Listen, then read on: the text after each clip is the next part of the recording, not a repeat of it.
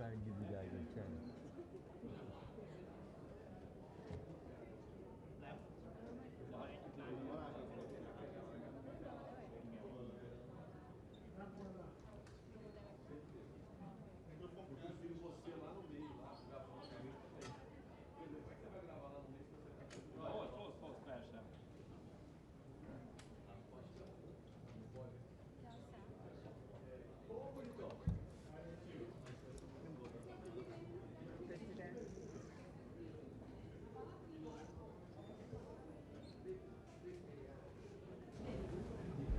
Audio. Mas diga-me, Sr. Presidente, o que é que Portugal traz a esta... São 80 anos de existência São das 80 Nações anos Unidas. e nós queremos mais 80 anos. Mas, Sr. Presidente, sabia que é inédito? 80 anos e a África é o único continente que não está representado Mas no sabe o que é que Conselho de Portugal Segurança. pensa? Nós achamos que tem de haver uma reforma do Conselho de Segurança com presença permanente africana, com presença dos sítios, com países como o Brasil e a Índia presentes. Isto é, uma transformação profunda do Conselho de Segurança para corresponder ao mundo de hoje. O Conselho de Segurança corresponde ao mundo de 45. Exatamente. Já lá vai muito tempo. Então apoia a entrada. Claro, mas apoiamos há anos. Obrigada, Sempre. Sr. Presidente. Beijinhos. O discurso do presidente Lula junto ao presidente Trump, o senhor acha que os dois deveriam encontrar aqui e conversar? Aqui todo mundo se encontra com todo mundo. Ainda ontem encontrei o presidente Lula porque eu falei assim a ele. E, portanto, cruzamos-nos.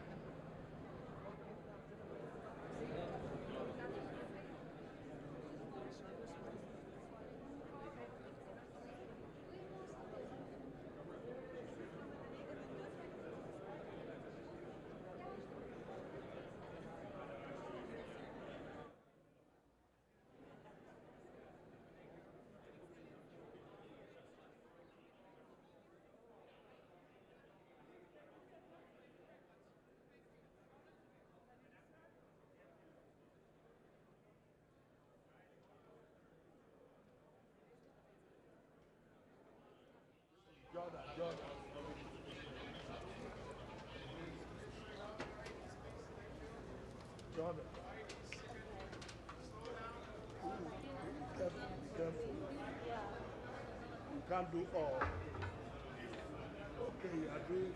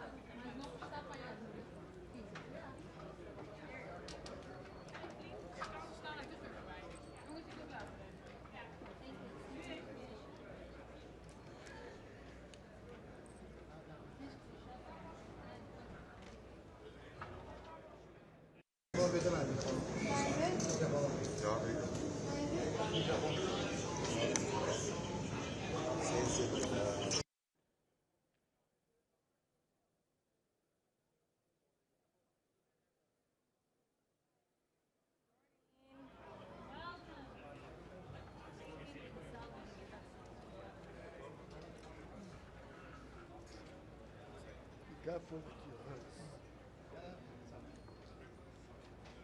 If you don't speak, do it. Yeah, you're right.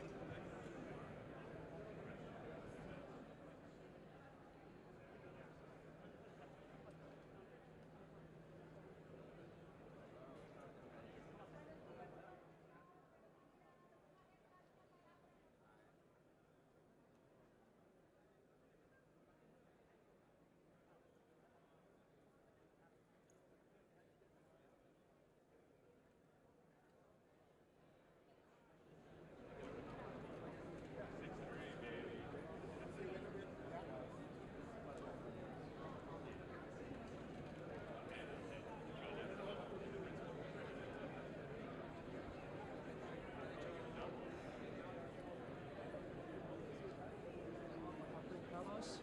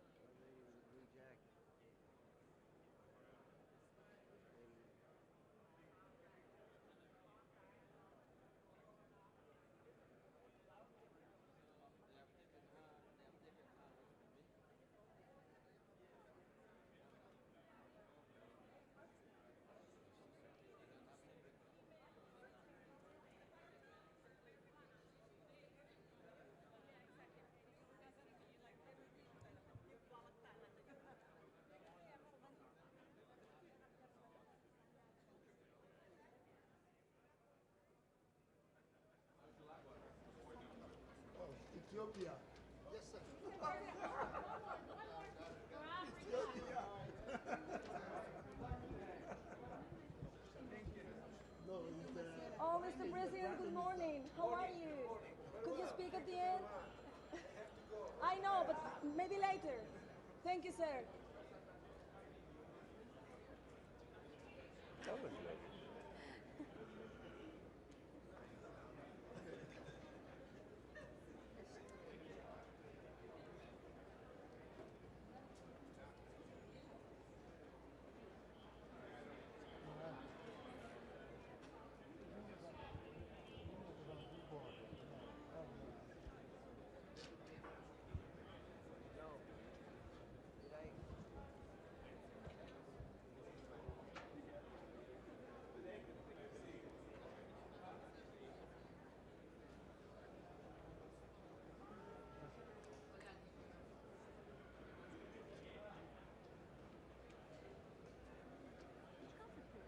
Poland. Yeah, the new one. Karuna Bradley.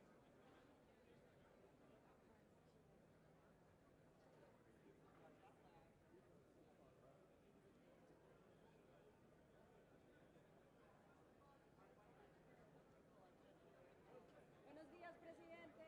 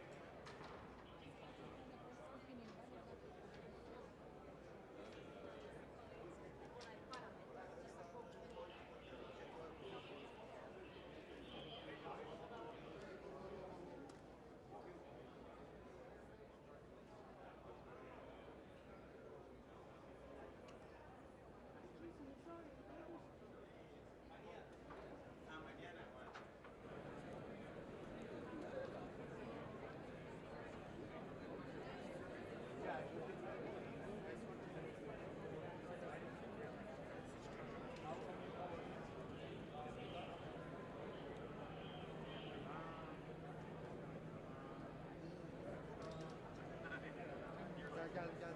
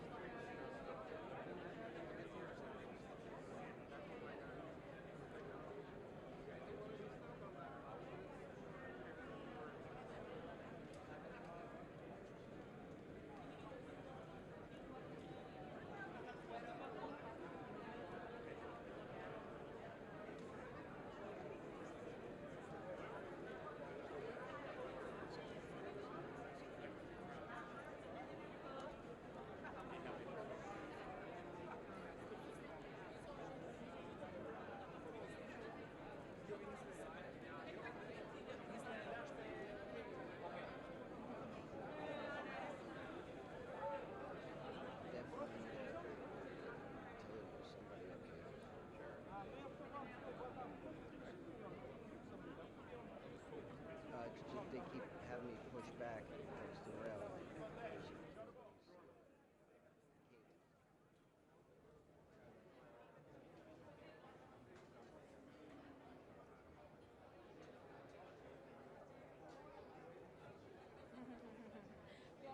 Be careful the camera. Yeah, you on TV.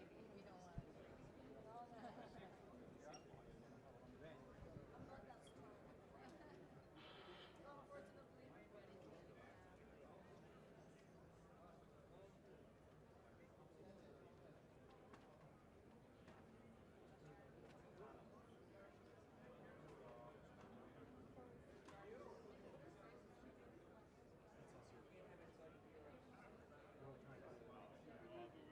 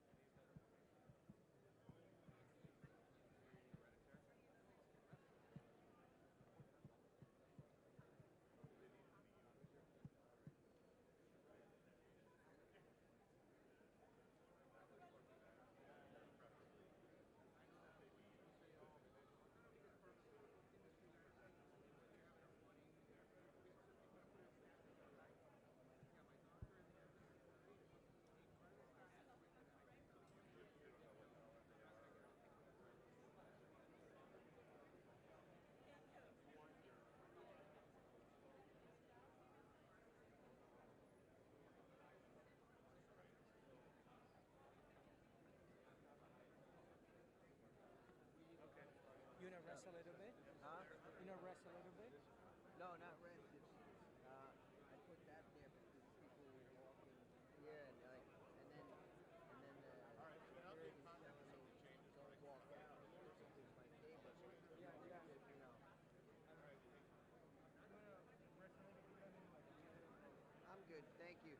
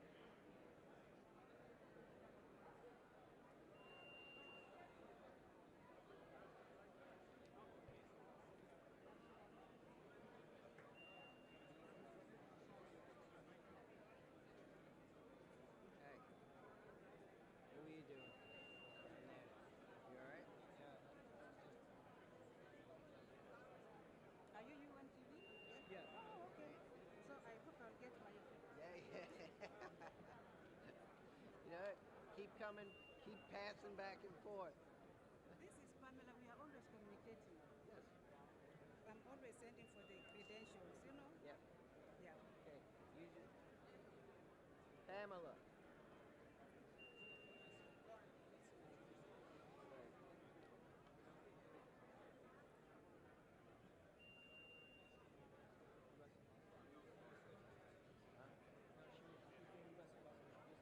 Yeah.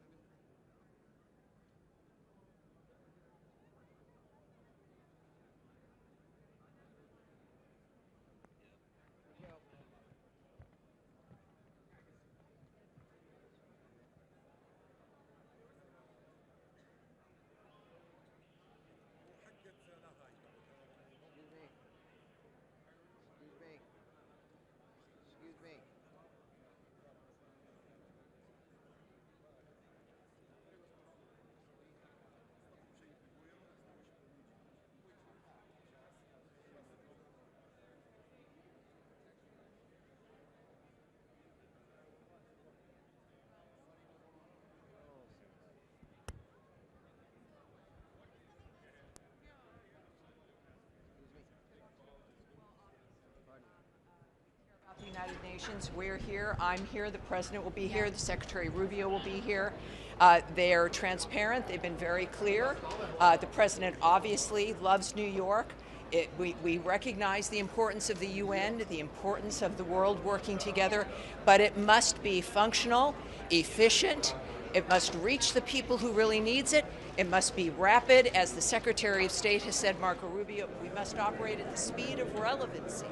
So it's because we care is why you're going to hear messages about reform and restoration, things that will take us into the future. Do you think the President will address the peace in DRC? I'm not going to get ahead of the President. He will address everything of importance to us. It's clear. He's made a difference in the world. He'll continue to. It's going to be a very exciting day. The door is open to the future.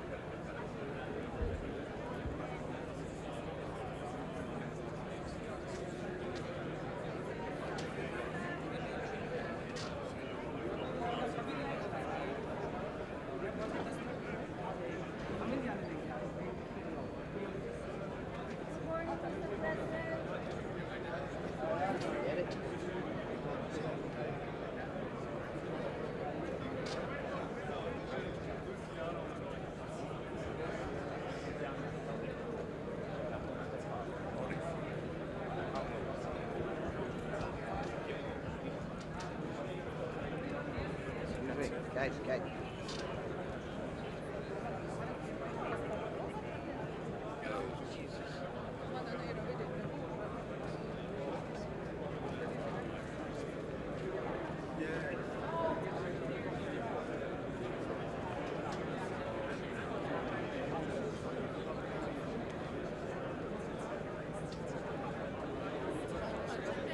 Pode ser interpretado para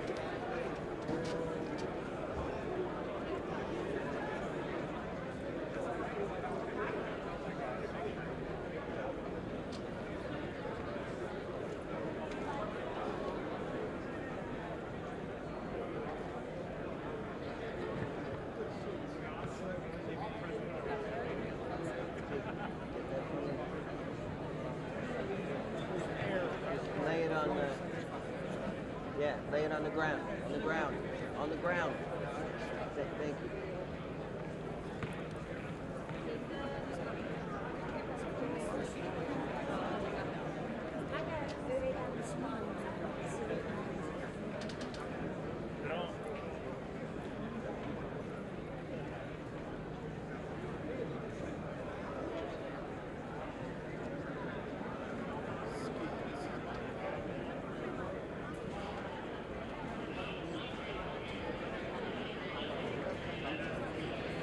Yeah, he disappeared before.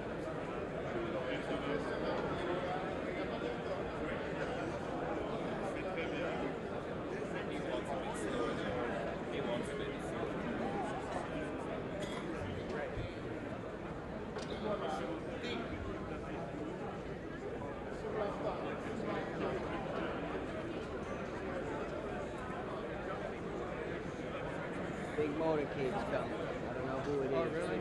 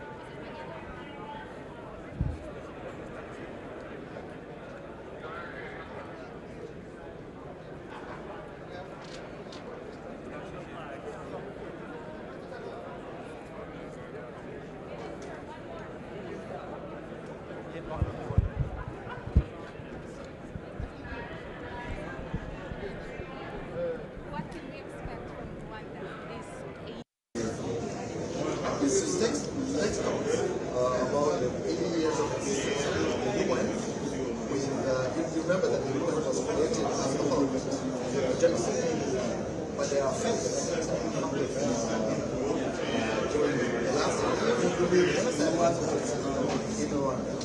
So we are a bit concerned actually with the resurgence of genocide in our country, especially in Syria.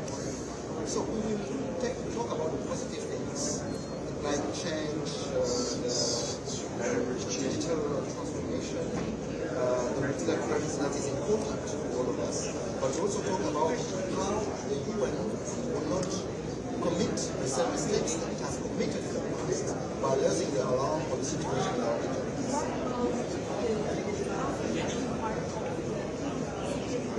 That is important because now you know that when the UN Charter was adopted, only 4 African countries independently decided on the Charter. And now, a third of the items on the agenda of Security Council is about African conflict, African issues. Yet we don't have any single permanent mandate. So what we believe is that we need to have at least 2 African states as permanent member with all rights and privileges, including the electoral right. So we believe in that. What about the ceasefire? We signed an important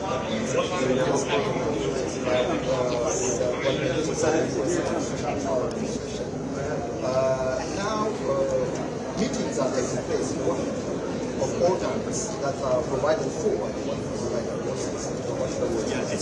But on the ground, we are concerned about the violation of the ceasefire, including the targeting of communities, Banyamulenge communities, which are being targeted as we speak with hate speech in the military attacks. So we hope that the US and Qatar and the delegates will help in putting back the agreement right now. Thank you very much. Mr. President, Mr. President,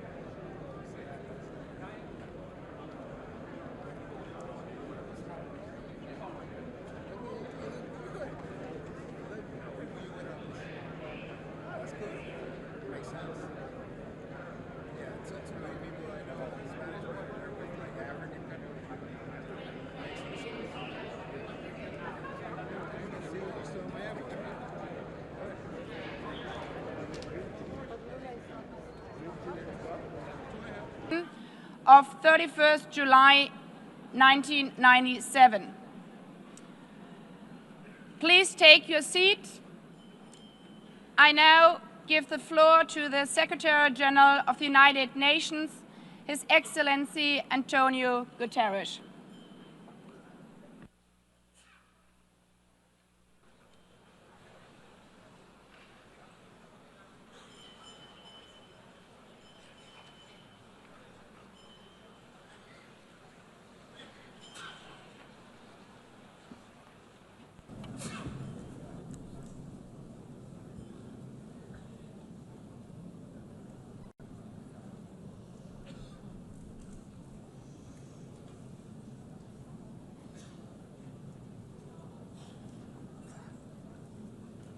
Please, could you take your seats?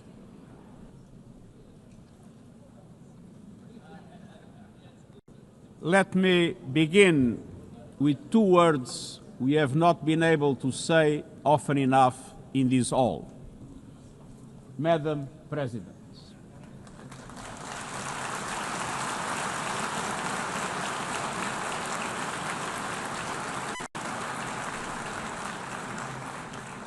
Excellencies, ladies and gentlemen, 8 years ago, in a world scorched by war, leaders made a choice: cooperation over chaos, law over lawlessness, peace over conflict.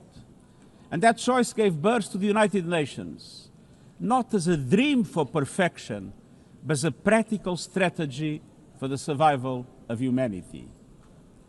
Many of our founders had seen firsthand the hell of the death camps and the terror of war. They knew that true leadership meant creating a system to prevent a replay of those horrors, a firewall against the flames of conflict and World War III, a forum for sovereign states to pursue dialogue and cooperation, and a concrete affirmation of an essential human truth: we are all in this together. And this General Assembly Hall is the heartbeat of that truth.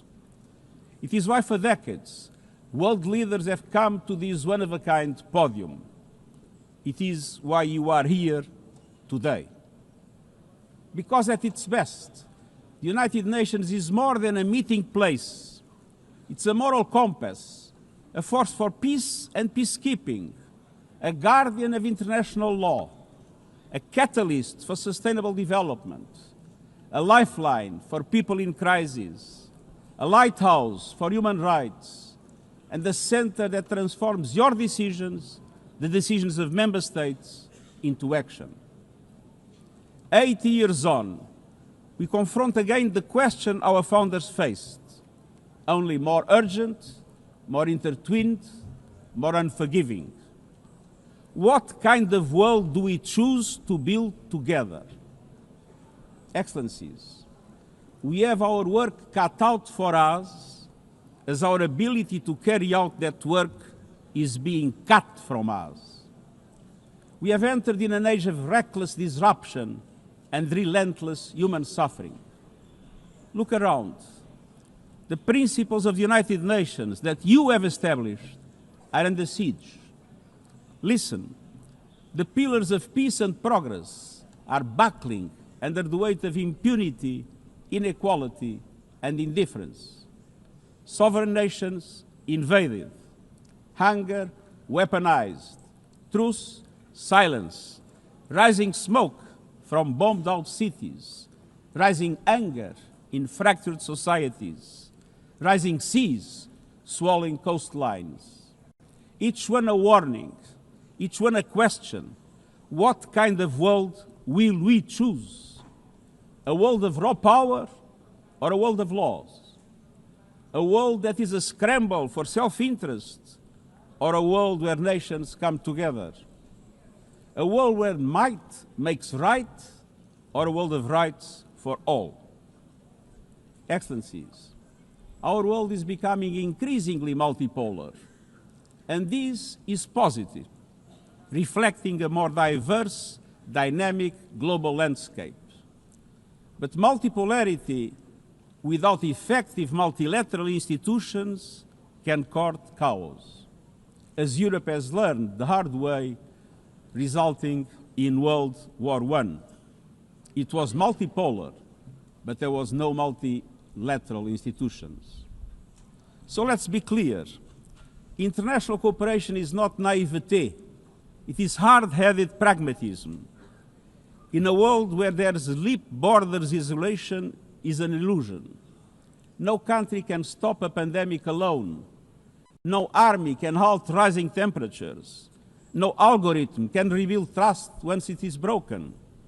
These are global stress tests of our system, our solidarity, and our resolve. I'm convinced we can pass these tests, and we must. because people everywhere are demanding something better, and we owe them a system worthy of their trust and a future worthy of their dreams. And so we must make the choice, an active choice, to reaffirm the imperative of international law, to reassert the centrality of multilateralism, to reinforce justice and human rights, and to recommit to the principles that gave rise to our organization, and to the promise contained in its first words, we the peoples. Excellencies, the choices we face are not part of an ideological debate. They are a matter of life and death for millions. As I scan the global landscape, we must make 5 critical choices. First, we must choose peace rooted in international law. Peace is our first obligation, yet today wars rage with a barbarity we vowed never to allow. Too often, the Charter is brandished when convenient and trampled when not. But the Charter is not optional. It is our foundation. And when the foundation cracks, everything built upon fractures. Around the world, we see countries acting as if the rules don't apply to them. We see humans treated as less than human, and we must call it out.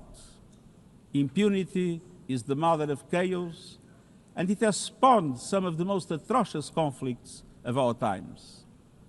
In Sudan, civilians are being slaughtered, starved, and silenced. Women and girls face unspeakable violence. There is no military solution. I urge all parties, including those in this hall, end the external support that is fueling this bloodshed. Push to protect civilians, because the Sudanese people deserve peace, dignity, and hope. In Ukraine, relentless violence continues to kill civilians, destroy civilian infrastructure, and threaten global peace and security. I commend recent diplomatic efforts by the United States and others. We must work for a full ceasefire and a just, lasting peace in accordance with the Charter, UN resolutions, and international law. In Gaza, the horrors are approaching a third monstrous year. They are the result of decisions that defy basic humanity. The scale of death and destruction are beyond any other conflict in my years as Secretary General. The International Court of Justice has issued legally binding provisional measures in the case named Application of the Convention on the Prevention and Punishment of the Crime of Genocide in the Gaza Strip. Since then, a famine has been declared and the killing has intensified. The measures stipulated by the ICJ must be implemented fully and immediately.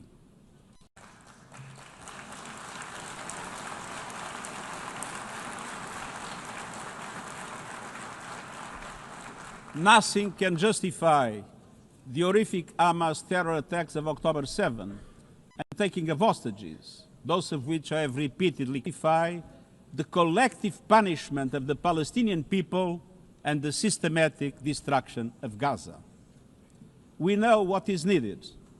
Permanent ceasefire now. All the hostages released now. Full humanitarian access now. And we must not relent in the only viable answer to sustainable Middle East peace, a two-state solution as so eloquently reaffirmed yesterday.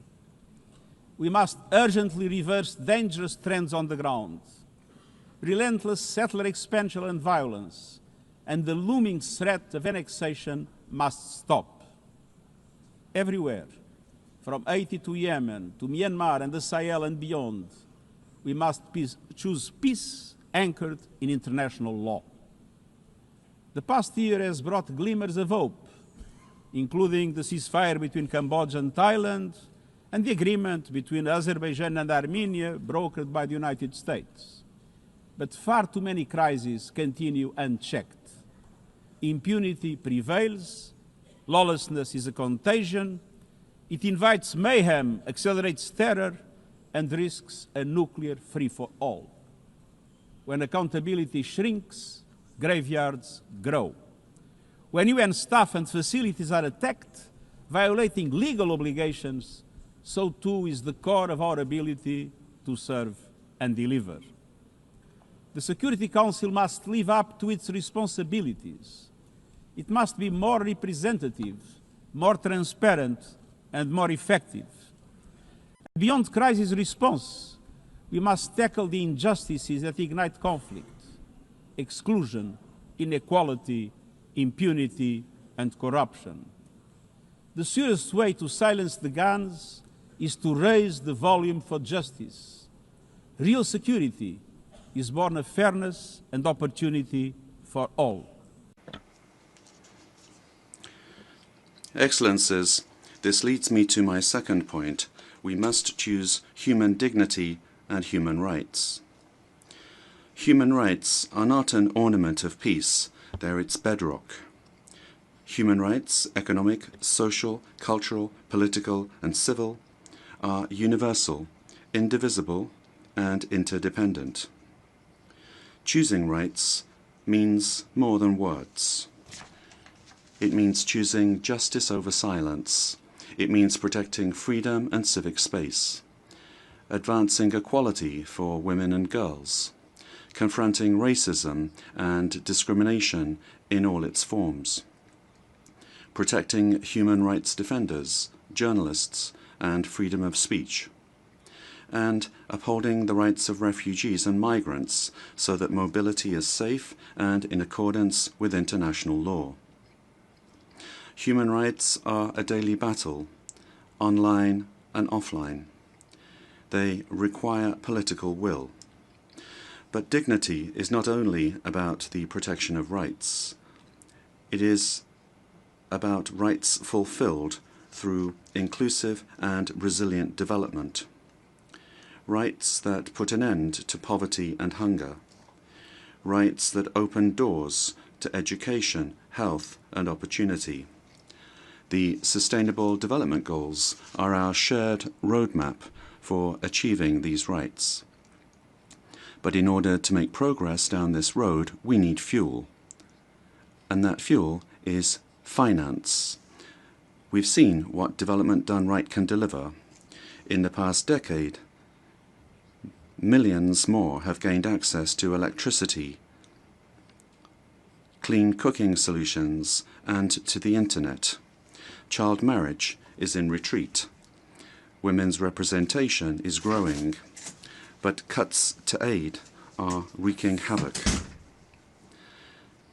They are a death sentence for many.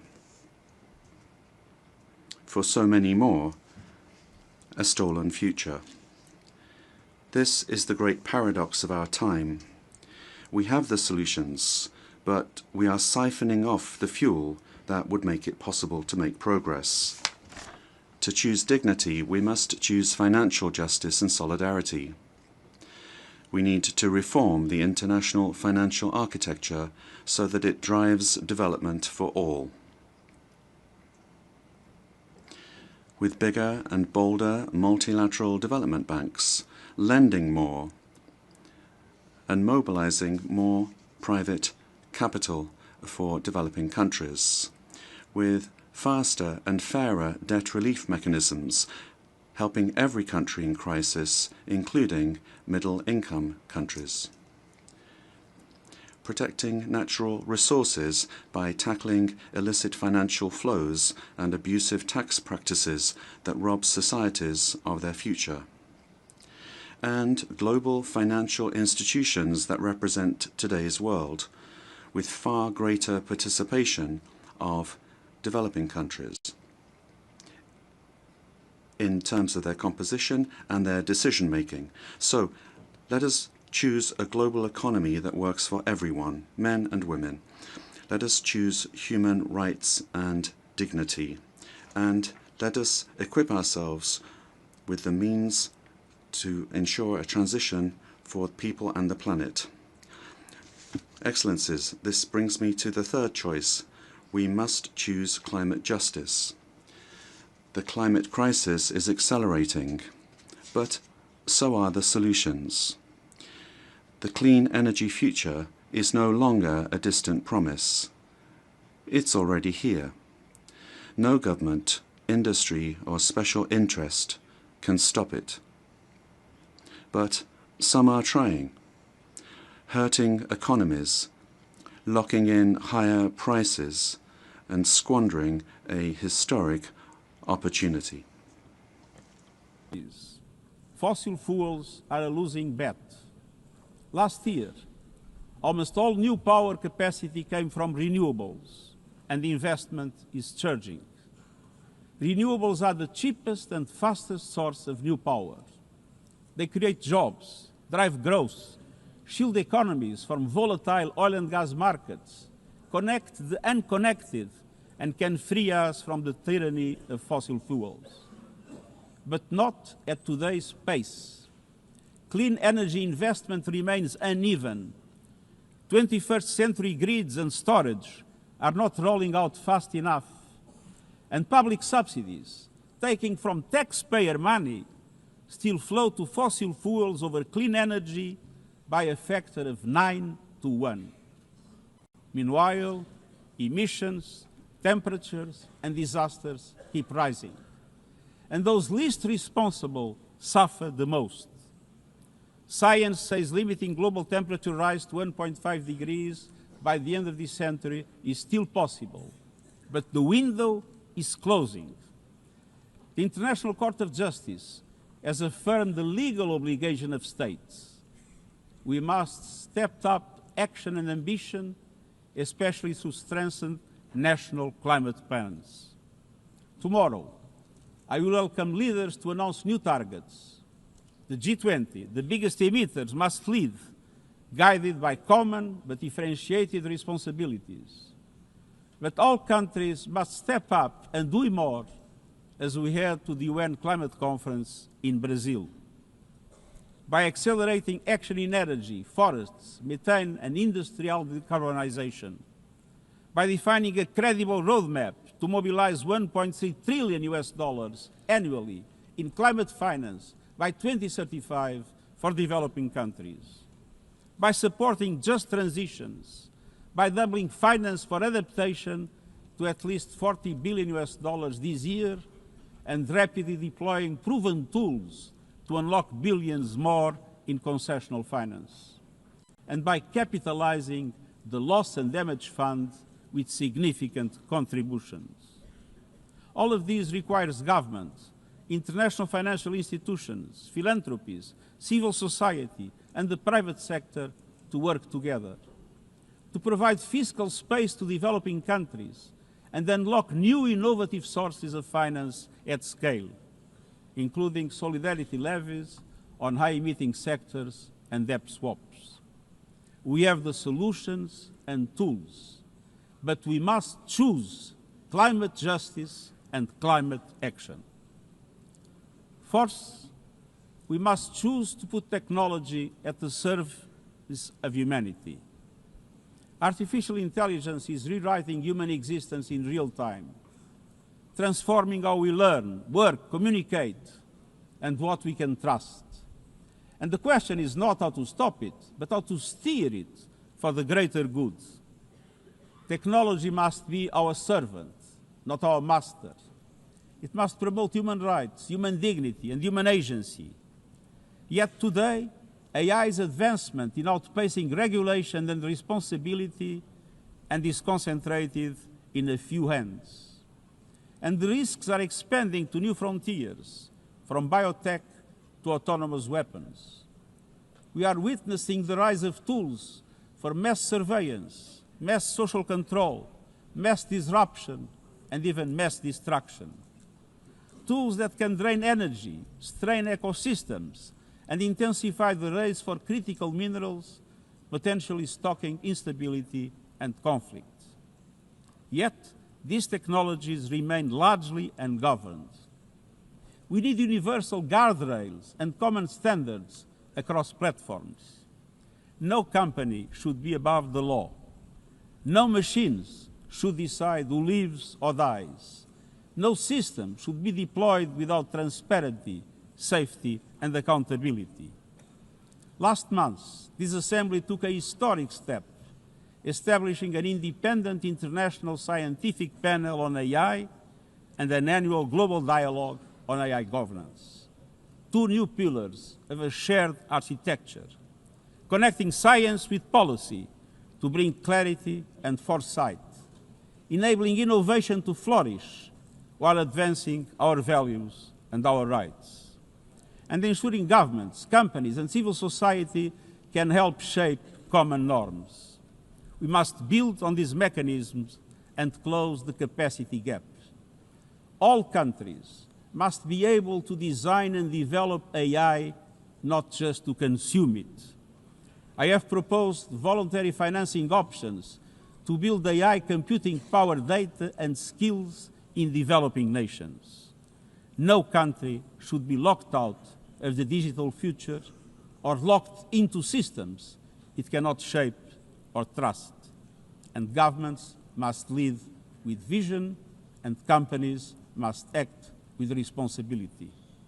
And we, the international community, must ensure that technology lifts up humanity. So let us choose cooperation over fragmentation, ethics over expediency, and transparency over opacity. Technology will not wait for us, but we can still choose what it serves. So let us choose wisely. Fifth and finally, to meet all these goals, we must choose to strengthen the United Nations for the 21st century. The forces shaking our world are also testing the foundations of the United Nations system. We are being hit by rising geopolitical tensions and divisions, chronic uncertainty, and mounting financial strain. But those who depend on the United Nations must not be made to bear the cost, especially now, when for every dollar invested to support our core work to build peace, the world spends $750 on weapons of war. This is not only unsustainable, it is indefensible. In this moment of crisis, the United Nations has never been more essential. The world needs our unique legitimacy, our convening power, our vision to unite nations, to bridge divides and confront the challenges before us. The Pact for the Future has shown your determination to build a United Nations that is stronger, more inclusive, and more effective. That is the logic and the urgency of our UN80 initiative. We are moving swiftly and decisively. I put forward concrete proposals, a revised budget for 2026 that strengthens accountability, improves delivery, and cuts costs. Practical reforms to implement mandates more effectively and efficiently with greater impact. And ideas to spark a paradigm shift in the structure of the UN and how its parts work together. Most of these decisions rest with you, the Member States, and we will move forward in full respect of the established procedures. Together, let us choose to invest in a United Nations that adapts, innovates, and is empowered to deliver for people everywhere. Excellencies, my overriding message comes down to this. Now is the time to choose. It's not enough to know what the right choices are. I urge you to make them. I grew up in a world where choices were few. I was raised in the darkness of dictatorship, where fear silenced voices and hope was nearly crushed. Yet, even the bleakest hours, especially then, I discovered a truth that has never left me. Power does not reside in the hands of those who dominate or divide. Real power resides from people, from our shared resolve to uphold dignity, to defend equality, to believe fiercely in our common humanity and the potential of every human being. I learned early to persevere, to speak out, to refuse to surrender, no matter the challenge, no matter the obstacle, no matter the hour. We must and we will overcome. Because in a world of many choices, there is one choice we must never make, the choice to give up. We must never give up. That is my promise to you, for peace, for dignity, for justice, for humanity, for the world we know is possible when we work as one.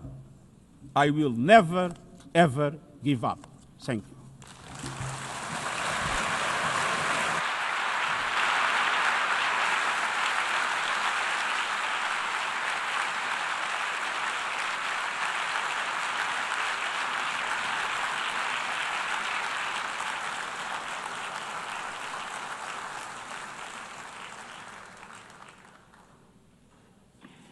I thank the Secretary General. The Assembly will now turn to Agenda Item 8, entitled General Debate.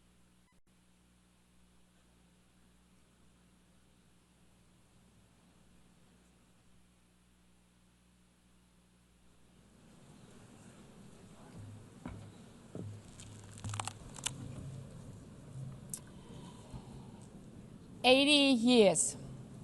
Longer than the average human life. This anniversary of the United Nations should have been a moment of celebration. But this is not an ordinary year. Just look at the state of our world, as the Secretary General described. Thousands of orphans in Gaza are wandering around the rubble, eating sand, drinking contaminated water. 90-year-old women in Ukraine are hiding from drones, trapped in their homes instead of living their final years in peace. Children in Haiti, too afraid to walk to school, afraid they might be gunned down by gangs like their friends.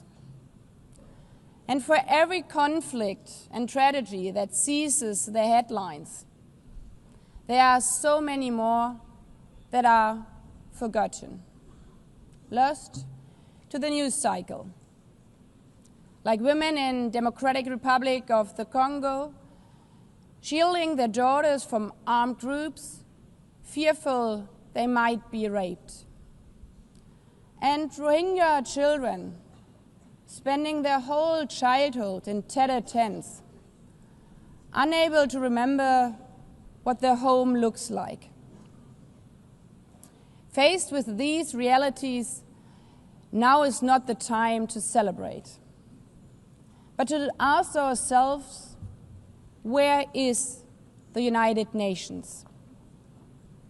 Distinguished heads of state and government, Mr. Secretary General, Excellencies, ladies and gentlemen, people out there in the world watching us. Clearly, we have to do better. But what we should not let cynics allow to weaponize these failures, to argue that our institution is a waste of money, outdated, irrelevant. When the principles of the Charter are ignored, is it the UN that has failed?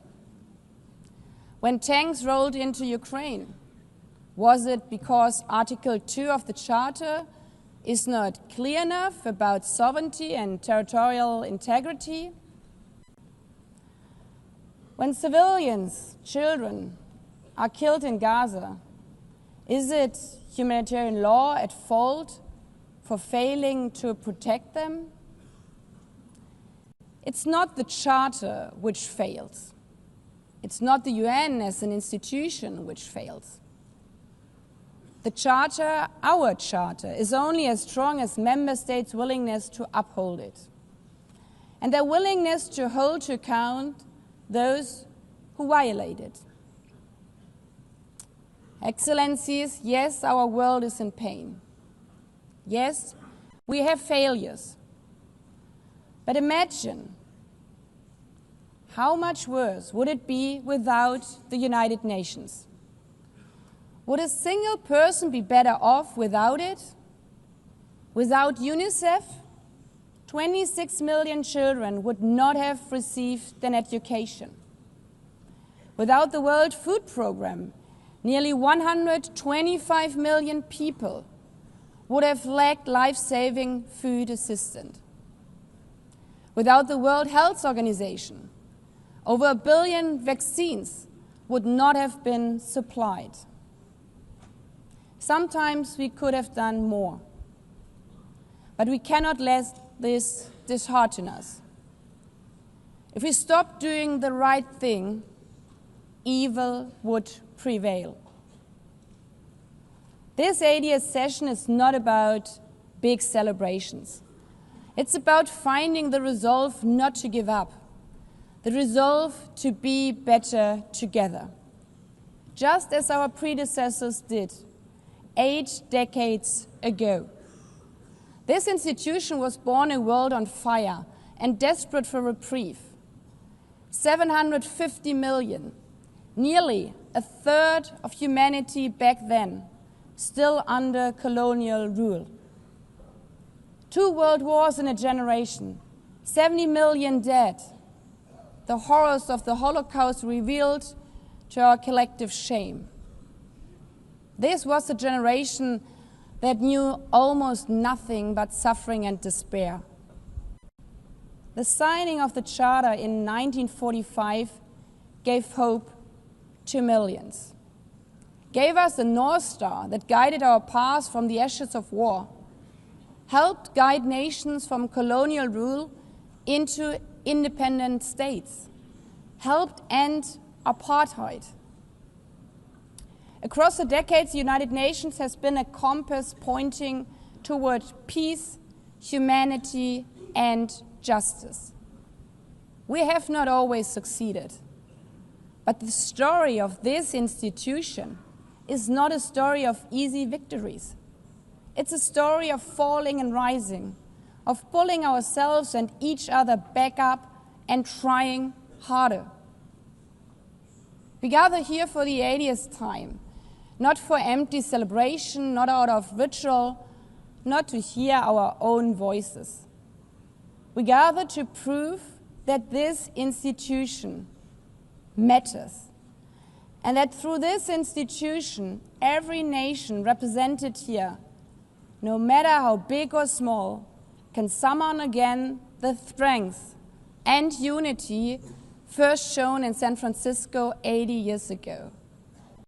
The courage and resolve of world leaders who, even while some called them back then naive, believed they could build a better world from the wreckage of the old. They showed then what true leadership is. It's not about imposing your will or putting others down. True leadership is about lifting others up, not out of altruism, but for our mutual benefit, and even out of our self-interest. Because as our founders and every architect of peace since then has understood, helping others is what makes ultimately our own countries stronger. Could any state have faced the global pandemic alone? The virus did not have any passport. We were only able to solve it at the end with the support of the World Health Organization.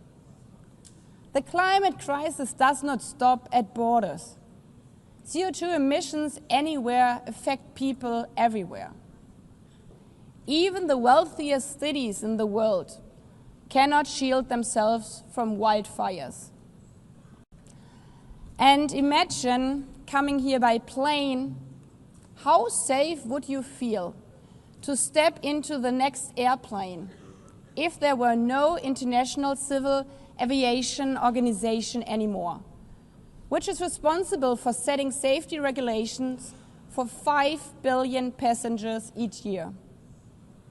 How comfortable would you be with your children using the internet while AI is uncontrolled and unchecked? As the lines between what is real and fake start to blur. In this globalized, digitalized world, we work together or we suffer alone. Excellencies, the theme of this milestone session and the high-level week is therefore better together. 80 years and more for peace, development, and human rights. Will living up to that be easy? No. But this hall was not built for easy times. It was built to come together to confront the hardest topics. This session is a session where the high-level week is about resolving differences. We showed some of it yesterday already. But even the house of dialogue and diplomacy needs a renovation. That is why the UN80 initiative and the wider reform process are not luxuries, but necessities.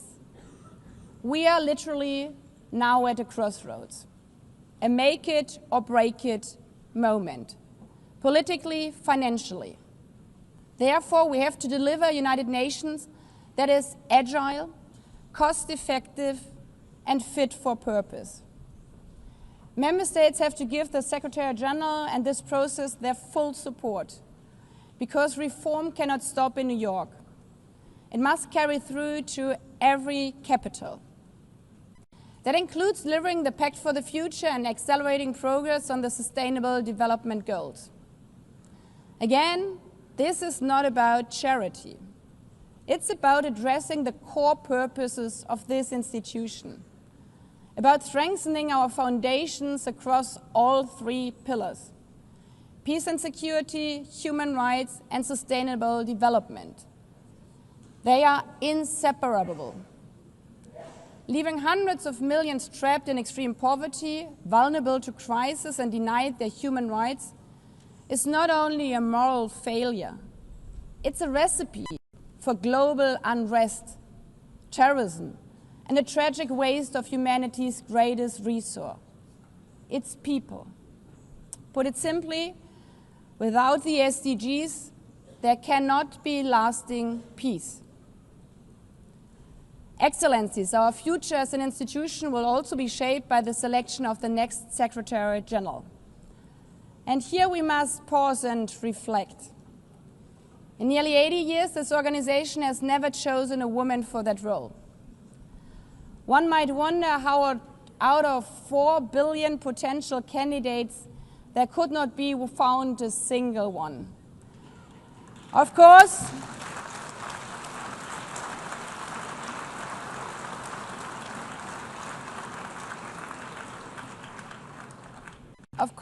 the choice rests with member states.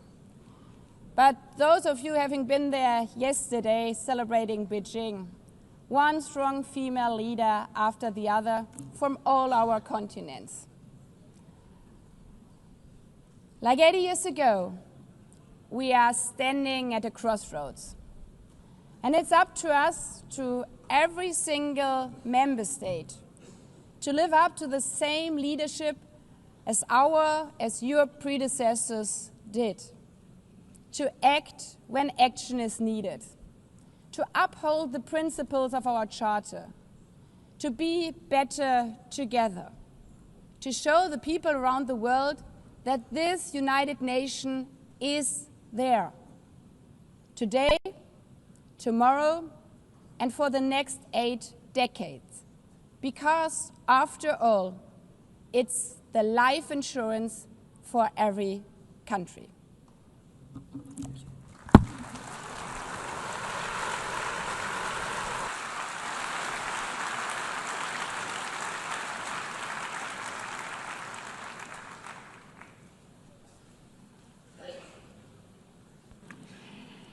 Before giving the floor to the first speaker for this morning, I would like to remind member states that the list of speakers for the general debate has been established on the agreed basis that statements should be no longer than 15 minutes to enable all the speakers to be heard at a given meeting.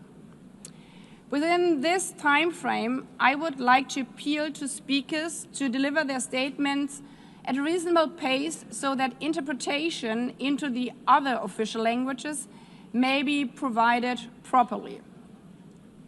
I would also like to draw your attention to the decision taken by the Assembly at previous sessions, namely that the practice of expressing congratulations inside the Assembly Hall after speech has been delivered is strongly discouraged. After delivering their statements from the rostrum, speakers are invited to exit the hall through room JA200, located behind the podium, before returning to their seats. May I take it that the Assembly agrees to proceed in this manner? It's so decided. Finally, I should like to draw the attention of Member States that during the general debate, official photographers are in the room and will take official photographs of all speakers by the Department of Global Communications. Members interested in obtaining these photographs are requested to contact the Photo Library of the United Nations. By this, the Assembly will hear an address by His Excellency Luiz Inácio Lula da Silva, President of the Federative Republic of Brazil. I request the protocol to escort His Excellency and invite him to address the Assembly.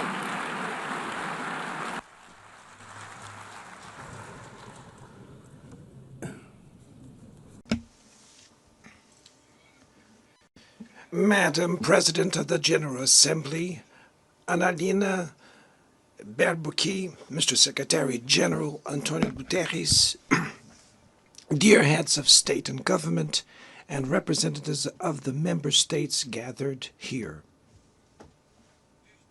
This should be a time to celebrate the United Nations. Created at the end of the war, the UN symbolizes the highest expression of the aspiration for peace and prosperity. Today, however, the ideals that inspired its founders in San Francisco are under threat as never before in their history. Multilateralism is at a new crossroads. The organization's authority is in check. We are witnessing the consolidation of an international order marked by repeated concessions to power play. Attacks on sovereignty, arbitrary sanctions, and unilateral interventions are becoming the rule. There is a clear parallel between the multilateralism crisis and the weakening of democracy. Authoritarianism is strengthened when we fail to act in the face of arbitrary acts, when the international society falters in defending peace, sovereignty, and the rule of law. The consequences are tragic. Throughout the world, anti-democratic forces are trying to subjugate institutions and stifle freedoms. They worship violence, praise ignorance, act as physical and digital militias, and restrict the press. Even under an unprecedented attack, Brazil chose to resist and defend its democracy, regained 40 years ago by its people after 2 decades of dictatorial governments. There is no justification for unilateral and arbitrary measures against our institutions and our economy. The aggression against the independence of the judiciary branch of power is unacceptable. This interference in domestic affairs is aided by a subservient far right who is nostalgic of past hegemonies. False patriots plan and publicly promote actions against Brazil. Peace cannot be achieved with impunity. A few days ago, And for the first time in 525 years of our history, a former head of state was convicted of attacking the democratic rule of law. He was investigated, indicted, trialed, and held accountable for his actions in a meticulous process. He has the right to defend himself was secured, a prerogative that dictatorships deny to their victims. Before the eyes of the world, Brazil sent a message to all aspiring autocrats and those who support them. Our democracy, our sovereignty are non-negotiable.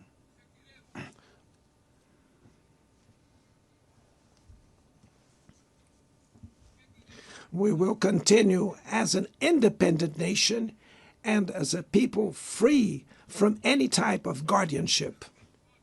Sound democracies go beyond the electoral ritual. Its strength presupposes the reduction of inequalities, the guarantee of the most basic rights: food, safety, work, housing, education, and health. Democracy fails when women earn less than men or die at the hands of partners and family members. It loses when it closes its doors and blames migrants for the world's ills. Poverty is as much an enemy of democracy as extremism. Therefore, we were proud to receive confirmation from FAO that Brazil has once again left the hunger map in this year, 2025. But in the world, there are still 670 million hungry people, and about 2.3 billion face food insecurity. The only war of which everyone can emerge victorious is the one we wage against hunger and poverty. This is the goal of the global alliance we launched at the G20 and which has the support of 103 countries. The international community needs to revise its priorities, reduce arms spending, and increase development aid. Relieve the service of the foreign debt of the poorest countries, above all African nations, and set minimum global tax standards so that the super rich pay more taxes than workers. Democracy is also measured by the ability to protect families and the childhood. Digital platforms offer possibilities for us to come together in ways we never imagined.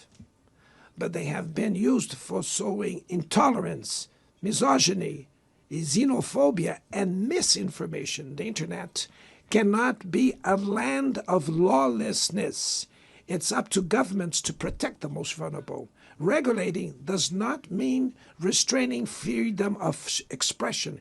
It's about ensuring that what is already illegal in the real world is treated the way in the virtual environment.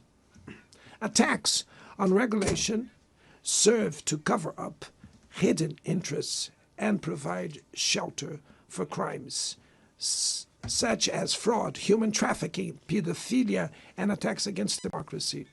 The Brazilian parliament was right to rush to address this issue. Last week, I proudly enacted one of the world's most advanced laws for the protection of children and adolescents in the digital environment.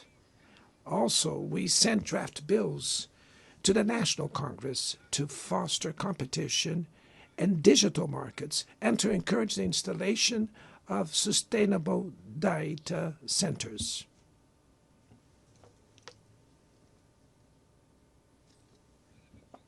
To mitigate the risks of artificial intelligence, we are committed to building multilateral governance in line with the Global Digital Compact that was approved in this plenary last year.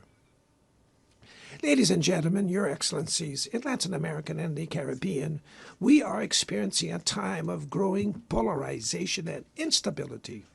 Maintaining the region as a zone of peace is and was our priority. We are a continent free of weapons of mass destruction, without ethnic or religious conflicts.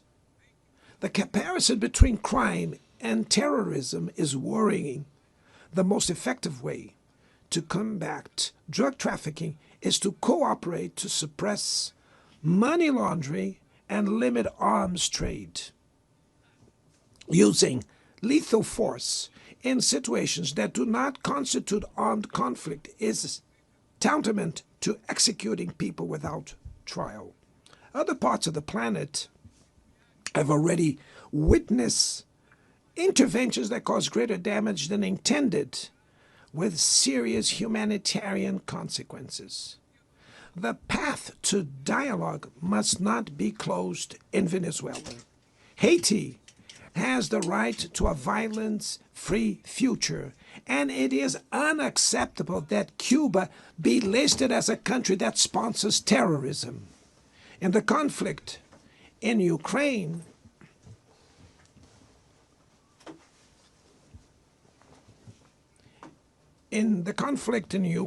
we all already know that there will be no military solution. The recent meeting in Alaska raised hopes for a negotiated way out. It's necessary to pave the way for a realistic solution.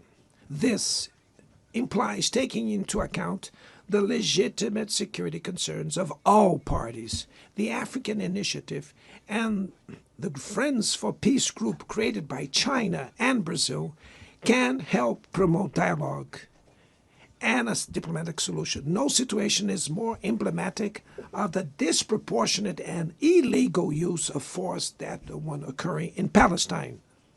The terrorist attacks perpetrated by Hamas are indefensible from any angle, but nothing, absolutely nothing, justifies the ongoing genocide in Gaza.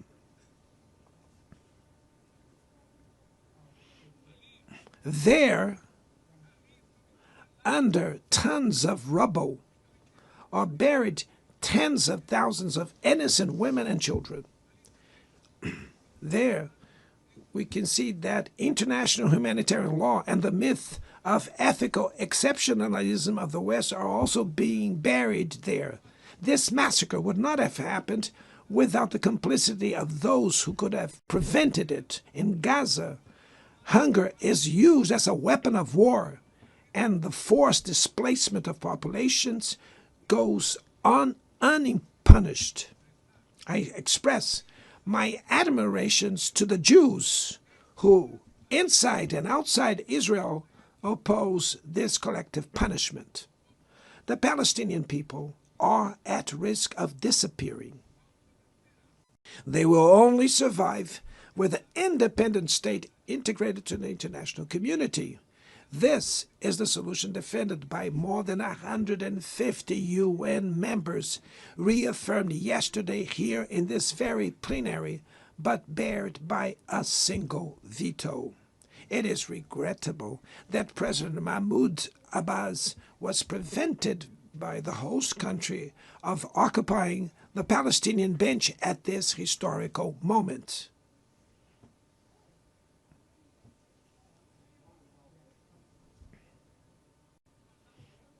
The spread of this conflict to Lebanon, Syria, Iran, Qatar is fueling an unprecedented arms build-up. Madam President, bombs and nuclear weapons will not protect us from the climate crisis. The year of 24 was the warmest already registered. COP30 in the city of Belém, Brazil, will the cope of truth. It will be the time for world leaders to prove the seriousness of their commitment to the planet. Without a complete picture of the NDC's nationally determined contributions, we were walking blindfolded towards the abyss.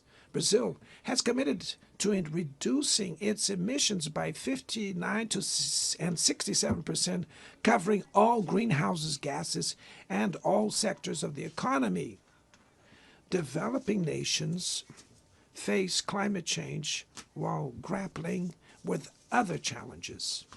Meanwhile, rich countries enjoy a standard of living reached at the expense of 200 years of greenhouse gas emissions, demanding greater ambition and greater access to resources and technology. It's not a matter of charity, but of justice. The race for critical minerals essential for energy transition cannot reproduce the predatory and asymmetrical logic that has characterized recent centuries. In Belém City, the world will learn about the reality of the Amazon. Brazil has already reduced deforestation by half in the region in the last 2 years. Eradicating it requires ensuring decent living conditions for its millions of inhabitants. Promoting sustainable development is the objective of the Tropical Forest Forever facility, which Brazil intends to launch to compensate countries that keep their forests standing. But the time has come to move from the negotiation phase to the implementation stage. The world owes a lot to the regime created by the Climate Convention. Climate change needs to be brought to the heart of the UN so that it gets the attention it deserves.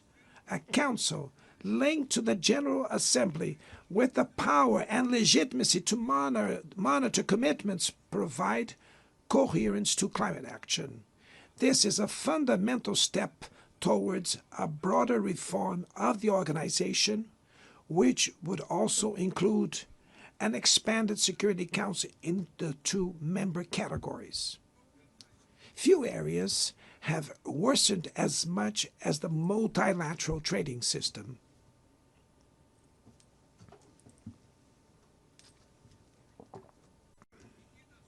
Unilateral measures have rendered fundamental principles, such as the most favored nations clauses, meaningless. They have disrupted value chains and threw the global economy into a pernicious spiral of high prices and stagnation. It is urgent to refound the WTO based on modern and flexible foundations. Your Excellencies, ladies and gentlemen, this year, the world lost 2 exceptional public figures. Former Uruguayan President Pepe Mujica and our dear Pope Francis. Both embodied the best humanist values like no other. Their lives were intertwined with the 8 decades of the UN's existence. If they were still among us, they would use this platform to remember that authoritarianism, environmental degradation, and inequality are not relentless, that the only ones defeated are those who stand idly by, resignate, and that we can defeat the false prophets and oligarchs who exploit fear and monetize hate, and that tomorrow is made of daily choices, and it takes courage to act to transform it. In the future that Brazil envisions, there is no room for the reenactment of ideological rivalries or spheres of influence. Confrontation is not inevitable. We need leaders with clear visions who understand that the international order is not a zero-sum game. The 21st century will be increasingly multipolar. For it to remain peaceful, it cannot fall to multilateral. Brazil is giving increasing importance to the European Union, the African Union, ASEAN, CELAC, BRICS, and the G20. The voice of the Global South must be heard. The UN has today almost 4 times more members than the 51 who were at its foundation. Our historic mission is to make it once again a barrier of hope and a promoter of equality, peace, sustainable development, diversity, and tolerance. May God bless us all. And thank you very much.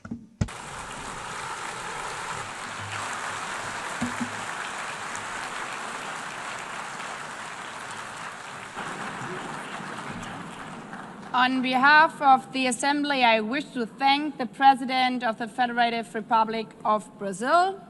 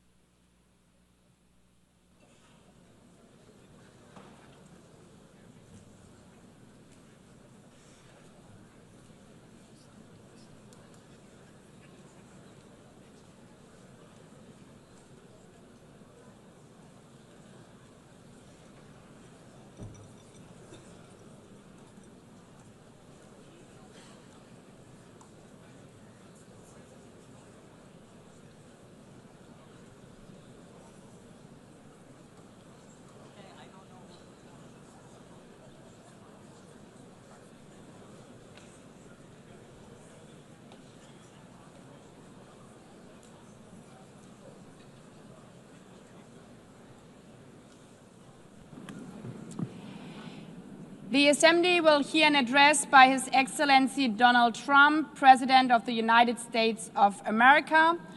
I request protocol to escort His Excellency and invite him to address the Assembly.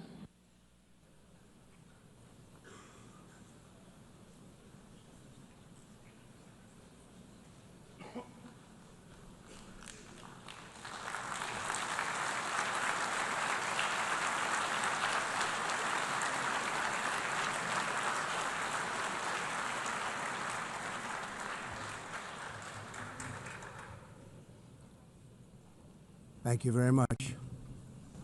Very much appreciated.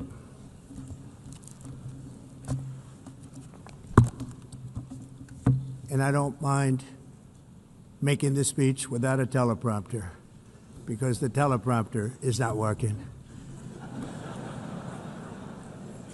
I feel very happy to be up here with you nevertheless, and that way you speak more from the heart. I can only say that whoever's operating this teleprompter is in big trouble.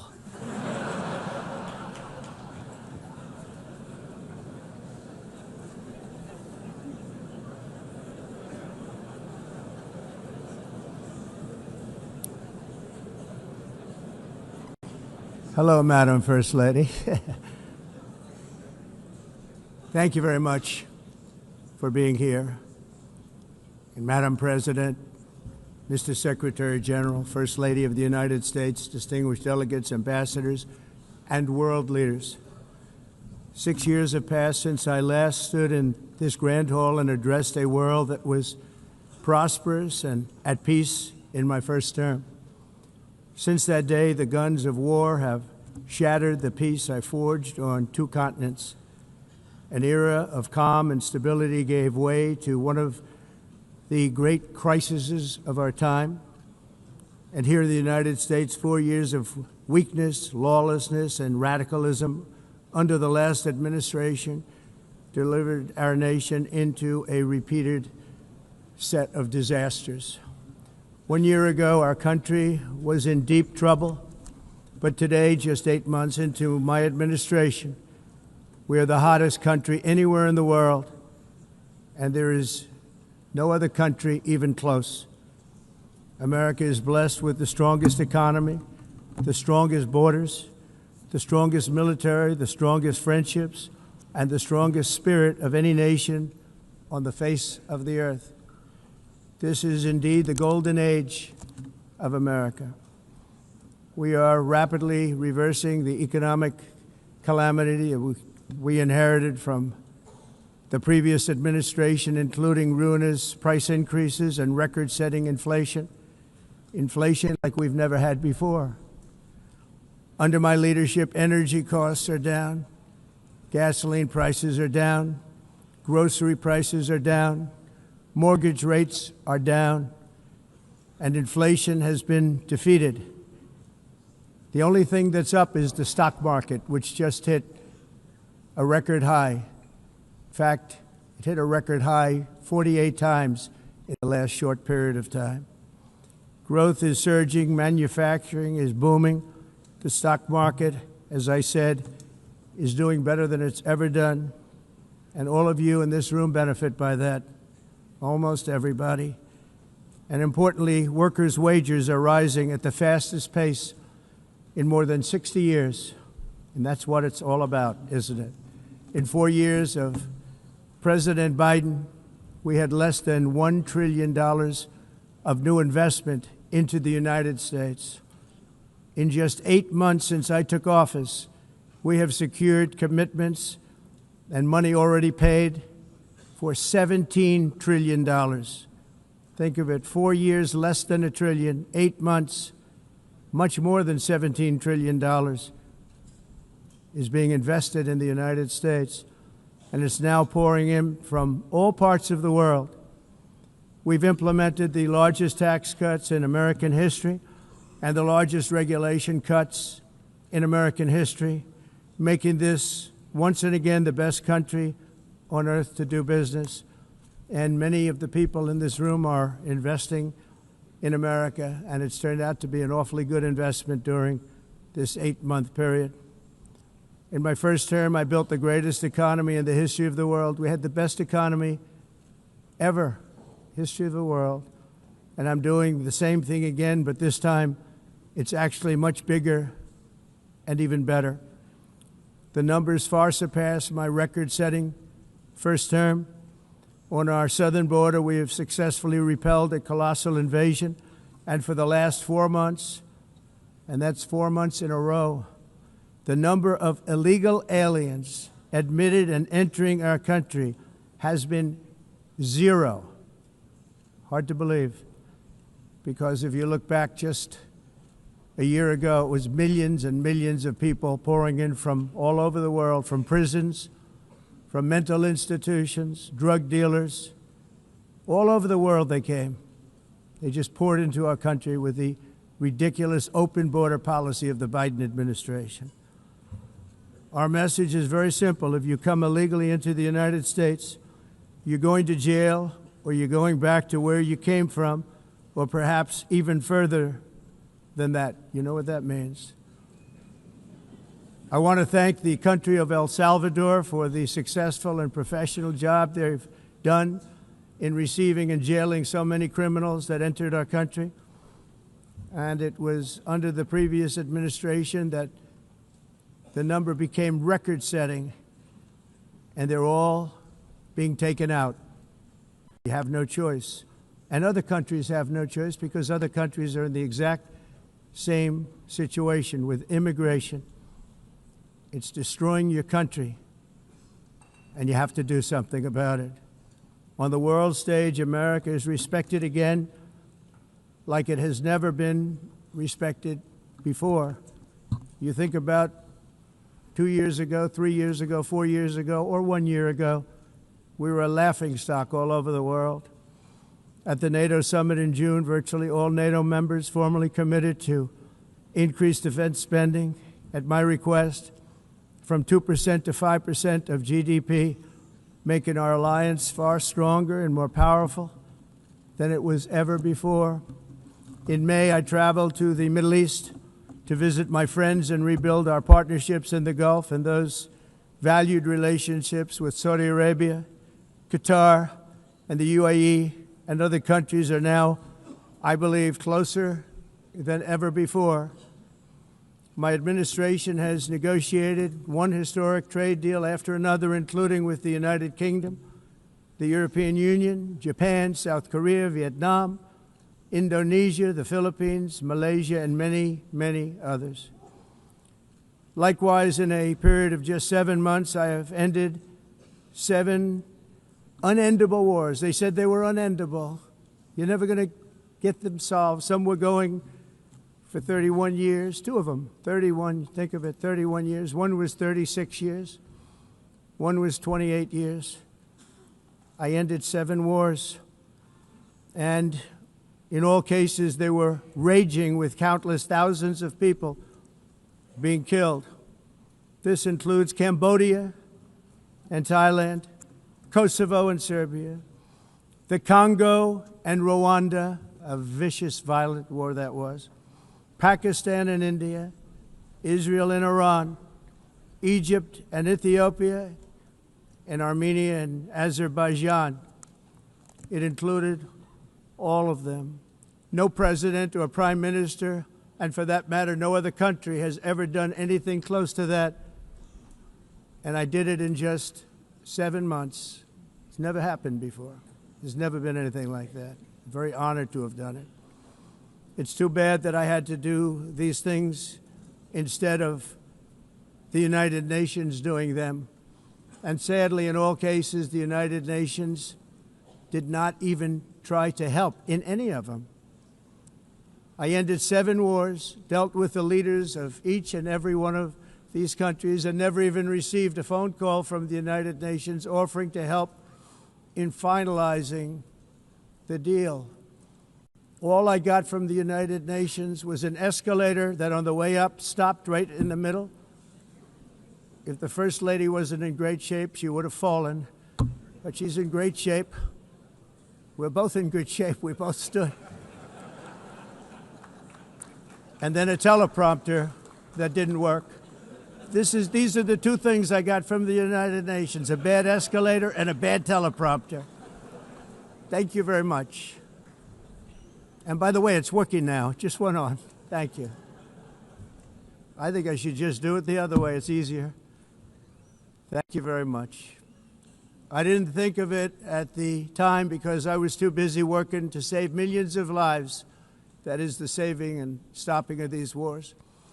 But later I realized that the United Nations wasn't there for us. They weren't there. I thought of it really after the fact, not during these negotiations, which were not easy. That being the case, what is the purpose of the United Nations? The UN has such tremendous potential. I've always said it. It has such tremendous, tremendous potential, but it's not even coming close to living up to that potential. For the most part, at least for now, all they seem to do is write a really strongly worded letter and then never follow that letter up. It's empty words, and empty words don't solve war. The only thing that solves war and wars is action. Now, after ending all of these wars and also earlier negotiating the Abraham Accords, which is a very big thing for which our country received no credit, never receives credit. Everyone says that I should get the Nobel Peace Prize for each one of these achievements. But for me, the real prize will be the sons and daughters who live to grow up with their mothers and fathers, because millions of people are no longer being killed in endless and unglorious wars. What I care about is not winning prizes, it's saving lives. We saved millions and millions of lives with the 7 wars. And we have others that we're working on, and you know that. Many years ago, a very successful real estate developer in New York, known as Donald J. Trump, I bid on the renovation and rebuilding of this very United Nations complex. I remember it so well. I said at the time that I would do it for $500 million, rebuilding everything. It would be beautiful. I used to talk about, I'm going to give you marble floors. They're going to give you terrazzo. I'm going to give you the best of everything. You're going to have mahogany walls. They're going to give you plastic. But they decided to go in another direction, which was much more expensive at the time, and which actually produced a far inferior product.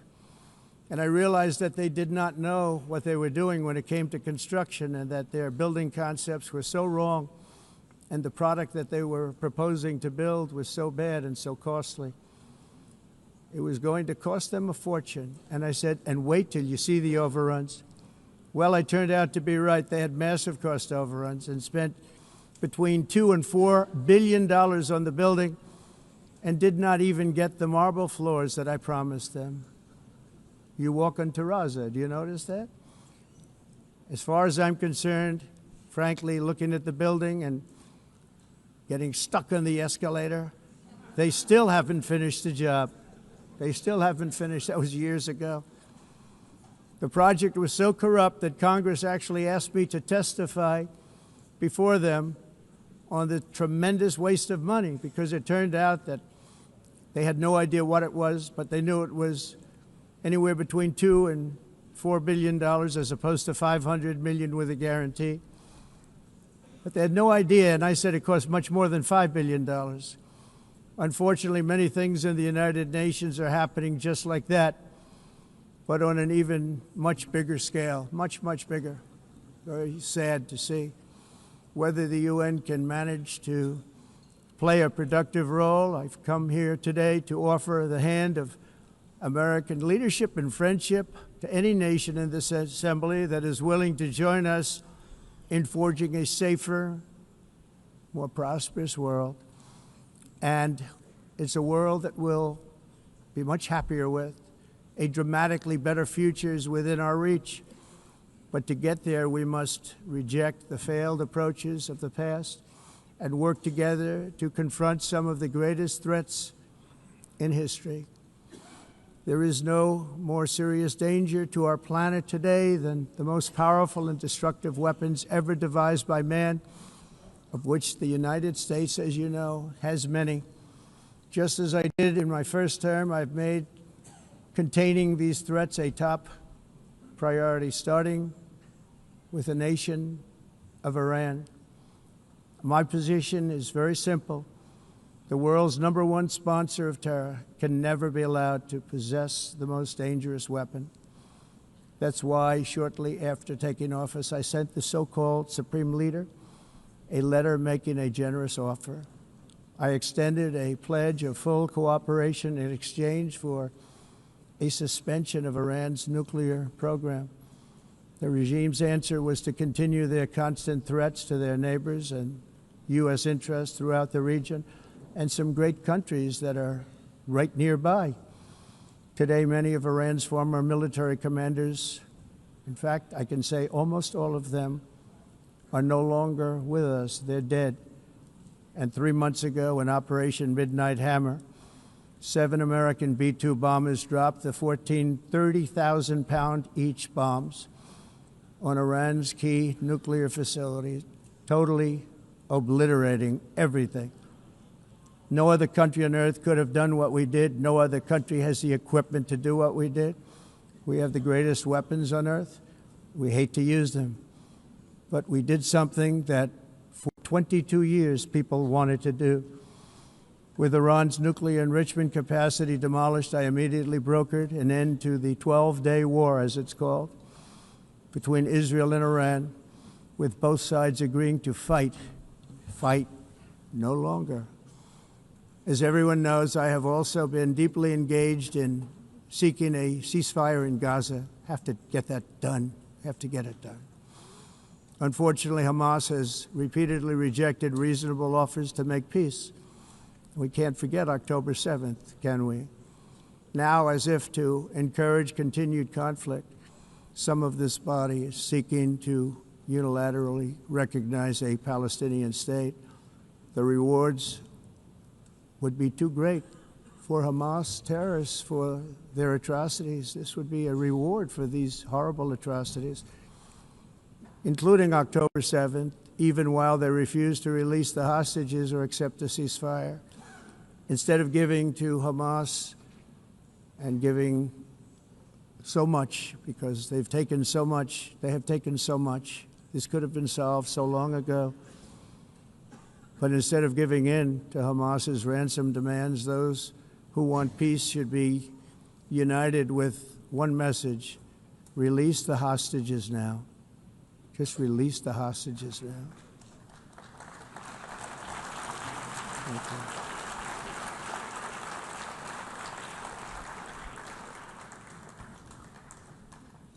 Thank you. As we have got to come together, and we will come together, to get it done. We have to stop the war in Gaza immediately. We have to stop it. We have to get it done. We have to negotiate, immediately have to negotiate peace. We got to get the hostages back. We want all 20 back. We don't want 2 and 4. As you know, I got, along with Steve Witkoff and others that helped us, Marco Rubio, we got most of them back. We were involved in all of them. But I always said the last 20 are going to be the hardest, and that's exactly what happened. We have to get them back now. We don't want to get back 2, and then another 2, and then 1, and then 3. Have this process. No, we want them all back, and we want the actually 38 dead bodies back too. Those parents came to me, and they want them back, and they want them back very quickly and very badly, as though they were alive. They want them. They want them every bit as much as if their son or daughter were alive. I've also been working relentlessly, stopping the killing in Ukraine. I thought that would be, of the 7 wars that I stopped, I thought that would be the easiest because of my relationship with President Putin, which had always been a good one. I thought that was going to be the easiest one. But, you know, in war, you never know what's going to happen. There are always lots of surprises, both good and bad. Everyone thought Russia would win this war in 3 days, but it didn't work out that way. It was supposed to be just a quick little skirmish. It's not making Russia look good. It's making them look bad. No matter what happens from here on out, this was something that should have taken a matter of days, certainly less than a week.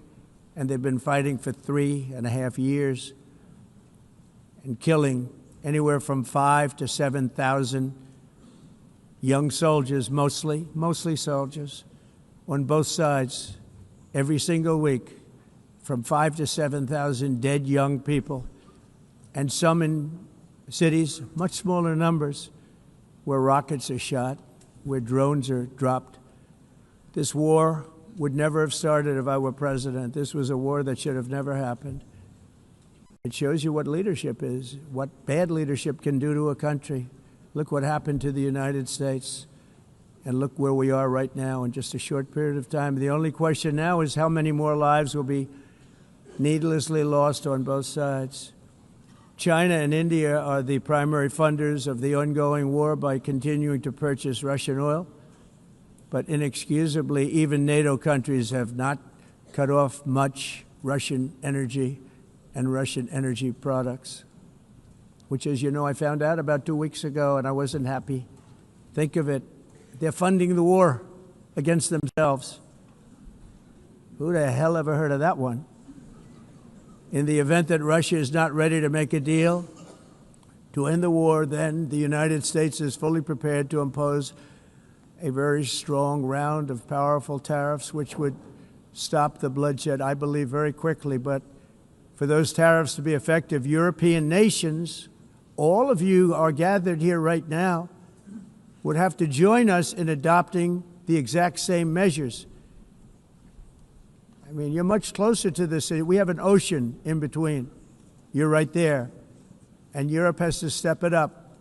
They can't be doing what they're doing. They're buying oil and gas from Russia while they're fighting Russia. It's embarrassing to them, and it was very embarrassing to them when I found out about it, I can tell you that. They have to immediately cease all energy purchases from Russia. Otherwise, we're all wasting a lot of time. So I'm ready to discuss this. We're going to discuss it today with the European nations, all gathered here. I'm sure they're thrilled to hear me speak about it, but that's the way it is. I like to speak my mind and speak the truth. As we seek to reduce the threat of dangerous weapons today, I'm also calling on every nation to join us in ending the development of biological weapons once and for all. And biological is terrible, and nuclear is even beyond, and we include nuclear in that. We want to have a cessation of the development of nuclear weapons. We know, and I get to view it all the time. Sir, would you like to see? And I look at weapons that are so powerful that we just can't ever use them. If we ever use them, the world literally might come to an end. There would be no United Nations to be talking about. There would be no nothing. Just a few years ago, reckless experiments overseas gave us a devastating global pandemic. Yet despite that worldwide catastrophe, many countries are continuing extremely risky research into bioweapons and man-made pathogens. This is unbelievably dangerous. To prevent potential disasters, I'm announcing today that my administration will lead an international effort to enforce Biological Weapons Convention, which is going to be meeting with the top leaders of the world by pioneering an AI verification system that everyone can trust. Hopefully the UN can play a constructive role, and it will also be one of the early projects under AI. Let's see how good it is, because a lot of people are saying it could be one of the great things ever, but it also can be dangerous, but it can be put to tremendous use and tremendous good, and this would be an example of that.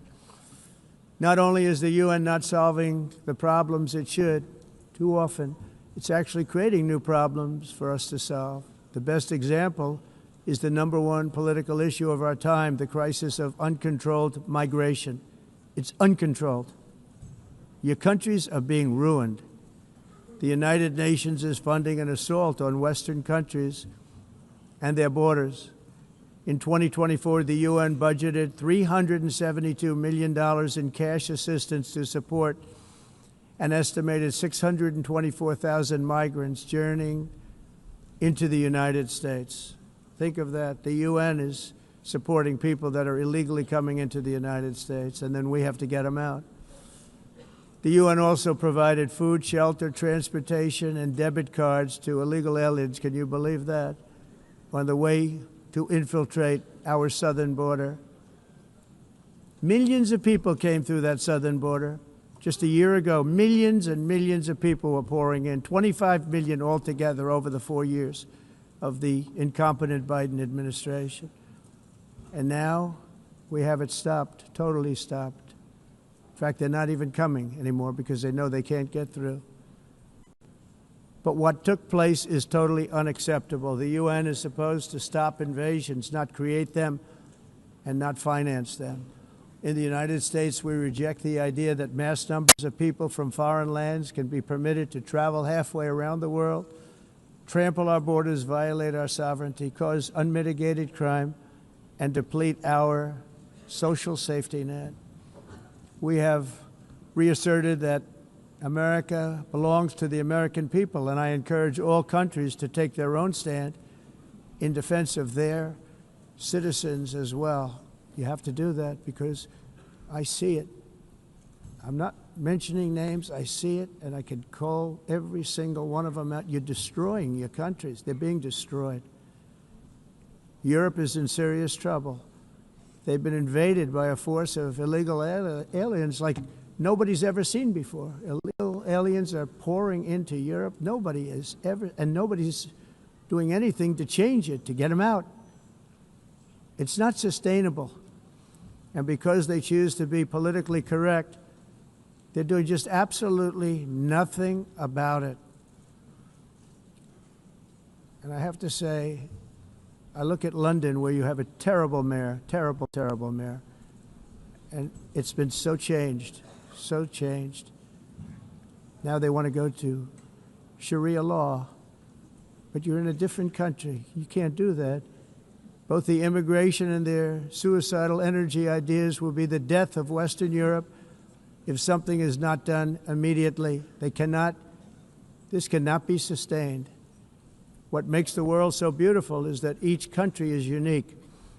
But to stay this way, every sovereign nation must have the right to control their own borders. You have the right to control your borders, as we do now, and to limit the sheer numbers of migrants entering their countries and paid for by the people of that nation that were there and that built that particular nation at the time. They put their blood, sweat, tears, money into that country, and now they're being ruined. Proud nations must be allowed to protect their communities and prevent their societies from being overwhelmed by people they have never seen before, with different customs, religions, with different everything. Where migrants have violated laws, lodged false asylum claims or claimed refugee status for illegitimate reasons, they should, in many cases, be immediately sent home. And while we will always have a big heart for places and people that are struggling and truly compassionate, answers will be given. We have to solve the problem, and we have to solve it in their countries, not create new problems in our countries. And we are very helpful to a lot of countries that are just not able to send their people anymore. They used to send them to us in caravans of 25,000, 30,000 people each. These massive caravans of people pouring into our country, totally unchecked and unvetted. But not anymore. According to the Council of Europe, in 2024, almost 50% of inmates in German prisons were foreign nationals or migrants. In Austria, the number was 53% of the people in prisons were from places that weren't from where they are now. In Greece, the number was 54%, and in Switzerland, beautiful Switzerland, 72% of the people in prisons are from outside of Switzerland. When your prisons are filled with so-called asylum seekers who repaid kindness, and that's what they did, they repaid kindness with crime.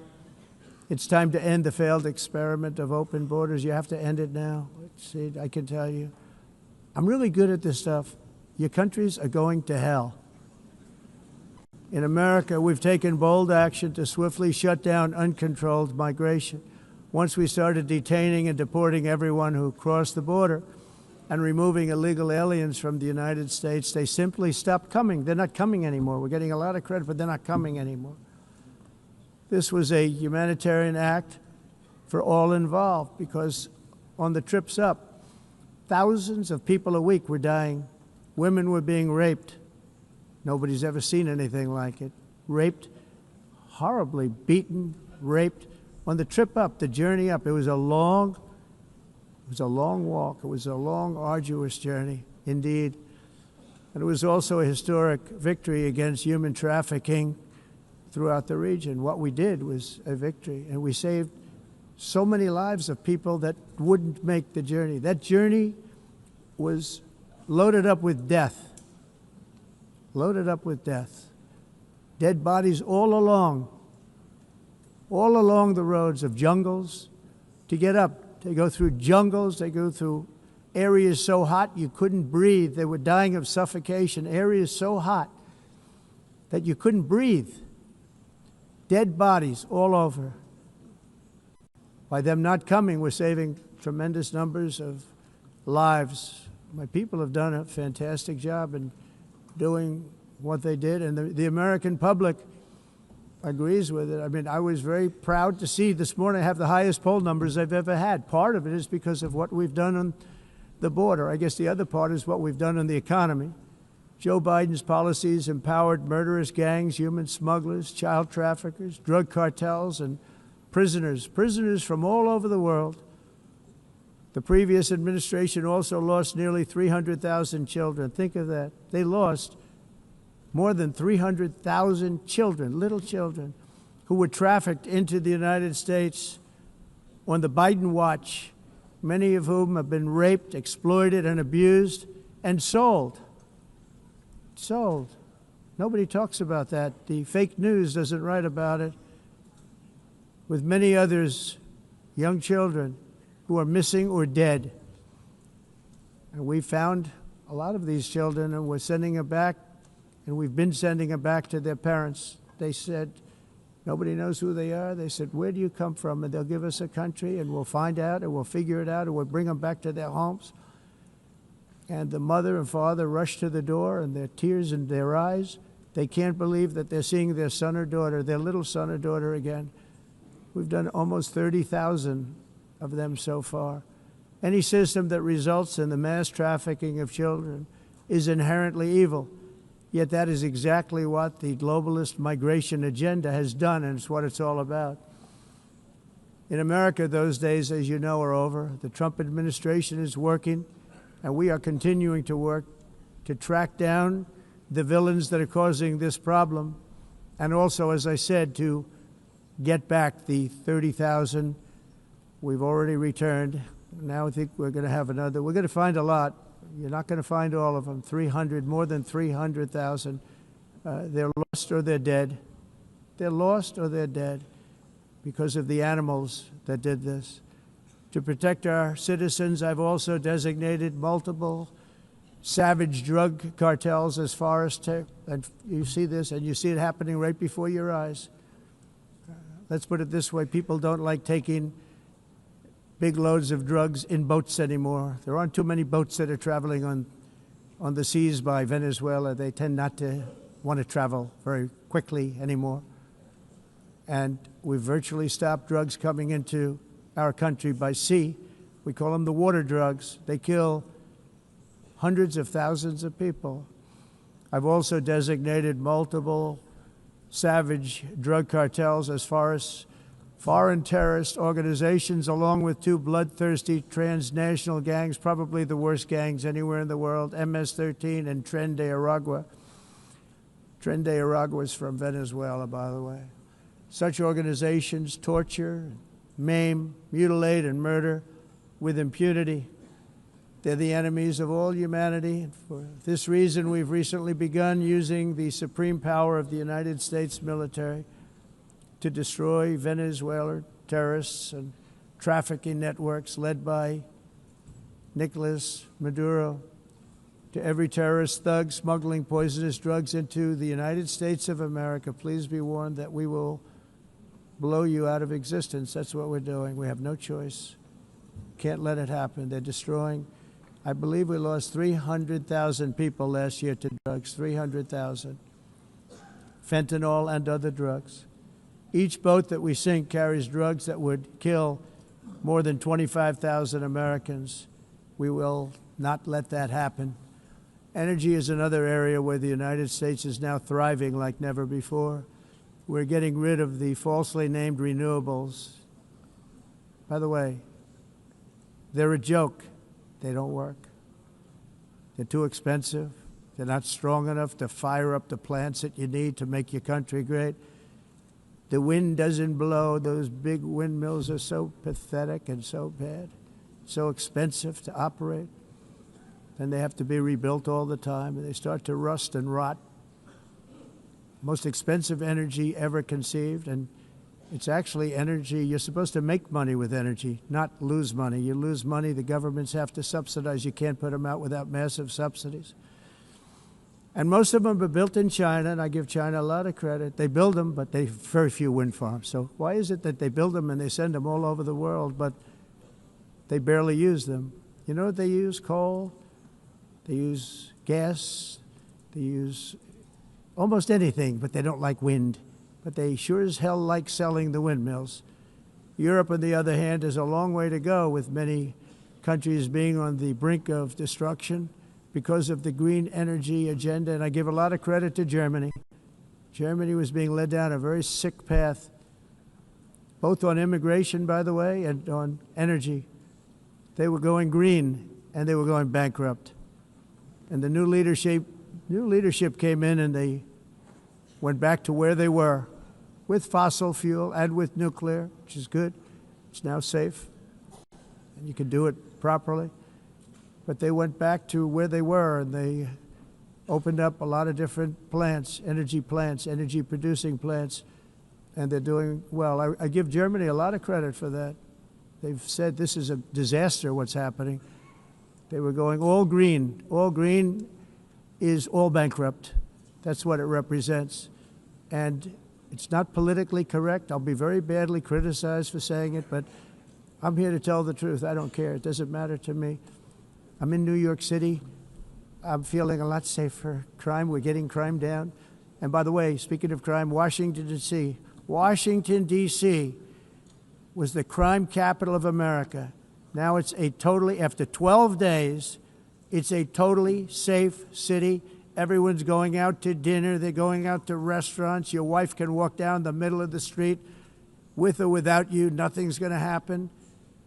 My people have done a fantastic job. And yes, I called in the National Guard, and the National Guard took care of business, and they weren't politically correct, but they took care of business. We got 1,700 career criminals out, brought them back to where they came from, the countries where they came from, or put them in jails. Washington, D.C. is now a totally safe city again, and I welcome you to come. In fact, we'll have dinner together at a local restaurant, and we'll be able to walk. We don't have to go by an armor-plated vehicle. We'll walk right over there from the White House.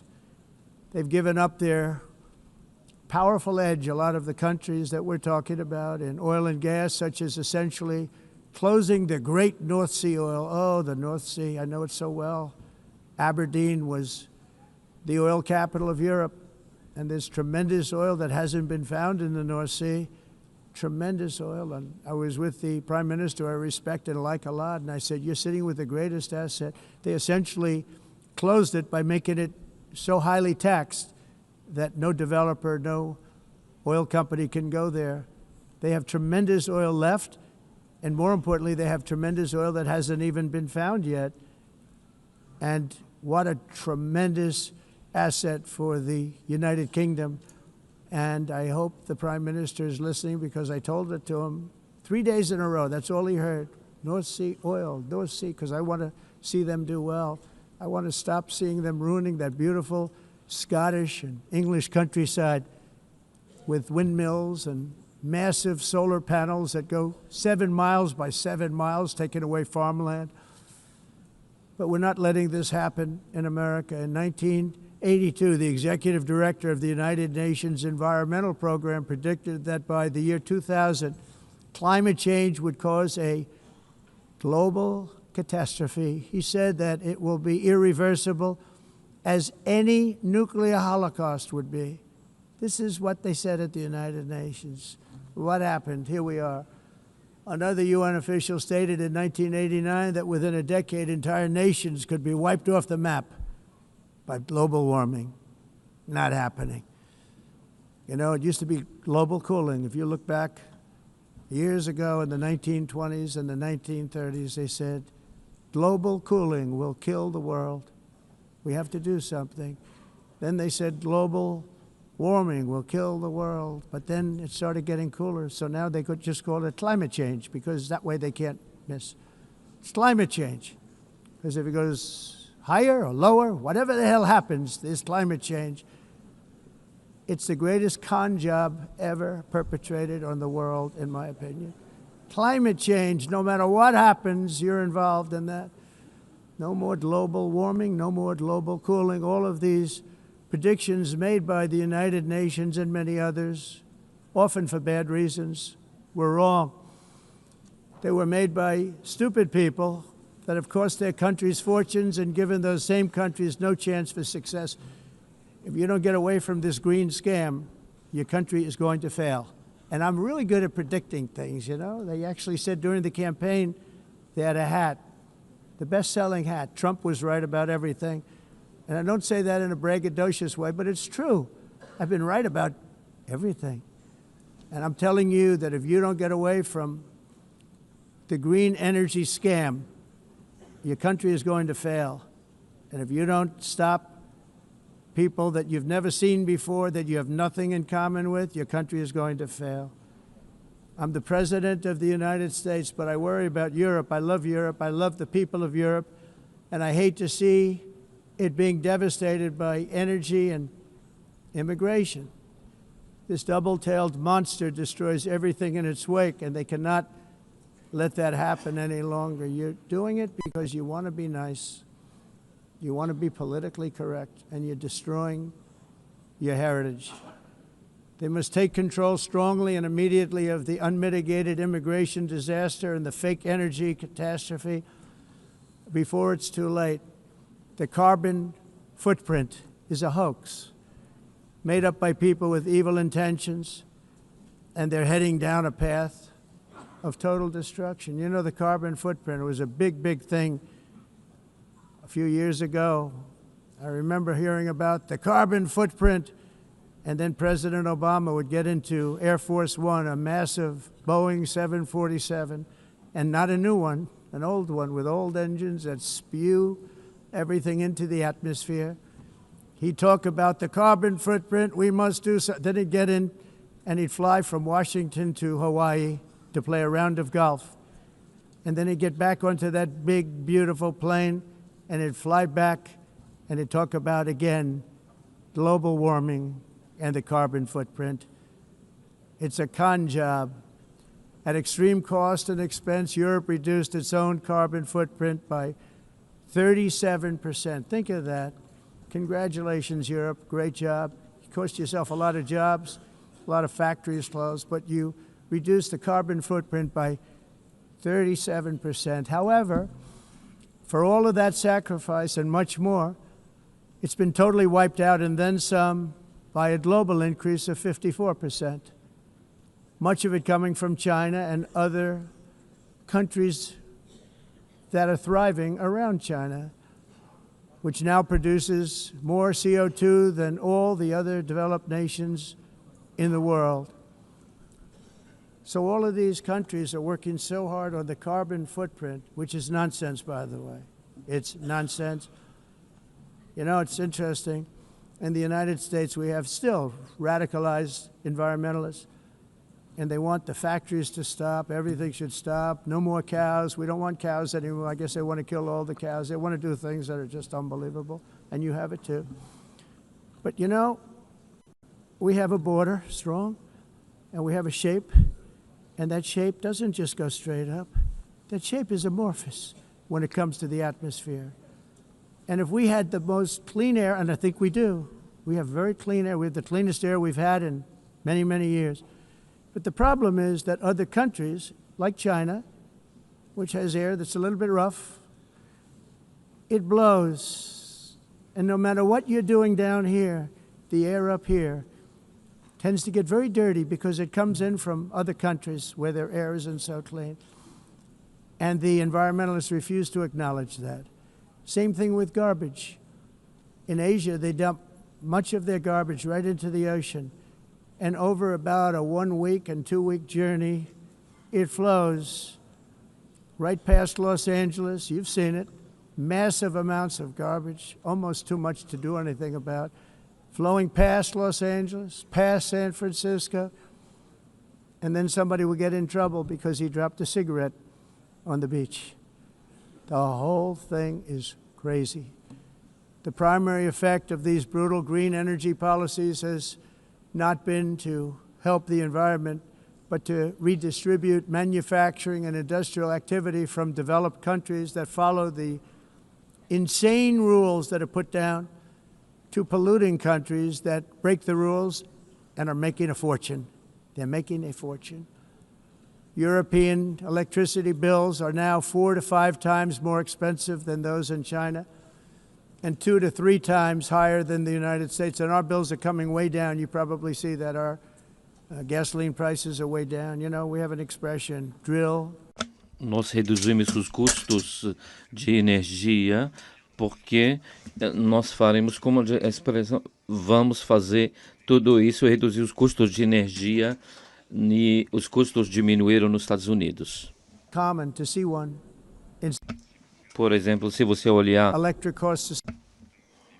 nos países em faturas de energia, nós não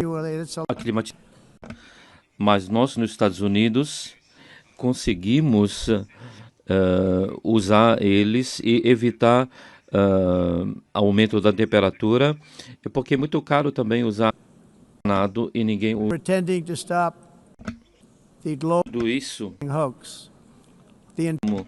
A esse agenda mundialista não tem nenhum sentido. País and it must be immediate. That's why in America I withdrew from the fake Paris Climate Accord, where, by the way, America was paying so much more than every country. Others weren't paying. China didn't have to pay until 2030. Russia was given an old standard that was easy to meet, a 1990 standard. But for the United States, we're supposed to pay like $1 trillion. And I said, this is another scam. The fact is, the United States has been taken advantage of by the world for many, many years, but not any longer, as you probably noticed. I unleashed massive energy production and signed historic executive orders. to hunt for oil, but we don't have to do much hunting because we have the most oil of any nation anywhere, oil and gas in the world. And if you add coal, we have the most of any nation in the world. Clean, I call it clean, beautiful coal. You can do things today with coal that you couldn't have done 10 years ago, 15 years. So I have a little standing order in the White House. Never use the word coal, only use the words clean, beautiful coal. Sounds much better, doesn't it? But we stand ready to provide any country with abundant, affordable energy supplies if you need them, when most of you do. We're proudly exporting energy all over the world. We're now the largest exporter. In the United States, we want trade and robust commerce with all nations, everybody. We want to help nations. We're going to help nations. But it must also be fair and reciprocal. The challenge with trade is much the same with climate. The countries that followed the rules, all their factories have been plundered. It's really sad to watch. They've been broken. They've been broken by countries that broke the rules. That's why the United States is now applying tariffs to other countries, and much as these tariffs were for many years applied to us, uncontrollably applied to us. We've used tariffs as a defense mechanism under the Trump administration, including my first term, where hundreds of billions of dollars in tariffs were taken in. And by the way, we had the lowest inflation, and now we have very low inflation. The only thing different is that we have hundreds of billions of dollars flowing into our country. But this is how we will ensure that the system works for everyone and is sustainable into the future. We're also using tariffs to defend our sovereignty and security throughout the world, including against nations that have taken advantage of former U.S. administrations for decades, including the most corrupt, incompetent administration in history, the sleepy Joe Biden administration. Brazil now faces major tariffs in response to its unprecedented efforts to interfere in the rights and freedoms of our American citizens and others, with censorship, repression, weaponization, judicial corruption, and targeting of political critics in the United States. I have a little problem saying this because I must tell you, I was walking in and the leader of Brazil was walking out. We saw him and I saw him, he saw me, and we embraced. And then I'm saying, can you believe I'm going to be saying this in just 2 minutes? We actually agreed that we would meet next week. We didn't have much time to talk, like about 20 seconds. They were in retrospect, I'm glad I waited because this thing didn't work out too well. But we did talk. We had a good talk, and we agreed to meet next week, if that's of interest. But he seemed like a very nice man, actually. He liked me, I liked him. But if you, and I only do business with people I like. When I don't like them, I don't like them. But we had, at least for about 39 seconds, we had excellent chemistry. It's a good sign. But also in the past, Brazil, can you believe this, unfairly tariffed our nation, but now because of our tariffs, we are hitting them back, and we're hitting them back very hard. As president, I will always defend our national sovereignty and the rights of American citizens. So I'm very sorry to say this, that Brazil is doing poorly and will continue to do poorly. They can only do well when they're working with us. Without us, they will fail, just as others have failed. It's true. Next year, the United States will celebrate the 250th anniversary of our glorious independence, a testament to enduring power and American freedom and spirit. We will also be proudly hosting the 2026 FIFA World Cup, and shortly thereafter, the 2028 Olympics, which is going to be very exciting. I hope you all come. I hope that countless people from all over the globe will take part of these will be great celebrations of liberty and human achievement, and that together we all can rejoice in the miracles of history that began in July 4th, 1776, when we founded the light to all nations. And it's something really that an amazing thing came out of that date. It's called the United States of America. In honor of this momentous anniversary, I hope that all countries who find inspiration in our example will join us in renewing our commitment, values, and those values, really, that we hold so dear. Together, let us defend free speech and free expression. Let us protect religious liberty, including for the most persecuted religion on the planet today. It's called Christianity. And let us safeguard our sovereignty and cherish qualities that have made each of our nations so special, incredible, and extraordinary.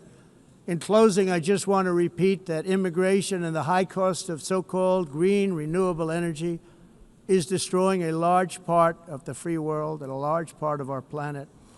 Countries that cherish freedom are fading fast because of their policies on these two subjects. You need strong borders and traditional energy sources if you are going to be great again. Whether you have come from north or south, east or west, near or far, every leader in this beautiful hall today represents a rich culture, a noble history, and a proud heritage that makes each nation majestic and unique, unlike anything else in human history or any other place on the face of the earth. From London to Lima, from Rome to Athens, from Paris to Seoul, from Cairo to Tokyo and Amsterdam to right here in New York City, we stand on the shoulders of the leaders and legends, generals and giants, heroes and titans who won and built our beloved nations, all of our nations, with their own courage, strength, spirit, and skill. Our ancestors climbed mountains, conquered oceans, crossed deserts, and trekked over wide open plains. They charged into thunderous battles, plunged into grave dangers, and they were soldiers and farmers and workers and warriors and explorers and patriots. They built towns into cities, tribes into kingdoms, ideas into industries, and small islands into mighty empires. You're a part of all of that. They were champions for their people who never gave up and who never, ever gave in. Their values defined our national identities. Their visions forged our magnificent destiny. Everybody in this room is a part of it in your own way. Each of us inherits the deeds and the myths, the triumphs, the legacies of our own heroes and founders who so bravely showed us the way. Our ancestors gave everything for homelands that they defended with pride, with sweat, with blood, with life, and with death. Now the righteous task of protecting the nations that they built belongs to each and every one of us. So together let us uphold our sacred duty to our people and to our citizens. Let us protect their borders, ensure their safety, preserve their cultures, treasure, and traditions, and fight, fight, fight for their precious dreams and their cherished freedoms. And in friendship and really a beautiful vision, let us all work together to build a bright, beautiful planet, a planet that we all share, a planet of peace and a world that is richer, better, and more beautiful than ever before. That can happen. It will happen. It will happen, and I hope it can happen and start right now, right at this moment. We'll turn it around. We're going to make our countries better, safer, more beautiful. We're going to take care of our people. Thank you very much. It's been an honor. God bless the nations of the world. Thank you very much. Bye.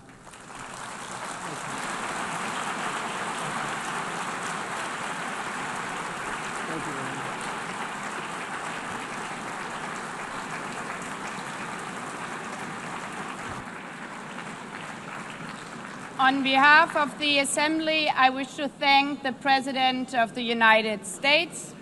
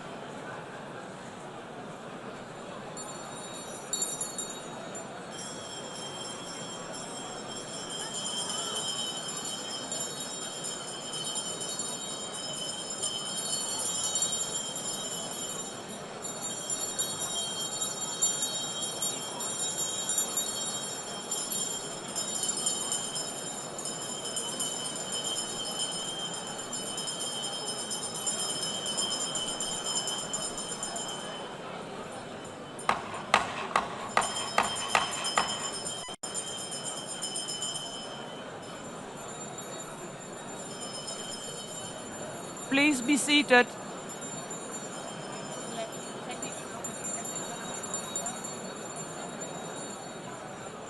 Please be seated.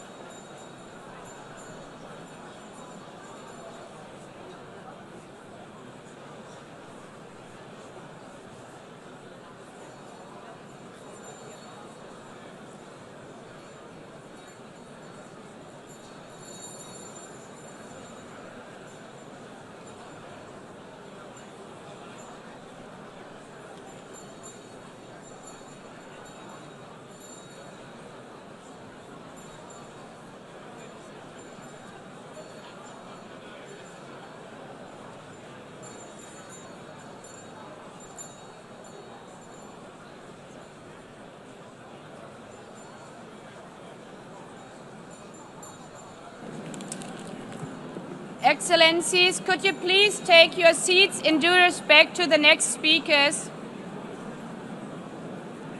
The second row, could you please take your seat right now?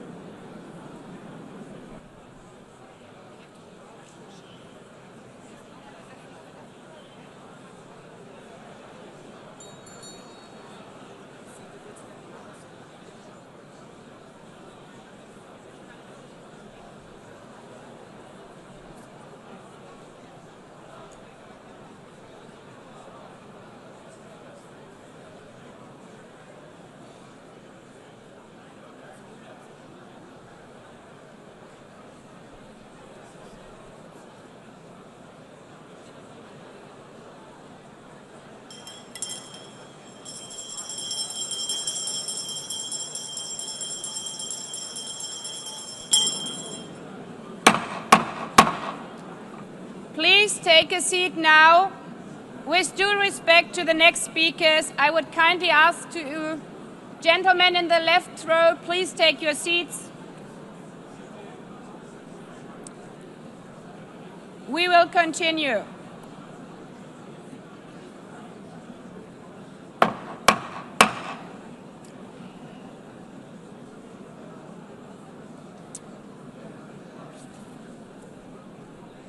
Excellencies, as we are receiving queries, I would like to assure you that don't worry, the UN teleprompters are working perfectly. And by this technical note, I would like to call on the next speaker. The Assembly will hear an address by His Excellency Prabowo Subianto, President of the Republic of Indonesia. I request protocol to escort His Excellency and invite him to address the Assembly.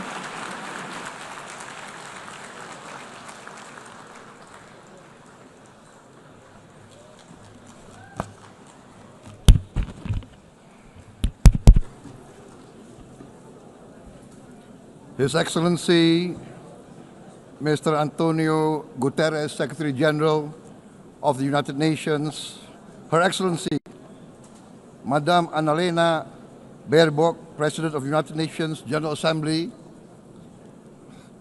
His Excellency Mr. Moses Abelian, Under-Secretary General for General Assembly and Management, Excellencies, Heads of States, Heads of Governments, distinguished delegates, ladies and gentlemen.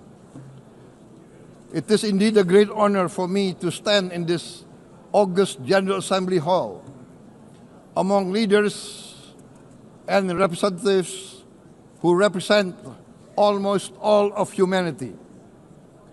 We differ in race, religion, and nationality, yet we gather together today as one human family. We are here first and foremost as fellow human beings, each created equal, endowed with unalienable rights to life, liberty, and the pursuit of happiness. The words of the United Nations Declaration of Independence have inspired democratic movements across continents, including the French Revolution, the Russian Revolution, the Mexican Revolution, the Chinese Revolution, and Indonesia's own struggle and journey to freedom. It also gave birth to the Universal Declaration of Human Rights, adopted by the United Nations in 1948. All men are created equal was the creed that opened the way to unprecedented global prosperity and dignity. And yet, in our own era of scientific and technological triumphs, an era capable of ending hunger, poverty, and environmental ruin, we also continue to face today grave dangers, challenges, and uncertainties. Human folly, fueled by fear, racism, hatred, oppression, and apartheid, threatens our common future. My country knows this pain. For centuries, Indonesians lived under colonial domination, oppression, and slavery. We were treated less than dogs in our own homeland. We Indonesians know what it means to be denied justice and what it means to live in apartheid, to live in poverty, and to be denied equal opportunity. We also knew what solidarity can do in our struggle for independence, in our fight to overcome hunger, disease, and poverty. The United Nations stood with Indonesia and gave us vital assistance. Decisions made here based on human solidarity by the Security Council and this Assembly gave Indonesia independence, international legitimacy, opened doors, and supported our early development through the efforts of the United Nations Children Fund, the United Nations Food and Agriculture Organization, the FAO, the World Health Organization, and many, many other United Nations institutions. And because of that, Indonesia today stands on the cusp of shared prosperity and greater equality and dignity. Madam President, Excellencies, our world today is driven by conflict, injustice, and deepening uncertainty. Every day we witness suffering, genocide, and blatant disregard for international law and human decency. In the face of these challenges, we must not give up. As the United Nations Secretary General said, we cannot give up. We cannot surrender our hopes or our ideals. We must draw closer, not drift apart. Together we must strive to achieve our hopes, our dreams. The United Nations was born from the ashes of the Second World War that claimed scores of millions of lives. It was created to secure peace, security, justice, and freedom for all. We remain committed to internationalism, to multilateralism, and to every effort that strengthens this great institution. Today, Indonesia is nearer than ever before to meeting the sustainable development goals of ending extreme poverty and hunger. Because years ago, this very chamber chose to listen and uphold social and economic justice, we will never forget. And today, we must never be silent while Palestinians are denied that same justice and legitimacy in this very hall. Excellencies, Thucydides warned, the strong do what they can, the weak suffer what they must. We must reject this doctrine. The United Nations exist to reject this doctrine. We must stand for all, the strong and the weak. Might cannot be right. Right must be right. Indonesia today is one of the largest contributors to United Peacekeeping Forces.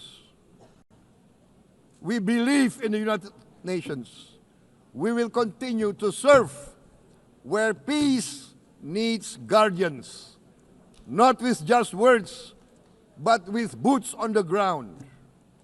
If and when the United Nations Security Council and this great assembly decide Indonesia is prepared to deploy 20,000 or even more of our sons and daughters to help secure peace in Gaza or elsewhere, in Ukraine, in Sudan, in Libya, everywhere when the peace needs to be enforced, peace needs to be guarded, we are ready. We will take our share of the burden, not only with our sons and daughters, we are also willing to contribute financially to support the great mission to achieve peace by the United Nations. Madam President, Excellencies, I propose to this Assembly a message of hope and optimism, grounded in action and execution. Today, we heard the speech of Madam President, the President of the United Nations General Assembly. Yes, it is true what she said. Without the International Civil Aviation Organization, will we be here today? Will we sit in this great hall? Without the United Nations, we cannot be safe. No country can feel secure. We need the United Nations, and Indonesia will continue to support the United Nations. Even though we still struggle, but we know the world needs a strong United Nations. The world's population is growing. Our planet is under strain. Food, energy, and water insecurity haunt many nations. We choose to answer these challenges directly at home and to help abroad wherever we can. This year, Indonesia recorded the highest rice production and grain reserves in our history. We are now self-sufficient in rice, and we are starting now to export rice to other nations in need, including providing rice for Palestine. We are building resilient food supply chains, strengthening farmer productivity, investing in climate-smart agriculture to ensure food security for our children and for the children of the world. We are confident in a few years' time, Indonesia will be the granary of the world. As the world's largest island state, we testify before you that we are already experiencing the direct consequences of climate change, particularly the threat of rising sea levels. The sea level on the north coast of our capital city is increasing by 5 centimeters every year. Can you imagine in 10 years? Can you imagine in 20 years? For this, we are forced to build a giant seawall, 480 kilometers in length. It will take us maybe 20 years, but we have no choice.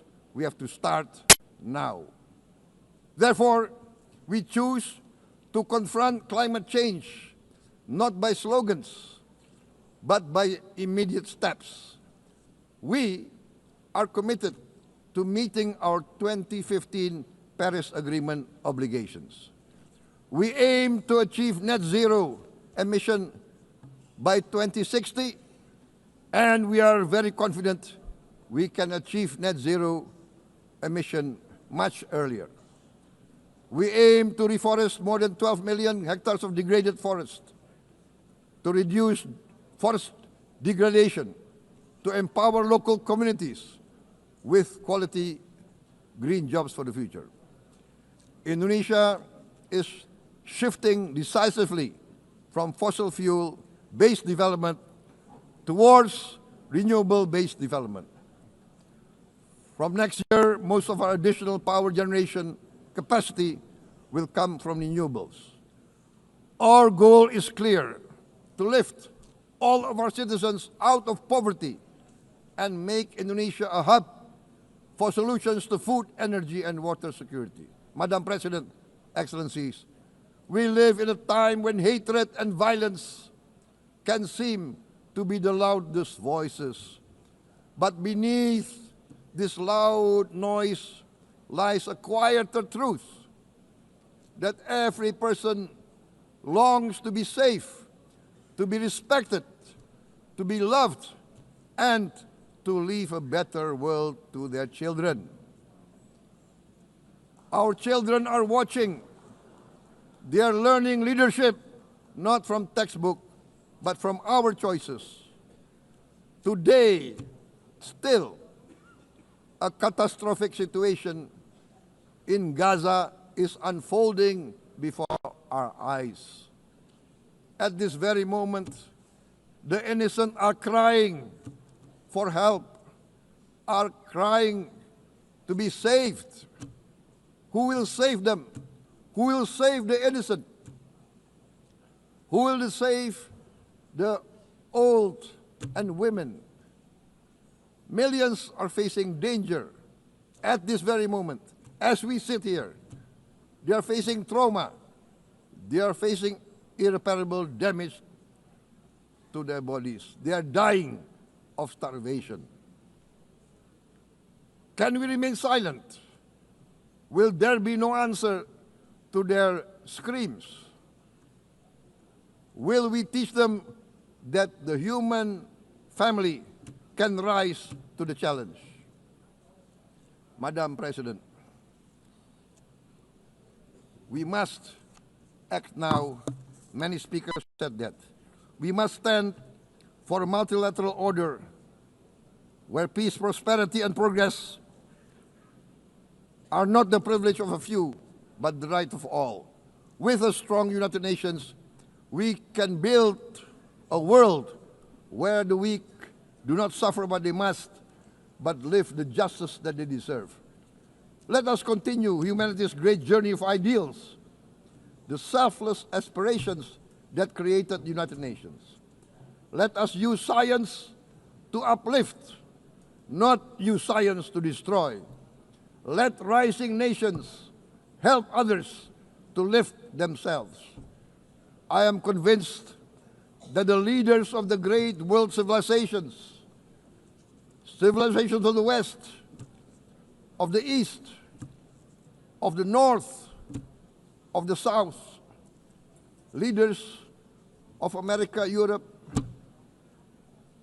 of India, China, the Islamic world, the whole world, I am convinced they will rise to their role demanded by history. We are all hopeful that the leaders of the world will show great statesmanship, great wisdom, restraint, humility, overcome hate, overcome suspicion. Madam President, distinguished delegates, we are greatly heartened by the events of the last few days, where significant leading countries of the world have chosen to side with history, to choose the right side of history, the path of the moral high ground, the path of rectitude, the path of justice, the path of humanity, to shun hatred, to overcome suspicion, and to avoid the use of violence. The use of violence will beget violence. No one country can bully the whole community of the human family.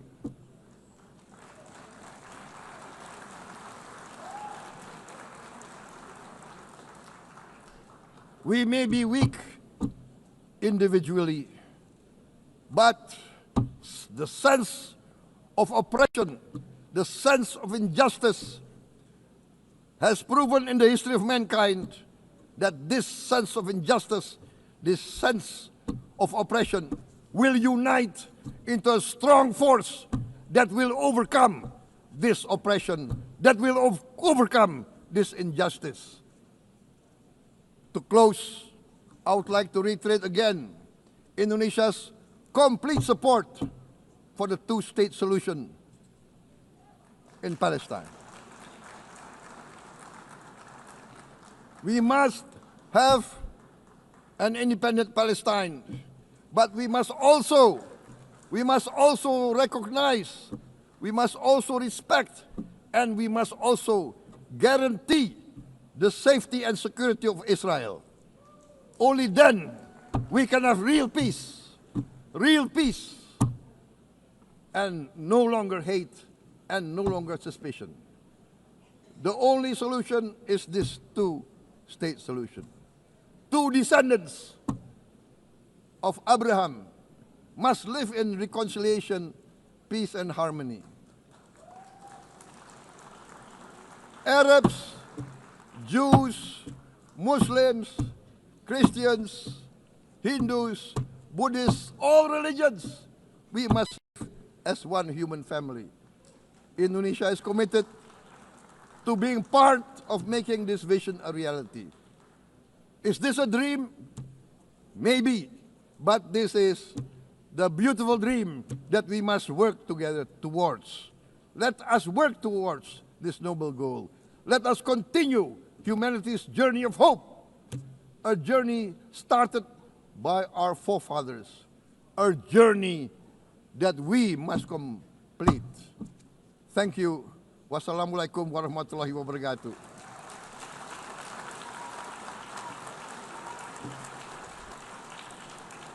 Shalom. Om Santi, Santi, Santi Om. Namo Buddhaya. Thank you very much. May God bless us all. May peace be upon us. Thank you very much. Thank you. On behalf of the Assembly, I wish to thank the President of the Republic of Indonesia.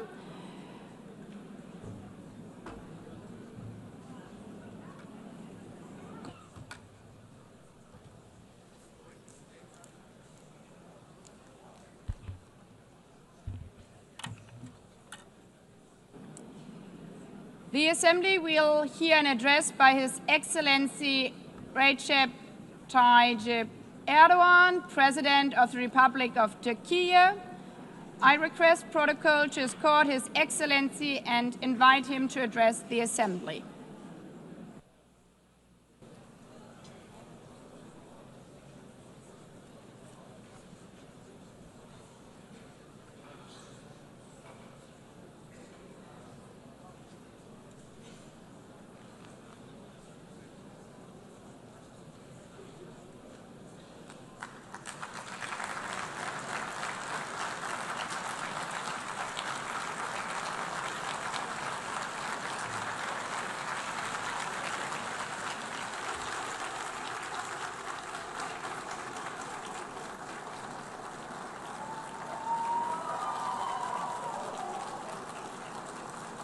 Sayın Başkan, Excellency President of UNGA, Excellencies Heads of State and Government, Distinguished Secretary General, distinguished delegation members, on behalf of myself and my nation, I greet you all with most heartfelt feelings. I wish for the 80th United Nations General Assembly to bring blessings to all humanity. I am deeply honored to address you once again from this podium, which represents the collective conscience of humanity. I congratulate Mr. Young, who has completed his term as President of the General Assembly, and I wish success to Ms. Baerbock, who has taken over this position. At the outset of my speech, I would like to first express my regret at the absence today of the President of the State of Palestine, Mahmoud Abbas, at a time when Palestine is being recognized by an increasing number of countries. Today, we stand here on this podium. I stand here on this podium alongside my 86 million citizens, also for our Palestinian brothers and sisters whose voices are being silenced. I'd like to thank all the countries who announced that they recognize the state of Palestine, and I call on all the other countries who have not done so yet to do so, to recognize the state of Palestine as soon as possible. Esteemed President, distinguished members, the United Nations Charter was signed in San Francisco 8 years ago, and it entered into force on October the 24th, 1945. I would like to recall here again the first words of the first article of the UN Charter. Quote, "The purpose of the United Nations is to maintain international peace and security," unquote. As we celebrate the 80th anniversary of the UN in this hall, grave events are unfolding in many parts of the world that cast a shadow over the very first words of the UN Charter's opening article.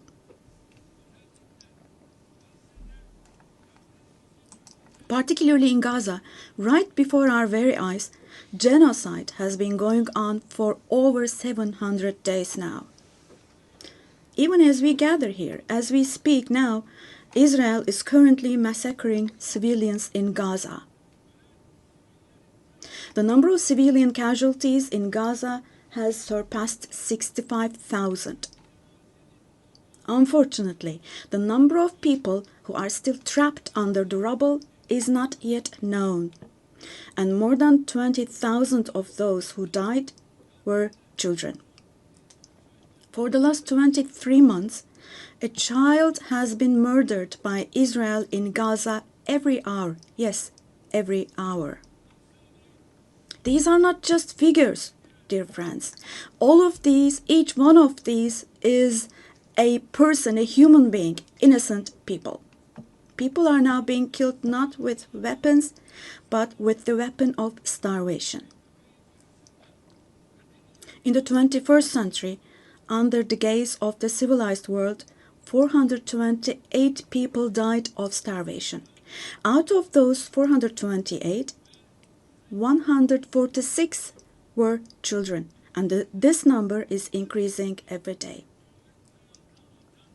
Now, I will show you a photo, which is a picture from daily life in Gaza.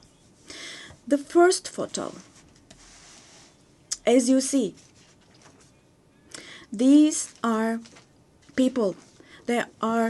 These are women with these cups that they are holding in their hands, cups and buckets. Just feel your conscience and answer the following question. Can we possibly have a reasonable reason for this brutality in 2025? But this shameful picture in Gaza has been unfolding and is being repeated every day for 23 months now. And there are 2.5 million Gazans who live in 365 square kilometers. And every day what happens is they are being dragged from one place to another. The healthcare infrastructure of Gaza is completely collapsed. Doctors have been killed or they have disappeared while under custody. Ambulances have been hit. Hospitals targeted and destroyed. Treatment is not possible. Surgery is not possible. It's not possible to find medications. Now, dear friends, now as Tayyip Erdogan, with a heavy heart, with my heart bleeding here, I am telling you, innocent little ones, just 2 or 3 years old, without hands, arms, or legs, have become, unfortunately, a common sight to see in Gaza.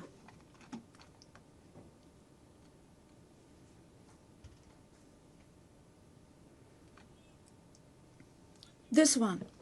What kind of a human conscience can possibly bear this? Possibly.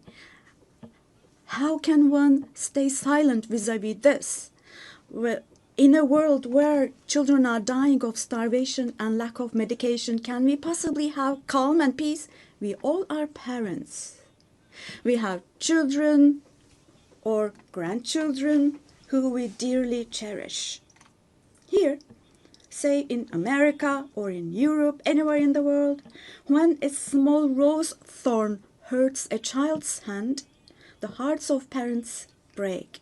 But in Gaza, children's hands, arms, and legs are being amputated without anesthesia.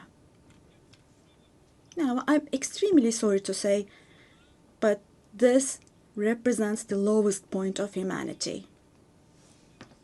Human history has not witnessed such bloodshed within the last century. All of this is happening before our very eyes. The genocide in Gaza is being broadcast live every moment through the media and social media. So far, Israel has deliberately killed 250 journalists working in national and international media in Gaza.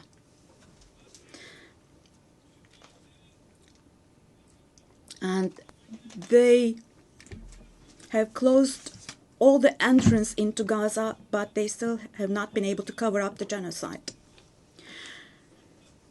I wholeheartedly support Secretary General Guterres because he consistently draws attention to the ongoing genocide in Palestinian territories, and I would like to once again congratulate him for his courage.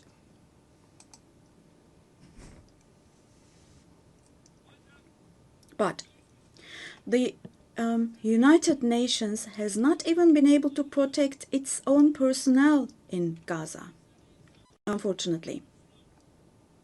In Gaza, 500 people rushing to help others have been killed. Out of those 500, 326 were UN staff members. Esteemed President, distinguished members, now,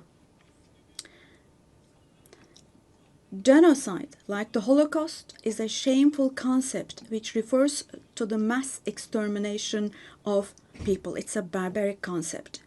But today, it's not only people who are being killed in Gaza, mind you. Animals are being targeted and killed in Gaza.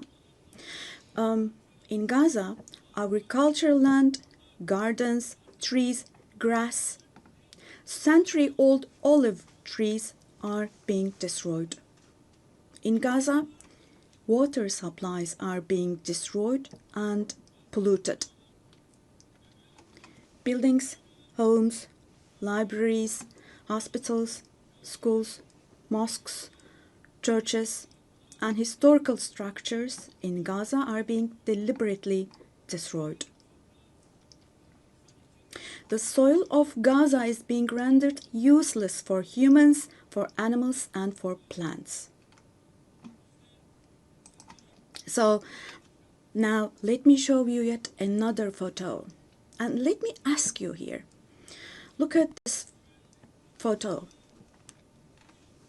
What could this photo here possibly have to do with security concerns? This is being against life, don't you think? Let me state this openly from this podium. There is no war in Gaza. We cannot possibly talk about the presence of two sides in Gaza. Because in Gaza, on one side, there is a regular army with the most modern, most lethal weapons, and on the other hand, there are innocent civilians, innocent children. This is not fight against terrorism. This is an occupation, deportation, exile, genocide, and life destruction, mass destruction policy carried out by invoking the events of October the 7th. Today, while Gaza is being destroyed under the pretext of Hamas, concurrently, simultaneously, the West Bank, where Hamas is not in power, is also being occupied step by step, and innocent civilians are being massacred through executions. Moreover, Israel is not limiting itself to Gaza and the West Bank only. By launching attacks on Syria, on Iran, Yemen, and Lebanon, Israel is also threatening regional peace. Just recently, an Israeli attack took place against a delegation meeting in Qatar for ceasefire negotiations. The attack on Qatar has also shown that the Israeli leadership is now completely out of control. Netanyahu is not obviously interested in forging peace or releasing the hostages. Not only Israel's neighbors, but all countries in the Middle East are subject to the Israeli government's reckless threats. And we must realize the following. Due to the increasing aggression of Israel, in Europe and the West in general, the values that emerged after the Second World War have been eroded. The most fundamental human rights, such as freedom of expression, freedom of the press, freedom of assembly and protest, women's rights, children's rights, democracy, equality, and justice, have been shelved away. At this point, we all have to see the following truth, my dear friends. The Israeli government, driven by an obsession with the promised lands, is openly threatening regional peace and the shared values of humanity.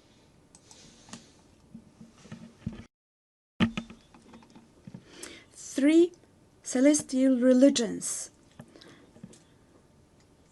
Jerusalem hosts all three celestial religions, and a common inherited holy place, Al-Quds, is holy for all three religions. This madness disturbs conscientious Jews. It fuels anti-Semitism around the world. We cannot continue with this madness anymore.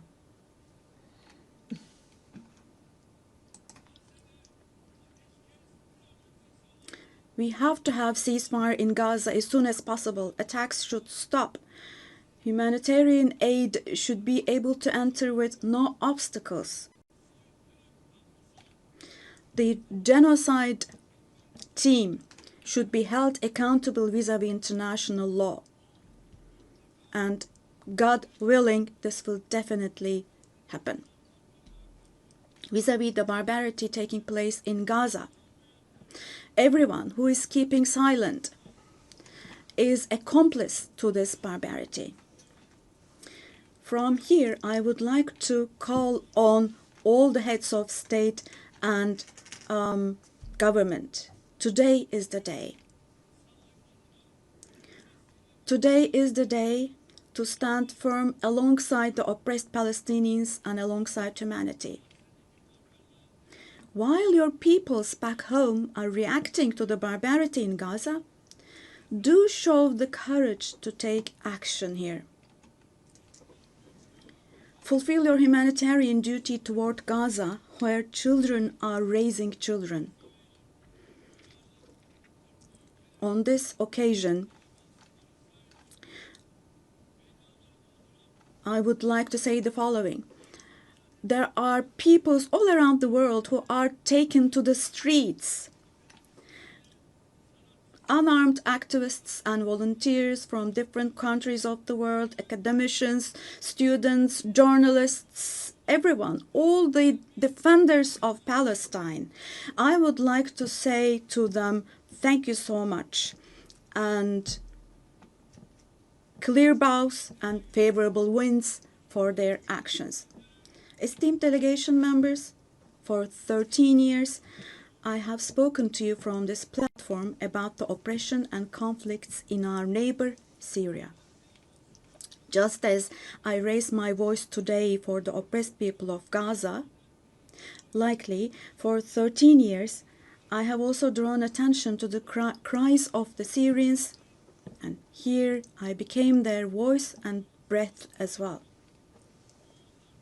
The persecution that caused the death of 1 million people and that forced millions more to flee their homeland has, thankfully, become a thing of the past with the December 8th revolution. Our Syrian brothers and sisters opened the doors to a new period as of December the 8th. I believe that the people of Syria who fought against a bloodthirsty regime will also be able to carry the victory they achieved at great cost to its rightful place, God willing. We'll support with all our means the vision of a one and unified Syria with no forms of terrorism, especially ISIS, being present. A free Syria where security is established is what we want. As stability takes root in Syria, the winners for sure will be all the neighboring countries, our entire region, along with Syrians. And the brotherly countries in the Gulf. I would like to thank them for their contributions for Syria to recuperate. All the regional and international actors who share the same principles with us, God willing, we will continue with our cooperation with all those actors in the same manner. Esteemed friends, we hope that the nuclear issue with our neighbor Iran will be resolved through diplomacy as soon as possible. It should not be forgotten that our region cannot tolerate yet another crisis. Meanwhile, the stability, security, and prosperity of our neighbor Iraq are extremely important for the well-being of our region. In this regard, we attach great importance to strategic moves based on stability and prosperity, such as the Development Path Project. In the north, we are hosting with great enthusiasm the Istanbul process between Russia and Ukraine, both of which are our neighbors. Through direct talks, we facilitated the exchange of several prisoners and corpses, and we worked to identify the modalities of peace negotiations between the parties. Don't forget, there is no winner of war and no losers of a just peace. So with this motto in mind, in the coming days also, we will continue to work hard for a peaceful ceasefire.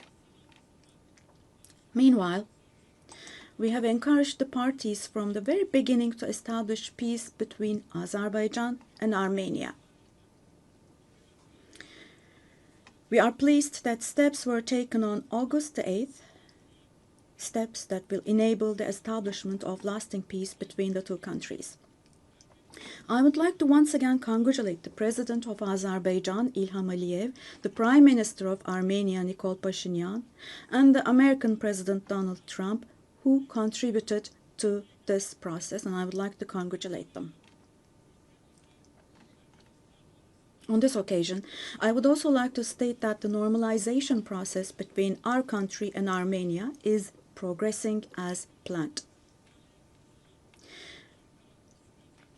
Within the scope of the Ankara process, which is another of our mediation activities, we continue our efforts to resolve the conflict between Somalia and Ethiopia.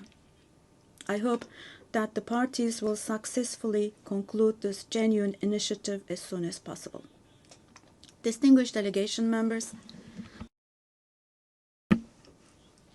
we have been implementing the Montreux Convention, which guarantees security in the Black Sea.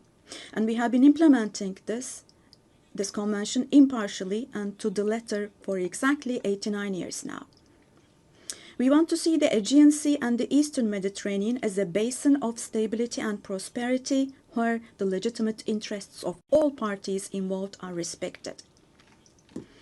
We are ready for constructive cooperation on all issues, particularly on energy and the environment, and we expect the same approach from our neighbors.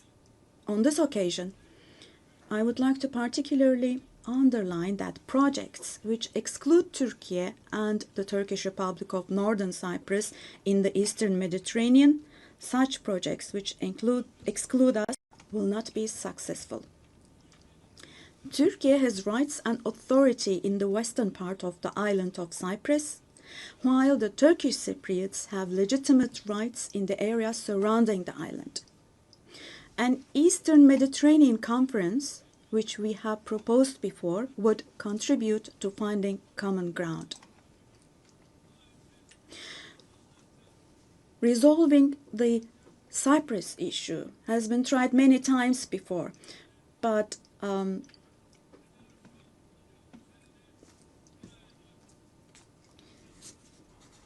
due to the rigid stance of the Greek Cypriot side, no resolution has been found. We cannot possibly have this as a foundation for a resolution of the issue.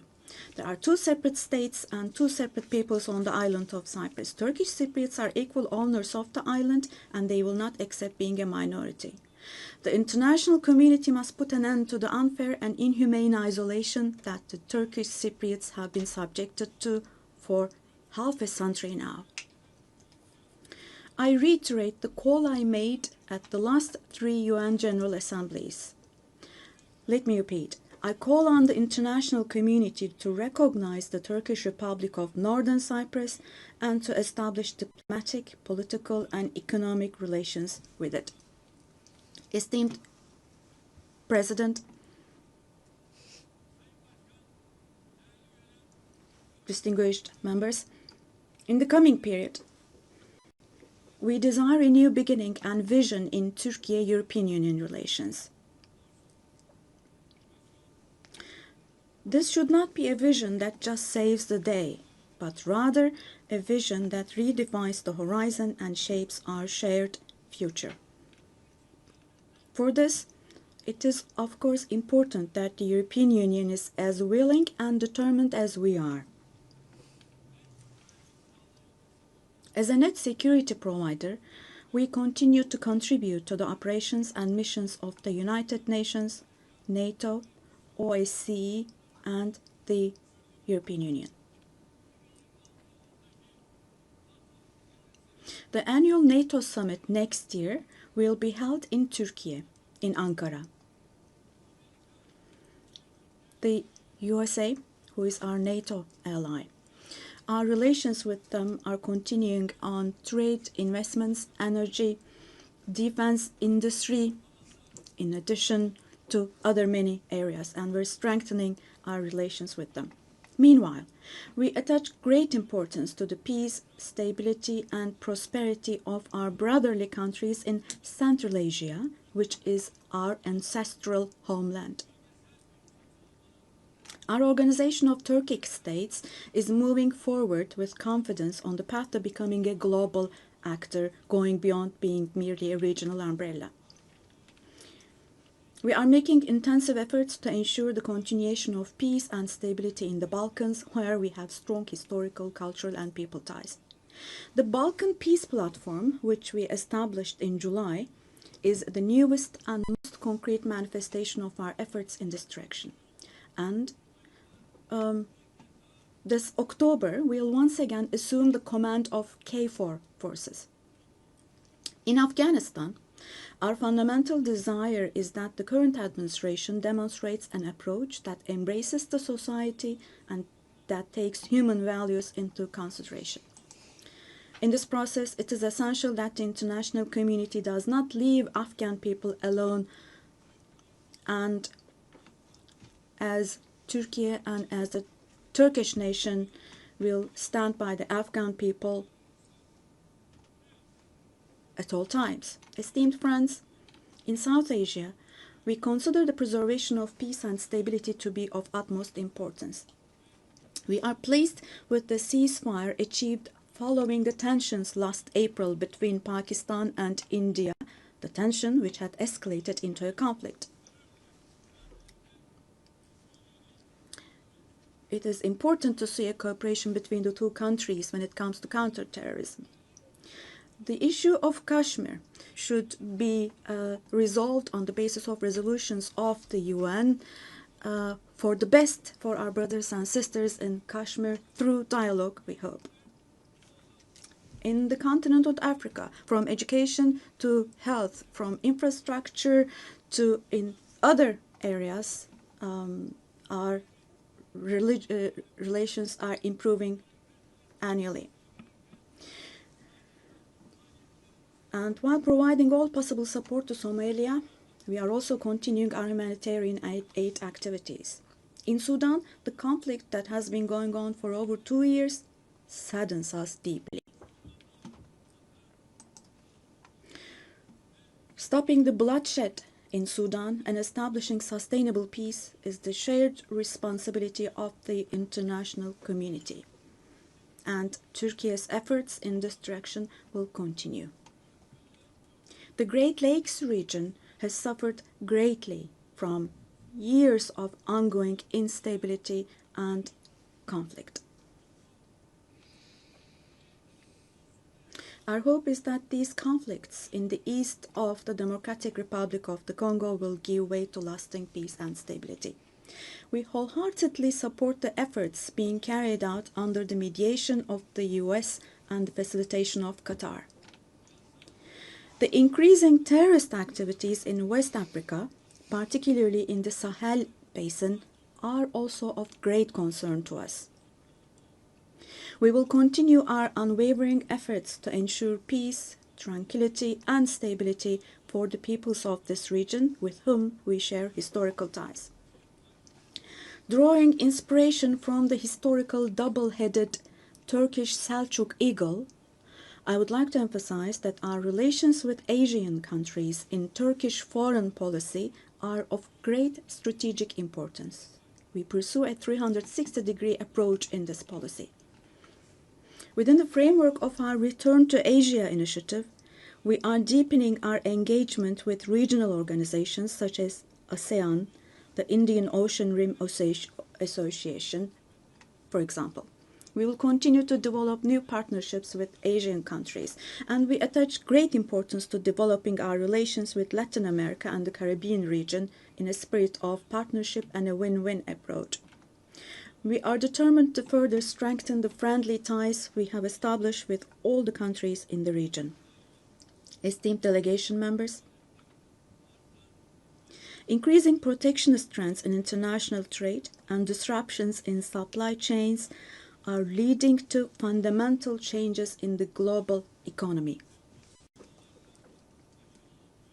To successfully address current challenges, we support the reform of rules-based international trade, including the World Trade Organization. I believe access to affordable, safe, and sustainable energy is essential, particularly for developing countries, to be able to achieve their development goals.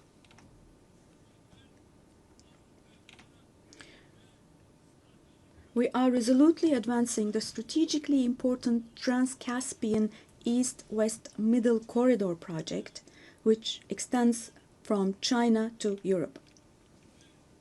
We contribute to the development of world trade with our modern transportation infrastructure and the Baku-Tbilisi Kars line. On our journey to build a future that respects nature, we are moving forward with determination towards the 2053 net zero emission target.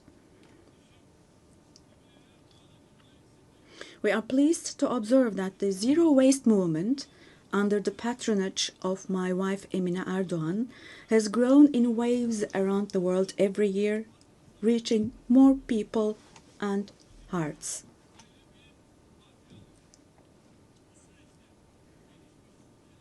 In this process, it is no longer a choice for developed countries to fulfill their responsibilities. It has now become an obligation for them.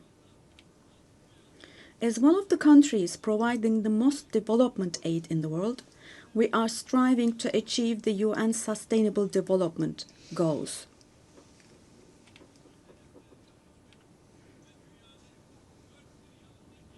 To achieve the 2030 goals and to enable hundreds of millions of people around the world to live with dignity, we advocate for aligning the global financial architecture with the principle of leaving no one behind. And here, let me also particularly draw your attention to the following. While we grapple with geopolitical challenges, humanity is also witnessing an extraordinary leap forward in artificial intelligence, AI. The transformative power and the benefits offered by these technologies, no society should be deprived of these benefits. AI technologies should be used for the benefit of humanity, not as a new tool of domination.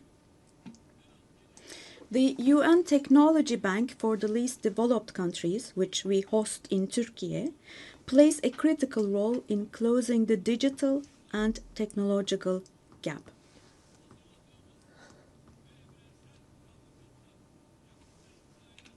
We have prepared a children's rights convention in the digital world, and we will soon open this up for ratification. I'm sure this will create a lot of awareness in this area, and we expect your support for this. On the other hand, in today's world, where racism, xenophobia, and particularly Islamophobia have reached alarming levels, combating these trends that directly threaten the culture of coexistence has now become an essential duty for humanity. It is significant that Mr. Moratinos, High Representative of the Alliance of Civilizations, has also been appointed as the UN Secretary General's Special Envoy on combating Islamophobia. As I stated here last year, the institution of the family is under threat today as never before. Defending the family, consisting of a woman and a man, means defending humanity, defending nature, life, and the future. Turkey will continue to defend the family in the face of ever-increasing attacks. Distinguished delegation members, the roots of the UN, established to prevent humanity from experiencing the disaster of war again, are filled with values that will eliminate the dark era we are in. We fully support the UN 80 initiative launched by Secretary General Guterres to make our organization more effective and more efficient. I hope this initiative succeeds as a process that will further strengthen all the activities of the UN. I express our readiness to provide strong support to this process, also driven by our vision of making Istanbul a UN hub. I sincerely believe that it is our shared responsibility to take steps that will restore the founding spirit of the UN in its 80th year. We will continue to say, the world is bigger than 5 until a system is established where the righteous are powerful, not the powerful are righteous. Our duty is not to abandon the system, but rather to repair it and to make it work again. Without a doubt, a more just, a fairer world is possible. Turkey will patiently continue its fight for the construction of a more just world. So may God help and aid us all.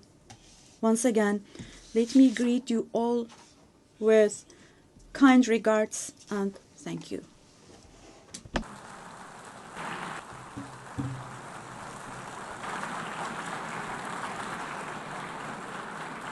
On behalf of the Assembly, I wish to thank the President of the Republic of Turkey. The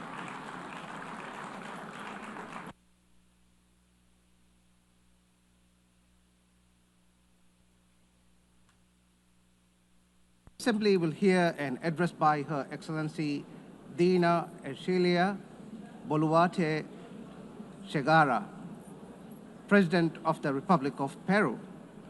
I request protocol to escort Her Excellency and invite her to address the Assembly.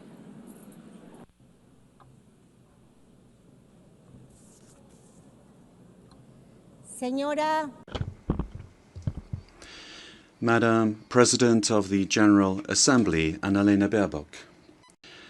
Secretary General of the United Nations, Antonio Guterres. Ladies and gentlemen, heads of state, ladies and gentlemen present here in this august forum. Peru is the center and cradle of great millennial civilizations, the last of which was the Inca Empire, which left us a legacy of greatness. We are also heirs of the Viceroyalty of Peru, which encompassed 2/3 of South America.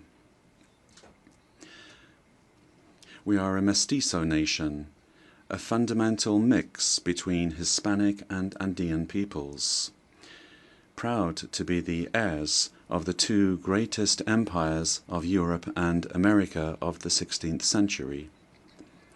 The Peruvian people today are resilient, entrepreneurial, supportive, and lovers of peace, freedom, and democracy. Our great writers, Mario Vargas Llosa and José María Arguedas, shared the idea that Peru is a country of all bloods. Our identity creatively expresses that we are the unity of the diverse, united under the same red and white Peruvian flag. In our country, native peoples and peoples of the world live together in peace and unity as a great synthesis of Peru, the country in which Pope Leo XIV lived and worked in for 40 years, a naturalized Peruvian because of his deep love for our people, both for his supportive as well as his peaceful disposition and his Catholic and Christian faith. All studies indicate that we are the most entrepreneurial country in the world, which is why, after the COVID-19 pandemic, that, due to poor government administration, claimed more than 2 million lives. But we have begun to recover, and today we look back on more than 17 months of consecutive economic growth. We have overcome the recession and inflation caused by political violence and by corruption, a failed coup d'etat, and the flight of more than $20 billion That was between 2021 and 2023. We have regained the trust of national but also of foreign investment, and we have embraced freedom. We are a solvent and a stable country. Because of the coup attempt of December 2022, which sought to establish a dictatorship by forcing all branches of the state into submission, I had to constitutionally assume the presidency of the Republic. Since that date, a narrative was established by which the coup plotter became a victim, and the president, who constitutionally and legally assumed the presidency, was accused by some quarters of being a coup plotter and usurper. Lies turned into truth, and truth turned into lies. This is one of the issues of our time. The building of false narratives to attempt to defend anti-democratic political projects. The thinking goes that ideologies of hatred, where they're projects of failed states that grow into all-powerful states, require, in order to impose their will, a false narrative, in order to achieve their objectives through violence, and who, once in power, crush freedoms, silence the press and democratic opposition, violate human rights, and begin to control, to confiscate, and to expropriate private companies, creating a corrupt bureaucracy that destroys the economy, society, and public morality. The step for achieving all of this is to build a narrative in order to lie, to deceive, and to manipulate.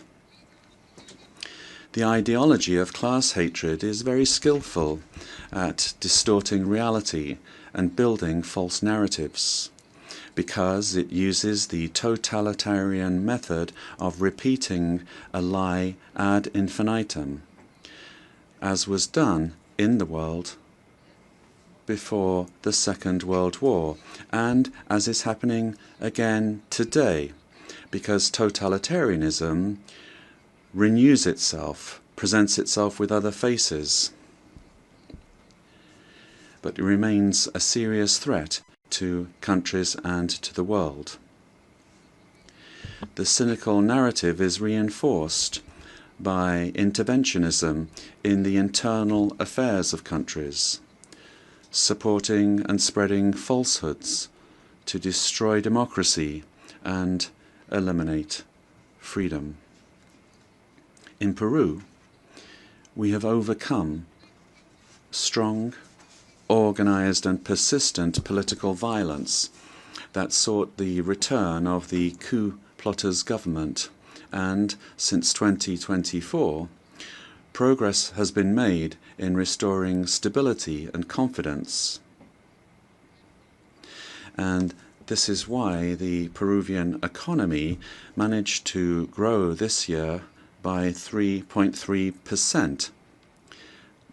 And in the current year, 2025, is exceeding 3.5% growth, with forecasts that in 2026 the trend of economic growth will continue. The government guarantees 3 years of economic growth, being the leader in South America. Inflation is below 2% annually.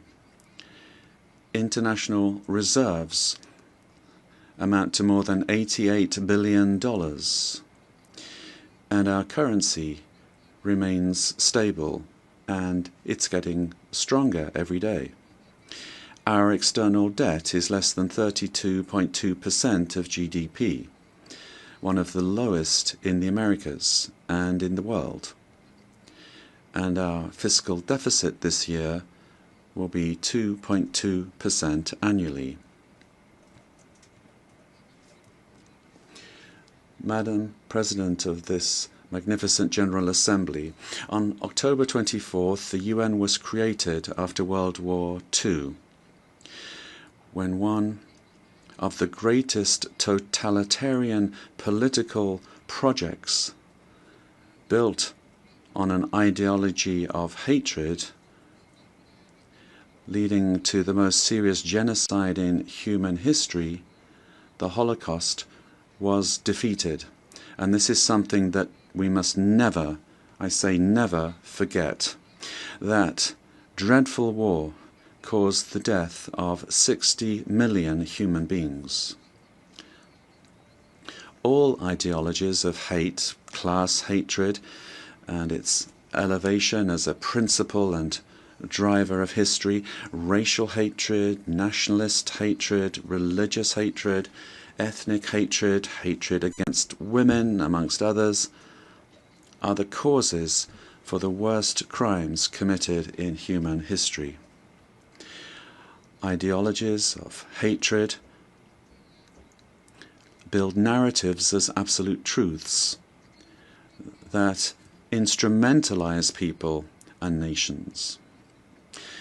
The political constitution of my homeland, Peru, affirms that the defense of the individual and their dignity is the supreme goal of society and of the state. Peru, therefore, rejects the two principal hate narratives in the world, namely class hatred and religious hatred.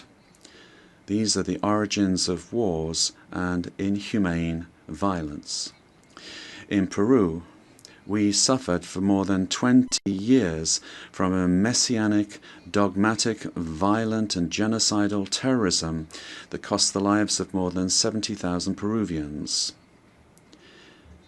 The terrorist hates elections and the citizens' right to choose and to stand for election. When they participate, they do so to destroy democracy from within. However, the narrative that they wanted to impose is a flagrant lie. The armed forces and the police, who defended the life and the freedom of Peruvians, are now accused of violating human rights. Thus, the heroes who defended life, democracy, and freedom are turned into victimizers, and the terrorists are turned into victims. In this way, the heroes who defended democracy are being persecuted in trials that drag on for decades, while the terrorists are compensated and considered victims. This is the world in reverse. The UN was a fundamental milestone in the 20th century, but in the 21st century, we must be more vigilant. It is our duty to prevent the world from plunging into new genocides and new violence.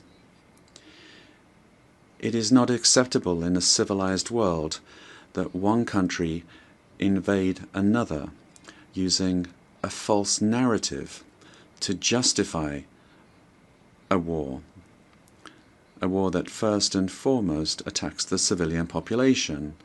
It is not acceptable to slaughter civilians, to capture hundreds of young people, women, and even children, and use them as hostages. We live under the threat of international organized crime. In Peru, international crime based on extortion uses terrorist methods such as bomb attacks to submit citizens to its will. These criminal organizations that use weapons of war have created financial mechanisms to launder blood-stained money, sending large sums back to their countries of origin. They seek to normalize this violence, which requires, in order to be defeated, recognition by the UN as terrorist organizations and new national and international legislation to stop them being a threat to the democratic system and to the development of peoples. It is also imperative that we act against drug trafficking and illegal mining that destroys the environment, pollutes rivers, and condemns peoples and individuals to slavery.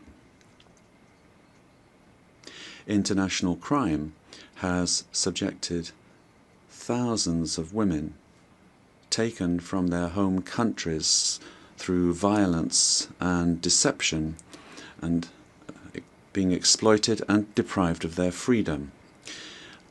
Ladies and gentlemen, we are living through times that recall the darkest chapters of our modern history, and Peru is convinced that the world does not need less UN, but more and a better UN, one that is in tune with the times.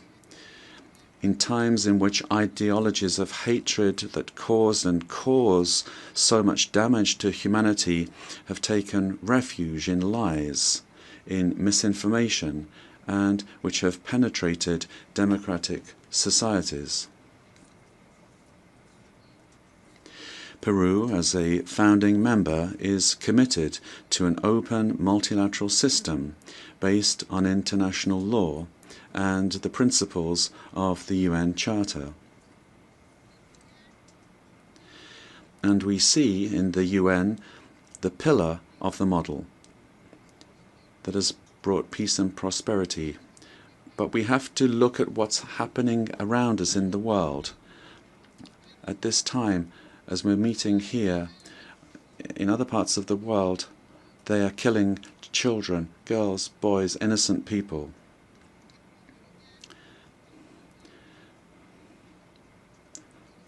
Prosperity will only come if we are united and work together. And we have to adapt to new threats. Each of our countries has the duty to make their contribution towards finding solutions to the problems that we all face together. And my country is striving to do this. But the interconnection of our societies and economies means that it is only through international cooperation that we can resolve the crises which we face. If we do not reform the United Nations, our common home, to restore representativeness and effectiveness to its action, then we run the very serious risk of seeing one of the most precious instruments that the international community has for world stability disappearing. For this reason, Peru supports the work of the UN 80 initiative, launched by the Secretary-General, placing particular emphasis on the need to refocus the organization on its fundamental functions, bringing it closer to the needs of peoples, and at the same time making it more efficient.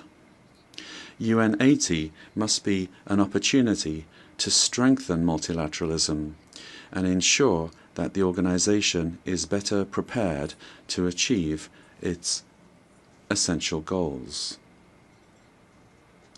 This reform can only truly become fully effective if it is complemented by a transformation in UN governance that prevents institutional stalemates when it comes to decision-making, while ensuring its suitability. Ladies and gentlemen, In Peru, our government is working to meet its commitments, both to our citizens as well as to the international community, facing the threat of organized crime resulting from the collapse of tyrannical governments that led to migration to other countries. This is true of our country. From day one, my government has fought to restore governance in the country and to defeat polarization and violence. In Peru, there is full separation of powers, the rule of law, respect for freedom, and human rights. My government is the most stable of the last 5 years, during which 5 presidents have succeeded one another. We are fighting for citizen security, facing crime that takes advantage of the rise in the price of gold and drug trafficking. We have achieved positive, verifiable results in these areas. We are working to strengthen human capital. We are fighting child malnutrition and anemia. And we are building schools and hospitals throughout the country, which has not been done in recent years. The priority is children, women, and the Peruvian family. We are modernizing the country's infrastructure, ports, airports, roads, bridges, designing an economy that is better connected to the world, as well as a firm policy for fighting corruption. Our goal is to guarantee free and impartial elections, defeating the attempt of a violent minority that seeks their failure. Ladies and gentlemen, the United Nations organization has always been present in the modern history of my country, particularly in its most difficult moments. Similarly to what is happening elsewhere in the world, and despite our efforts, Peru today finds its democratic institutions and the rule of law under attack by the polarization of politics, the cause and consequence of the return of extremist violence. We suffer from the scourge of transnational organized terrorist crime, which causes deaths, attacks, insecurity, and drug trafficking that destroys the social fabric. We face the threat of climate change that is destroying our Amazon, causing the melting of our glaciers, and putting our biodiversity at risk. We promote inclusive and sustainable growth in a context of opposing powers. But none of these problems is merely national, but global. This is why we need the United Nations to once again be a forum for dialogue and cooperation. I wish to recall the legacy of Ambassador Javier Pérez de Cuellar, who managed to do relevant work in the organization despite the Cold War. With that example in mind, and in view of our region's adherence to the purposes of the Charter, and in order to ensure better representation, we believe it is time for the next Secretary General to come from Latin America. Ladies and gentlemen, Peru is committed to ensuring that this General Assembly this year is not a mere commemoration, but the reaffirmation of our commitment to collective action that will revitalize the United Nations as a tool that supports peace, and global unity, as well as development. We must stand firm in the truth in the face of narratives that try to conceal it, pervert it, or openly lie in order to hide agendas that do not correspond to our time, much less to the destiny of humanity. For this reason, it is essential that we strengthen truth against narratives that are based on hatred, the lie repeated that seeks to impose itself and only leads to destruction. But despite all of these obstacles, truth will find a way, and truth will set us free. Peace and unity for Peru and for the world, for all those on the planet. Ama Yulia Kuspa, buscando el desarrollo de. Let us seek the development of our peoples, presidents of the world. Together, let us work together without hating one another. Let us work for the development of our peoples. Yes to life, no to violence, and no to war. Thank you very much.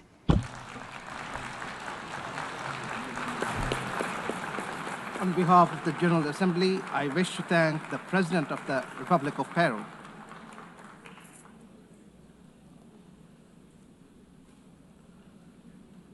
The Assembly will hear an address by His Majesty King Abdullah II Ibn al-Hussein, King of the Hashemite Kingdom of Jordan. I request protocol to escort His Majesty and invite him to address the Assembly.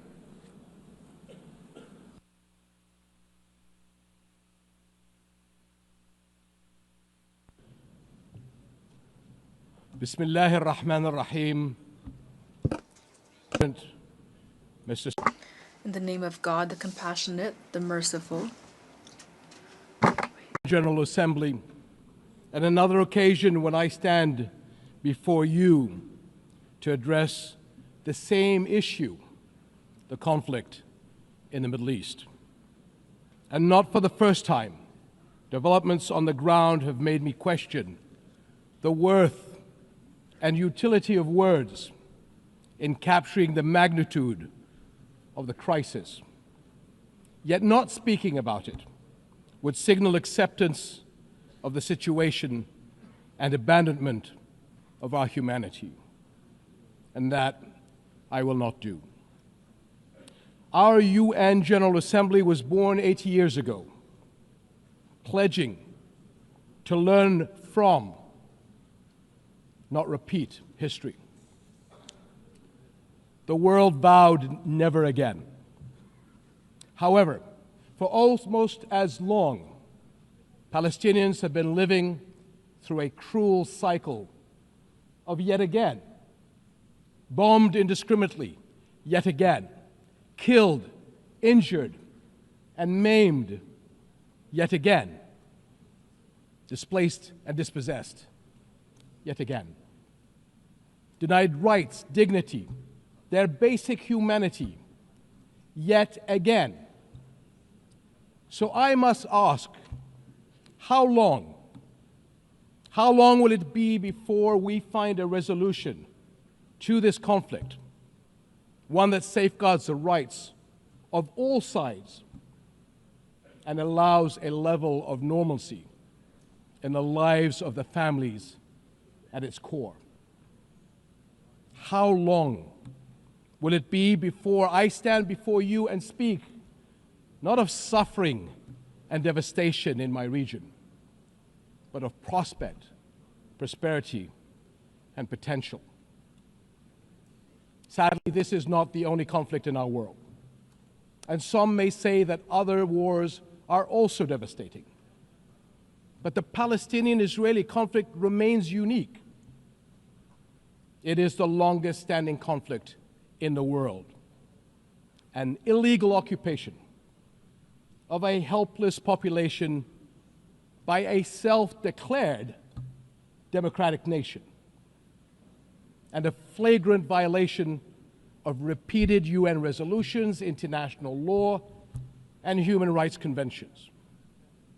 A failure that should have elicited outrage and action, especially from major democracies. Instead, it has been met with decades of inertia. My friends, the war in Gaza marks one of the darkest moments in this institution's history. But although it is today's horror, the injustice stretches back decades. The Palestinian-Israeli conflict has been on the UN agenda throughout its 8 decades of existence. How long will we be satisfied with condemnation after condemnation without concrete action? When it comes to the Palestinian-Israeli conflict, it seems that what unfolds in the halls of power is theory. The struggles and suffering on the ground is reality. For decades, we have seen several attempts to achieve a solution by interim agreements and temporary stopgaps, none that delivered on the end game. In fact, many would argue these processes served as a distraction as Israel grabbed more land, expanded illegal settlements, demolished homes, and displaced entire neighborhoods. Muslim and Christian holy sites in Jerusalem have been vandalized and desecrated by those under government protection. And throughout all these years, Israeli families too have not been able to live in true security because military action cannot bring the safety they need. Nowhere is that more evident than in Gaza. More than 60,000 Palestinians killed, 50,000 children injured or killed, miles of burnt out rubble, neighborhoods, hospitals, schools, farms, even mosques and churches in ruins, widespread starvation. And what we are seeing is only a glimpse, because never in our modern history has the lenses of international media been obstructed like this from capturing the reality on the ground. Almost 2 years in, and the cruelty of this military campaign continues unabated. Furthermore, the current Israeli government's provocative calls for a so-called Greater Israel can only be realized through the blatant violation of the sovereignty and territorial integrity of its neighbors. And there is nothing great about that. I can't help but wonder if a similar outrageous call were made by an Arab leader, would it be met with the same global apathy? The international community must stop entertaining the illusion that this government is a willing partner for peace. Far from it. Its actions on the ground are dismantling the very foundations on which peace could stand, and intentionally burying the very idea of a Palestinian state. It has shown how little it respects the sovereignty of other countries, as we have seen in flagrant violations in Lebanon, Iran, Syria, Tunisia, and most recently, Qatar. And its hostile rhetoric calling for the targeting of Al-Aqsa Mosque will incite a religious war that would reach far beyond the region and lead to an all-out clash that no nation would be able to escape. How long before we hold all nations to the same standards? How long before we recognize the Palestinians as people who aspire to the same things you and I do? and we act on that recognition. How long before we recognize that statehood is not something Palestinians need to earn? It is not a reward. It is an indisputable right.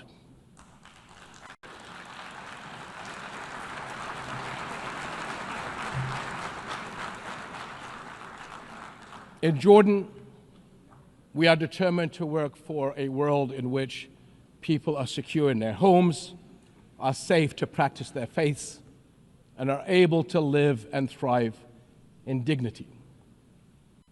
As custodians of Muslim and Christian holy sites in Jerusalem, we safeguard these holy places against actions that violate the city's legal and historical status quo. Compromising the delicate balance in the holy city will turn it into a tinderbox that ignites global conflict. And Jordan is serving as the main base for international humanitarian response in Gaza, working by all possible means to provide critical supplies of aid and food. And we appreciate our regional and international partners. I'm also immensely proud of the many Jordanians, including men and women of Jordan Armed Forces, who are at the heart of this effort. Ground convoys, aircraft crews, doctors, nurses, and mobile medical staff who work even under fire to provide relief. These and countless others carry forward Jordan's deep heritage of compassion and generosity to a people in grave need. My friends, amid such darkness, there is a glimmer on the horizon. We are seeing more nations stepping up on behalf of a permanent ceasefire in Gaza, one that ensures the release of all hostages, unhindered humanitarian aid, and support for the Palestinian people as they rebuild. We all know that force is no foundation for security. It is a prelude for greater violence. Repeated wars are teaching generations of Israelis and Palestinians that their only recourse is the gun. Security will only come when Palestine and Israel begin to coexist. Seems I have the same problem as President Trump. Begin to coexist side by side. This is the two-state solution, in line with international law and UN resolutions. An independent and viable Palestinian state with East Jerusalem as its capital, alongside a secure Israel living in peace with its neighbors. For almost a quarter of a century, this has been the promise of the Arab Peace Initiative, in which Arab and Muslim partners around the globe extended their hand. My friends, for the past 2 years, we have finally seen the world's conscience stirring in the courage of ordinary people from every walk of life and every corner of the globe, raising their voices as one and declaring, "It has been too long."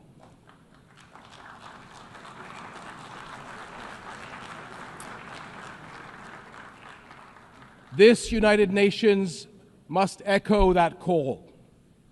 It has been too long, and it must act on that call until peace is a reality.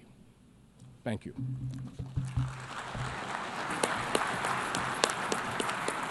On behalf of the Assembly, I wish to thank the King of the Hashemite Kingdom of Jordan. The Assembly will hear an address by His Excellency Lee Jae-myung, President of the Republic of Korea, I request Protocol to escort His Excellency and invite him to address the Assembly.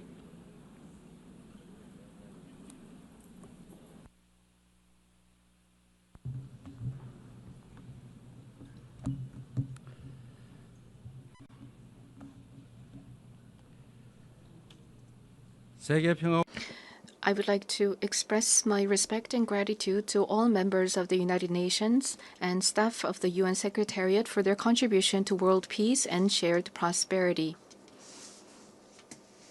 I extend my sincere congratulations to Her Excellency Annalena Baerbock on assuming the presidency of the 18th session of the UN General Assembly.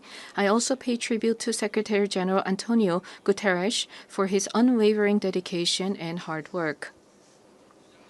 I hope the 18th session of the UN General Assembly will achieve even more meaningful results under their outstanding leadership. Madam President, Mr. Secretary, and distinguished delegates, this year is a meaningful year marking the 80th anniversary of the founding of the United Nations. The past 80 years of the UN has been a valuable journey of protecting the dignity and values of humanity and at seeking a path forward for future generations. If someone asks what the UN has achieved, I would confidently reply, look at the 80-year history of the Republic of Korea. It is no exaggeration to say that the Republic of Korea's history, dotted with challenges and responses, is the history of the United Nations, which has constantly confronted enormous challenges facing humanity. Liberated from colonial rule the very year that the United Nations was founded, the Republic of Korea emerged from the scars of division and ashes of war through UN assistance, maintaining national identity while achieving industrialization and blooming into a democracy. Therefore, the Republic of Korea in itself is a country that has proven the value of the UN's existence. Whenever the Republic of Korea revived the hopes of lives as precious as the weight of the universe amidst horrific wars and disasters, the UN flag fluttered at the center of that intense solidarity. The United Nations has strived to provide equal rights and opportunities to everyone without discrimination, and has provided education and vaccines to make children's lives blossom.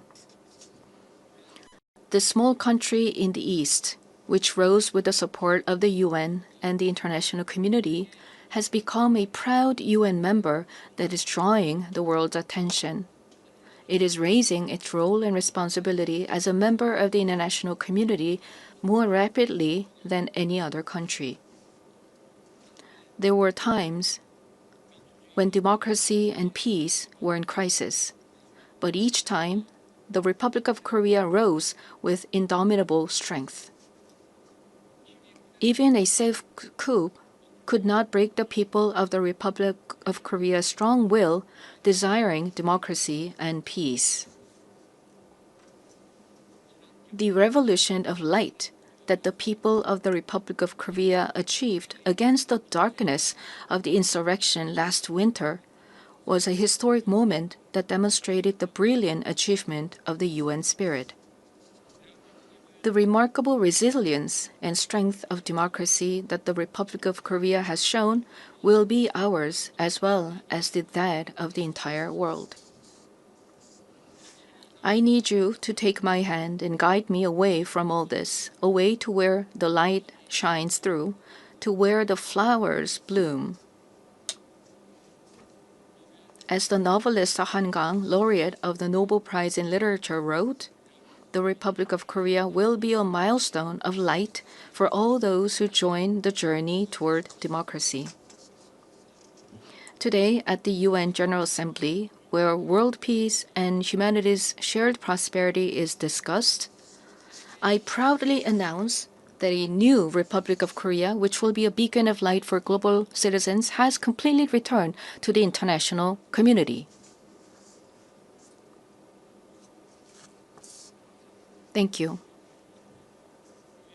The Republic of Korea, which has grown thanks to the support and assistance of the UN, will not hesitate to take on the role of a leading nation, generously sharing its experience and history of restoring democracy. Despite ceaseless efforts from all corners of the world, the international community's determination and aspiration to maintain international peace and security 80 years ago still remains an unfinished task for everyone. 280 million people are still in a state of extreme hunger. Armed conflicts around the world, including in Ukraine and the Middle East, as well as the climate crisis, which has already become a real problem, threaten the survival of humanity. The answer lies in the wisdom of the pioneers who founded the United Nations, as well as the path that the people of the Republic of Korea demonstrated. There is only one way: more democracy. The people-centered government of the Republic of Korea, through the power of collective intelligence, is ceaselessly attempting innovations, seeking better alternatives in democracy. The way to solve common challenges facing the international community is no different. When all the countries experiencing the same problems gather here at the United Nations and continue multilateral cooperation, putting their heads together, we will all be able to move toward a bright future of peace and prosperity. I look forward to the UN 80 initiative presented by the Secretary General, taking root as a vision that achieves UN's evolution and advancement in line with the demands of our time. I also hope the UN Security Council can increase the number of seats of non-permanent members, reflecting changes in the international environment, and enhance its effectiveness and representation. As a member of the UN Security Council for the term 2024 to 2025, the Republic of Korea is making efforts so that the UN Security Council can respond proactively to threats to the international peace and security. Madam President, Mr. Secretary General, and distinguished delegates, the Republic of Korea, having restored democracy, dreams of a better future. The Republic of Korea will fulfill its responsibility as a responsible global power that steadfastly upholds the values of freedom, human rights, inclusiveness, and solidarity championed by the United Nations. We will further develop our institutions and cultures so that everyone residing in the Republic of Korea, both nationals and foreigners, can be respected as an equal member of society in all fields of life. The Republic of Korea will strengthen and lead cooperation with the international community while realizing the value of respect for human rights. In a time of crisis where immediate survival is urgent, words like solidarity, coexistence, and cooperation may feel somewhat distant. However, humanity has always dreamed of hopes as high as its deep despair, and has achieved the progress we see today through a passion for a better tomorrow. The more difficult the times are, the more we must return to the basic spirit of the UN, which is trust in universal values of humankind. Just as the determination to not pass down the devastation of wars led to the founding of the UN and has prevented conflicts and preserved peace, we today must cooperate more, trust more, and join hands more firmly in order to build a better future, a better world for future generations. Democratic Korea will lead the way in multilateral cooperation toward a sustainable future. Peace is a value that is more important than anything else. In the Republic of Korea, as well as elsewhere in the world, peace is the basic foundation for democracy and economic development. The disputes and conflicts we are currently facing, vividly show how easily the ideals of human dignity and sustainable development can crumble without peace. Today, the Republic of Korea is fulfilling its responsibility as a key contributor to the United Nations peacekeeping and peacebuilding activities. Our brave soldiers, who have steadfastly defended the Republic of Korea, a divided nation, are helping to pave the way towards sustainable peace led by the UN. Threats to peace are not only physical elements. In an era where artificial intelligence technology is critical to security capabilities and cyber attacks threaten national security, we must confront not only visible enemies, but also invisible enemies. If we passively let ourselves be dragged along by the changes of the AI era, we will meet a dystopia of deepening polarization and inequality, unable to shake off the dark shadows of human rights abuses caused by the misuse of technology. However, if we proactively respond to these changes, we can use the high productivity as a driving force to build a foundation for innovation and prosperity, and create a useful base for strengthening direct democracy. I hope the open debate that I will preside over as UN Security Council President tomorrow will significantly contribute to the international community's efforts to promote the responsible use of AI. Furthermore, we intend to share our vision for the future of AI through the APEC AI initiative at the APEC Economic Leaders Meeting, which will be held in Gyeongju, Korea next month. We will strive to ensure that the vision of AI for all, where advances in cutting-edge technology contribute to the universal values of humanity, becomes a new normal for the international community. AI-driven technological innovations will be an important new tool for solving global challenges like the climate crisis. Over the past 80 years, the United Nations has paved the way for sustainable development and spearheaded efforts to address climate crisis threatening the survival of humanity.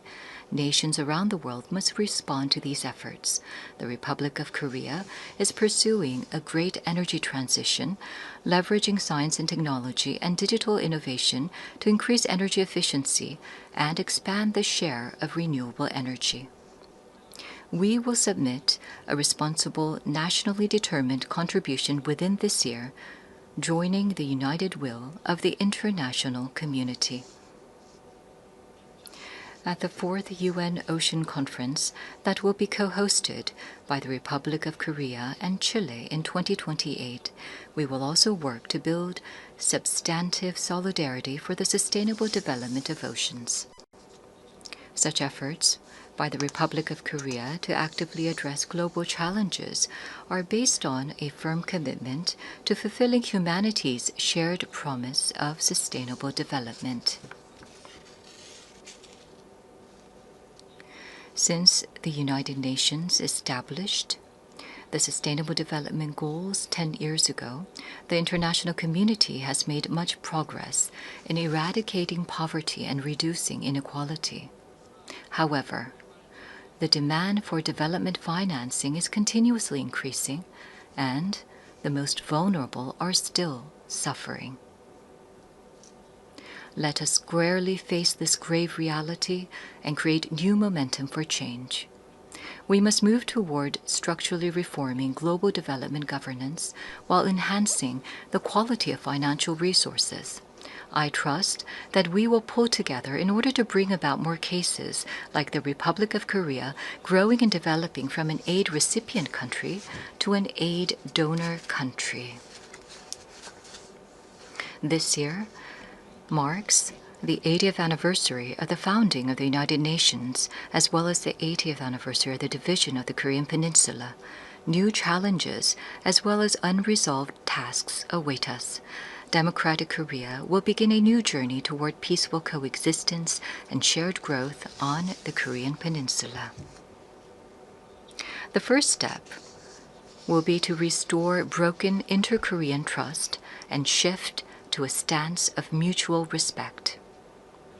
The government of the Republic of Korea clearly reaffirms that it respects the North's current system, that it will not pursue any form of unification by absorption, and that it has no intention of engaging in hostile acts.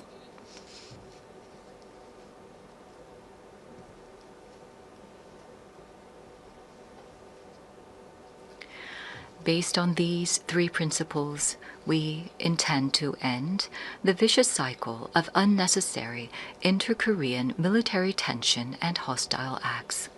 That is a reason why we have proactively taken measures, including halting the launch of leaflets and suspending broadcasts toward the North. Going forward, the government of the Republic of Korea will consistently seek a path to reduce military tensions and restore inter-Korean trust. The most certain peace is a state where there is no need to fight. Through comprehensive dialogue centered on exchange, normalization, and denuclearization, in other words, END, we must end the era of hostility and confrontation on the Korean Peninsula and usher in a new era of peaceful coexistence and shared growth. The fact that exchanges and cooperation are a shortcut to peace is a timeless lesson demonstrated by the history of fraught inter-Korean relations. By gradually expanding inter-Korean exchanges and cooperation, we will pave the way for sustainable peace on the Korean Peninsula. It is crucial for both the ROK and the DPRK, as well as the international community, to work together to establish peace on the Korean Peninsula. While striving to advance inter-Korean relations, we will provide our active support and cooperation for efforts to normalize relations with the international community, including between the United States and the DPRK. Denuclearization is undoubtedly a grave task, but it is time to seek realistic and rational solutions based on a cool-headed perception that denuclearization cannot be achieved in the short term.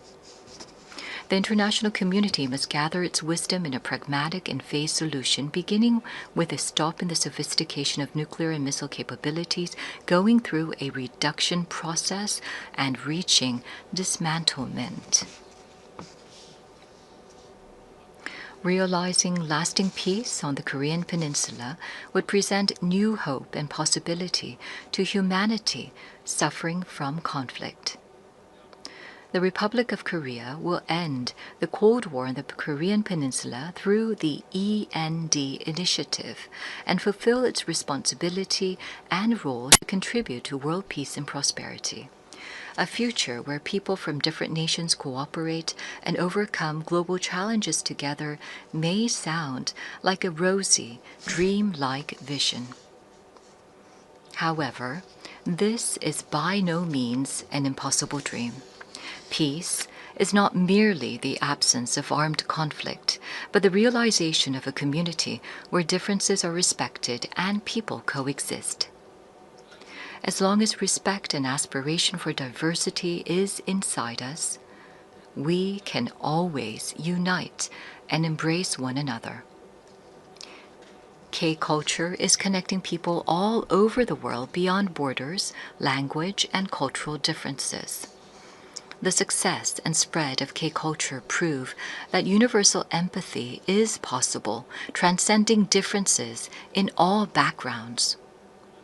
Gathering the energy of solidarity, coexistence, and consideration, the Republic of Korea, having ushered in a new diplomatic republic, is ready to move toward a sustainable future and a new page in human history. Though a difficult journey is expected, humanity has been able to grow and come this far by not giving up on challenges, even in the face of adversity. As the people of the Republic of Korea raised colorful cheering sticks in the face of a crisis in democracy, I call on the international community and the United Nations to lift the lantern of hope that will light the future of humanity.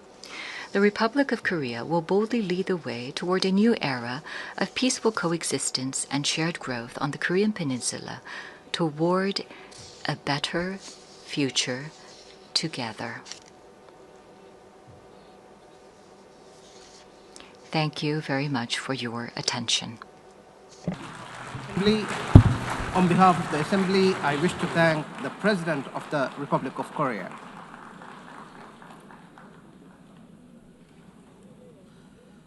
The Assembly will hear an address by His Highness Sheikh Tamim bin Hamad Al Thani, Amir of the State of Qatar. I request protocol to escort His Highness and invite him to address the Assembly.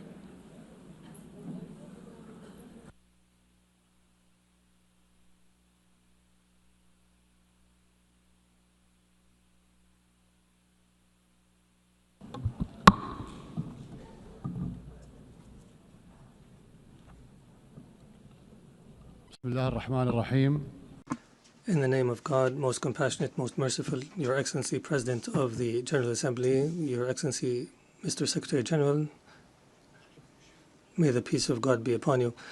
The United Nations has been established 8 decades ago on the basis of principles that humanity has reached after 2 world wars.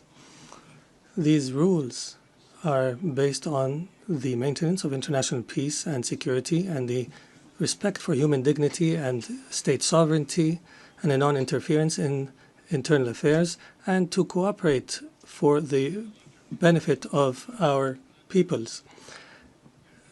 This means if we allow violations to continue, it means allowing the rule of the jungle, where perpetrators and violators enjoy benefits just because they can.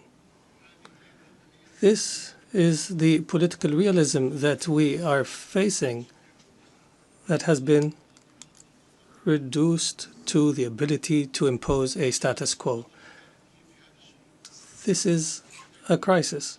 Such conduct finds that violators consider that tolerating them is a weakness. What must prioritize the discussion in the international community now is how to restore collective security as per the UN Charter, and how to restore the legitimacy of the international system. Your Excellencies, as you know, Doha on the 9th of September has suffered a treacherous attack that targeted the negotiating delegation of Hamas in a residential neighborhood that includes schools and diplomatic missions. As a result of this attack, 6 martyrs have fallen, including a Qatari national who serves in the internal security forces, and 18 people have been injured. This aggression was a violation against our sovereignty and a blatant violation that is unjustified of international law. But the whole world was shocked because of the circumstances of this heinous act, which we have classified as state terrorism. Unlike the claim of the Prime Minister of Israel, this attack is not a legitimate right to follow perpetrators of terrorism. It is an act of a diplomacy that is dedicated to political assassinations, and it undermines any diplomatic efforts aimed at ending the genocide against the people in Gaza. It is also an attempt to kill politicians who are members of a delegation that engages in negotiations with Israel while they were studying an American proposal. As you know, Qatar hosts, as a mediator during the negotiations, hosts delegations of Hamas and Israel. Qatari mediation has, in fact, achieved, in cooperation with Egypt and the USA, the release of hostages. And the last agreement was negated by Israel unilaterally. preventing an ability to reach a permanent ceasefire and the release of all hostages and the withdrawal of the occupying forces from the Gaza Strip and the humanitarian access and the release of Palestinian prisoners. They visit our country and plot to attack it. They negotiate with delegations and plot to assassinate the members of the negotiation teams.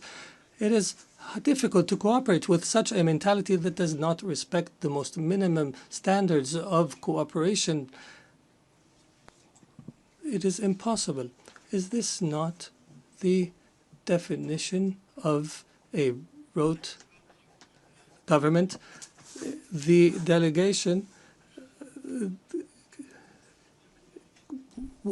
they consider negotiations a continuation of war in other means and a way to delude the Israeli public opinion. If the release of Israeli hostages is the end of war, the government of Israel is abandoning the notion of releasing the hostages. Their goal is to destroy Gaza so that it is unlivable and where no one can study or receive treatment. In other words, end the viability of the Gaza Strip to displace its population. Therefore, the Israeli leader wants to continue war. He believes in what is called Greater Israel. He believes that war is an opportunity to expand settlements and to change the status quo in the holy sites, in Al-Quds al-Sharif. He also plots for attacks in the West Bank and expansion. This imposition is the goal of this war. This treacherous attack against the sovereignty of a Gulf state thousands of miles away has confirmed that the Israeli Prime Minister, who takes pride in changing the face of the Middle East, reveals an manifestation of Israel's ability to intervene wherever, however it desires.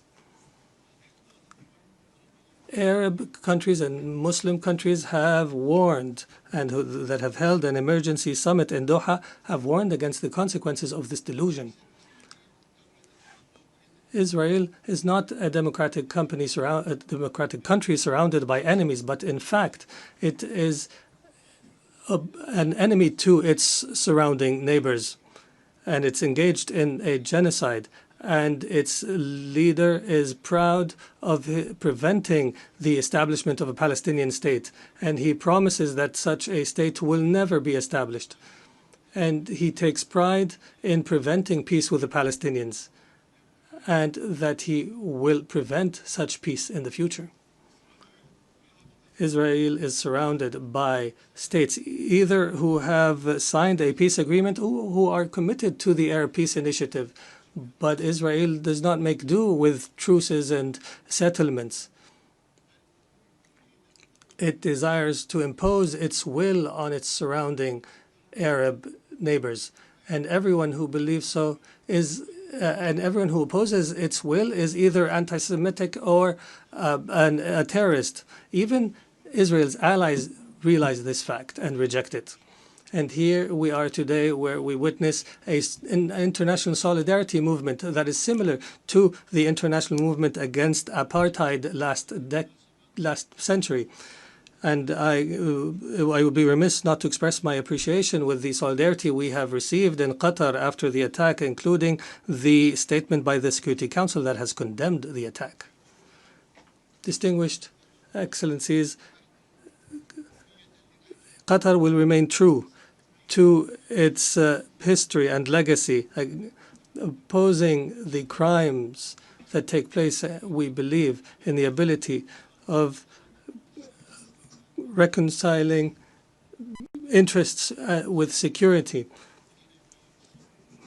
We will continue to speak truth, and we will engage in diplomacy when our enemies find it easier to use weapons. We have engaged to mediate an end to the war and allow for humanitarian access and release hostages, and we have faced disinformation campaigns. However, these campaigns will not deter us. We will continue our efforts in cooperation and partnership with Egypt and the United States of America. We are firmly convinced that peace can only be achieved in our region through a firm position from the Security Council, from accepting and tolerating the occupation's crimes,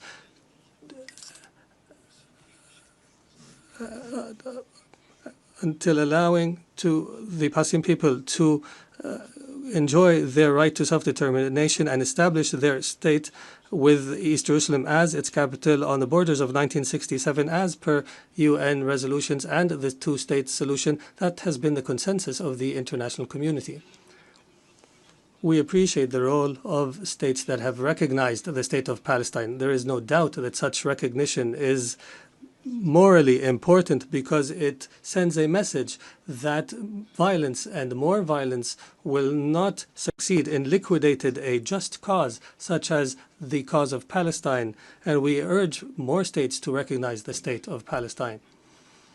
We believe that instability knows no border and that humanity's destiny is intertwined. Therefore, Qatar has continued its diplomatic efforts to contribute to the settlement of other crises, such as in Ukraine and wars in Africa. And our persistence have continued with partners in Africa in order to draft peace agreements. Most importantly was the signing of a declaration of principles in Doha between the DRC and the Congo River Alliance in March. Our efforts support the leadership of the U.S. to achieve a peace agreement in the east of the country, and Qatar will continue to engage as an international partner in order to achieve the peaceful settlement of conflicts and to seize opportunities to establish global peace. Your Excellencies, some states in our region still suffer the lack of security and stability. However, there is hope through some positive developments. In our dear Syria, since the end of last year, is going through a new phase that we hope will be a path towards achieving the aspirations of the Syrian people towards stability, development, and the rule of law after the end of a dark phase of the country's history. Egypt has stood by the Syrian people throughout the previous years. I recalled and urged to support Syria from this podium, even when it seemed to fall off the international agenda. The international community is called upon to assist Syria now in order to succeed through the transition phase after decades of suffering. Our experience in other Arab countries has taught us that building state institutions and establishing relations between a state and others is based on equality, and internal stability on the basis of respect for diversity are paramount issues at this stage. Qatar will not spare an effort to provide the necessary support to our brothers and sisters in Syria, and we have no doubt that the Syrians will be able to overcome this phase and to reject sectarianism in all its forms, and that they will reject external interference, especially the Israeli attempts to divide Syria and the conduct of Israel that is as though all areas south of Damascus are areas of Israeli influence. The Middle East has also witnessed positive developments through the election of President Ahmed Joseph Aoun in Lebanon and the appointment of Mr. Nawaf Salam as a prime minister, which is a step towards stability in the country. Qatar will continue to support Lebanon government and people and institutions, and will continue to support the Lebanese army We emphasize the need to implement Security Council Resolution 1701 and the withdrawal of Israeli forces from the areas it occupied during the last war, and to end Israeli interference in internal Lebanese affairs. For Sudan, the people in Sudan continue to suffer an unprecedented humanitarian crisis because of the continued violence. We call once again on all parties to prioritize the national interest and to engage in a comprehensive dialogue that leads to a permanent peace and that preserves the unity of Sudan and its territorial integrity and independence, and that achieves development and stability. We declare our support for all international efforts that aim to achieve this goal.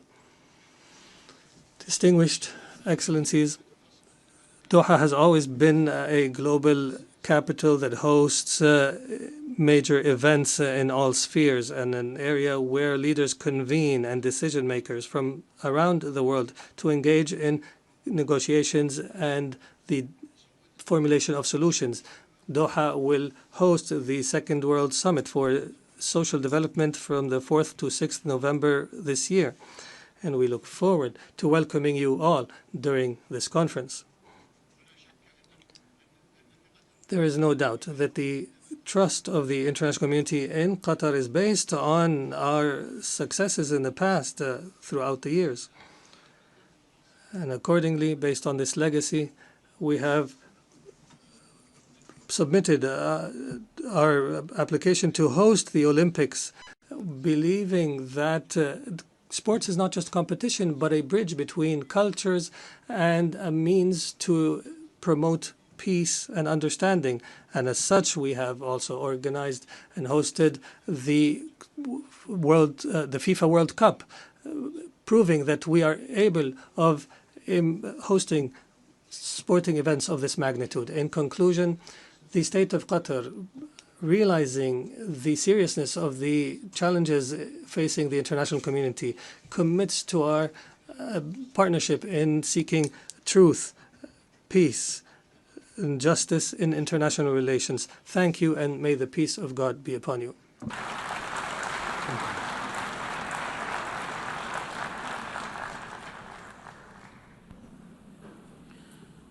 On behalf of the Assembly, I wish to thank the Emir of the State of Qatar.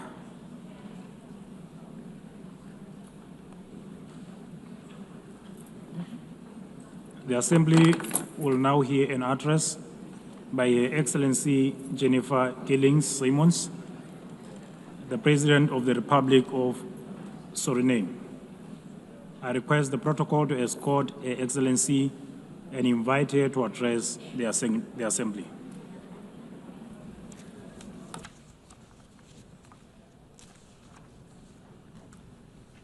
Good morning. Madam President, we are here to commemorate in this special moment in history as we celebrate the United Nations 80th anniversary. And this 80th anniversary of the General Assembly coincides with the 50th anniversary of the independence of the Republic of Suriname and our membership of this organization. On behalf of the government and the people of the Republic of Suriname, I express sincere congratulations to the international community on this occasion. It is clear that a journey that spans over 80 years cannot be and has not been without challenges. The United Nations played, in some instances, an important role in ending colonial rule, worked on advancing human rights, and often provided hope and a future to the most vulnerable in our global community. This is also the organization that provided a voice to the global community and worked to establish a balanced world order aimed at adopting a framework for sustainable development agenda and contribute significantly to advancing human rights, more specifically the rights of women and children. The organization promoted education for all and universal access to health care. In some instances, the peaceful resolution of conflicts was achieved, preventing misery and saving human lives. Madam President, on the other hand, we must admit that the UN at other times regrettably has been unsuccessful in avoiding conflicts, wars, and violations of human rights. As we look at the world today, we see that in Europe, war has returned. Elsewhere, wars are displacing millions, killing many, and threatening global security and peace. In other countries and regions, for instance, in the Middle East, we have witnessed unspeakable terror at the hands of terrorist organizations. The UN was not able to prevent that.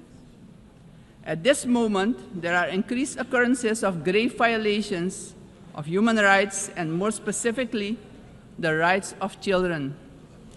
For example, in Gaza, it is unbearable to even think about their suffering.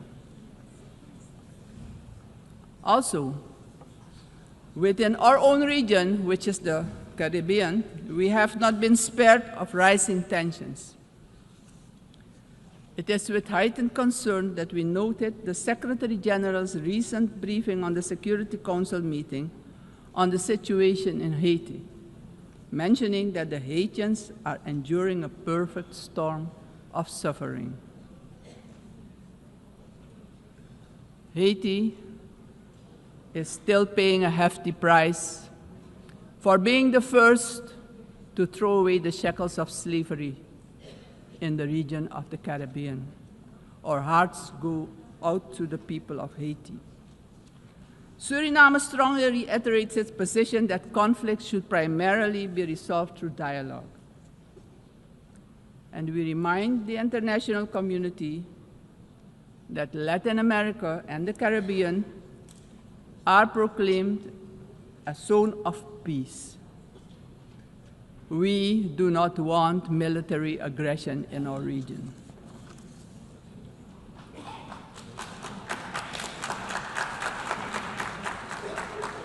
Madam President, this is the moment, on the 80th anniversary, we should reflect and ponder on the next 80 years. What do we have to change and what needs to be done differently? We all must underscore and repeat it ceaselessly today that the United Nations will only be successful if all nations, without exception, adhere to the resolutions we adopt.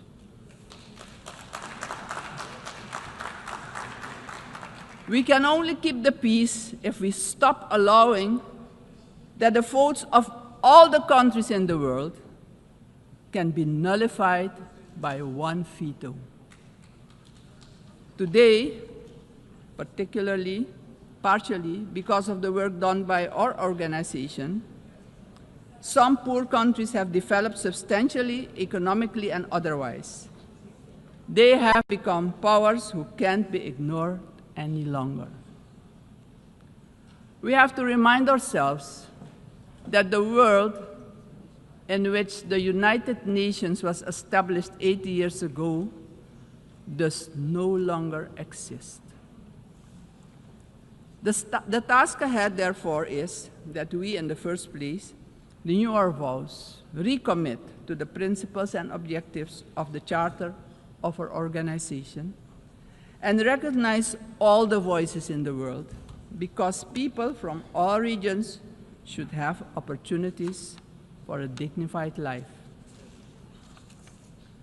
Furthermore, the UN should adjust to the world we currently live in.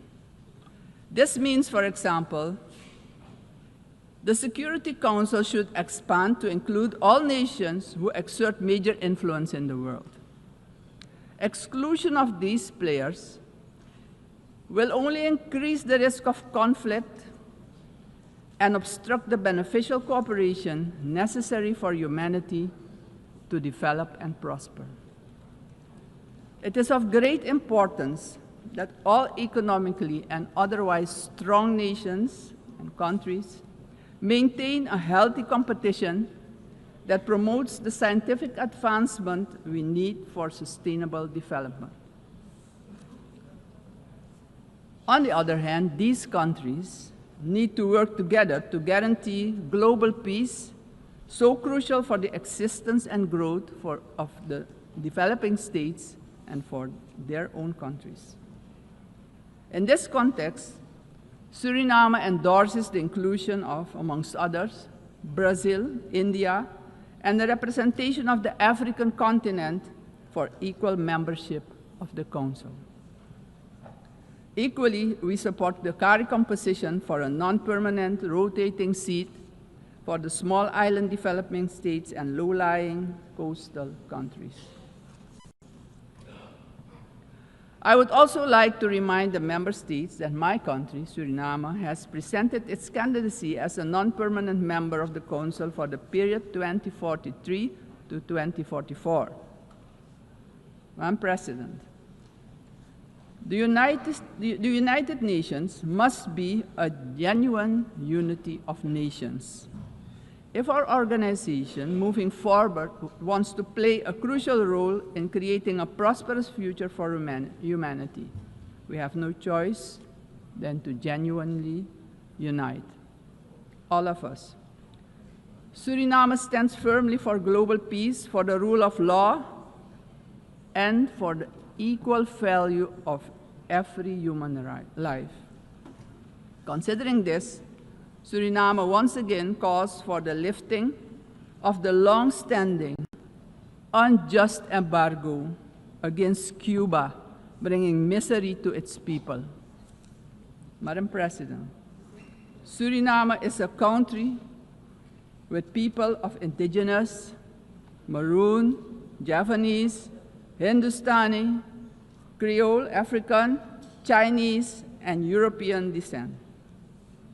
We all live together in a mosaic of cultures and faiths.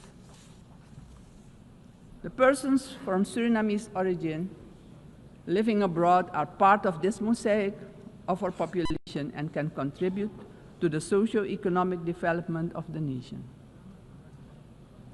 We consider this diversity a great asset. Actually, Suriname does not have diversity. Suriname is diversity, and we keep working together to protect and grow our national unity for our own well-being and as an example of harmony in this often divided world.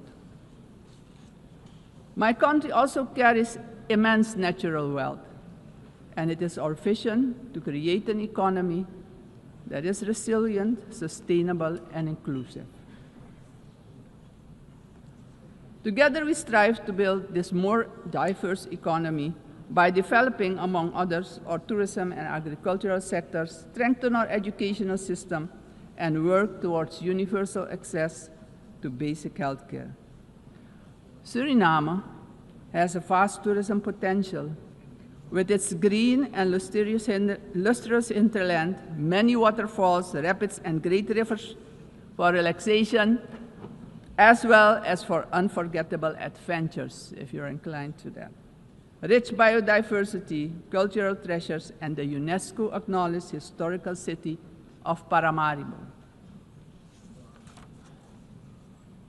Through cooperation in the agriculture sector with our neighbors, we aim at improving food security within Suriname and the Caribbean community. My government views energy security as a strategic priority for national development, regional stability, and economic resilience. With an investment of more than $10 billion for the development of our offshore oil and gas, the country is getting a new beginning, a new start that will contribute significantly to our economic growth. However, we know oil and gas revenues should not be the sole fundament of our economic development. Hence, we need investments in relevant sectors in our country. We are steadily advancing our energy transition. While we already source about 50% of our energy needs through hydropower, we are moving toward natural gas and other forms of renewable energy as part of our long-term vision, because we know climate change is a fact. Madam President, I firmly believe that education is the foundation upon which every prosperous society is built. We are committed to invest in our education system, our teachers, our children and youth. The future of any country depends on the talent and skills of its people. My country reaffirms strongly its commitment to upholding the rights of indigenous and tribal communities, ensuring that their livelihoods, tradition, knowledge systems are respected and preserved, and the acknowledgement of their collective land rights. Strengthening our institutions is high on our agenda. Suriname has worked tirelessly on the prevention of diseases, and despite challenges, we have achieved results that we as a country can be proud of. As of June 30, 2025, Suriname has officially been declared malaria-free by the World Health Organization after 30 years of continuous fight against this disease, the first in the Amazon region to receive such a recognition. We're aware of the responsibility to remain vigilant as government as well as a community to ensure that these gains are sustained. Suriname's example showcases that we too can surely make a valuable contribution in combating infectious diseases. Madam President, the Caribbean community is expanding its outreach. And in this light, Suriname also welcomes the recently concluded Second Africa CARICOM Summit held in the Republic of Ethiopia. This, Madam President, honors the historic, cultural, and human bonds between the regions of the Caribbean and Africa. Suriname also acknowledges the CARICOM 10-point plan for reparatory justice, which has our full and strong endorsement. Slavery was a crime, is a crime against humanity, and we're talking about reparations, yes. We will furthermore continue to contribute with CARICOM, aiming at enhancing the organization's geopolitical influence. Despite our commitment as a country to the Paris Agreement 10 years ago, we see that the climate crisis is worsening. It's worse than we feared. Our countries have least contributed to climate change and carbon emissions, but are hit the hardest by its effects, directly impacting the livelihood and economic growth of our peoples. Suriname calls for the urgent attention of the international community to address the detrimental impact of climate change facing the small island developing states and countries with low-lying coastal areas. Our forests stand strong.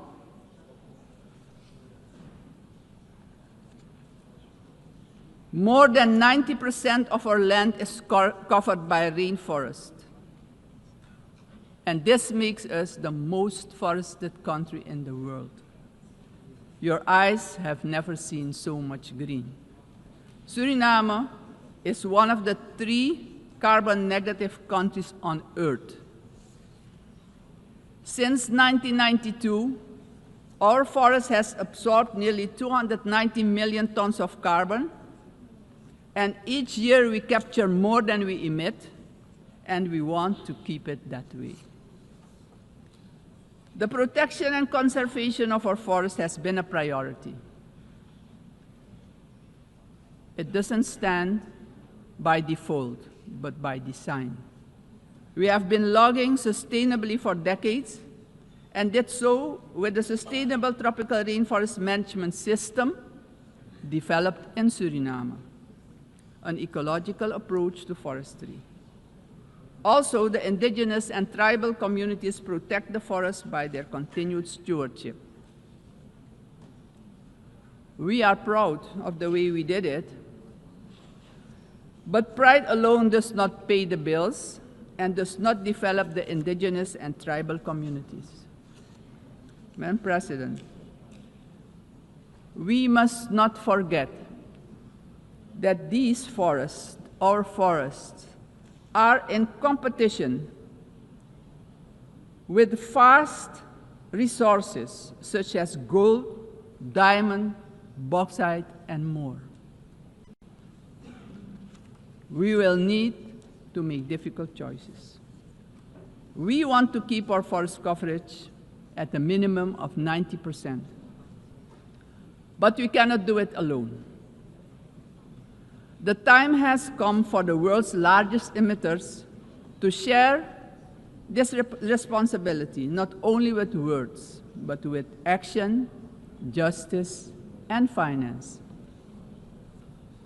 Suriname strongly calls for global action, predictable climate finance for high forested, low deforestation countries, fair recognition of real carbon removals, and direct support for the communities who live in and protect these forests. Suriname, Madam President, therefore endorses the initiative of the COP30 presidency to launch the Tropical Forest Forever facility and calls upon the international community to contribute to its success. Suriname, as mentioned previously, takes pride in being an example of peaceful coexistence, having different cultures, religions, and the traditions to live together in respect and solidarity. This is our gift to the world. The second gift, because we also have a forest that is delivering services to the whole world. This gift proves that harmony can prevail.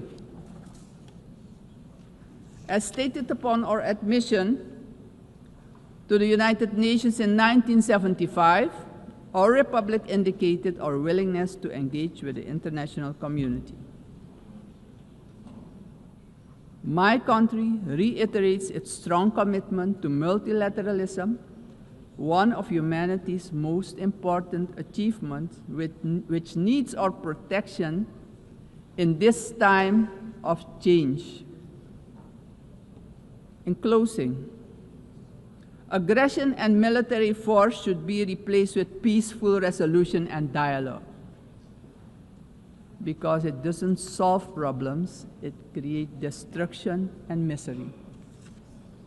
As a matter of urgency, I call on every member state to keep the peace, protect the planet and all human rights. Suriname has shown the world that living sustainably together is possible. We are really better together. Thank you, Grand Tanye, and may God be with you.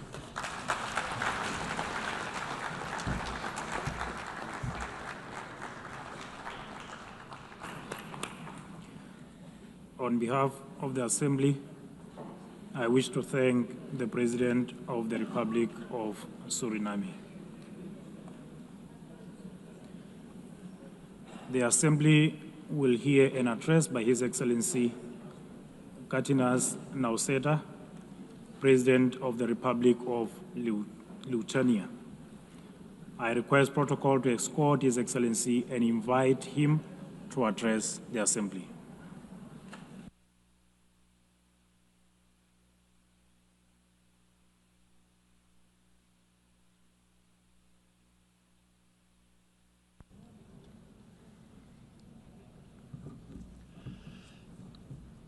Dear Mr. Chairman Excellencies, ladies and gentlemen, 80 years ago, humanity, emerging from the Second World War, embarked on a long road towards peace. Building on the solid foundation of the rules-based international order, our forefathers created the United Nations and its institutional system. This system was never perfect. Many nations, Lithuania included, had to struggle for decades, seeking freedom, independence, and sovereignty. Many people suffered war, famine, and premature death. And yet, it was the best international order that we have ever. The United Nations system embodied the great hope that nourishes the human soul and guides our actions for the universal good. Together we succeeded in condemning war and conquest, at least in theory, if not always in practice. To this day, even the worst aggressors feel ashamed to openly conquer, destroy, and enslave. Instead, they talk about special military operations and the need to protect those who frankly do not want to be protected. This shame is a significant achievement of our time. To the extent that current international norms limit the behavior of offenders, they help countless people to survive, escape torture, or even prosper. Thus, it is an ever-growing concern to witness these same norms being subjected to increasingly open and brutal attacks. Our international order is being slowly eroded by the irresponsible actions of those who should know better. The world is turning into a much more dangerous place. We have seen this before. We cannot ignore the striking parallels between the present day and the events of 1938, a time when the world chose appeasement over international law and diplomacy over deterrence, culminating in the infamous Munich Pact. That was a short-sighted attempt to satisfy a dangerous revisionist aggressor by giving away the territory of a sovereign nation. It proved to be a complete failure. The Munich Pact not only emboldened the Nazi regime, but also opened the door for Soviet expansion. Soon after, the secret protocols of the Molotov-Ribbentrop Pact carved Europe into spheres of influence and sealed the fate of many independent states. As Europe descended into another great war, Lithuania and the other Baltic states were illegally occupied, annexed, and brutalized. After regaining the independence 35 years ago, Lithuania feels a duty to guard the bitter memory of past mistakes. Never again will we place our hopes in appeasement. Never again will we stand aside. Never again shall Pandora's box be opened. In 1938, it was Czechoslovakia that was abandoned. Today, we cannot abandon Ukraine alone. The war in Ukraine is well into its 4th year. The international community has not done enough to stop aggressor. This is a quest that goes far beyond the usual lines that keep different nations apart. What matters is not the distinction between large and small, or between global North and global South nations, but the basic principles of the UN Charter, which guarantee peace and security across the globe. If one UN member is attacked with impunity year after year by a permanent member of the Security Council, What does that mean for the rest of us? When power replaces law and fear silences the truth, the foundations of the global order begin to crack. And then nobody can feel safe anymore. Ladies and gentlemen, the effects of Russia's war against Ukraine are being felt across the world. This war has sparked crises in energy, migration, and food security, while also deepening global poverty, hunger, environmental damage, and climate change. It all began with the illegal occupation of Crimea in 2014 and escalated into a full-scale invasion marked by systematic war crimes. The targeted destruction of civilian infrastructure, indiscriminate missile attacks, and the forced deportation of thousands of Ukrainian children are not isolated abuses. These are calculated efforts to erase Ukraine's identity and undermine its sovereignty and territorial integrity, all in open defiance of the United Nations Charter. Let me be clear, Lithuania will never recognize Russia's illegal occupation and annexation of Ukrainian lands. Ukraine's borders are not up for negotiation. Attempts to redraw them by force are unacceptable. The United Nations Charter is not a menu to pick from. It is a binding foundation of international order.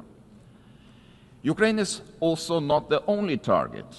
Russia continues to occupy two Georgian regions, destabilizes Moldova, and uses proxies and mercenaries to spread instability across the Sahel, the Middle East, and beyond. These are not isolated episodes.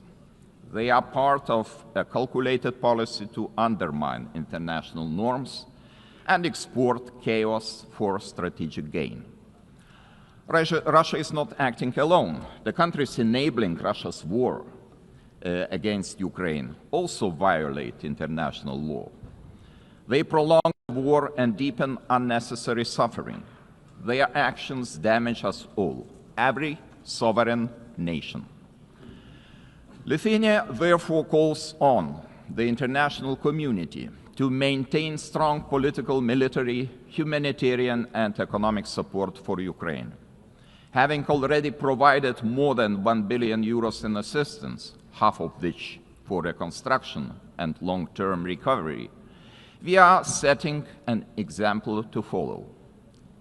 It is equally vital that the international community stop buying Russia's energy resources. Without all that oil and gas money, Moscow's war machine would finally stop. If history is any indicator, Russia will never stop using energy for its geopolitical goals. Wherever Russian energy resources flow, corruption, blackmail, and sabotage will follow. Let me remind you, this is a country that understands only the language of force.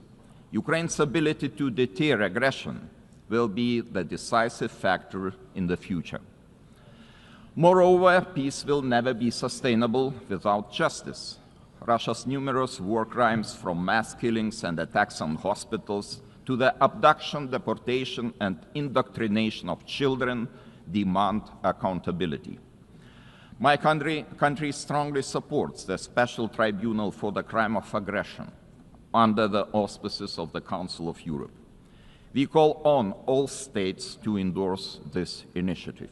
Accountability must have real consequences, legal, political, and financial.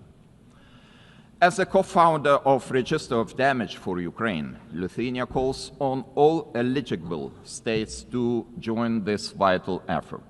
Russia's frozen assets must eventually be used to help Ukraine defend itself and rebuild. I also cannot stress strongly enough that the return of all deported Ukrainian children and illegally detained civilians must be a global priority. We urge all states and institutions to strengthen international efforts and to ensure their safe homecoming. Ladies and gentlemen, as crucial as Russia's war of aggression against Ukraine is, it is only part of the broader global upheaval. Lithuania watches the current situation in the Middle East with deep concern. We join the international community in calling for the full and immediate implementation of the ceasefire in the Gaza Strip. To prevent starvation, humanitarian aid must be allowed to reach those in need without obstruction. At the same time, the unconditional release of all remaining Israeli hostages remains a crucial step towards ending hostilities. Lithuania is firmly committed to a just and lasting peace in the Middle East. We condemn all the actions that undermine this goal.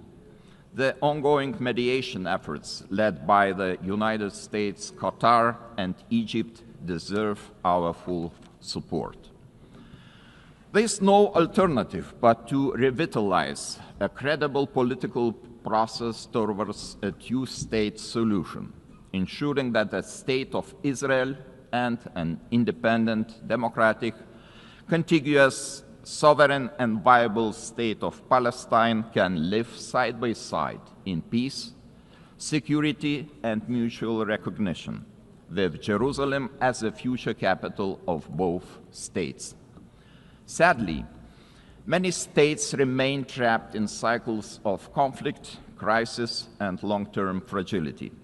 It is our shared responsibility to support those in need as destabilization spreads far and wide across international borders, regions, and continents.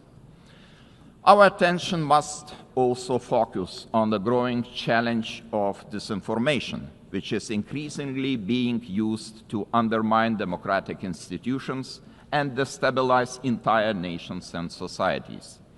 Lithuania calls on all members of the international community to defend truth as the supreme value and to fight attempts to rewrite history. Historical memory must be preserved. Ladies and gentlemen, as we face high global uncertainty, one choice remains entirely clear. Either we will repeat the mistakes of history, or we will find the resolve to defend the core principles of the United Nations. Today, Lithuania chooses to act. We call on the international community to respond to today's challenges with unity and determination. We call on the United Nations to return to its founding purpose, to prevent the scourge of war, to protect human dignity, and to uphold the rights of nations large and small. Together, we must ensure that no permanent seat on the Security Council grants any state permanent impunity. We must support those who defend the very principles of the UN Charter. In this spirit, I welcome the Secretary General's UNAT reform agenda, a timely blueprint for adapting this institution to the realities of today's world. His call for a more inclusive, effective, and accountable United Nations deserves our broad support. Lithuania stands firmly behind these efforts to reimagine multilateralism. We call on all states to strengthen our collective ability to act across all three pillars: peace and security, human rights, and development. Our message must be simple and straightforward. Aggression cannot win, and the principles of the UN Charter must prevail. Let us rise to the demands of this moment. Thank you very much.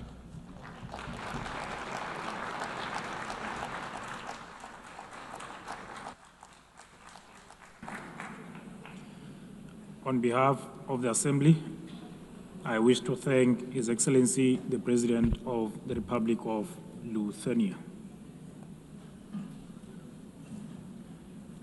The Assembly will hear an address by His Excellency Marcelo Rebelo da Sousa, the President of the Portuguese Republic.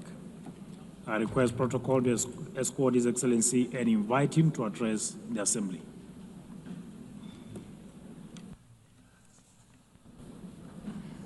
Mr. Chairman, Excellencies, symbolic moment this one for United Nations, the celebration of 80 years, and for us, Portuguese, 70 years of membership. The time of judgment, of compromise, of renewal, multilateral ambition. Portugal is today what always aspired to be, an open country to the world, listening, dialoguing, building bridges, deeply multilateralist and guided by the Charter of United Nations.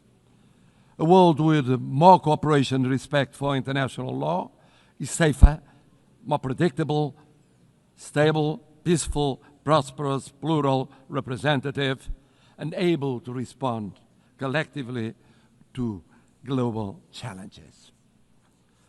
70 years ago, we were living still in dictatorship. And we found in this community the space to rediscover the real values and contributing to global solutions. And even now, in the changed world, fragmented, polarized, unpredictable, this community is a key community to defend basic principles of a coexistence between nations, cultures, civilizations. And it is with this coherence and the sense of responsibility, with the conscience of the need of contributing, acting, and deciding, guided by values and principles, that will be candidates to the Security Council in 27-28, a decision we formalized in 2013. Excellencies, let me pay tribute to the former President of the General Assembly for his support to the adoption of the Pact for the Future. Let me congratulate the present President of this session, wishing the success in her term. But I would very specifically, and in Portuguese this time, say a word about the remarkable work of the Secretary-General António Guterres. O seu humanismo. His humanism, devotion to international law, the reforms he has championed. 2017, que inclui agora, now including UN 80 and the Pact for the Future, are testaments to his work and will be his legacy. É orgulho para mim, having a Portuguese as Secretary-General of the United Nations, ter português como Secretário-Geral das Nações Unidas.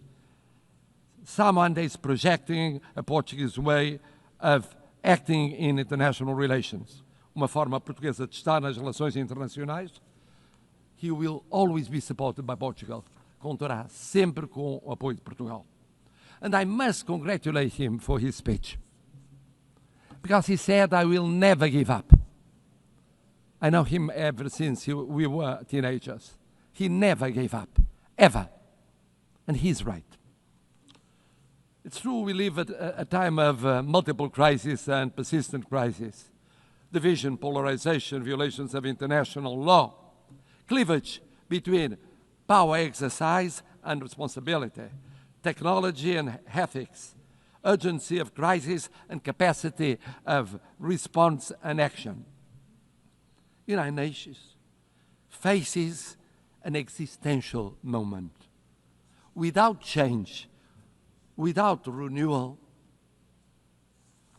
the United Nations will be marginalized, and we could be left to the law of force.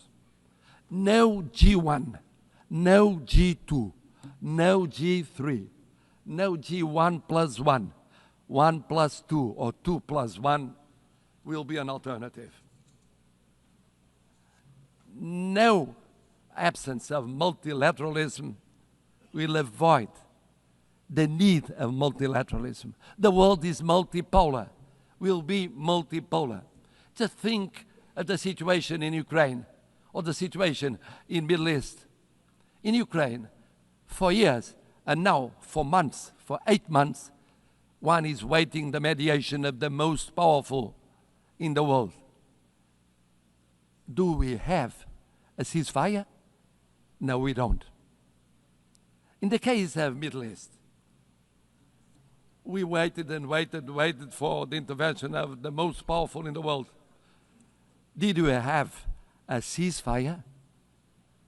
Without the multipolar, multilateral intervention of so many countries, here in New York, with the recognition of the existence of the state of Palestine, some Europeans, others non-Europeans, we won't change soon. This means we need United Nations, we need multilateralism, we need dialogue between countries from every continent. And the same for international law. We need international law. We need international law for the reform of United Nations. We need international law as a foundation of peace and justice. A world governed by rules is a safer and more predictable and equitable world. We need a Charter of United Nations as a common compass. Of course, we must adjust the United Nations, but we must never forget the lesson of the League of Nations. When one forgets the principles, when one abandons the principles on account of pure realpolitik, I mean the power or the powers of the moment, one forgets that no power is eternal. No personality is eternal. Empires went up and went down. We know by experience it. Colonial empires, European empires inside Europe, all kinds of empires went up and went down. We believe that in the reform of United Nations, we have 3 pillars: prevention, partnership, and protection. Preemptive action before the conflict, not just afterwards. Mediation, preventive diplomacy, intervention of the Secretary General and of the PBC, avoiding destruction and institution collapse, building peace, fighting against the deep causes of violence, promoting resilient and peaceful societies. But development, peace building without development, preventive action without development, doesn't work. We co-presided, together with an African partner, Burundi, the preparation of the 4th conference on financing of development. Ideas, dialogue, determination, results. Without sustainable development, no lasting peace is possible. Never forget to implement the 2030 agenda and the reform of the international financial architecture. It's a priority involving the digital, the space, the artificial intelligence technologies as force for peace, not tools for domination. Bridging the digital and technological divides as central to build resilient societies.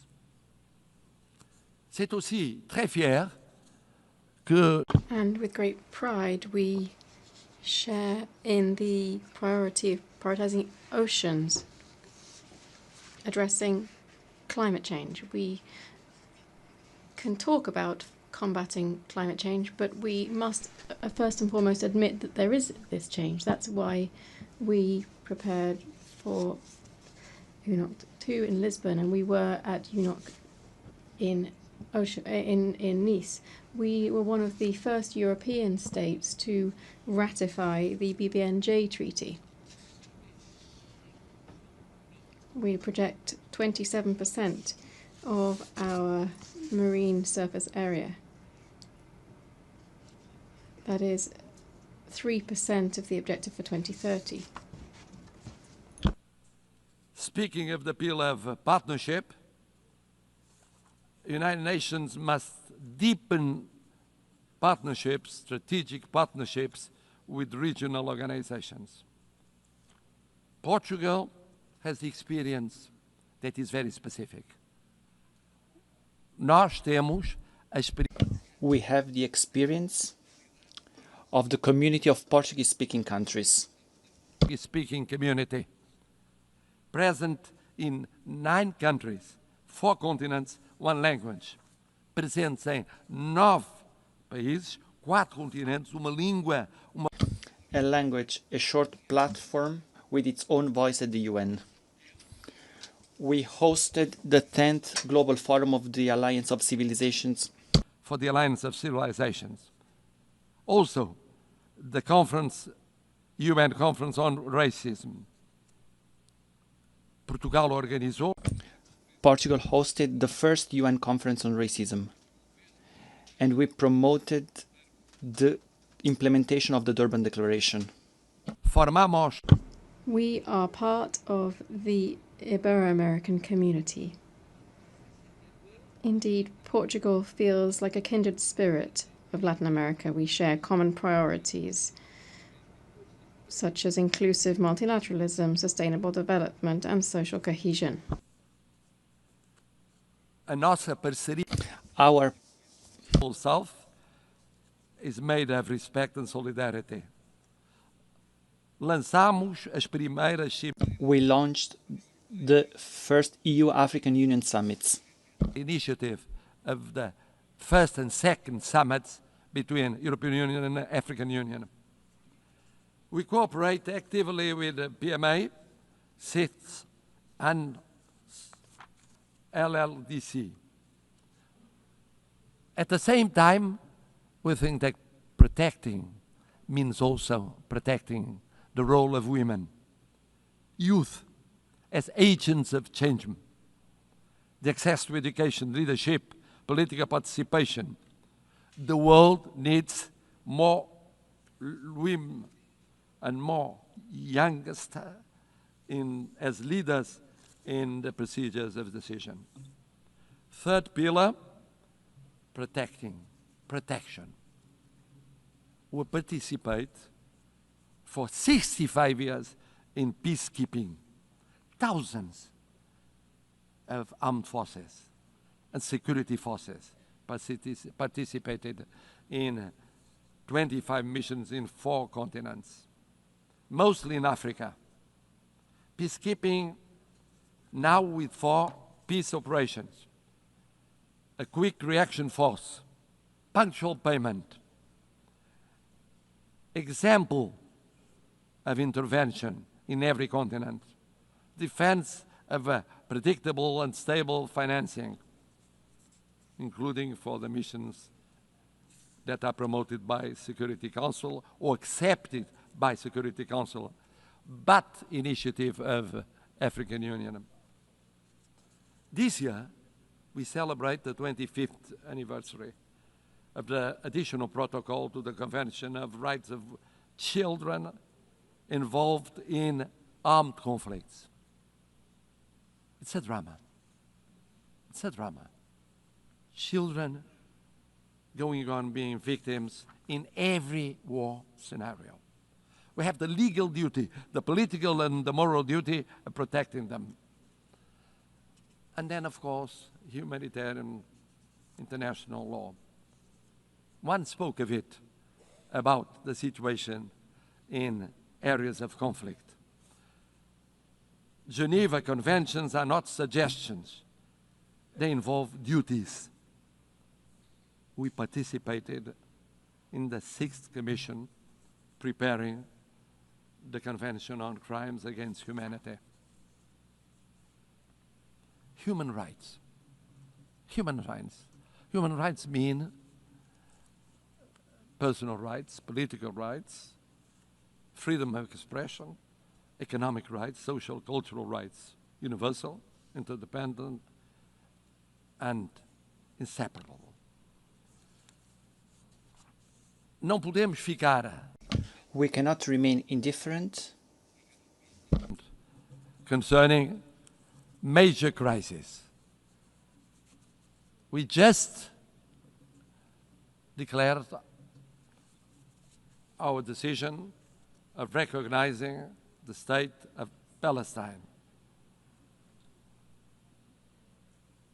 In the Middle East, now we think that the following step is creating conditions for a ceasefire, immediately releasing the hostages, humanitarian assistance, but also creating political, economic, and social conditions to strengthen the solution of 2 sovereign states, rebuilding economies and societies, giving an opportunity to peace, to the daily life of Israelis and Palestinians, so that they can live, not die.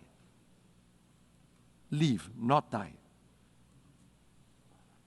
In Ukraine, sovereignty, independence, and integrity with global total ceasefire, immediate and unconditional, first step for a fair peace, respecting international law and respecting the Charter of the United Nations. In Sudan, intervening to react much more quickly to perhaps the greatest humanitarian catastrophe in Africa.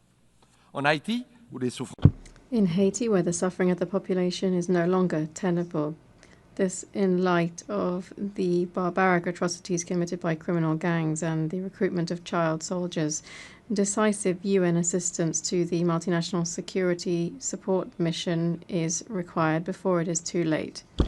Excellencies, at a time when we are witnessing the largest number of armed conflicts since the creation of the United Nations, Portugal is ready to take on greater responsibilities and represent a global voice in the Security Council, bringing the experience of almost lessons learned in recent decades and proximity to all the states here represented, without discrimination. And for that, our vision for the Security Council will act to prevent and creating partnership and protection, and with the reform of the Security Council to make it more representative and effective, to reflect the geopolitics of the 21st century and doesn't remain stuck in 1945, with representation of the African continent, with seats represented, and recognition of major emerging powers such as Brazil and India, with more transparent, a council that is more plural and consistent with the content and the spirit of the Charter. A Security Council which in 2024 met frequently since 1989. But it met frequently with less resolutions adopted and the highest number of vetoes casted. It's unacceptable that the use of veto continues to paralyze essential decisions. It is therefore unacceptable in the face of human suffering. The Charter is clear. A party to a conflict shall not be the judge of its own case. Portugal supports the ACT Group's code of conduct, measures to restrict the use of veto, and all initiatives that strengthen transparency and accountability within the Council. A last word. Portugal is presenting itself to the Security Council without hidden agendas, but rather with an agenda aligned with the values and objectives of the UN. with humility, but with confidence, contributing to a council that is more effective, representative, and close to those who expect protection from it. We are a predictable country, a bridge builder, a reliable partner, an uncompromising defender of the UN Charter.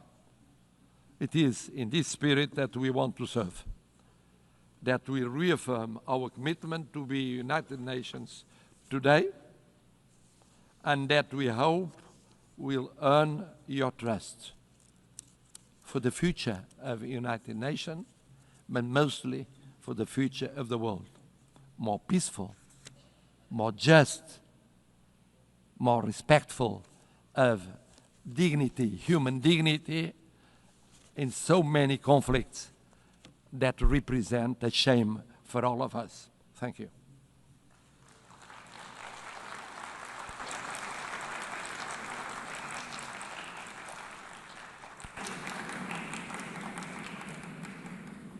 On behalf of the Assembly, I wish to thank His Excellency, the President of the Portuguese Republic.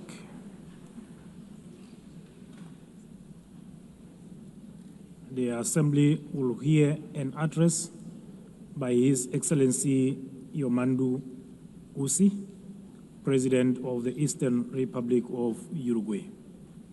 I request protocol to escort His Excellency and invite him to address the Assembly.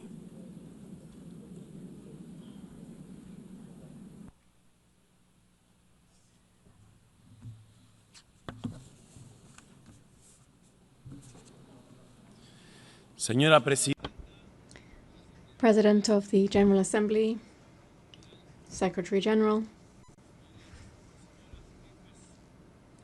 heads of state and government, representatives of international organizations, official delegations, ladies and gentlemen.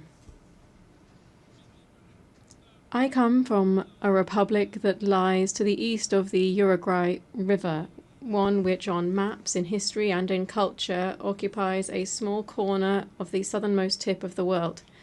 This is a country of grasslands overlooking the ocean, which stands out for the tranquility and hospitality of its people. I come from a country where it is now common practice for a president to visit neighboring countries accompanied by his predecessors from other political parties. This is a country where the handover between governing parties does not trigger an institutional crisis. On the contrary, this handover represents business as usual. I come from a country whose president can walk among the people without security, can enjoy a football match standing in the stands like any other supporter. I come from a country whose political parties, almost all of them, more than half a century old, are always willing to agree on national solutions to national emergencies. Uruguayan solutions, as we call them. In saying this, I'm trying to express how Uruguay lives its profound vocation for peace and respect every day. I live in a country, of course, that does not stand on the threshold of paradise, since we are also facing fresh challenges in child poverty, public security, and social inequality. And on these issues also, there is, generally speaking, national consensus. Our historically robust institutions and political system have allowed Uruguay to continue to stand out in the region for its high level of human development and its income distribution policies. It has allowed us to be a country with stable rules, where contracts are honored, where international commitments are respected, and where macroeconomic stability is a state policy. But this impressive record can also be seen beyond our borders, because Uruguay is recognized worldwide for its commitment to peace, its tireless pursuit of the peaceful resolution of conflicts, its unfettered respect for international law as the greatest guarantee of the sovereignty of peoples, and for being a fraternal and hospitable land for migrants from all latitudes. From that small country which breeds tolerance, dialogue, and agreement as the historical key to coexistence, and which lies on a continent free of conflict and interstate wars, we come to this assembly to join efforts to contribute to stability and peace in an increasingly tumultuous and challenging world. The growing geopolitical tension and increase in conflicts, together with the underfunding of efforts for a peaceful and rules-based global order, are posing enormous challenges on a planetary scale. A few facts suffice to illustrate this. According to the 2025 Global Peace Index, in 2023 there were 59 interstate conflicts. This is the highest number since the end of the Second World War. In 2024, global military expenditure rose by almost 10% in real terms when compared to 2023. This represents the largest annual increase since the end of the Cold War. We're talking about military expenditure of $2.7 trillion. We're not only talking about increased conflict between nations, nor of rapidly growing military expenditures to sustain this, but we're also talking about new forms of cruelty and death that wars now bear. We are well aware that since the very birth of civilization, the absence of violence or war has perhaps been nothing more than a pipe dream. But in our time, technological progress has unleashed other, much more perverse means of waging war, such as the use of military practices aimed at sowing fear, terror, and death among the civilian population. Let it be very clear. We condemn all forms of terrorism, since it constitutes, among other things, a despicable act of cowardice. There is another perspective, a current perspective, one that leads us to believe that the main objective of current wars seems to be the systematic practice of extermination.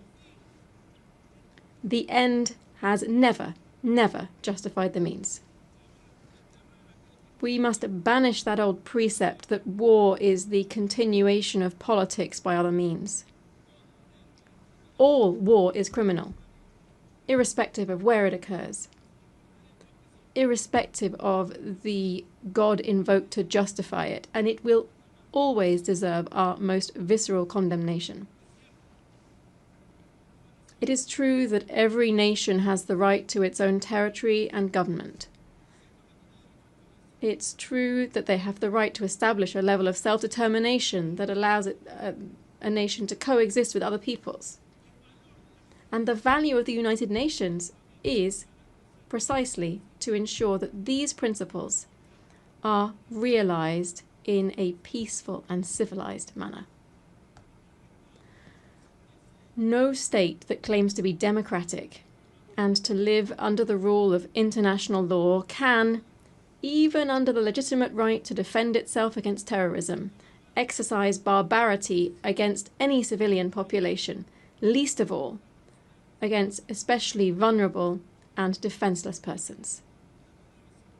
Since 1948, Uruguay has maintained a consistent and steadfast position in line with the principles of self-determination and peaceful coexistence. Our historic stances on the main global conflicts, especially that currently underway in the Middle East, are well known. In this regard, Uruguay has always maintained the position of two states, two peoples. The Uruguayan government hence takes very seriously the reports produced by the international community concerning the Palestinian territories and urges the implementation of the recommendations made by the United Nations. At the same time, we urge the immediate suspension of military operations of death. We urge the suspension of death of innocent civilians. And we request the release of the hostages.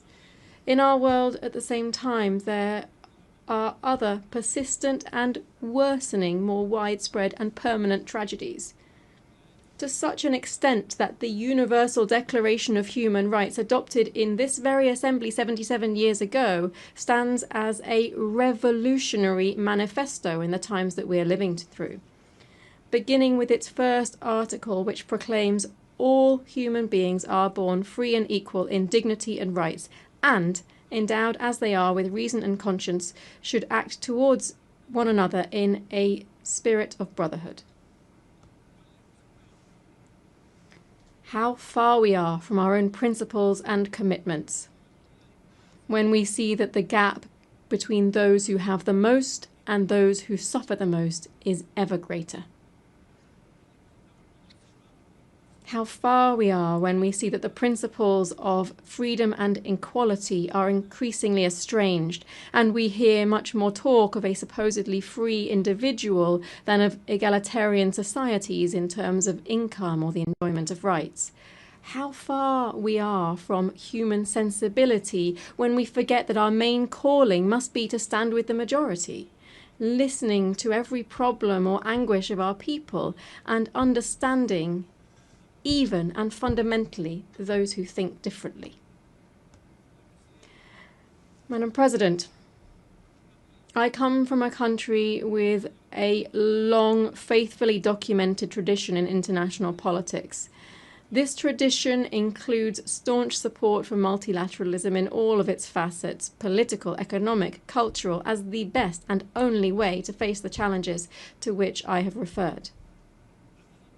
It also, of course, includes a permanent commitment to international law, a commitment to dialogue and to the building of peace as one of our greatest contributions in the context of a fragmented and polarized world.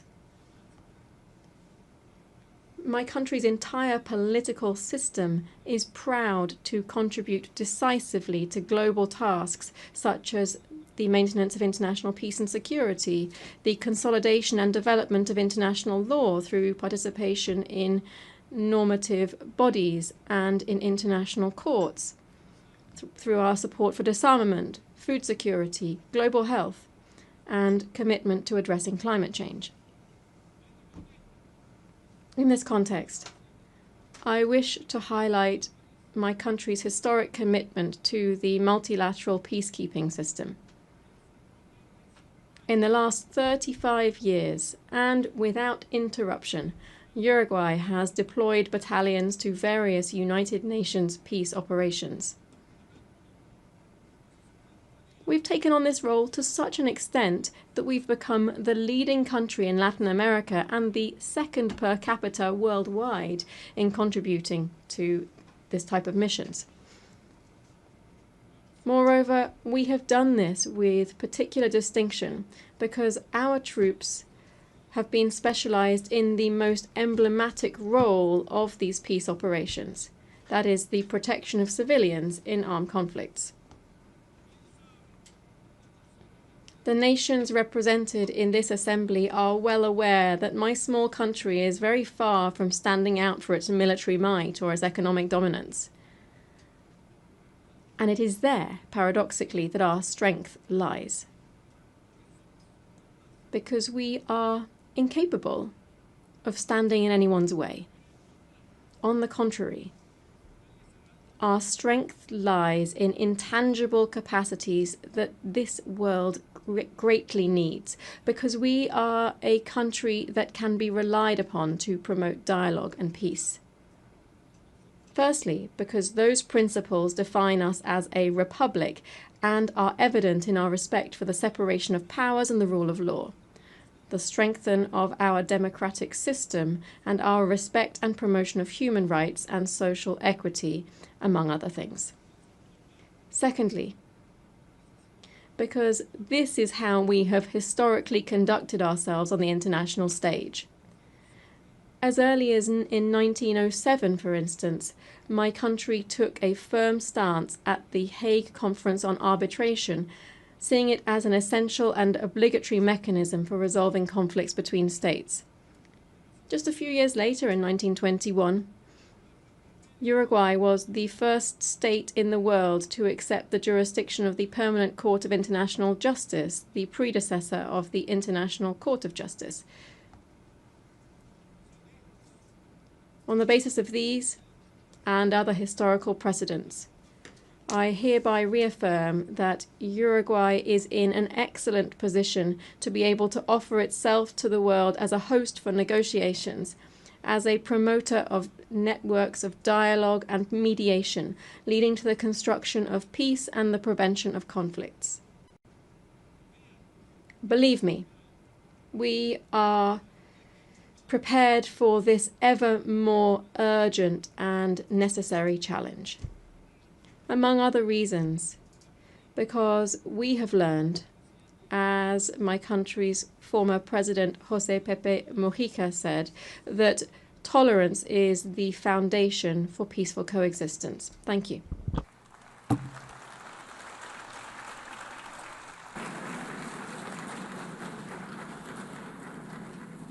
On behalf of the Assembly, I wish to thank the President of the Eastern Republic of Uruguay. The Assembly will hear an address by Her Excellency Nataša Pirc-Musar, the President of the Republic of Slovenia. I request protocol to escort Her Excellency and invite her to address the Assembly.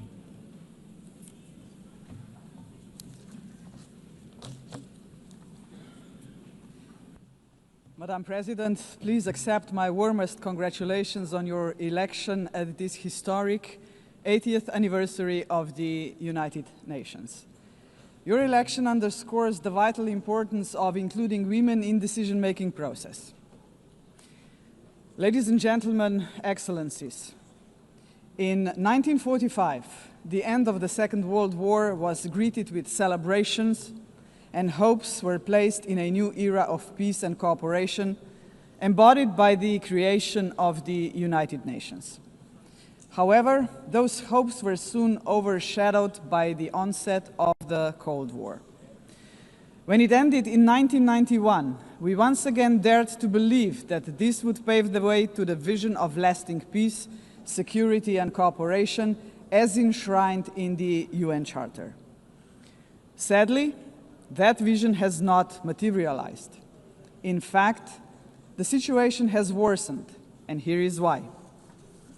Firstly, the Security Council, envisioned as the very pillar of collective security, is failing to meet the expectations of the world, if it ever has.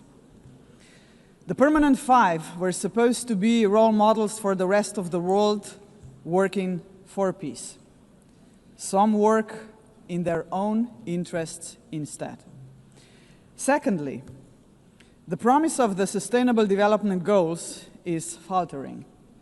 Progress is lagging, and with cuts in development assistance, millions of the world's poorest are pushed further away from the access to even the most basic services. Thirdly, international law appears to stand at the precipice of irrelevance.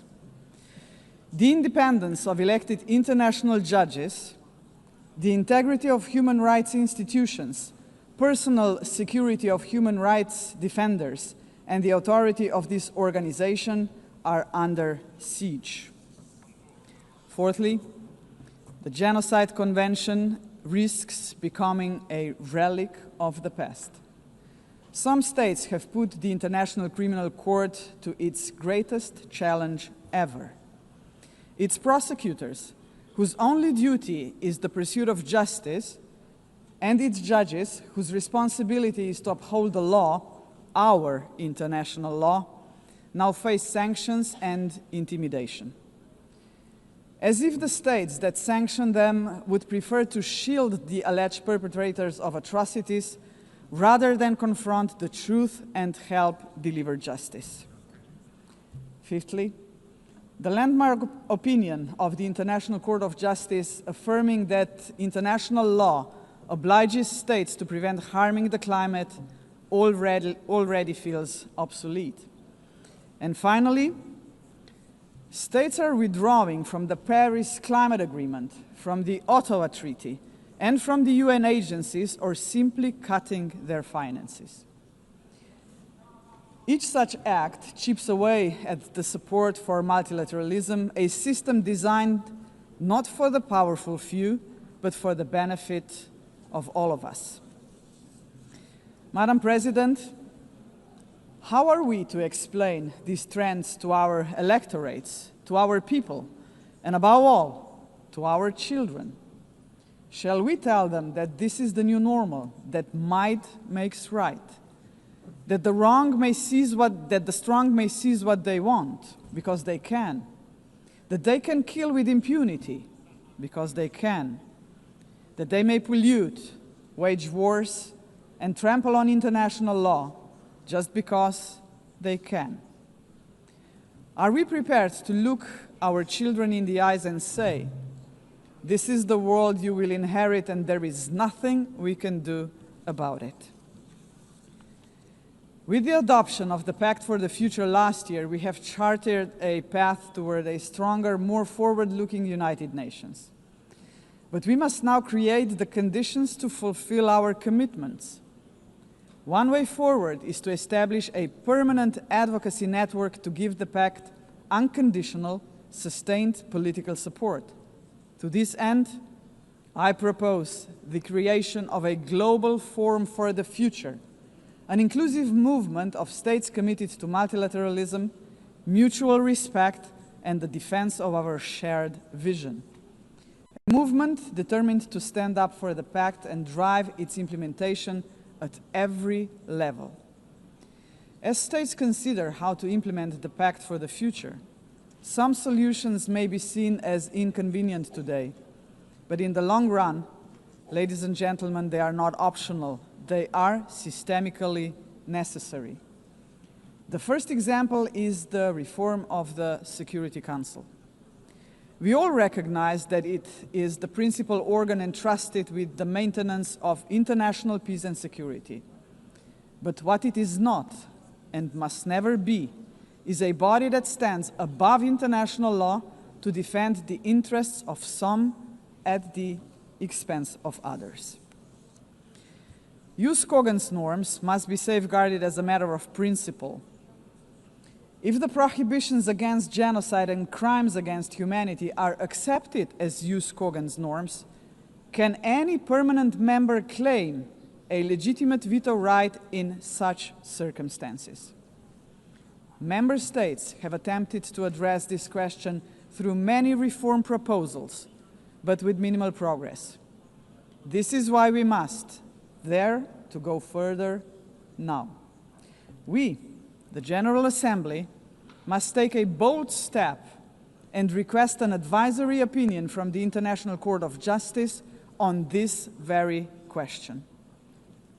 Second, we must confront the gap between our words and actions on gender equity. Progress has been made, but far too modestly. Over the past 80 years, 13% of leaders in multilateral organizations have been women. And no woman has ever served as Secretary General of the United Nations. And this, ladies and gentlemen, must change. So, Excellencies, ladies and gentlemen, let us make history. Today, the 80th session of the General Assembly is led by only the 5th woman to hold the presidency. By the end of this session, she would be joined by a Madam Secretary General-elect, a living proof to 4 billion women that even the most impossible job is not beyond their reach. But gender representation is not enough. What we must achieve is actual gender equity because it benefits not only women and girls, but entire societies. True equity requires systemic change, and so women's empowerment must remain at the heart of our global agenda.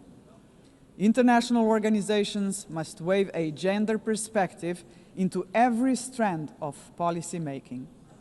And that should be a result of effective participation of women and girls themselves.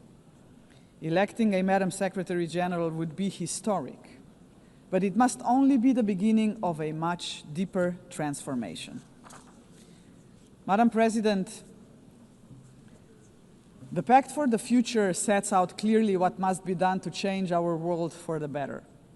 I have mentioned only two of the many challenges we must confront decisively. But we can only succeed as a community if we accept that there is no future for humanity without a fundamental change. The mandate of the Global Forum for the Future would be to push towards such a change. This is why it must be inclusive. It must not be merely a coalition of countries. It must inspire hundreds of millions of people. For when it comes to human dignity, the constituency of like-minded individuals is vast, diverse, and knows no borders. Human dignity is indivisible. We must fight for it no matter how great the obstacles are. And there are many, we know that. Think of hunger. Time and again, humanity rose across continents to confront the scourge of hunger, to no avail. Worse still, hunger is now being weaponized, turned into a tool of war. We receive reports on a daily basis of how women and children are starved because they are marked as legitimate targets, as enemies. How cruel, how inhumane is that, ladies and gentlemen? We cannot allow this to happen any longer.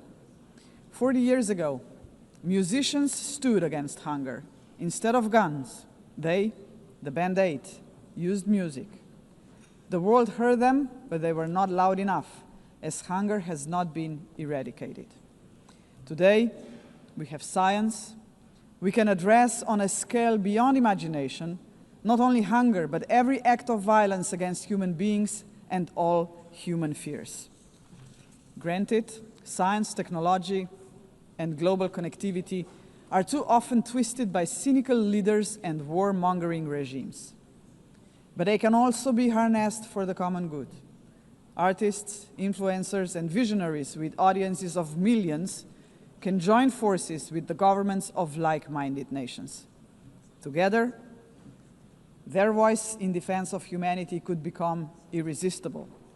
Together, we can demand real action by all governments, all world and community leaders on the Pact for the Future, and hold to account those who betray human dignity to its very core, through wars of aggression, genocidal policies, and crimes against humanity. If we join forces and make ourselves heard, nobody can ignore us, not even the most arrogant governments and individual politicians. Of course, such initiatives cannot emerge out of thin air. They require leadership, strong, inclusive, and fearless leadership. We, the leaders of today, are only transient custodians of power. Some of us may not be here after the next election, but that is precisely why we must act now. Our responsibility and destiny will be judged by how we treat our planet and its people today. We simply cannot afford silence, ignorance, or passivity, not while we hold power and possess the power of the word. Hesitation is not an option, Madam President. For most of us, members of the UN, is not might that makes right. It is the opposite. We must not allow the powerful few to ignore us.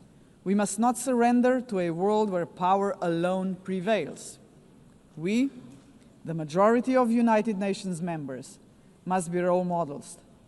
We must work for a different world. The Global Forum for the Future can be a platform for the much-needed transformation in which partnerships with non-state actors and companies are indispensable. Profits must finally serve development for all. Innovation and sustainability must drive tolerance, mutual respect, and inclusive dialogue. Is that too much to ask? If we, the leaders of this planet, can offer nothing but terror, conflict, pollution, fear, inequalities, and war to 8 billion people, then we must confront the truth. We are complicit in crimes against our civilization and our planet. And not just us, heads of states, but leaders of international institutions, CEOs, and every individual with the power to make a difference share this responsibility. None of us can claim ignorance of what is at stake. If we believe in human dignity for all, we must deliver more. A world that fulfills lives, not threatens them. We must say yes to inclusive multilateralism and a resounding no to multipolarism. Let us show that this General Assembly can and will make a difference, as it has often done before. Let us demonstrate that we reject arrogance, hatred, and willful blindness to a lack of equality and justice, to wars of aggression, crimes against humanity, and genocide, because they tear us apart for generations. And let us proclaim in all seriousness and sincerity that we embrace personal and collective responsibility to uphold humanity, sustainable development, and international law, because this will keep us together as a civilization for generations. And Madam President, let me end on a personal note. For the sake of future generations, to fulfill our responsibility as human beings, to ensure that we are on the right side of the history, we should do the right thing. We did not stop the Holocaust. We did not stop the genocide in Rwanda. We did not stop the genocide in Srebrenica. We must stop the genocide in Gaza. There are no excuses anymore. None. Ladies and gentlemen, thank you very much.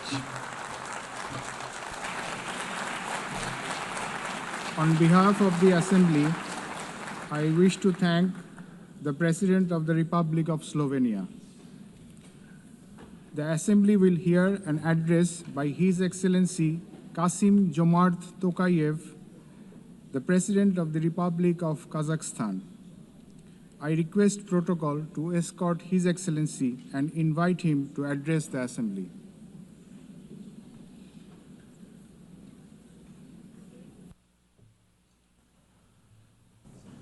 Madam President, Mr. Secretary General, distinguished delegates, for 8 decades, the United Nations has played a pivotal role in combating humanity's global challenges.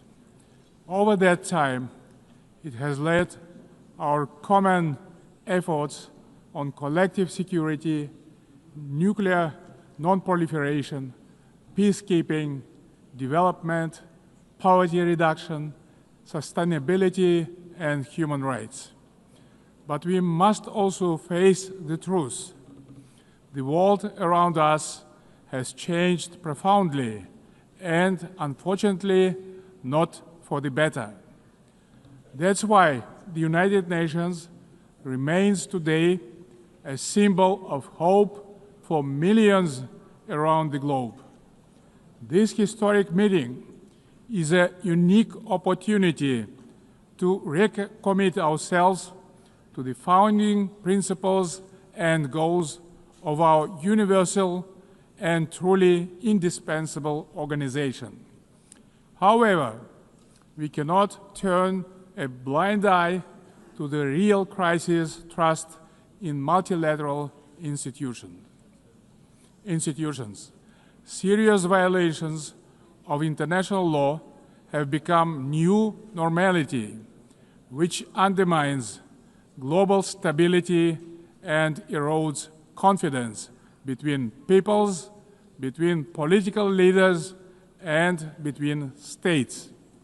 In this challenging time, we all must empower the United Nations to make it more adjustable to the realities of today's unpredictable world. The spirit of mutual understanding and eagerness to cooperate must prevail over dangerous warmongering. State leaders have a responsibility to move toward making peace. A failure of the current generation of leaders to act is not an option, because future generations will pay a much greater price. In this regard, comprehensive reform of the United Nations is a strategic necessity, not a subject for endless contemplations. We need to establish a new group of truly dedicated people who will highly professionally and without any hesitations make concrete proposals for reforming the United Nations to make it better suited to the challenges of today and objectives of tomorrow. A central pillar of this bold effort to renew the United Nations should be a reform of the Security Council. Major powers of Asia, Africa, and Latin America should be represented in the Security Council on the rotational basis. In addition, Kazakhstan strongly believes that the voices of responsible middle powers also need to be seriously amplified in the Security Council. In fact, they have already started to play a larger positive role in international relations, bringing balance and building trust. They can act as bridges within the United Nations when major powers are divided or failing to resolve pressing issues of common concern. Above all, a credible United Nations for the 21st century requires member states to take concrete steps toward durable peace and security. Otherwise, the United Nations is doomed to forever mitigate consequences while root causes forever proliferate. We can begin this process already today by reaffirming our steadfast commitment to the Charter of the United Nations. The founding principles of sovereignty, territorial integrity, and peaceful resolution of disputes must be upheld without exception. Selective application of the Charter undermines its credibility. The world needs a new consensus based on trust, inclusiveness, and shared responsibility. For example, the enemy state clauses of the Charter, historical remnants of the Second World War, have already been recognized by the overwhelming majority of the international community is obsolete. For all these reasons, it's time to have a serious conversation about Charter review. Today we face an alarming reality. Arms control treaties are collapsing, and with them, so are the foundations of strategic stability. Global military spending in 2024 hit a record $2.7 trillion. The global cost of violence reached nearly $20 trillion. Therefore, rebuilding a robust global security architecture should remain a top priority for the international community. We advocate relaunching high-level dialogue among nuclear powers and stronger multilateral action to drastically reduce the looming threat of nuclear weapons. More widely, we must begin the hard work of getting rid of the militant mindset. We can do so by tracking closely how much our countries invest in peace. Kazakhstan is ready to host a new dialogue on nuclear disarmament and non-proliferation. We can focus on informal, inclusive exchanges that reinforce the NPT and support progress toward the CTBT. We also call to advance our proposal to establish International Agency for Biological Safety and Security. Kazakhstan remains concerned by the Ukrainian crisis, which continues to seriously harm civilians, damage global trust, and undermine international security. Nonetheless, bilateral and international diplomatic efforts on this conflict should continue along with political flexibility to meet the long-term interests of both states. Territorial disputes are never easy to resolve and require mutual restraint and responsibility for the sake of future generations. The psychology of animosity drags all involved in conflicts to the abyss, leaving no chance to reach peace. The humanitarian crisis in Gaza has reached a disastrous scale that cannot be ignored.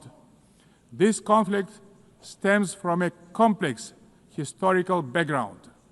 We cannot ignore the root cause of this belligerence. Kazakhstan calls for full protection of all civilians and unhindered humanitarian access in strict compliance with international humanitarian law. We reaffirm our support of the two-state solution, with the United Nations playing a central role. Kazakhstan acknowledges diplomatic initiatives aimed at regional reconciliation in the Middle East, including the Arab Peace Initiative, the New York Declaration, and the Abraham Accords, and others. They demonstrate that leadership and political will can turn division into cooperation and shared benefit. We also welcome the normalization of relations between Azerbaijan and Armenia under the mediation of the United States President.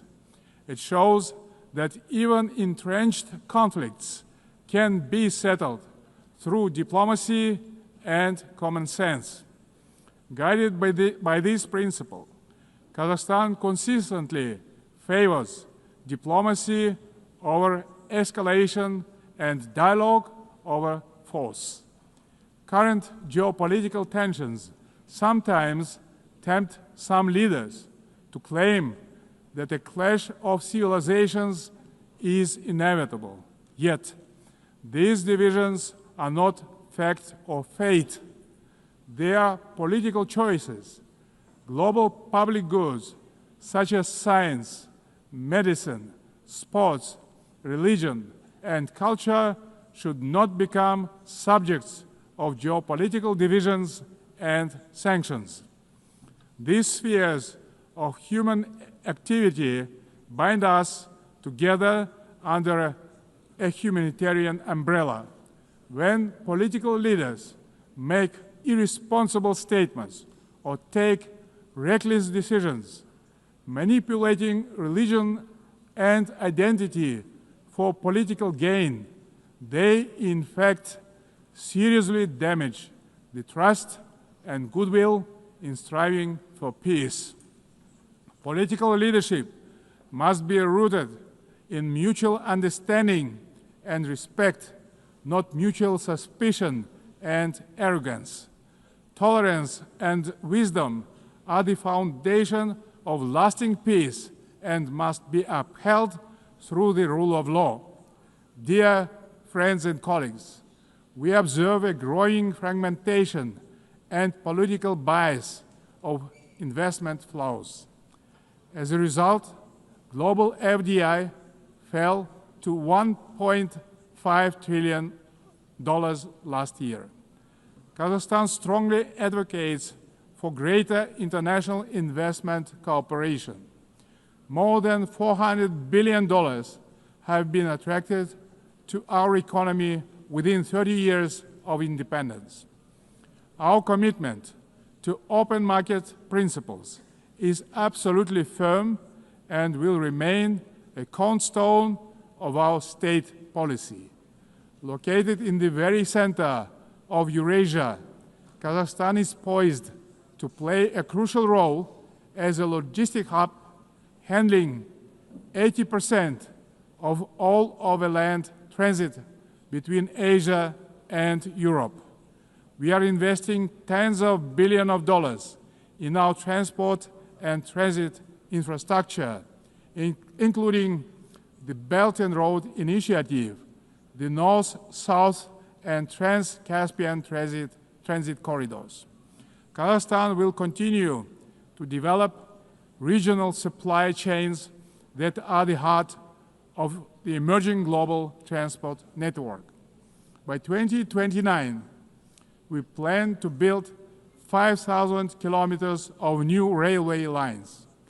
Kazakhstan has made the Sustainable Development Goals a core pillar of its national agenda, integrating their targets into state planning and budgeting. With the support of the United Nations Secretary General and partner states, Kazakhstan now hosts the new United Nations Regional Center for SDGs for Central Asia and Afghanistan in Almaty. Today, Central Asia is demonstrating a renewed sense of unity and mutual trust. It is emerging as a proactive contributor to international peace and progress. The Central Asian Five are strengthening cooperation, proving that regional solidarity can be a powerful force for development and security.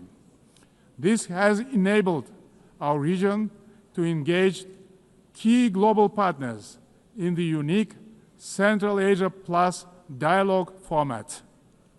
Kazakhstan believes that inclusive development in Afghanistan is a basis for long-term regional peace and stability. We continue to support the Afghan people through humanitarian assistance and cooperation in trade, food security, infrastructure, and transport connectivity. Distinguished delegates, last year was the hottest year in human history, and Central Asia is warming at twice the global rate. The melting of glaciers in the Alatau Mountains is accelerating, multiplying threats to water and food security for millions. Kazakhstan has drawn profound lessons from the tragedy of the Aral Sea. Thanks to our consistent efforts, including at the international level, we succeeded in preserving the northern part of the sea. As the current chair of the International Fund for Saving the Aral Sea, Kazakhstan will continue to play a proactive role in this common priority. Meanwhile, the Caspian Sea is rapidly shrinking. It is no longer just a regional concern. It is a global warning signal. Therefore, we call for urgent steps to preserve the Caspian water resources with our partners across the region and the wider international community. Last year, Kazakhstan co-organized the One Water Summit with France, Saudi Arabia, and the World Bank. Looking forward, stronger coordination, investments, and sustainable solutions are urgently needed to prevent future water crises. To help advance this agenda, Kazakhstan will host a regional Ecological Summit in Astana in April next year, to be convened in partnership with the United Nations and other international organizations. As part of our broader environmental commitment, Kazakhstan is implementing a nationwide Clean Kazakhstan campaign. This national movement mobilizes millions of volunteers in cleanup actions, waste reduction, and eco-education. At this initiative of Kazakhstan, the United Nations declared 2026 the International Year of Volunteers for Sustainable Development. We invite all member states to collaborate on this important endeavor. In this spirit, I propose that the General Assembly adopt a resolution proclaiming April 22 as the International Day of Greening the Planet. Dear friends, Kazakhstan views artificial intelligence not as one more technological advancement, but as a major breakthrough that can be a true engine of human progress. Yet, as artificial intelligence accelerates, so do the related risks, specifically deepening technological, economic, and geopolitical divides. At the same time, we should not let ethical norms fall behind this rapid evolution.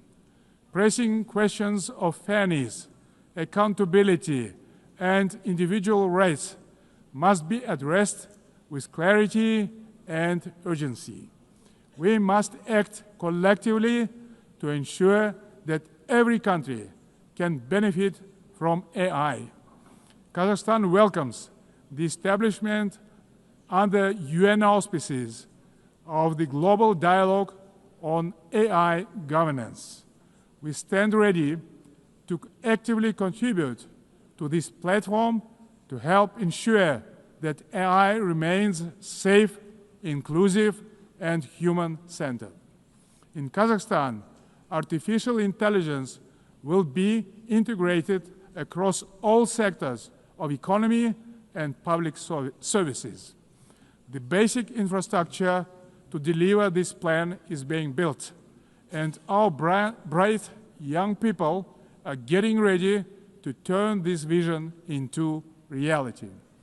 Our strategic goal is to transform Kazakhstan into a fully digital power within the next 3 years. Large-scale digitalization and widespread use of AI have become a national priority in Kazakhstan. E-government is an important pillar of our national development strategy. Around 90% of public services are already digitalized. Kazakhstan has recently launched its fastest national supercomputer ever. But AI and automation are expected to threaten jobs in many countries. That's why digital progress must go hand in hand with professional education. Therefore, Kazakhstan believes it is imperative not just to increase employment, but to valorize the technical professions. Ladies and gentlemen, amid global turbulence, Kazakhstan is pursuing a bold national renewal to build a truly just and fair state. Over the last 3 years, we have carried out large-scale political and economic reforms that are unprecedented in our part of the world. Through a national referendum, we introduced a single 7-year presidential term, thereby strengthening democratic accountability. We remain committed to the formula of strong president, influential parliament, and accountable government. Guided by strong wish to modernize Kazakhstan, I have proposed a single-chamber parliament for a national referendum to consider. Our objective is to continuously embrace the political system to make it more transparent, effective, and reflective of people's aspirations. At the heart of these reforms lies a clear principle: law and order must prevail. We believe that only governance rooted in common sense and the rule of law can ensure public order and protect the rights of all citizens. It creates good conditions for international investment, trade, cooperation, and more broadly, the dynamic development of our country.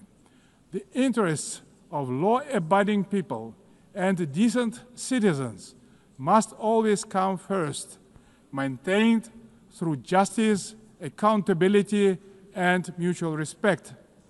Kazakhstan's economy is showing clear signs of sustainability and resilience. This year, economic growth is expected to exceed 6%, underscoring the sustainability of our economy as the largest in our part of the world. But we are not complacent. We will continue our efforts to ensure a long-term growth.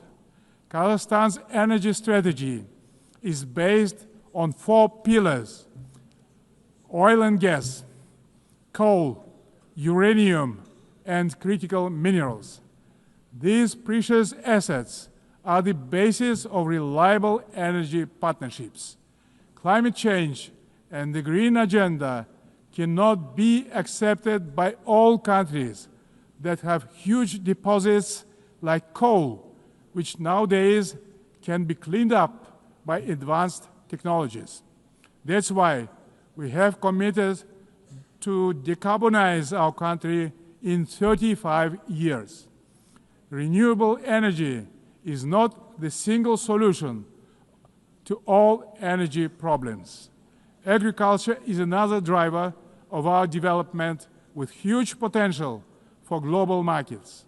Kazakhstan's grain export capacity has amounted to 12 million tons, reaching a great number of international markets, creating new opportunities for trade expansion using enhanced transport connectivity. We will continue our cooperation with all major international partners and regional stakeholders to further diversify our external trade and economy, making it more inclusive and resilient. Excellencies, we will remain firmly on this path, deepening governance reforms at home while supporting global governance abroad. Kazakhstan will continue to serve as a bridge builder and peacemaker. It will also continue to choose balance over domination, cooperation over confrontation, and peace over war. We stand ready in cooperation with other players, stakeholders in the international community to renew the promise of the United Nations as a beacon of peace, justice, and cooperation. Thank you very much. On behalf of the Assembly, I wish to thank the President of the Republic of Kazakhstan. The Assembly will hear an address by His Excellency Matamela Cyril Ramaphosa, President of the Republic of South Africa. I request protocol to escort His Excellency and invite him to address the Assembly.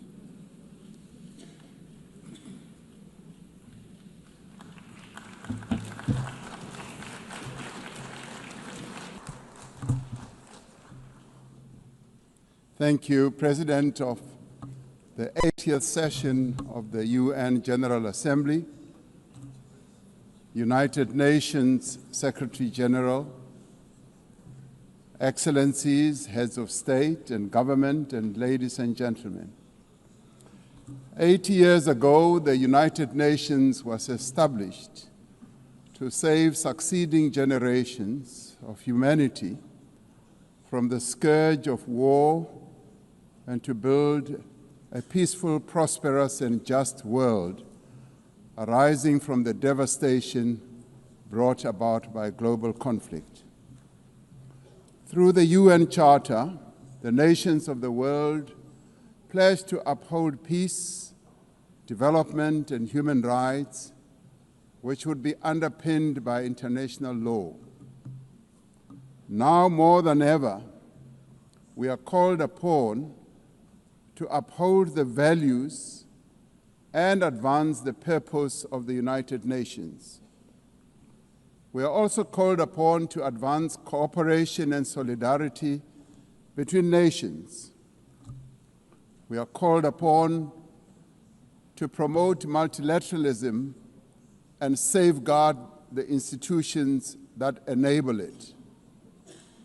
South Africa's engagement in the international sphere echoes our domestic imperatives of eradicating poverty, reducing unemployment, and addressing the root causes of inequality.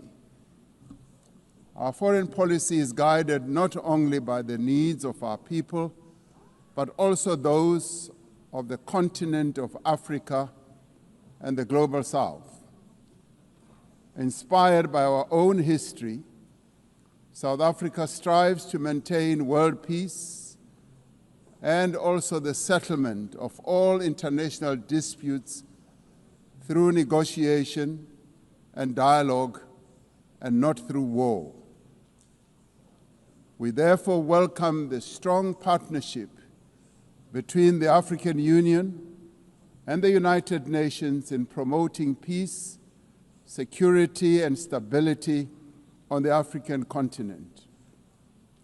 This year, South Africa is honored to preside over the G20. This is the first time that G20 Leaders Summit will be held on the African continent, the cradle of humanity. South Africa's G20 presidency is guided by the theme, equality, solidarity, and sustainability. To give full meaning to our theme of equality, solidarity, and sustainability, we have invited the G20 countries to join us in prioritizing the following areas. Firstly, in discussion to strengthen disaster resilience and response by addressing the increasing frequency and impact of climate-induced natural disasters. Secondly, to ensure that we have debt sustainability for low-income countries by crafting innovative ways to support countries to have low levels of debt to maintain economic stability. Thirdly, to discuss how to mobilize finance for a just energy transition by encouraging investments in renewable energy and sustainable technologies, without foregoing what we would call base load energy sources. Fourthly, by harnessing critical minerals for inclusive growth and sustainable development through the value addition processes, that is, beneficiation of these minerals at the source where the minerals are extracted, to foster the development of communities where these minerals are found. These priorities reflect South Africa's commitment to addressing global challenges and promoting inclusive growth and sustainable development. Our country's G20 presidency is a significant opportunity for South Africa to advocate for Africa's development agenda and to amplify African voices in global economic governance for a continent that is irreversibly on the rise. As member states of the United Nations, we have all adopted the Sustainable Development Goals. However, many of these goals remain elusive. There are many reasons that hold many countries back from fulfilling and implementing these development goals.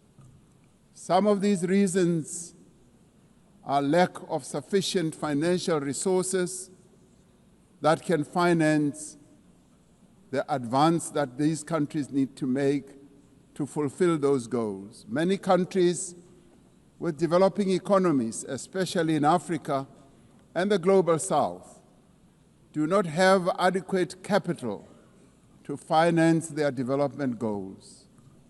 They are indebted and are paying much more on debt servicing than they do on health and education. In fact, these countries pay much more than countries in the North for their debt.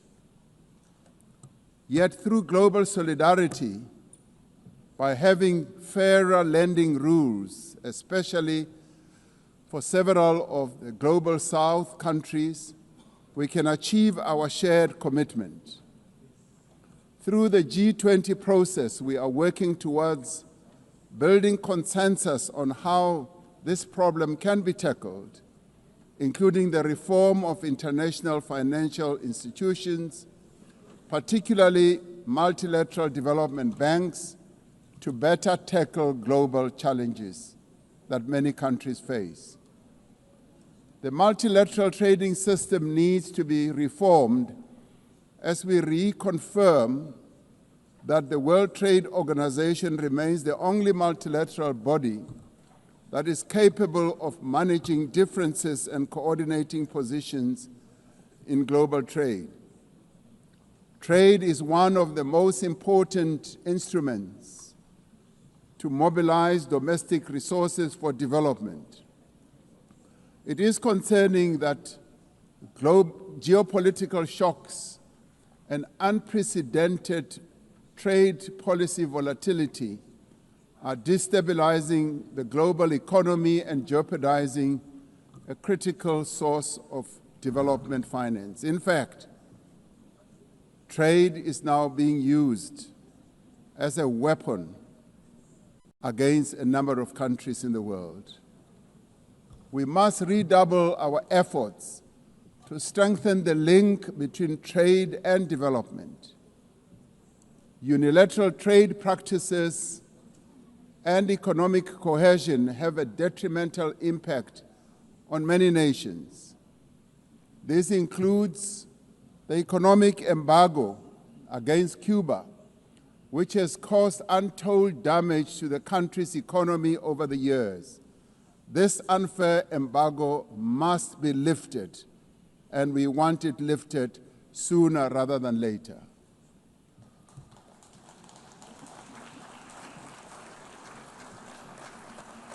In the midst of global trade uncertainty, the African continent is providing a pragmatic example of constructive collaboration and cooperation by using the African Continental Free Trade Area as an engine for sustainable growth and development.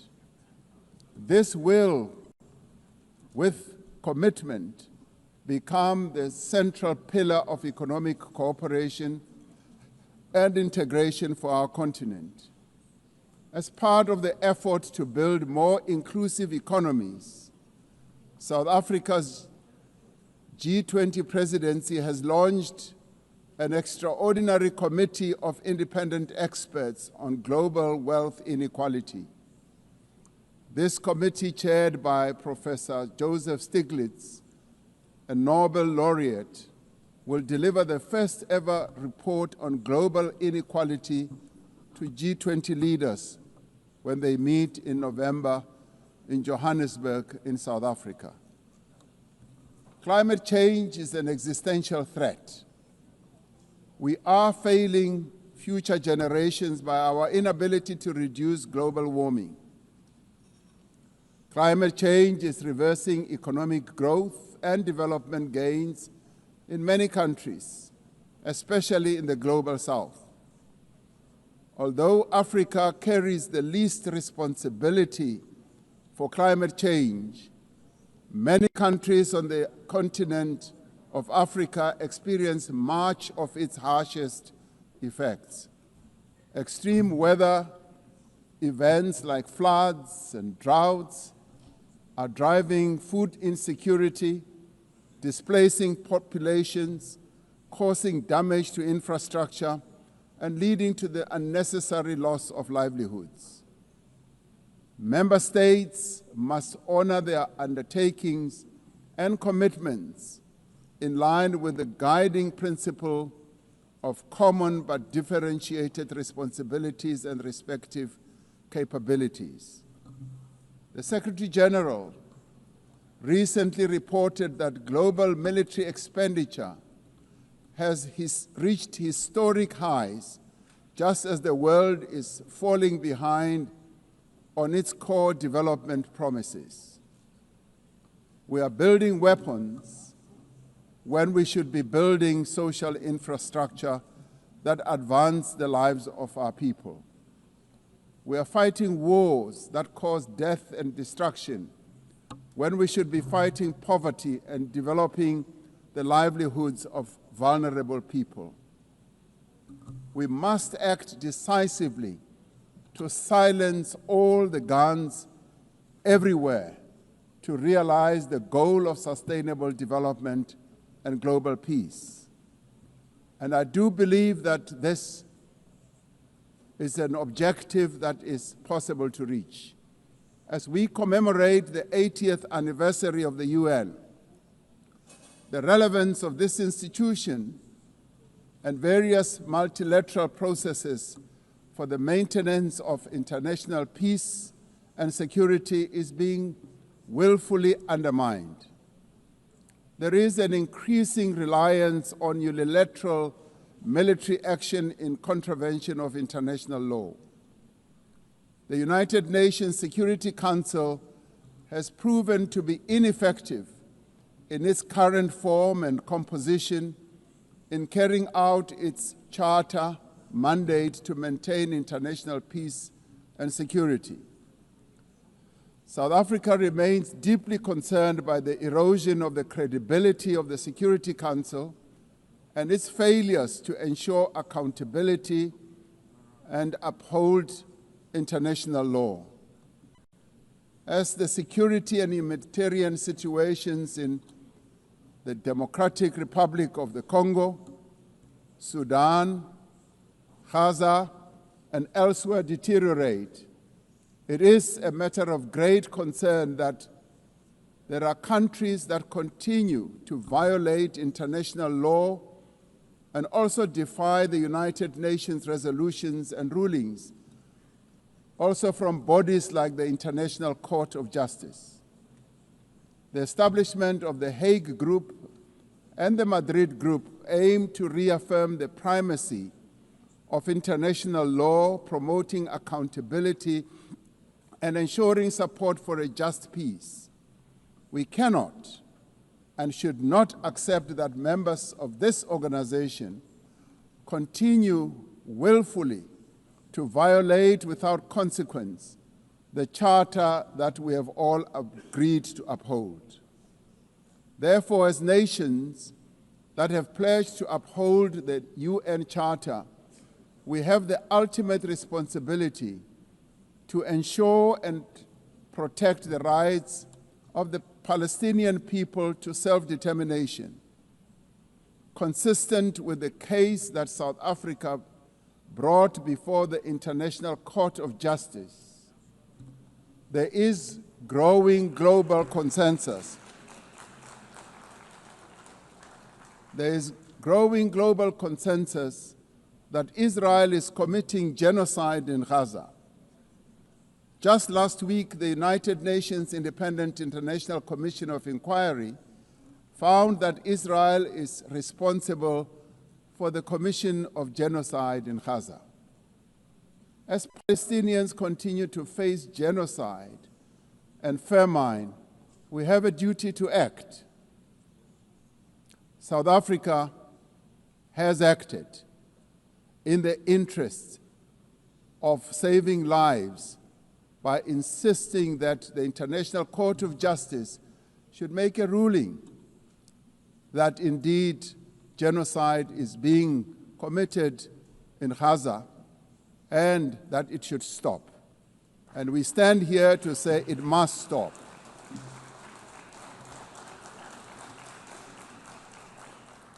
We welcome the historic high-level meeting held yesterday on the two-state solution yesterday in this very chamber. This reflects the determination of the global majority, a global majority that now stands at 142 and more countries, that Palestinians deserve a peaceful state alongside a peaceful Israel. Many nations in the world are calling for that, and that is the voice that we believe that Israel should heed, and those powerful nations that can make a two-state solution viable and possible and implementable should act in that regard. The long overdue announcement by increasing number of countries to recognize the state of Palestine is testament to this determination. We have a responsibility as the member states of the United Nations to reaffirm the right also of self-determination of the people of Western Sahara.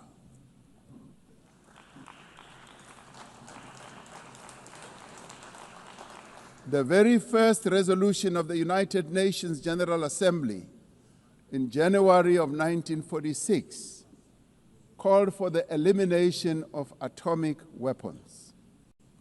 The resolution was passed shortly after the catastrophic use of atomic bombs on Hiroshima and Nagasaki that killed thousands of people. Decades later, we have not made significant progress in the fulfillment of the commitment to nuclear disarmament. In 2026, next year, South Africa will be presiding over the first review conference of the Treaty on the Prohibition of Nuclear Weapons. This treaty reaffirms that there is no greater assurance of non-proliferation than the complete prohibition of nuclear weapons. I was glad to hear that a number of leaders stood here to speak against nuclear weapons and the use thereof. This year we celebrate the 30th anniversary of the Beijing Declaration and Platform for Action as a roadmap for the achievement of gender equality, the empowerment of the women and girls of the world. South Africa reaffirms its unwavering commitment to the empowerment of women and their full, equal, and meaningful participation in all spheres of life. Yes, we would support also the election of a female Secretary General of the United Nations. The Beijing conference milestone reminds us of our shared responsibility to advance human rights, dignity, and justice for all. We are all equal, men and women, and there is no reason that we continue to hold the women of the world backwards. The right to development must be central to the policies and operational activities of the United Nations and its specialized agencies, programs, as well as funds. It must be at the core of the policies and strategies of the international financial and multilateral trading systems. As we celebrate 80 years of the United Nations, we must seize the opportunity to build a better United Nations for the next 80 years. What is needed now is a stronger and more capable United Nations, a United Nations that is based on the renewed commitment to its founding principles. We must invigorate the negotiations on the Security Council reform at the intergovernmental negotiations in the General Assembly, including by initiating text-based negotiations. The Security Council must be accountable. It must also be representative. It must be democratic and effective in executing its mandate. We can no longer accept that a large portion of the world's population is not represented in the United Nations Security Council. My own continent, Africa, home to 1.4 billion people, as well as South America, are not represented in the United Nations Security Council. This is unjust, this is unacceptable, and it must end. We want representation in the Security Council. We look forward to working with the Secretary General on the UN 80 initiative to ensure that our organization works more effectively and efficiently. Mandates given by member states must be implemented, and the necessary structural changes and program realignment must be implemented across the UN system. In the face of the decrease in funding to the United Nations to fulfill its mandate, the UN 80 initiative is important to maintain the integrity of the multilateral system and to uphold international law. Lastly, I am reminded that our collective membership of the United Nations is our shared humanity in action. The United Nations at 80 compels us to reflect on our collective achievements and to chart a way forward, building an organization that is able to address our common challenges. We must rise to the occasion and do our utmost together to ensure the political, economic, and social freedom of all humanity. We must reaffirm that freedom is indivisible and that the denial of the rights of one person diminishes the freedom of all of us. We must reaffirm the equal dignity and worth of every person and must therefore leave no one behind and no country behind. I thank you. On behalf of the Assembly, I wish to thank the President of the Republic of South Africa. The Assembly will hear an address by His Excellency Shavkat Mirziyoyev, President of the Republic of Uzbekistan. I request protocol to escort His Excellency and invite him to address the Assembly.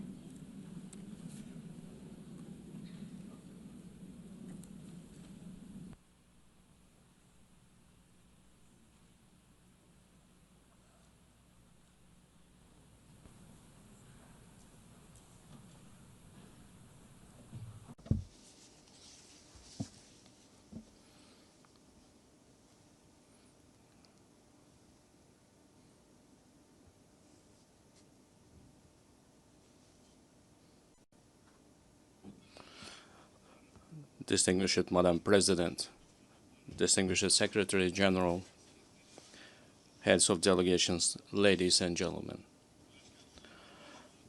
I am truly delighted to extend my congratulations to you with the 80th anniversary session of the United Nations General Assembly. Our meeting today is taking place in a complex, rapidly changing global situation that calls for new approaches to the work of our organization and its future. Today, across the world, the role and place of international institutions are weakening. Confrontations, conflicts, and wars are intensifying. Technological and social inequality is increasing. An economic and humanitarian crisis are deepening. All of this is creating an entirely new and unsettling geopolitical reality.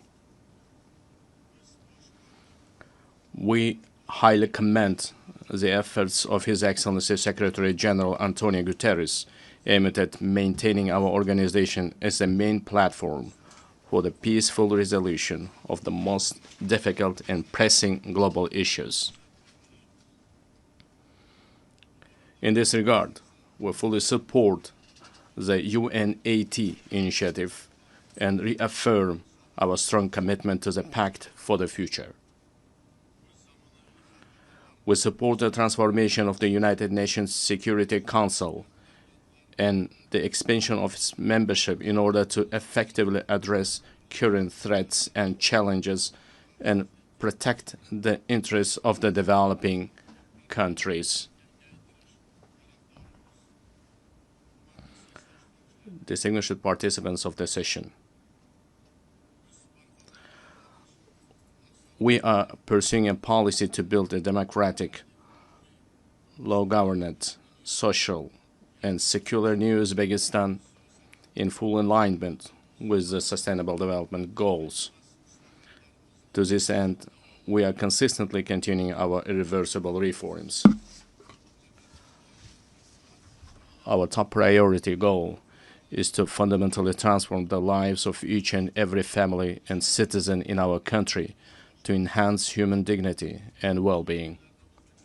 In recent years, we have managed to reduce the poverty rate in Uzbekistan from 35% to 6.6%.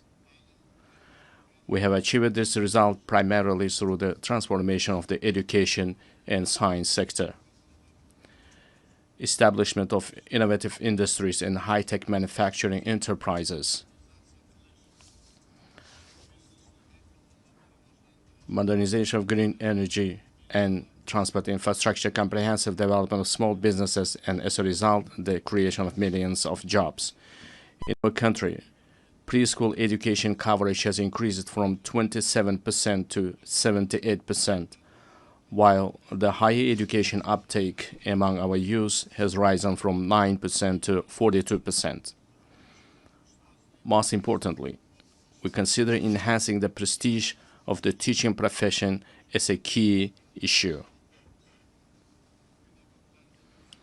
In order to create a single international platform for the exchange of teachers' experience and knowledge, we propose to hold a World Summit on Professional Education in Uzbekistan. We are also creating an advanced healthcare system in our country. We invite all our foreign partners to participate in a high-level event dedicated to the fight against childhood cancer and other serious diseases, which will be held tomorrow at our initiative at the United Nations headquarters. Another important area is gender policy. We aim to further strengthen the role of women in social, political, and business life of our country. We advocate for holding the Asian Women's Forum on a regular basis in our region, turning it into a permanent platform. I would like to emphasize once again, we remain committed to our obligations in achieving the Sustainable Development Goals. By the year 2030, we intend to join the ranks of upper middle income countries. To this end, we will consistently continue our open and pragmatic policy. Ladies and gentlemen, 8 years ago, from this esteemed podium, we declared our firm determination to transform Central Asia into a region of peace, good neighborliness, and partnership. Today, we can confidently declare that we have achieved this strategic goal. The era of closed borders, unresolved disputes, and conflicts is in the past. In recent years, the volume of mutual trade, investments, and transportation of goods in our region has increased fivefold. We are implementing joint investment funds, cross-border trade, and industrial cooperation zones, and major infrastructure projects. We also recognize as a common achievement that the consultative meeting of the heads of the state of Central Asia have become an effective mechanism for deepening regional integration. I can confidently affirm that as of now, we are at the beginning stage of the forming a new Central Asia. Our region, thanks to its unity, stability, and distinct identity, is steadily securing a stronger position in the system of international relations as an independent actor. In order to achieve our goals, we intend to give top priority to expanding mutually beneficial ties with all our foreign partners. In this regard, together with UN structures, we propose to implement a number of new projects and programs in our region. In particular, we propose holding an international forum under the auspices of ECOSOC and UNCTAD, dedicated to the economic development of the Central Asian states, establishing a regional hub for green technologies in industry jointly with UNIDO, adopting program on the rational use of water resources, the creation of green spaces, and the achievement of demographic resilience in our region.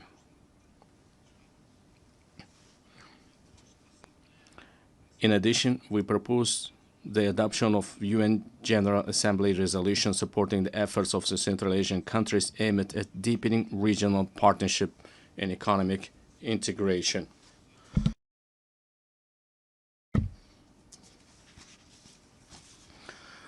Distinguished heads of delegations, speaking about global and regional security and sustainable development, it is impossible to overlook the issue of Afghanistan.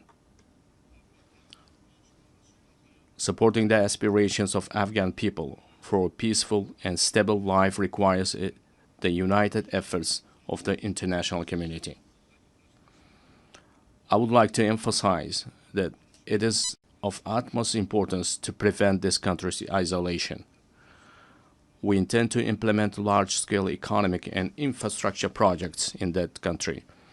We propose to adopt a dedicated UN resolution on the development of transport and energy corridors of international significance through the territory of Afghanistan. At the same time, we cannot turn a blind eye to the deeply worsening humanitarian crisis in the Gaza Strip. We call for an immediate cessation of hostility and the continuation of political negotiations. In line with the UN resolutions, we remain steadfast supporters of the two-state solution principle. We are also deeply concerned by the situation around Ukraine. We welcome the start of the high-level dialogue aimed at resolving the crisis through diplomatic means. Distinguished participants of the event, effective measures are being undertaken to implement the global counterterrorism strategy in Central Asia. In cooperation with the UN Office of Counterterrorism, a regional council on rehabilitation and reintegration was established. We propose to transform this council into an international competence center. This very body will serve as an important platform for exchanging experiences on adapting to peaceful life for those repatriated from conflict zones. Furthermore, we stand ready to provide all the necessary conditions for the establishment of the Regional Office of Counterterrorism in Uzbekistan. Dear ladies and gentlemen, in today's world full of threats, we are witnessing how vulnerable the global transport system is. These challenges primarily have a negative impact on the stability of landlocked developing countries. It is of utmost importance to ensure the security of international transit corridors and to establish efficient logistics networks. In this regard, we believe the time has come to introduce a global mechanism on strengthening transport connectivity to achieve sustainable development goals. I would also like to draw special attention to the increasingly acute challenges of climate change. For instance, the consequences of the RLC desiccation must remain at the constant focus of the international community. We are consistently continuing our work to restore the RLC ecosystem. In recent years, salt-tolerant desert plants have been planted on 2 million hectares of the dried seabed of RLC. By the year 2030, green cover will be created on 80% of this area. Another serious issue is the water scarcity. As of now, more than 2 billion people in the world do not have access to clean drinking water. We are planning to hold a World Forum on water saving in our country. The outcomes of this conference are expected to recognize the water crisis as a serious threat to sustainable development. We intend to adopt a special roadmap for the wide introduction of innovation technologies in a global level. Another adverse consequence of climate change is the intensifying trend of climate migration. Unfortunately, clear international mechanisms and the legal framework in this direction have not yet been created. We advocate for the adoption of the Global Pact for a broad international partnership and coordinated policy on this serious issue. Dear participants of the meeting, it is of great importance to prevent inequalities in digital development and the use of artificial intelligence between countries.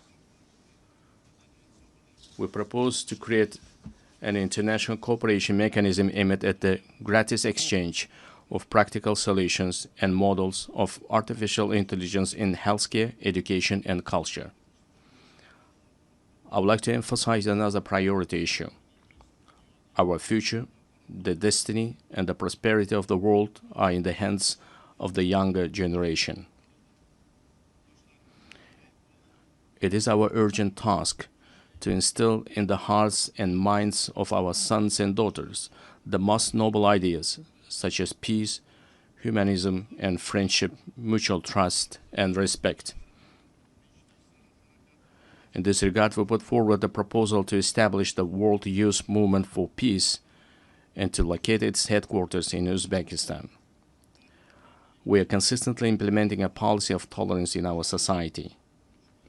At the same time, we will actively continue our efforts to deeply study the ideas of Islamic enlightenment and promote them to the world. In the coming months, we will open the Center of Islamic Civilization, which is unique for our wider region. We intend to hold a special presentation at the United Nations of the rich spiritual and scientific heritage of our great ancestors, thinkers and scholars such as Imam Bukhari, Imam Tirmizi, and Imam Maturidi. Dear ladies and gentlemen, the new Uzbekistan is a supporter of mutual solidarity, open dialogue, and close partnership with all countries. We are always ready to contribute to strengthening dialogue among peoples, cultures, and civilizations, and to achieving universal human goals.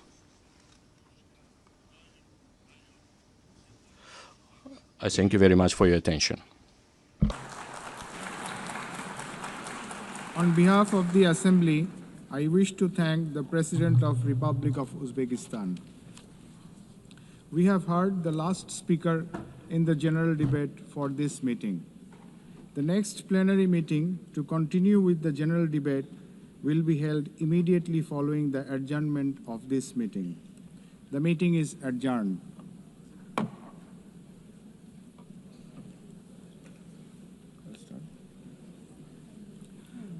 The fifth plenary meeting of the General Assembly is called to order. The Assembly will hear an address by His Excellency Hurel Suk Ukna, President of Mongolia. I request protocol to escort His Excellency and invite him to address the Assembly.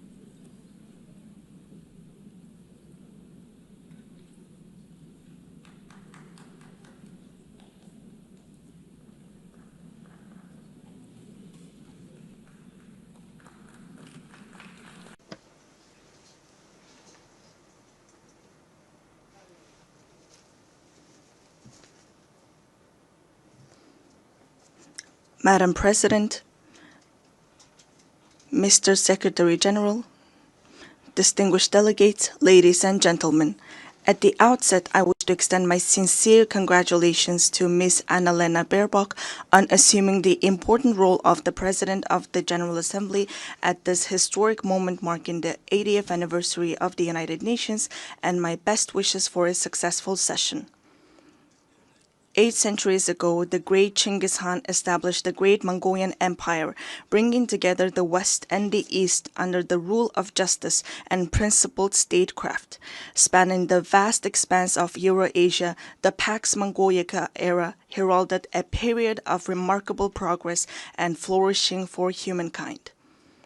The Pax Mongolica embodied progressive ideals that form the basis of today's collective efforts to maintain global peace and stability.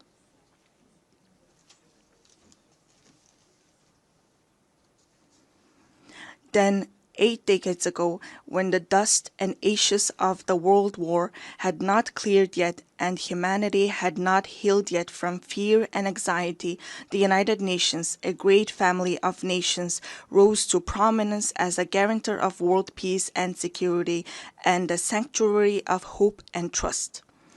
Since its establishment, the United Nations has illuminated humanity's path, serving as a steadfast beacon of hope and trust for nations to maintain peaceful coexistence and share a prosperous future. In today's volatile and challenging international environment, we welcome Better Together, 80 years and more for peace, development, and human rights as the theme for the 80th session of the General Assembly and the general debate.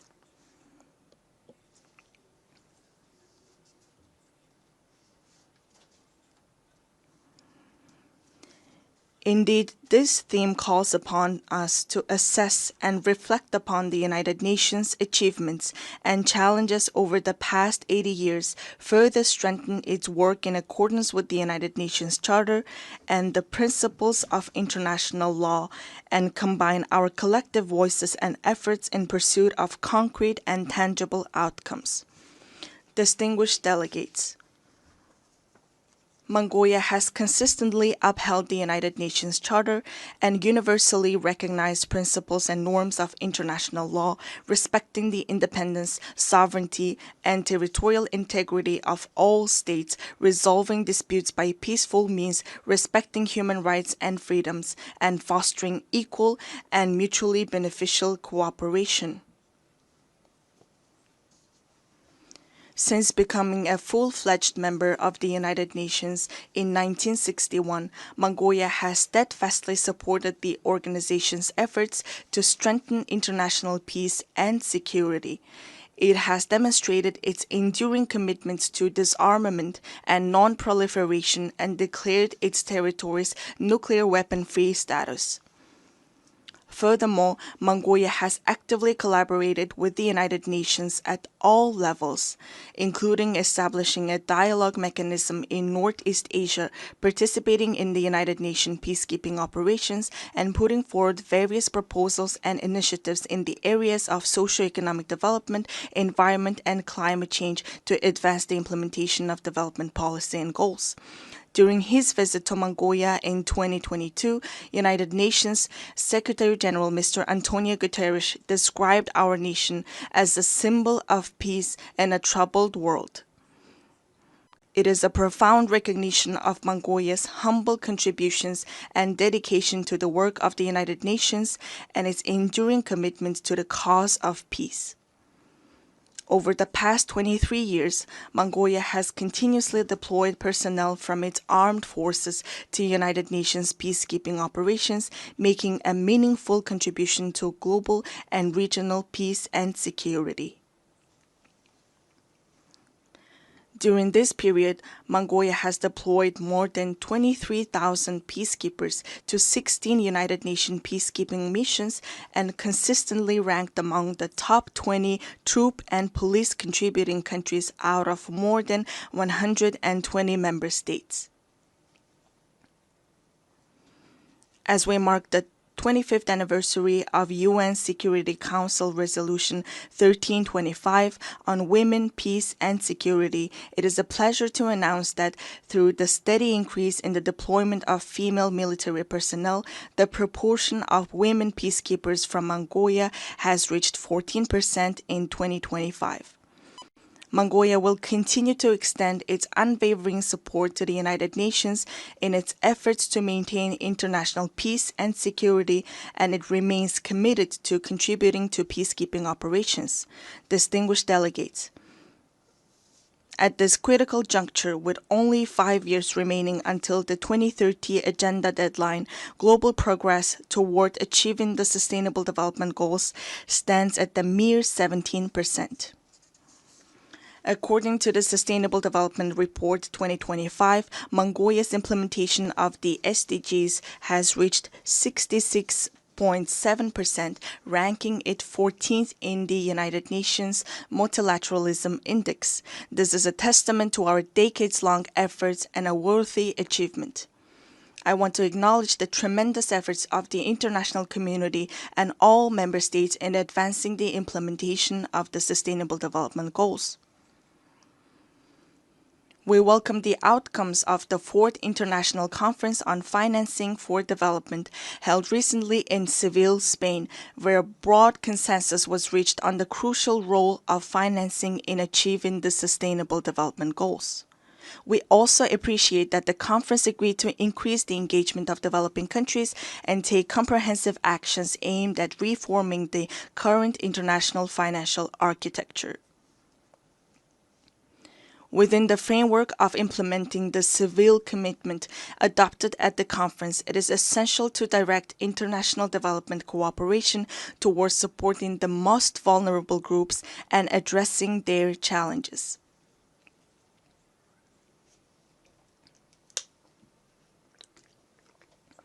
It is my pleasure to note that Mongolia has been playing an active role within the United Nations in advocating the interests of landlocked developing countries, in raising awareness of their special needs and unique circumstances, and closely collaborating with them to ensure their voices are heard on the global stage.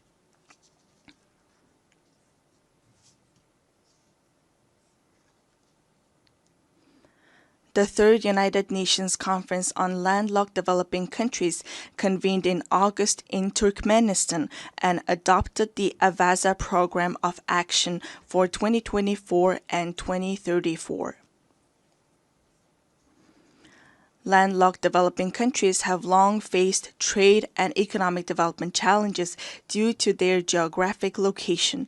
Member states have committed to implementing the program to advance the development of landlocked developing countries over the next decade and bring positive improvements to the livelihoods of more than 600 million people living in these countries. To ensure the effective implementation of the Avaza Program of Action, it is crucial for landlocked developing countries to align their national development plans with the program while mobilizing all available resources to strengthen regional integration and cooperation. Furthermore, we call upon the international community, financial institutions, and development partners to provide concrete support and cooperation with landlocked developing countries. Distinguished delegates, Mother Earth is our one and only home. However, as a result of humanity's careless behavior towards the environment, Mother Earth, with her very existence under threat, is sending a distress call like a patient in critical condition. If we do not take resolute action to preserve our Mother Earth now, she will inevitably find her own way to survive, with or without us. Since ancient times, we Mongols have believed that all beneath the sky is alive. We have revered mountains, rivers, plants, and animals, understanding that the harmony of the earth and the living world is inseparably intertwined with humanity's inner life and conscious actions. 2 millennia ago, the great Han Modon of the Huns, the Mongols' ancestors, proclaimed that the very foundation of the state is the land. Thus, UNESCO recognized this time-honored tradition of revering nature by inscribing the Mongolian traditional ritual of worshipping sacred sites on the last of the intangible cultural heritage in need of urgent safeguarding. We Mongols are a people blessed with the beautiful tradition of living in harmony with Mother Nature, preserving her pristine purity and nurturing our children from an early age with the mindset and spirit to cherish her. Accordingly, the United Nations General Assembly resolution entitled 800 Years of Mongolian Statehood, adopted in 2005, highly appreciated the contribution of Mongols to humankind's history and recognized the ever-increasing significance and relevance of a culture of living in harmony with nature, which is inherent in nomadic civilization in today's world.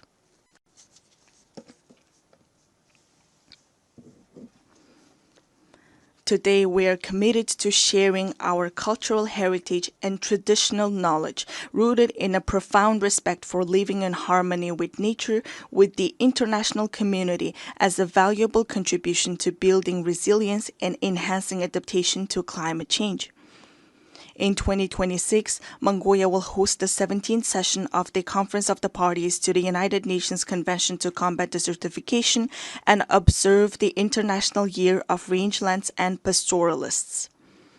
In this spirit, our country, in partnership with the United Nations, spearheads the International 10-Year Rangeland Flagship Initiative. We warmly invite you to join us in supporting and collaborating on this important endeavor. Mongolian people say, the source of life is water, and the source of water is tree. Access to safe drinking water is declining worldwide, with 3.6 billion people currently affected by water scarcity. Therefore, it is imperative for countries to implement integrated management of land and water resources in a coordinated manner and to place special emphasis on preventing water scarcity. I cordially invite you all to participate at the highest level with broad participation in the 17th session of the Conference of the Party to the United Nations Convention to Combat Desertification, scheduled from August 17 to 28, 2026 in Ulaanbaatar. This conference seeks comprehensive solutions to adapt to climate change, protect and enhance water resources, and combat desertification and land degradation. Distinguished delegates, from the moment of birth, we Mongols have grown up on horseback, carrying our glory across the world on noble steeds and contributing to the writing of humanity's proud and enduring history. We Mongols are a nation steeped in a unique cultural heritage. We honor our noble horse in our state emblem, craft our state flag with the mane and tail hair of our swift steeds, and the souls of people around the world are spellbound by the haunting melody of horse fiddle known as the modern whore. Since ancient times, horses have been integral to human livelihoods, culture, and civilization. With the goal of preserving and safeguarding cultural heritage and traditions associated with horses and highlighting their enduring role in humankind's livelihoods, Mongolia proposed a resolution to designate July 11th as World Horse Day. This resolution was adopted during the plenary meeting of the 79th session of the United Nations General Assembly on June 3, 2025. On this occasion, I would like to extend my deepest gratitude on behalf of the horse-loving people of Mongolia to all UN member states for their support in adopting this resolution to designate and observe World Horse Day on the day of Mongolia's National Nadam Festival, which is also inscribed on UNESCO's representative list of the intangible cultural heritage of humanity. Distinguished delegates, this year, countries around the world are assessing the progress made over the past 30 years since the adoption of the Copenhagen Declaration on Social Development and the Beijing Declaration and Platform for Action. Mongolia has undertaken a broad range of policies and activities to advance the social development goals outlined in these milestone documents, related legal frameworks, and the 2030 Agenda for Sustainable Development. These efforts have focused on poverty reduction, promoting social equality and inclusion, supporting families, children, and youth, and protecting the rights of the elderly and persons with disabilities. Among these efforts, the state policy on gender equality aims to ensure equal rights, opportunities, and treatment for both men and women while actively preventing and eliminating gender-based discrimination. Notably, Mongolia has greatly prioritized advancing gender equality and increasing women's participation in decision-making, with women now making up 25% of our parliament. We are pleased to underscore that, according to the Global Gender Gap Report 2025 by the World Economic Forum, Mongolia ranked 65th globally, improving by 20 places from the previous year and securing 5th place in the Asia-Pacific region.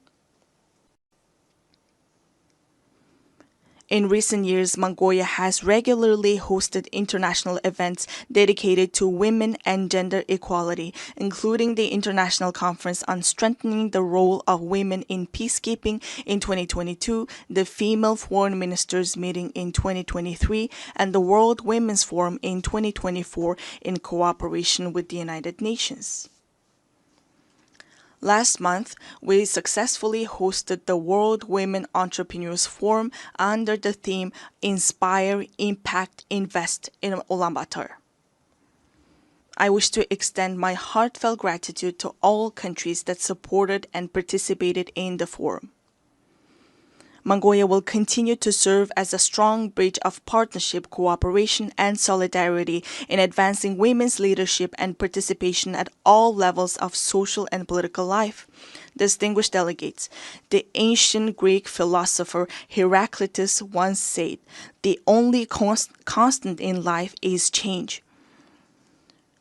Supported by its member states, successive UN leadership have consistently pursued reforms to refine the organization's structure and operations across all aspects. In this context, Mongolia welcomes and supports the UN 80 initiative that the United Nations Secretary-General Antonio Guterres presented. We are confident that ensuring gender equality in senior leadership positions within the United Nations will undoubtedly have a positive impact on fostering more transparent, balanced, and inclusive decision-making processes. Therefore, we support initiatives to nominate women candidates for the UN Secretary-General and the Rotation for Equality initiative, which calls for gender rotation in the UN General Assembly President's position.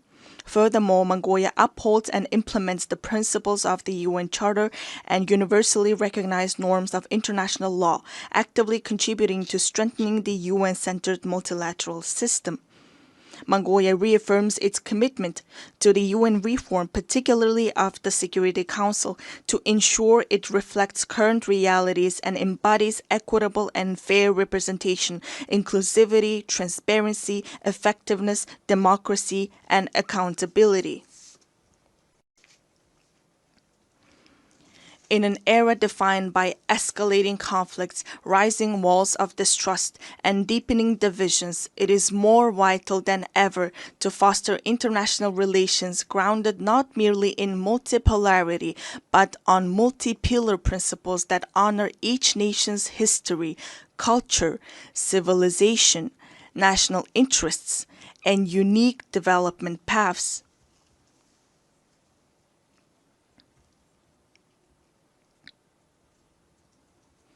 The United Nations was established 80 years ago with the noble goals of saving humanity from the scourge of war and maintaining international peace and security.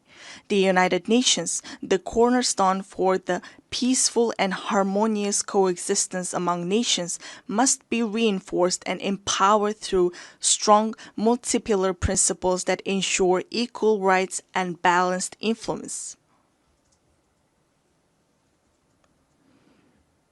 Therefore, let us reflect solemnly on whether the mission entrusted to the United Nations 8 decades ago has been fully realized, and let all member states join hands in a shared commitment to revitalize the organization into a powerful institution strong enough to usher in Pax Globalica, a lasting world peace, by embodying the ideals of the Pax Mongolica, which laid the foundation for peaceful coexistence among nations and human progress 8 centuries ago. At this pivotal moment, as we commemorate the historic 80th anniversary of the United Nations, I would like to emphasize the growing importance of its role in fostering mutual understanding, trust, and respect among nations, as well as in advancing peace, stability, development, and the vision of a world free from war.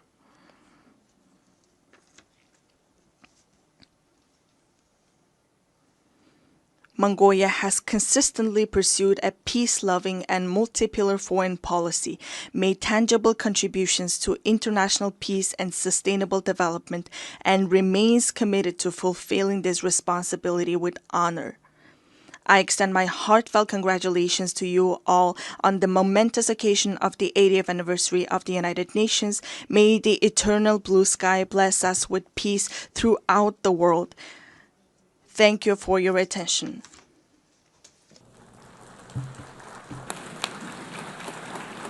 On behalf of the Assembly, I wish to thank the President of Mongolia. The Assembly will hear an address by His Excellency Sardar Bardi Muhammadov, President of Turkmenistan. I request Protocol to escort His Excellency and invite him to address the Assembly.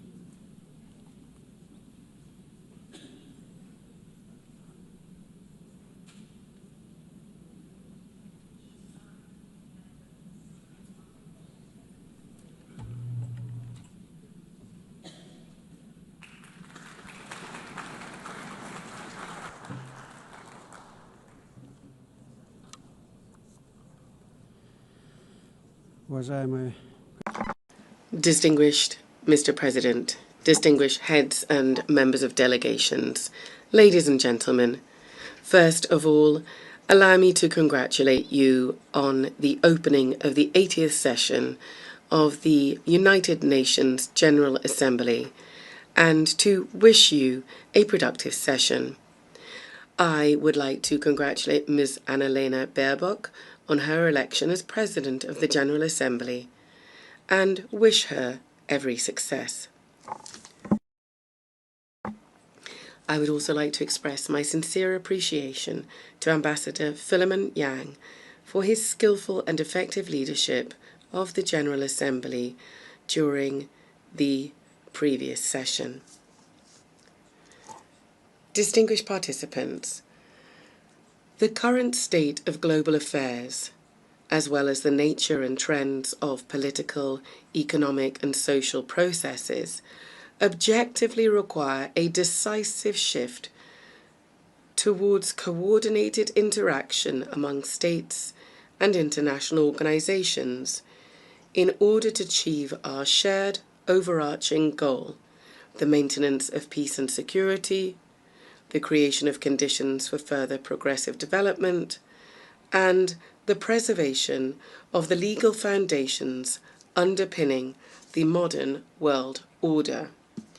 It is precisely from this standpoint that Turkmenistan views the main objectives of the 80th session of the General Assembly, placing great hopes in its role in shaping a robust, balanced, and secure global architecture. A key area of Turkmenistan's cooperation with the United Nations is ensuring international peace and security. Recognizing its responsibility as a permanently neutral state, Turkmenistan stands ready to take further practical steps to foster an atmosphere of cooperation,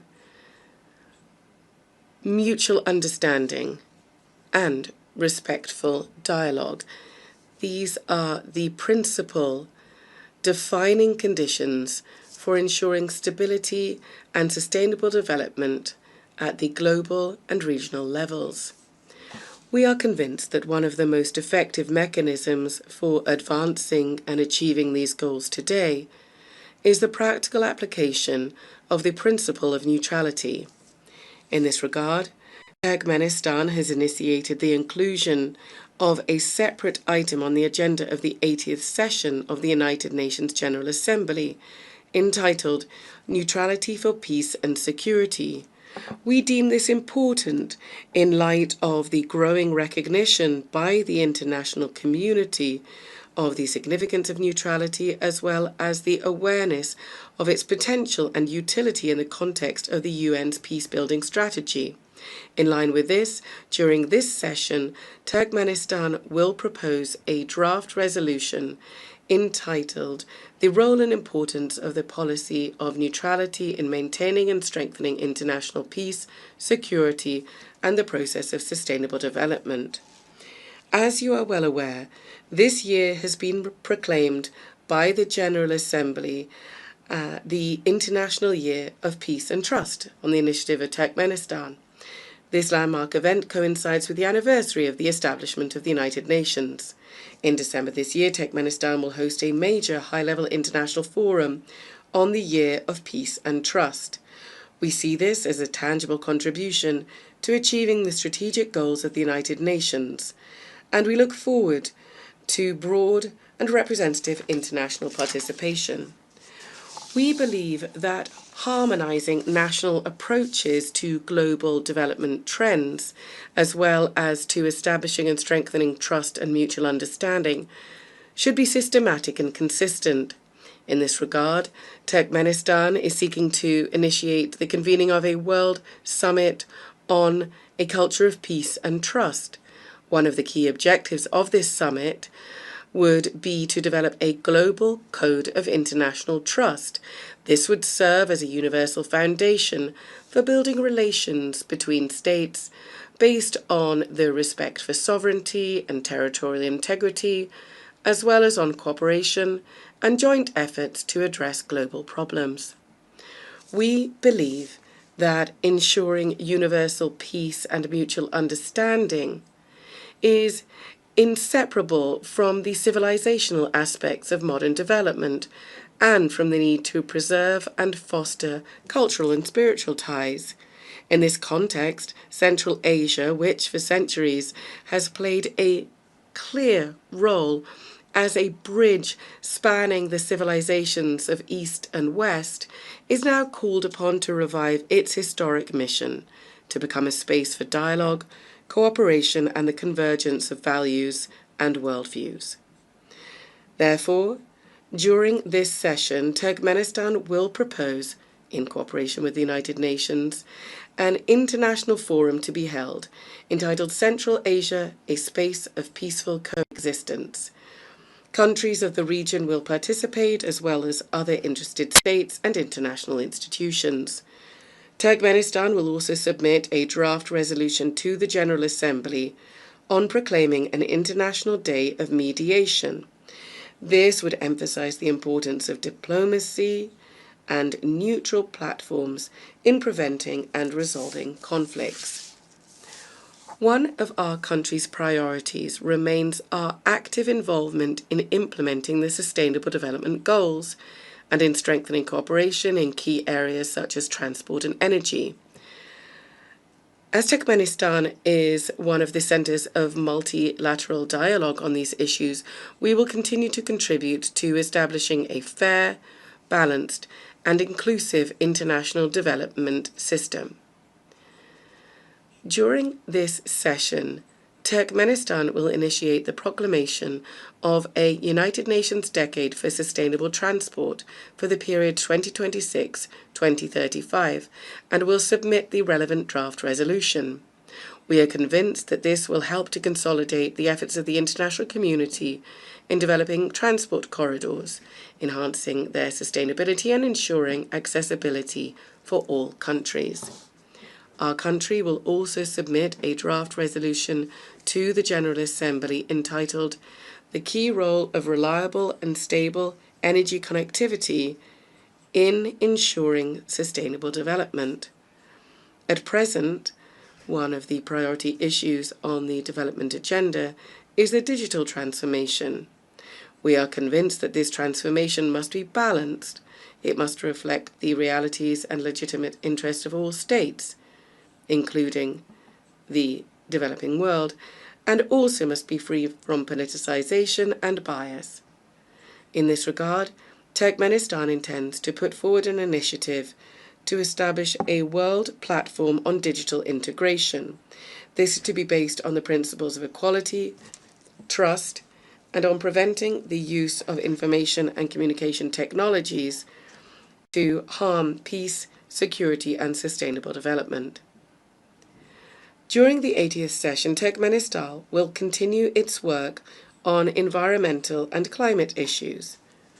It will strive for them to be taken into consideration systematically, as they are basic components of ensuring security, and we will advocate for the establishment of multilateral mechanisms to monitor and respond to climate, environmental, and man-made disasters. Turkmenistan will seek to bring about a regional centre to combat desertification for Central Asian countries. It is our belief that the establishment of such a centre would contribute to building regional capacity, to strengthening cooperation in the field of environmental protection, and would also make a significant contribution to achieving the Sustainable Development Goals, particularly in combating climate change and protecting land-based ecosystems. Our country will promote the Caspian Environmental Initiative, proposed at the 78th session of the United Nations General Assembly, which is intended to become an international platform to preserve the Caspian Sea ecosystem. An important step in this direction is the Caspian Environmental Forum, which we propose holding in 2026. We are convinced that now it is especially important to strengthen the role of the UN in fostering broad humanitarian cooperation, in promoting rapprochement and mutual understanding among peoples, and in overcoming value and spiritual barriers, as well as engaging effective channels of cultural diplomacy. To develop intercultural dialogue and to lend practical support to General Assembly resolutions on multilingualism in international relations, we are proposing proclaiming an International Day of Multilingual Diplomacy as well. Distinguished heads and members of delegations, all of Turkmenistan's international initiatives and actions are always measured against and aligned with the UN Charter and its founding documents, as well as with its long-term goals. It is no coincidence that we always emphasize that cooperation with the UN is a strategic priority for Turkmenistan. We say this with the conviction that the UN is the only international organization endowed with universal legitimacy. In this regard, it must remain the guarantor of peace and development, and be the backbone of global security and stability. Turkmenistan will continue to advocate consistently for strengthening the central role of the UN in international affairs. We consider strengthening the primacy of international law and in improving the international legal framework and increasing the effectiveness of the implementation of UN conventions, treaties, agreements, and other multilateral documents as key factors in this regard. In this context, Turkmenistan is initiating the proclamation of the Year of International Law in 2028. This will become an important step in strengthening the international legal foundations of peace and cooperation. Ladies and gentlemen, this session holds special significance for Turkmenistan. 30 years ago, within these very walls, the United Nations General Assembly unanimously adopted the resolution on the permanent neutrality of Turkmenistan. For our country, this was a momentous, historic event. In essence, it determined the entire subsequent course of Turkmenistan's foreign and international policy. International recognition of our neutrality also contributed to boosting the country's domestic development by providing favourable external conditions for this. I would like to take this opportunity on behalf of the people of Turkmenistan to express my gratitude to the United Nations member states and the entire international community for the decision adopted in December 1995 to recognise the permanent neutrality of Turkmenistan, a decision reaffirmed by 2 subsequent UN General Assembly resolutions. Turkmenistan will always remember the trust placed in it and will steadfastly and unswervingly uphold its international commitments. Once again, I would like to congratulate all delegations on the opening of the 80th anniversary session of the United Nations General Assembly and wish you every success in strengthening our cooperation and mutual understanding. Thank you very much indeed.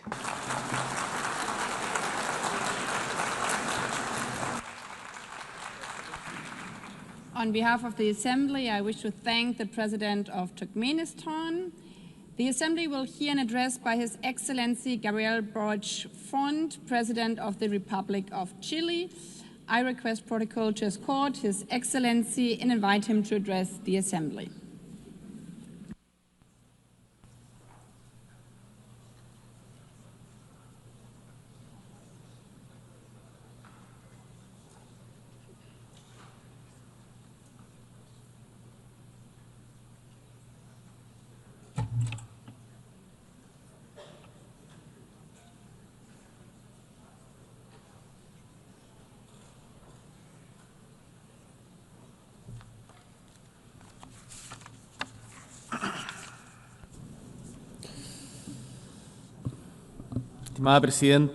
Distinguished President, members of the United Nations General Assembly, guests, peoples of the world, residents of New York. 80 years have elapsed since the creation of the United Nations. 80 years have also elapsed since Gabriela Mistral, a Chilean woman who came from the Elqui Valley, won the Nobel Literature Prize. Her voice as a poet, a teacher, as a diplomat continues to ring out in our homeland and across the world. And it was precisely here in New York in 1955 that the Chilean ambassador José Massa conveyed a message about human rights that was written by Gabriela Mistral. That message said, "I would be happy if our noble strength, our noble struggle to obtain human rights was taken up faithfully and loyally by all nations of the world. This triumph would be the greatest we could achieve in our time." We have we notched up that victory? Have we triumphed in that way? The answer is categorical no. And the fact is, at this stage, I don't really know what to say about Gaza, because many people have said everything already at this podium and at others, but there are our words and those that may be spoken by anyone, but regardless, we still have the fact that innocent people have lost their lives. We still have the empty stares of those suffering. In 2025, thousands of innocent people have lost their lives simply on the grounds of being Palestinian. 80 years ago, the same thing happens. Millions lost their lives simply for being Jewish. Instead of talking about figures, issuing condemnations or demands, as we tend to within these walls, instead of that, I want to talk about humankind. Humanity. Gaza is a global crisis because it is a crisis of humanity. and in this chamber, and for those who are listening to us in their homes, within their delegations, in their various countries, all of us are human beings. That's what I'd like to say. So when under the rubble, we have children, boys and girls, lying under that rubble, there is genuine pain and grief in our homeland in Chile. And I know that that pain is shared by the vast majority of the world's nations. And one of the problems we face as humankind is that often pain engenders hatred. But we must face up to pain and that fact and combat hatred with all of our strength. We must transform our desires to hate into a desire for justice. We can't make any concessions to violence. I don't want to see Netanyahu destroyed by a missile side by side with his family. I want to see Netanyahu and those responsible for the genocide against the Palestinian people brought to the ICJ and other international courts. In another context, looking elsewhere, the war in Ukraine is also an affront to us. It causes us pain. But some people might ask themselves, what's that got to do with Chile? What's happening in Ukraine got to do with Chile? They're so far apart, we don't understand their language. Some people level those arguments against us and our homelands. We say back to them that we have to see ourselves in the people in Palestine that are searching for food. We have to identify and stand in the shoes of the kidnapped children that have been taken away by Russia. We're all human beings. And one of the reasons we come here and meet today together is that we perhaps continue to have faith in humankind. That's principally what brings us here. Our hearts cannot cease to be moved by pain, and we cannot cease to be moved by the needs of others like ourselves. It's for that reason that we have set down rules which are steps forward for civilizations, and they come from the lessons we've learned from the major challenges we've affronted as humankind. And these rules, we should say this loud and clear from this rostrum and take action here. These principles, these values are not being respected. Let's say that loud and clear. It's not okay to invite people to negotiate, to invite a neutral country to negotiate and then assassinate someone that's helping negotiations. That's what happens with Qatar. We can't bomb the nuclear facilities of another country. We can't invade countries like Iraq, saying that there are weapons of mass destruction that don't exist. That's not okay. It's not okay to invade a sovereign country like Ukraine and then impose negotiations on those people. And we all seem to resign ourselves to the fact that that's going on, as was recalled by the French writer Albert Camus when he talked about the experience of the Second World War. If we don't believe in anything, if nothing makes sense, and we can't invoke any values, well, in that case, everything is allowed. There's no good, no evil, and nothing is important.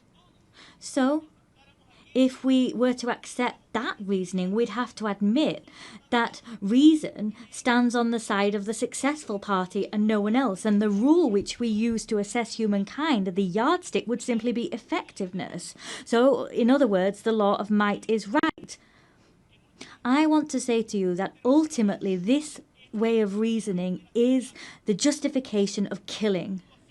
In a world where that occurs, the life of a woman, a man, or their children will always depend on fate or some whims of good or evil, arbitrary decisions. In a world like that, all of those that live without condemning hatred with all of their might are as guilty of homicide as the person dropping a bomb or pulling a trigger. Particularly if you have the voice and the power to say enough, as we do, as all the leaders that we are in this room, we have, with that in mind, greater responsibility. we refuse to rule in favour of those who have might or money, and we say that we're labelled as utopian, nursing pipe dreams. But what is history if not a continued utopian voyage? There will be people who simply want to do things that produce short-term results, but in general terms, shortcuts lead us to the edge of precipices, to the abyss. And the fact is, we don't need to be successful in the way we understand success today in the Western world to continue fighting for a fairer world, because we know that what we have together has allowed us to change the world, to make it more just, have more loyalty, more solidarity, more inclusion. We've done that. So, distinguished delegates, when we are invited to submit, to bow down, when it is said that intelligence is somehow irrelevant, when people want to show us that you can lie to get an advantage, to get ahead, we want to say no. We're not giving way to cunning trickery, violence or passivity. Let us say no to all of that. I can and I must respect the person who likes blue more than red, someone who is of a faith that's not my own, the person who thinks it's better to increase or reduce taxes according to the circumstances. Ultimately, I can and I must respect diversity of opinion. But at the same time as I respect different opinions, the opinions of those who think different to me, I face the outrage, the fact that people lie. And what's all the more outrageous is that they're aware that they're lying. Perhaps, for example, it's been said at this very rostrum today that there's no such thing as global warming. This is not an opinion. It's a lie. And lies must be fought against. Of course, we can discuss the best way of tackling global warming, or we can talk about who are more responsible than others, but we can't deny global warming. We can argue, we can discuss how the Nazis managed to govern such vast swathes of Europe, but we can't deny the Holocaust.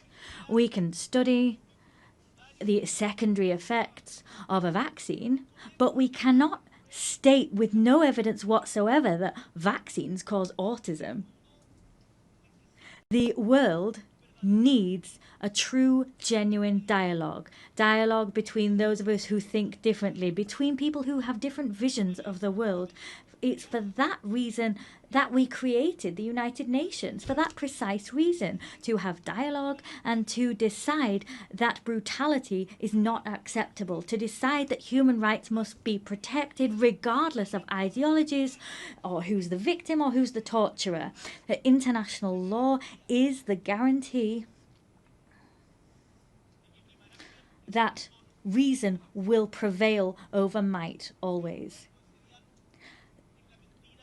Opposed against this dialogue, the other direction is lies and silence, and both will bring us to the edge of an abyss, into deepest suffering. So what is the task before us today? We have to chart the course that we want as humankind and work with the United Nations, who are paving this path. Chile is rallying behind this shared vision, this shared respect for democracy, human rights, social justice, equity, unfettered respect for the freedom of expression, climate action, all of these things that stand as pillars of hope and action to address the difficult changes and weather these current storms.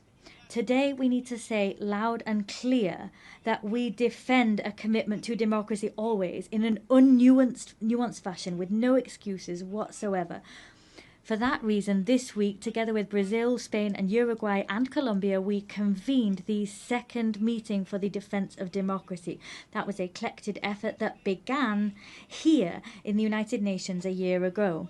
We want to build bridges so that we can identify the shortcomings of democracy. We want to look at ways of remedying these shortcomings and of improving the quality of life of our peoples. We will not settle with simply pointing out what we don't like about the world. We will not settle for saying that doesn't represent us. We want to propose ideas that we want to see and champion them. With all of that in mind, I'd like to briefly dwell on one particular issue. I come from Chile, that is a tricontinental country. Tricontinental. It has inextricable ties to the ocean. We have more than 6,700 kilometers of coastline. We are a country that looks at the ocean, and as such we are proud of having been the first country in America and the second in the world to have ratified the BBNJ agreement to extend governed ocean areas beyond areas of national jurisdiction. In recent weeks, we saw the 60th ratification necessary for it to enter into force. As such, the first COP of that agreement will be held next year. We do hope it will be held early next year. Here, I wish to reiterate the fact that we are ready and willing to have its secretariat established in our Pearl of the Pacific in the city of Valparaiso, because we believe that this agreement is an opportunity to make ocean governance closer to the global south. Chile is always also a country that looks towards and has an Antarctic vocation. Our leadership in scientific research is clear. We provide logistical support for research, and we have campaigns for the protection of this area. When you've gone to Antarctic, you will have done so through Chile. In 2 weeks, we'll have another meeting of the Commission for the Preservation of Marine Antarctic Resources. So I call upon states parties now to approve the proposal of the Marine Protected Area for Dominion 1. That was the proposal established by Chile and Argentina. We cannot simply exploit resources if we don't adopt appropriate preservation measures, because ultimately we'll see the destruction of marine life, which we also depend on. Let us not forget that we are part of one single ecosystem. Maintaining biodiversity and sustaining life on Earth is something we must urgently grapple with, and we need to do so with a sense of responsibility towards our ancestors, towards those we share the planet with today, and with a sense of responsibility to future generations. Distinguished delegates, as we have a situation of climate crisis, protracted conflicts and humanitarian crisis, against that backdrop, the selection and appointment process for the next Secretary General of the United Nations takes on particular significance. I come to this assembly convinced of the fact that always, even in the most difficult circumstances, there is room to take clear-sighted action as a collective body, action which is transformative and imbued with humanity. Human tragedy is never a foregone conclusion. We will not give up on the hope that there will be good in the world and that the United Nations we need can be built, because that conclusion depends on what we do. I want to say to you that regional balance must be respected in the Secretary General appointment process. It's time for Latin America and the Caribbean to have their moment. We are a war-free region with a rich diplomatic tradition. We forge consensus. We are unwaveringly committed to the UN Charter and have been since its very inception. Tackling the historic gender imbalance within the United Nations is important. We've never had a woman Secretary General, and that is something we must remedy. 80 years of history without a woman having been appointed Secretary General. The UN must reflect the progress made by the world and recognise that a woman at the helm is not just a symbol of equity, but also represents and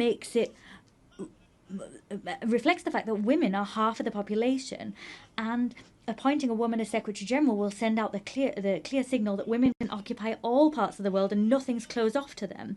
Chile wants to actively contribute to that collective effort, and for that reason it is for me a great honour to announce from this rostrum that Chile will nominate our former President, Michelle Bachelet as candidate to the post of Secretary General of the United Nations. Que además nos está acompañando. She is here with us at this session. Michelle Bachelet is not only someone known to all of you on the global stage, she is a woman whose own trajectory is fully in line with the values that inspired this organization. She was head of state of Chile twice. Incidentally, she was also the first female head of state. She was also the Minister for Health and Defense. She was the Executive Director of UN Women and also High Commissioner for Human Rights at the United Nations. Michelle Bachelet has governed, has negotiated, has solved problems and has listened. Her trajectory, what she's done throughout her life, combines empathy with strength and resolve, experience with openness, and she combines all of these with a proven ability to make decisions and to take action. In times of mistrust and fragmentation, I firmly believe, and I know that this conviction is shared by my nation, that Michelle Bachelet is someone able to build bridges between the North and the South, between the East and the West, between urgent needs to find solutions and the urgent need to defend principles. With her leadership, the United Nations will be able to restore credibility, effectiveness and a sense of purpose in the face of current challenges. She will build on the legacy of Antonio Guterres that I can say has given the best of himself from the good of humankind within this institution. With humility and a sense of conviction, Chile presents this candidacy with the conviction, the certainty that Michelle Bachelet will be able to make a decisive contribution to making the United Nations once more a place for meetings, place for solutions and active hope for the world as a whole. Distinguished delegates, 80 years. Let us look back at those decades and let us take stock of the strides forward seen in international governance. In spite of the challenges we're facing, we can also say that we have made progress.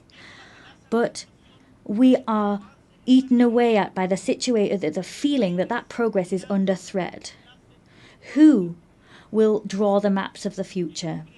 We want to believe that those cartographers will not be those waging assaults on multilateral institutions and eroding their credibility. We don't want them to be those who humiliate the weak. We want all peoples together to draw the maps of the future. Together we represent all of those people, and together we will trace out clear maps so that we have not only a possible and viable future, but one that is full of dignity for everyone and respects them. And to achieve that goal, this organization, let us remember the organization that was built on the ashes of the Second World War, after the failure of the League of Nations, this organization is crucial. And renewing it, changing it, reforming it is an urgent need. So, as a renewed organization, but one with the same purpose, it will be an organization that everyone works together in. The words of Victor Jara, that great Chilean singer, great Chilean artist, he talked about this great love of earth which has helped us to live. He loved peace, to enjoy life, love and freedom for everybody. He talked about those things so that his children could exist, his city could exist, and his people could exist. Let us, distinguished colleagues, move together, free and equal, similar and different. Let us walk along this shared path of seeking truth, justice, happiness, and justice. I thank you.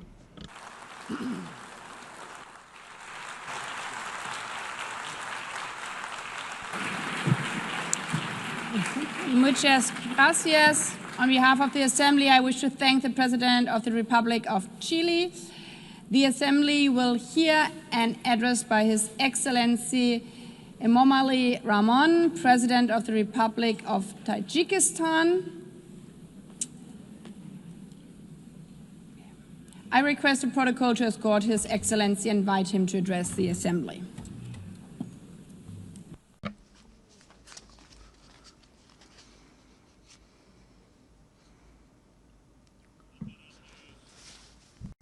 Your Excellency, Madam President, Excellency, ladies and gentlemen. Today, as we commemorate the 80th anniversary of the adoption of the United Nations Charter, I extend to all member states my heartfelt congratulations and best wishes on this occasion. The contemporary world is undeniably experiencing a period of instability, turbulence, unpredictability, and escalating complexity.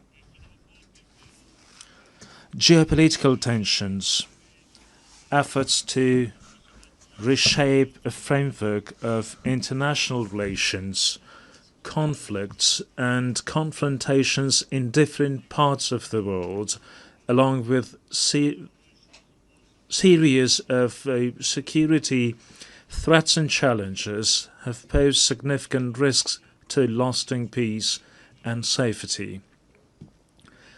At the same time, the consequences of climate change and growing social inequality impose restrictions on the process of sustainable development and sustainable global development.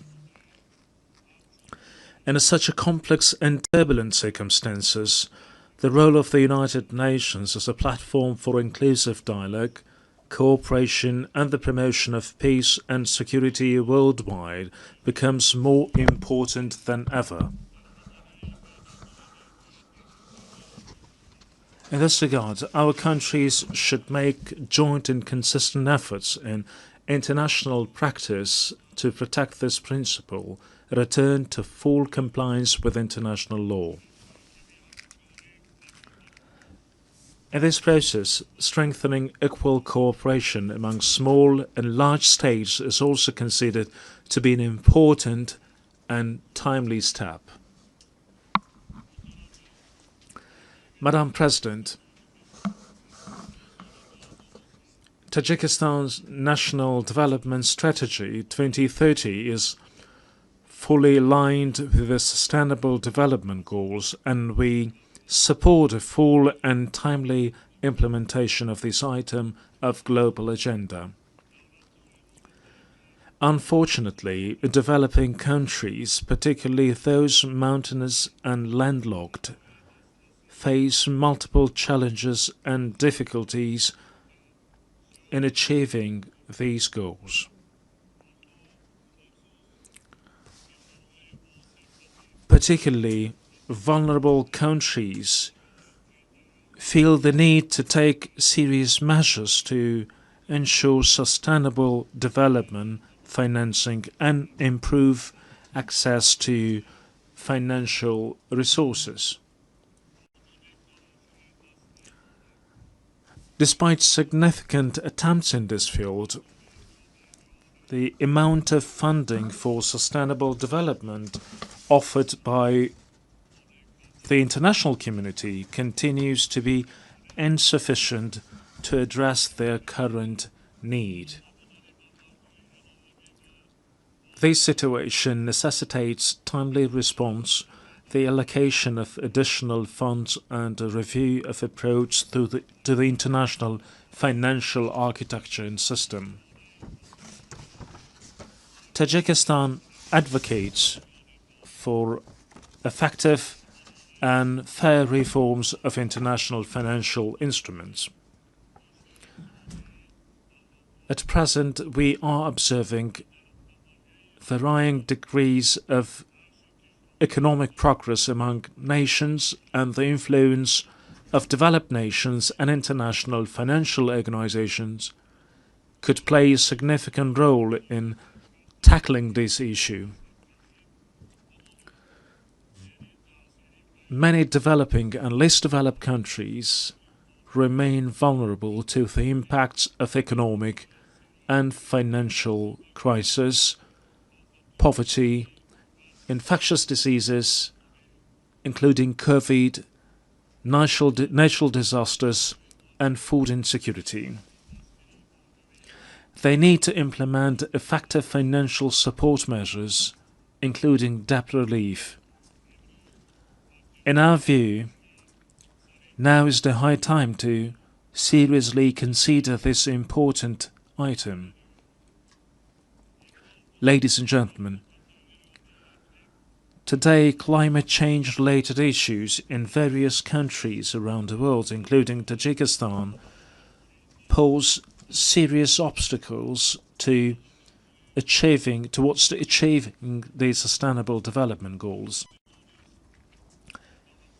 Our country, with 93% of its land covered by mountains, is deeply concerned of an adverse effect of this situation. Changes in the hydrological cycle, a series of floods and droughts, and severe dust storms over the past decades have had a direct impact on Tajikistan's water and energy resources and food security.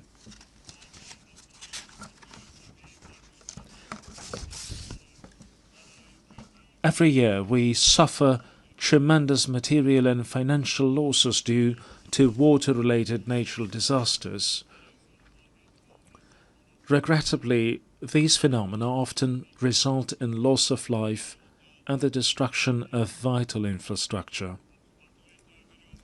The impacts of climate change and rising temperatures have led to accelerated melting of glaciers and the deterioration of marine and ocean ecosystems. I would like to recall that Tajikistan hosted the high-level International Conference on Glaciers Preservation this summer in Dushanbe. This meeting brought the international community together to intensely deliberate on issues related to the cryosphere. It is worth noting that of Tajikistan's 14,000 glaciers, which are one of the region's main sources of drinking water, more than 1,300 have completely melted, and the rate of melting of these ices is accelerating. This is even though Tajikistan's glaciers and other water sources account for up to 60% of Central Asia's water resources. We must not remain indifferent to the matter of addressing issues related to the source of human life, water. Distinguished delegates, ladies and gentlemen, Tajikistan plays a proactive role in water diplomacy. Our country is taking practical steps in cooperation with its international partners as a part of its latest initiative, the International Decade for Action Water for Sustainable Development 2018-2028.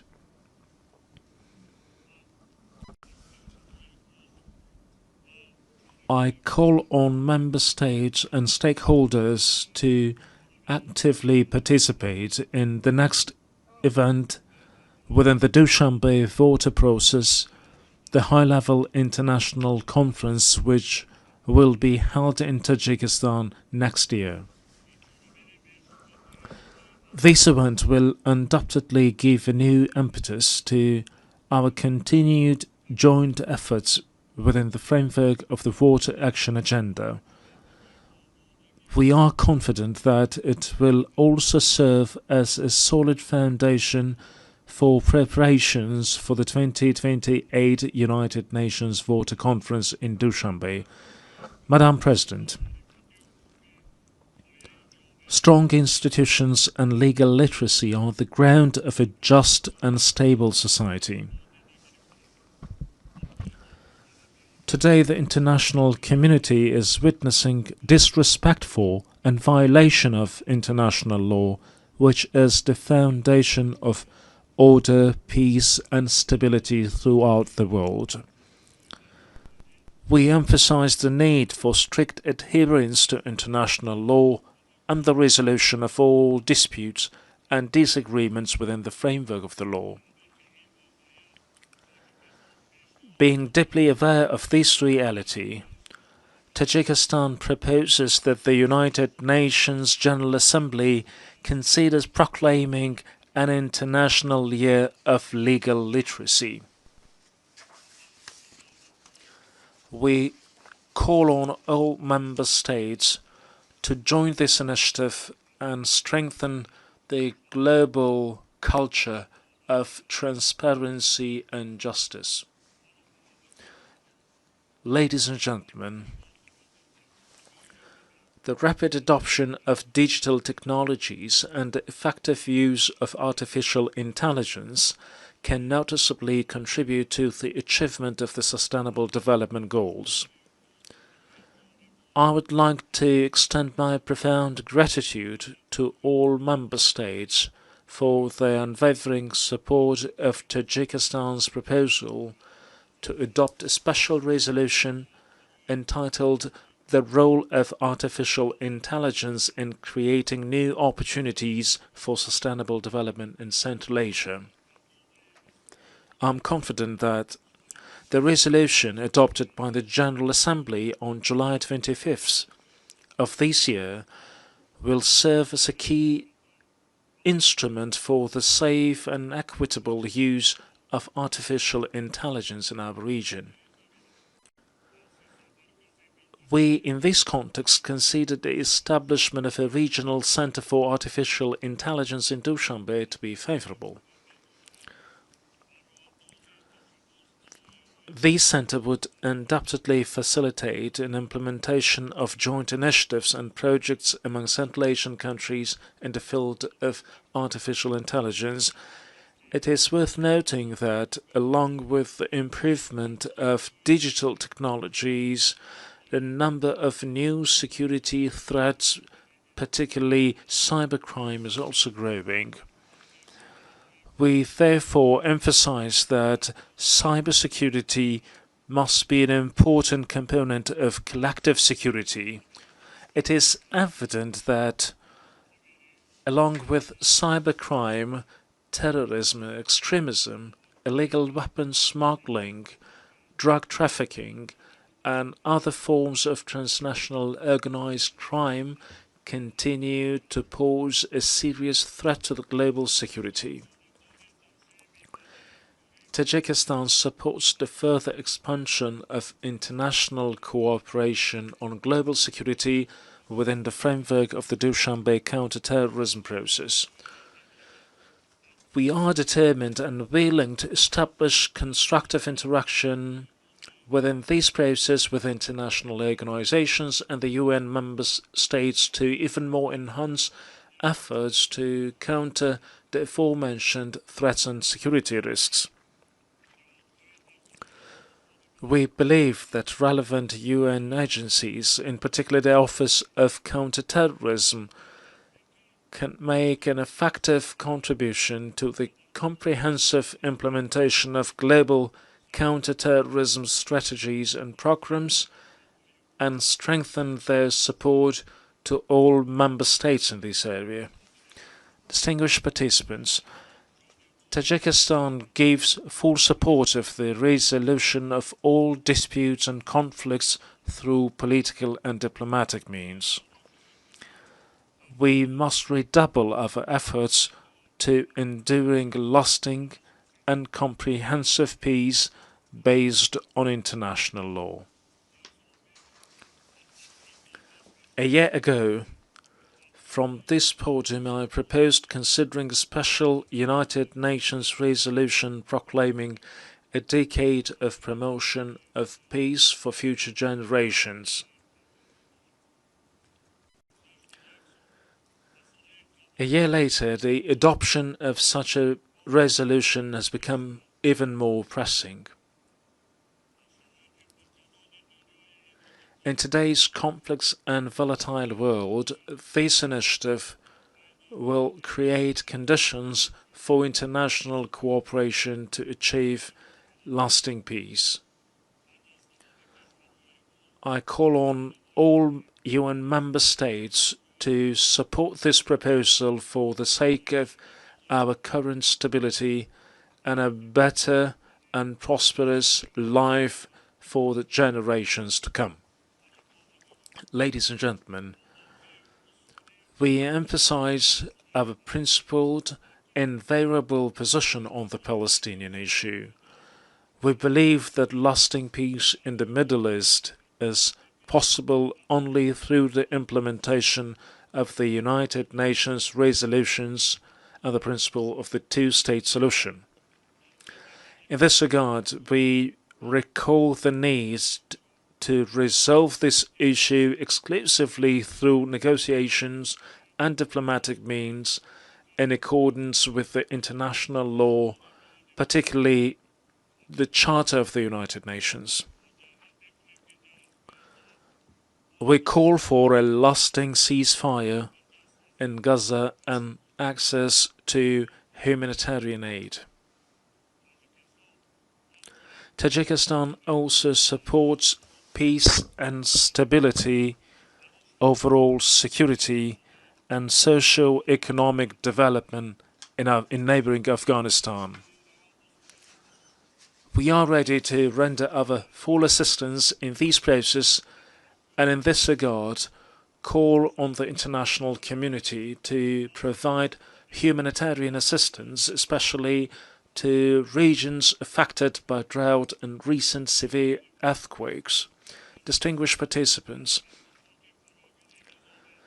Tajikistan supports the comprehensive reform of the United Nations system within the framework of the UN80 initiative, UN 2.0 and the UN Secretary General's vision for a modernized United Nations. At the same time, we welcome the Pact for the Future as an important collective initiative to promote peace and sustainable development. These initiatives embody the shared aspirations and will of the international community to respond to modern threats and challenges and build a solid foundation for future generations. We reiterate the need to strengthen the key and coordinating role of the United Nations in ensuring inclusive peace and security. Only with trust, cooperation and unwavering determination we can build a just, peaceful and sustainable future for all humanity. Tajikistan stands ready to cooperate with partner countries and all United Nations member states in achieving these noble goals and addressing other pressing issues on the global agenda. I thank you for your attention.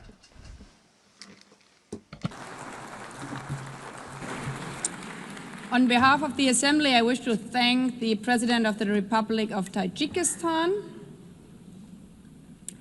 The Assembly will hear an address by His Excellency Joseph Aoun, President of the Lebanese Republic.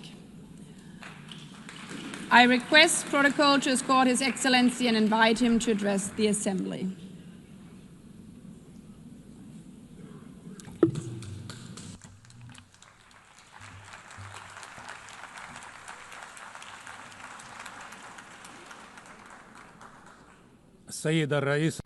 Madam President, Mr. Secretary General, fellow colleagues, heads of state and delegation, I stand before you today to talk about peace, development, and human rights.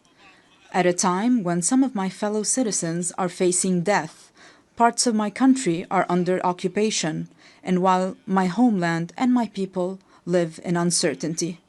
This situation takes me back some 77 years ago to the drafting committee of the Universal Declaration of Human Rights in 1948. During one of the debates, the late, great Eleanor Roosevelt stepped in to support one member's opinion so that he is not left alone, as she said to those in attendance.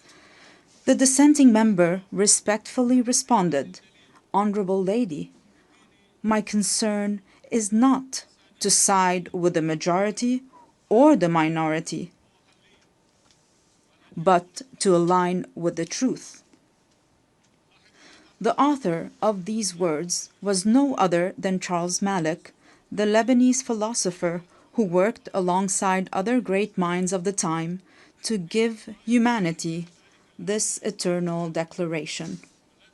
He was also granted the honor of presiding over this august assembly from 1958 to 1959 to represent my country, Lebanon. Madam President, Mr. Secretary General, colleagues, ladies and gentlemen, I recall this incident today, first, to express my profound sense of pride and my heightened sense of responsibility as I stand before you today for the first time in my capacity as President of Lebanon on the 80th anniversary of this great organization. Second, because our session focuses on examining the inherent relationship between three human virtues: peace, development, and human rights, and between these three virtues and my country, Lebanon. The Lebanese experience, alongside lessons from our region and the world, have shown that there can be no development without peace, for growth cannot take place within chaos, and prosperity cannot be achieved amid conflicts and wars. Peace is the only foundation for development. Experience has taught us that just as there is no development without peace, there can be no peace without justice, and no justice without human rights, particularly the right to live in dignity. Without dignity, peace becomes an illusion, and the only growth will be in poverty, underdevelopment, violence, and bloodshed. Since the establishment of this great organization, its charter stipulated the need to save succeeding generations from the scourge of war, to live together in peace with one another as good neighbors, and to employ international machinery for the promotion of the economic and social advancement of all peoples. These noble principles remained on paper for 80 years, as the blood of our people was spilled on the ground. The reasons might be numerous. One can attribute them to the authoritarian nature of man, the nature of relations between countries based on power struggle, hegemony, and the race for absolute dominance in all fields. However, another reason has stirred this tragedy. At least 30 years ago, since talk began in this very chamber about a new world order. The reason is related to the issue of identity and plurality within any society or within societies and countries, especially in the era of globalization. On the one hand, people need one another. On the other hand, they fear for their identity. This led to an emerging issue that drove humanity back to the path of conflict. Let us acknowledge here that religion remains a primary factor in defining the identities of human groups.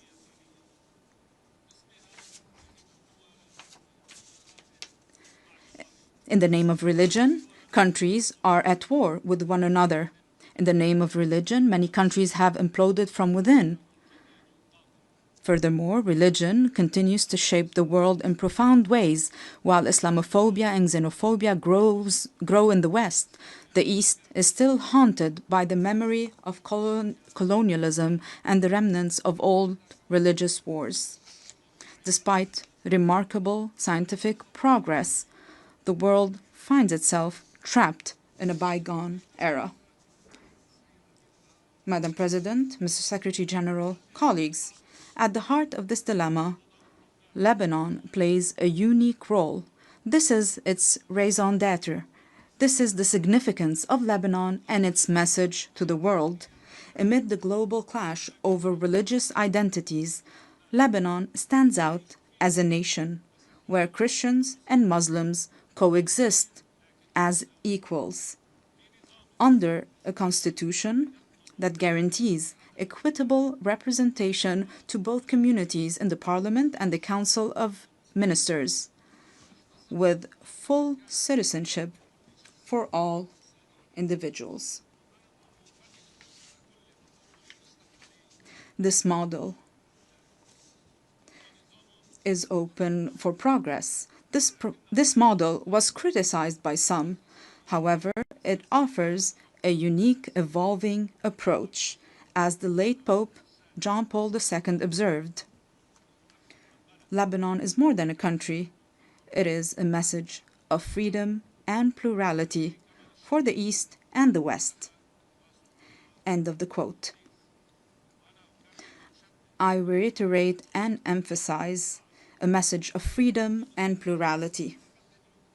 In a region where people are killed or kill over their religious belief, or even for displaying a symbol of faith, in a weary world torn between those who want to impose religious attire and others intent on banning it. Lebanon offers a unique, unmatched, and irreplaceable model. A model that deserves to live, that must exist for the region and for the world. A model that allowed me, as an Arab Lebanese, to serve as the only Christian head of state from East Asia to the coast of Europe. My country, Lebanon, the land of human secularism with profound faith, without any imposition or prohibition of any kind. A model that requires all those who are committed to a better future for humanity to ask the following two questions. First, why would there be an international and UN obligation to preserve Lebanon? And second, how can we achieve this goal? First, indeed, there is a human obligation to preserve Lebanon. If this model falls, this model of coexistence between two different religious communities that are completely equal, where else around the world can we replicate this experience? If Christians were to disappear from Lebanon, this equation, this delicate balance will fall, and with it, justice. If the Muslim community in Lebanon no longer exists, this balance will also fall. And this will also undermine justice. The fall of Lebanon, precipitated by the loss of any of its integral components, would foster the rise of extremism, violence, and bloodshed both in our region and in the world. It is clear to me today that many of the underlying causes of the war on Lebanon, as well as the deeper, more insidious motivations behind it, have been aimed at dismantling Lebanon's unique model. These actions serve to justify an Orient fractured by conflicting identities and perpetual ethnic rivalries, destined to remain in a state of ongoing conflict. While certain may benefit from this situation, however, it is ultimately in the interest of the world and humanity to strive for international peace. Hence, the success of the Lebanese experience will set a benchmark for any country. This model today is a vibrant, steadfast, and energetic country determined to live, resolutely refusing to succumb to adversity. What it takes to save it? simply a clear and firm stand in words and action aimed at liberating all the Lebanese territory and securing the exclusive sovereignty of the Lebanese state, enforced solely by its legitimate and legal armed forces over its land. This is the unanimous will of the Lebanese people since the declaration of November 27, 2024, which was adopted with the support of the United States and France and this very organization as a mechanism to enforce UN Security Council Resolution 1701. I reaffirmed this commitment in my inaugural address following my election as president in January 2024, and it was also approved by the government in its ministerial statement of February 2024. Throughout our negotiations with President Trump's envoy, Ambassador Tom Barak, we worked on drafting a paper to guarantee full stability on our land, to which we are still bound and still await the same commitment by other concerned parties on our borders as well. This is what Lebanon seeks. Let me be more frank. Allow me to feel some pride for my country and my people, for they do deserve it. Ladies and gentlemen, we are truly an exceptional country by all measures. We are a country that each year receives people from the Lebanese diaspora, the equivalent of a third of the country's residents. This underlines the unwavering connection between the Lebanese people and their homeland. There is hardly a major project in our region that does not bear the signature of a Lebanese person, nor a cultural or artistic event that lacks a Lebanese imprint. In fact, it is almost certain that Lebanese contributions can be found in every significant endeavor. Among the member states of this distinguished organization, one could scarcely find a nation that does not have within its borders a member of the Lebanese diaspora who is engaged, productive, and creative. These individuals integrate harmoniously with their host societies. We, ladies and gentlemen, are a country capable of embracing modernization, and we have started already implementing a gradual program of financial and economic recovery. Together with an independent financial audit, a fair restructuring of the banking sector, and the modernization of the administration, we have also taken on the fight against corruption and organized crime to rebuild the trust of the Lebanese people in their state and the world's confidence in Lebanon. Simultaneously, we have launched legislative and institutional reforms consecrating the independence of the regulatory bodies of the state's productive sectors and enhanced the independence of the judiciary aligned with international standards in the fight against money laundering and the financing of terrorism. Our government has also recently joined the United Nations Convention on Biological Diversity, in line with our history of commitment to the principles of international legitimacy. We are also set on advancing public freedom, combating hate speech, and empowering young men and women in the decision-making process. We can only be prosperous if our citizens, all our citizens, live in dignity. Ladies and gentlemen, our country is dedicated to investing in quality education, and we are expanding today this investment to encompass a knowledge economy. Lebanon is also an essential crossroad for global trade corridors.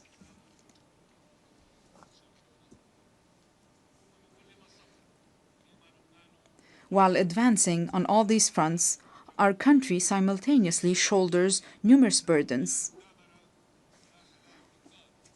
And we shoulder these burdens with responsibility and seriousness.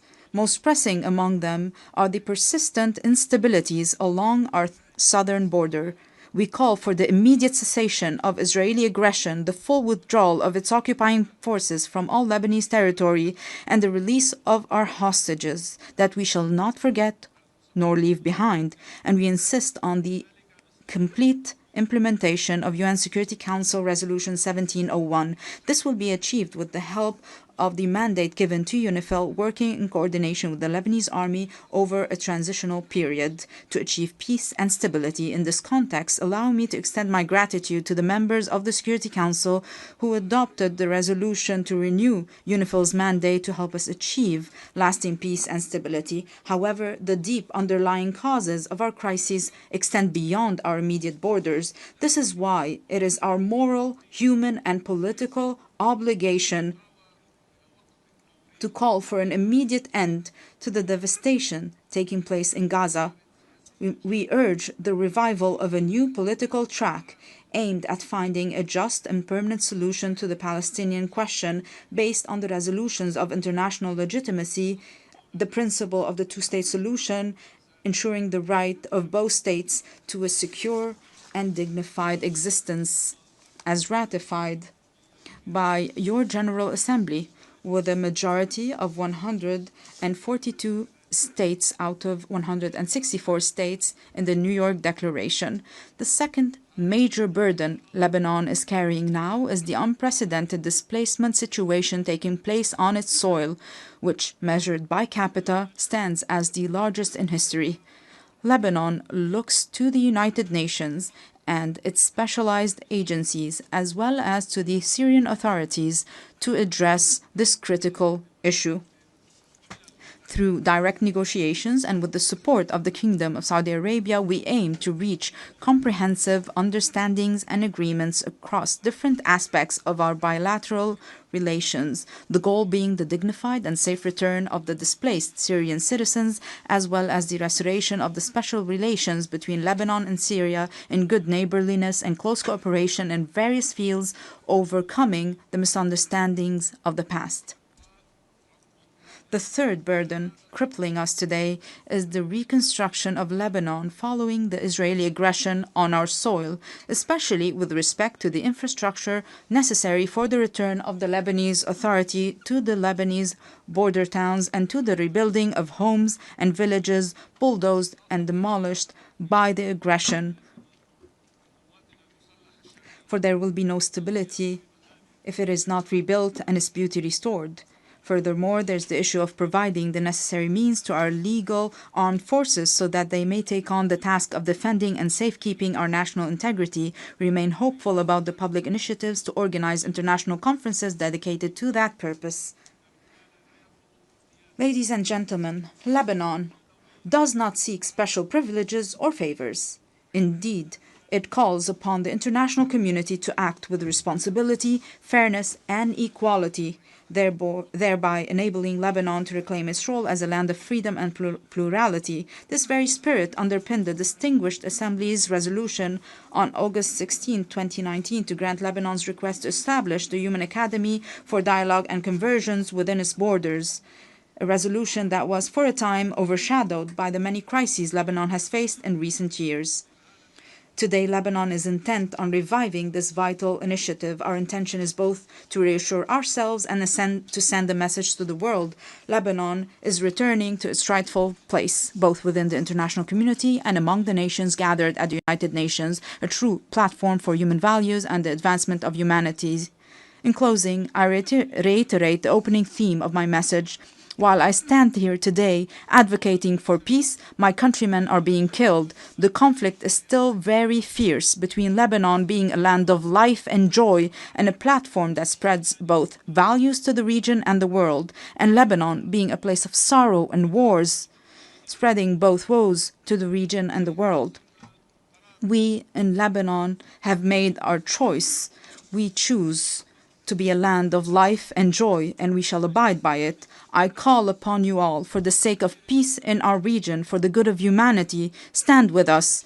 Do not abandon Lebanon. I thank you.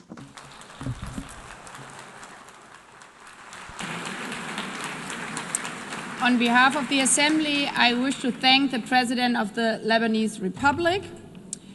The Assembly will hear an address by His Excellency Emmanuel Macron, President of the French Republic. I request protocol to escort His Excellency and invite him to address the Assembly.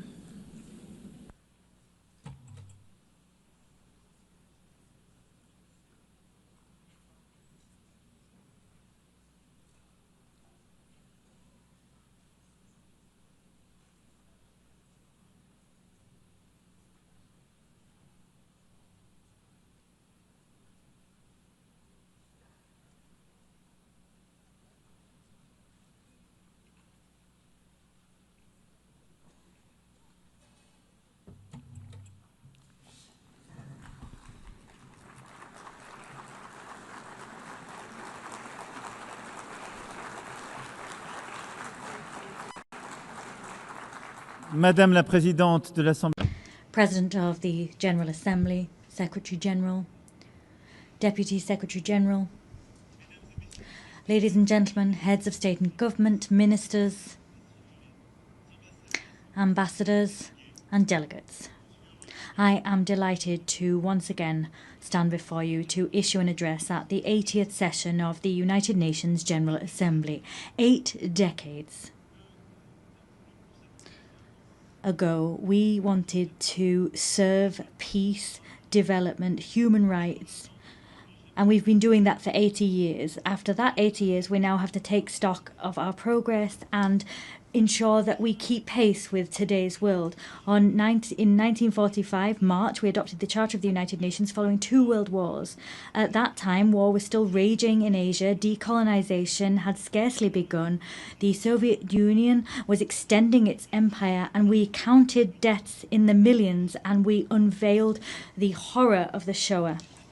Yes, at that stage of the world wasn't yet complete, but at the same time, nevertheless, we were, through resolutions and with resolve, building our desire to spare succeeding generations from the scourge of war, and we declared our faith in the fundamental rights of mankind, and we made a commitment to create the conditions for justice, to foster social progress, to practice tolerance, and to live side by side in peace.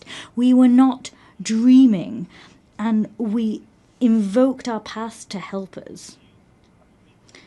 And after 80 years, I want to say before you that we were right to dream. We had the right to dream.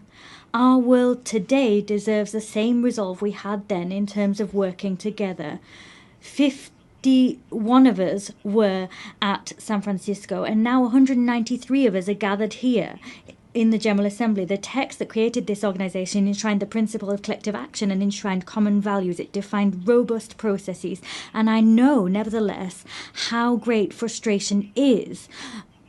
We see that states are unequally represented, particularly on the Security Council, and that fuels frustration. And that's why I unequivocally support its expansion, the reform of the Security Council, particularly its expansion for the African continent. I also know the extent to which political and social balances and states of players have changed and different actors have taken on more responsibilities. Many people are asking about whether the United Nations promises have been upheld, whether it's in sync with reality, and whether it brings with it any benefits.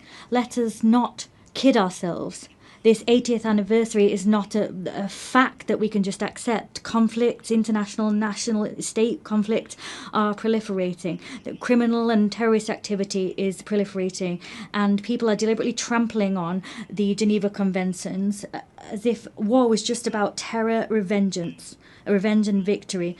Haiti, Burma, Ukraine, the Democratic Republic of the Congo. The list is as long as it is unconscionable. There are more and more cases of violence being weathered by people whose nations are at war. Major transformation is also underway for us all across the globe. Climate change is not under control. Biodiversity is collapsing. Efforts that the majority of us are ready to make are coming up against the obstacles of the cynicism of a few that can make a difference but refuse to do just that still. And we see the technology picking up pace. They pave the way to horizons of opportunity, but they also pave the way for dangerous forces because they're not regulated. Global trade is weathering tariff wars, and that's another form of imbalance, globally speaking.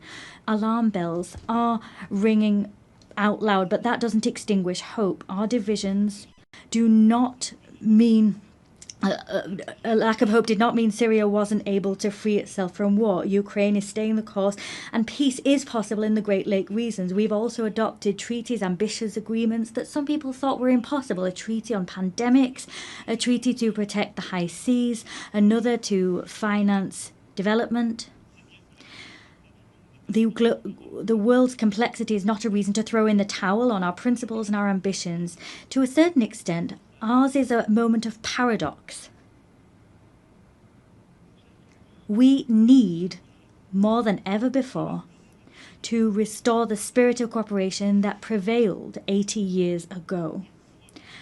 And however, in spite of that, we're isolating ourselves. There's more and more divisions, and that's plagued the global order. The world is breaking down, and that's halting our collective capacity to resolve the major conflicts of our time and stopping us from addressing global challenges. France is proud to be among the people of the United Nations and pay tribute to all the people that serve them, soldiers wearing blue helmets that maintain peace where no one else wants to go, humanitarian personnel and healthcare workers that come to the aid of the most vulnerable, legal specialists, observers, rapporteurs that bear witness to the reality, ensure that the rule of law can prevail, that arbitrary whims do not rule the day. I'm talking, of course, about our NGOs, our nurses, our journalists, and many other people who bear witness to the fact that this organisation cannot be replaced. It is for this reason that those that are its harshest critics are also those that want to change the rule of the game, because they want to exert domination. And these are people that do not want the common good to prevail. They want to serve their interests, and that is the major risk of our time. The risk of seeing the facts as they are just become the ongoing state of play. We don't want to see might is right prevail, but that's the risk. We don't want to see the selfishness of some people win the day. That's the risk. The risk is that some people, an elite, will decide the course that the world will run, and that they will forget that there's an international community. There needs to be respectful relations between peers. There needs to be cooperation between peers. That alone makes peace possible. That alone makes it possible to address climate change, to have a successful digital transformation, or to fight against military proliferation. It is for this reason that 80 years later, our priority is to really find the crux of effective multilateralism, to get back to that gem, collective effectiveness. We need to be clear here. The anti-game of some people makes it almost impossible for our organisation to be collectively effective. They're playing against us. We need to work together to get back to that collective multilateralism. There's no point here in dividing the North from the South to think that there can be a united West in the face of a global South. That's a pipe dream. That's a vestige of an era where we wanted to isolate ourselves in blocks, pitting ourselves against each other. Here at this forum, there are only men and women that don't share the same religion. They have different visions. Their civilizations sometimes differ, but they have decided one fine day that building peace, rising up to challenges, particularly the challenge of inequality or the major transitions of the world, they forgot their differences to cooperate together. It is for that reason we need to consolidate existing rules and the institutions that guarantee our collective authority and our collective effectiveness. Human rights remain the very fundamental pillar of the United Nations House, and they give coherence to all of the action we undertake. And at a time when conflicts spread and increase in number, we also have mass human rights crises that we're facing at the same time. Our duty is to ensure that there is a respect for international humanitarian law. We proposed ensuring that as part of the global initiative that we champion alongside a number of counterparts: South Africa, Brazil, China, Jordan, Kazakhstan, and the ICRC. Let us support the ICC in its fight against impunity. Let us allow the orders of the ICJ to be implemented, their rulings be upheld. The authority, the force of law is our best chance in stopping the rule of might is right from prevailing. upholding our values is the only way of throwing out a double standards principle. We've always called out that principle since we came together as a global parliament. Peace and security are everything. For that reason, it's so important for Ukraine to resist Russia and have peace. They need to get their territory, their children, their wealth, and their future back. The Russian aggression is not a problem of Europe, but rather a problem which plagues us all. It's our problem. It poses the eternal question of the force of law against might is right, freedom against imperialism. Ukraine didn't want war. Ukraine wants peace. France too wants peace. The Europeans want peace. The United States of America want peace. As such, Ukraine has a fundamental right, that is to live in security and to no longer fear that Russia will attack once more. It is for this reason France, with the United Kingdom, built a coalition of the willing, bringing together 35 nations to give Ukraine crucial security guarantees for the long term. As such, we're creating the conditions for a robust, just peace which will allow the Ukrainian people to really be masters of their own fate. And what happened in recent weeks in Poland's airspace, Mr. President, Romania, the provocations that we saw in Estonia and elsewhere are the proof that all European people are also challenged by threats of Russian destabilization. And unity can thwart those. Ukraine has often said it's ready for a ceasefire and can agree to negotiations. It accepts them. It's now up to Russia to prove that it can choose peace, even at a time it's stepping up attacks against Ukrainian civilians and the provocations to which I've just referred.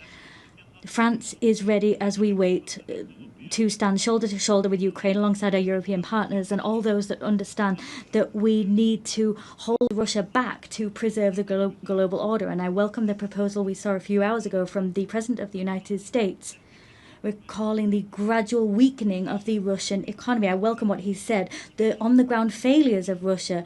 In more than 1,000 days, Russia's hardly gained 1% of Ukrainian territory. There have been so much loss, so many civilian victims, and few territorial gains. I welcome the fact that the President of the USA believes in Ukraine's ability not only to hold the course, but to uphold and ensure its rights prevail with us. It's because there is this refusal of double standards that France will stand side by side with Ukraine as we do for peace in the Middle East.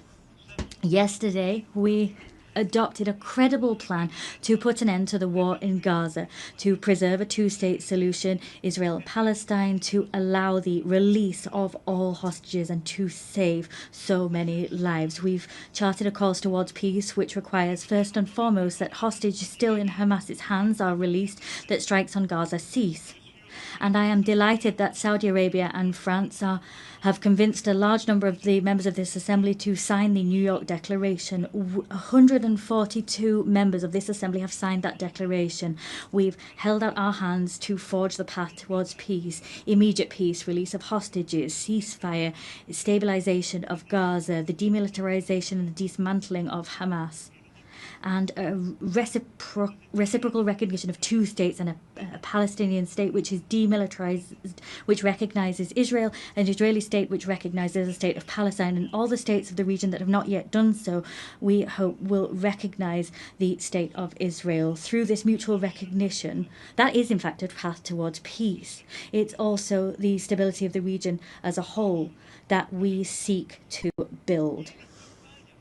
There cannot be any security or stability for Israel if we have a permanent war being waged with its neighbors, peace with Palestine, in the West Bank and in Gaza, and throughout Jerusalem, peace in Lebanon. There, the struggle against terrorism cannot be waged to the detriment of sovereignty of the Lebanese people. And it's for that reason I am delighted at the work that we have undertaken hand in hand with the United States of America, with the United Nations and UNIFIL to build this path that will make it possible to restore Lebanese sovereignty, to make the Lebanese armed forces once again able with UNIFIL to really anchor their sovereignty and to build this monopoly over weapons a monopoly that can only be held by the Lebanese armed forces. Lebanon breathes easier when Hezbollah is weaker, and the rest of Lebanon will breathe even better when all of armed caches, when all of the arms held by Hezbollah are back in the hands of the Lebanese armed forces. There's no other choice. We'll soon hold a support conference for the reconstruction of Lebanon. And we'll also support the conference that our Saudi friends will hold, supporting the Lebanese armed forces. In the same vein, Syria must recover its unity and its sovereignty. Syria is freer since Assad's regime fell. I received the transitional president in Paris. I welcomed him there. I'll see him again tomorrow. And with several states of the region, we are striving so that Syria can respect all components of its civil society, because that's where its strength lies. At the same time, it's in finding that unity once more, they will be able to also fully recover their sovereignty. The region can only be in peace if the Iranian nuclear program that has been partially destroyed is once again fully under control. It is for this reason France, Germany, the United Kingdom triggered by way of a collective agreement a process leading to the restoration of all international sanctions previously imposed upon Iran. Iran alone is responsible for being in breach of its obligations, but they have decided to open the doors to the IAEA and allow them to inspect HEU stocks and to conduct inspections. The next steps to come will be decisive. Either Iran makes a gesture and goes back to the path of peace and accountability that make it possible to get back on course and for the IAEA to do its work and for stockpiles to be transferred, or sanctions will have to be imposed. I'll have an occasion to meet with the President, if needs be, tomorrow. On each of these crucial issues, France puts forward concrete proposals, solutions. The plan for the war to stop in Ukraine exists. The plan to make peace in the Middle East is on the table. A plan to put the Iranian nuclear program back under proper control exists. The plan to restore the full sovereignty of Lebanon in the south exists. We always want to be the partner of all of those who share this demand that everyone take effective action. However, there is a risk that we will stop taking action and look away from too much suffering. The humanitarian tragedy currently in Sudan is undoubtedly the biggest of those facing us today. It's up to us collectively to rally, to mobilize, as we did in Paris in 2024. Let us coordinate our efforts to act together so that the warmongers accept negotiations and put power back in civilian hands. In the same way, in the Great Lakes region, the sovereignty and territorial integrity of the Democratic Republic of the Congo must be upheld. We need to return hope to the people of Kivu and to the hundreds of thousands of people that have been displaced. And it is also for that reason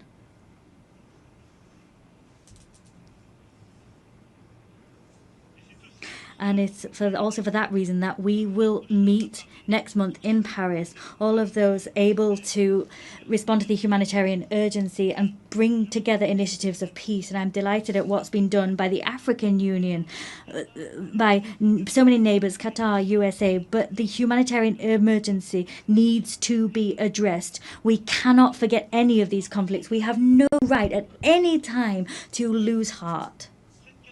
This capacity to take a leap of action is our source of strength. That's what brought us together 80 years ago. We have no right to get tired, to show fatigue. Well, there are so many crises, one after the other. I'm quite clear-sighted alongside you when I look at today's world. Everywhere, we see the risks of proliferation once again return, and new threats emerge. There is an urgent need to rebuild a credible framework, a verifiable framework to combat any nuclear proliferation, to rebuild a credible framework to once again contain these threats, ballistic proliferation. I'm not forgetting bacteriological, chemical threats, or the new risks that posed by AI, cyber technology, space technology, quantum technology. We have common frameworks, but they've been weakened in all of these domains in recent years. Sometimes because some people sort of said they were outdated, and sometimes because the rules for verification weren't properly observed, sometimes because the pace of technological development meant that these frameworks, their capacity to innovate, was not enough. Technological change was going too quick. However, we've got no right to give up. Ours is, we have to build that crucial framework for peace. The same demand for effectiveness, effective multilateralism, is one that we need to uphold for our global challenges. The Secretary General attaches great importance to our organisation, and he has ambition for it, and that's shown through his initiative UN 80, and I share his concerns about our organisation. Yes, we need, at this time of disarray that I talked about as a result of these major issues of war and conflict, we can't forget there are so many global challenges that mean that we must all come together. Let us stare straight in the face global imbalances. All economies affected. All economies, and I'm speaking as one of the richest among them, but also middle-income countries, developing countries, and of course the poorest nations among us.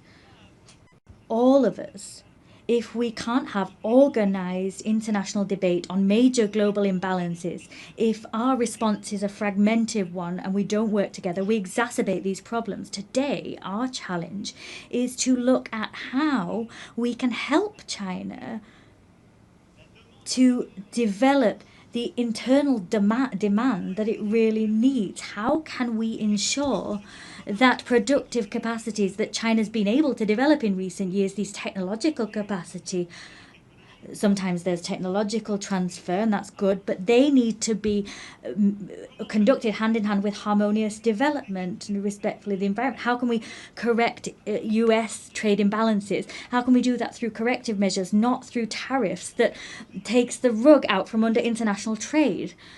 There's Europe that needs to respond to collective needs for collective investment, and we need to shoulder that responsibility. These challenges mean that we need to cooperate. There needs to be cooperation between major economies, but we can't pit the G7 against the BRICS, and that's the very rationale behind our agenda for the French G7 of 2026. Of course, we'll work with the Canadian presidency of G7 and the coming presidents of G20. We need to return to that spirit of cooperation that is vital, because that's what will allow us also to have a common agenda to finance our global challenges.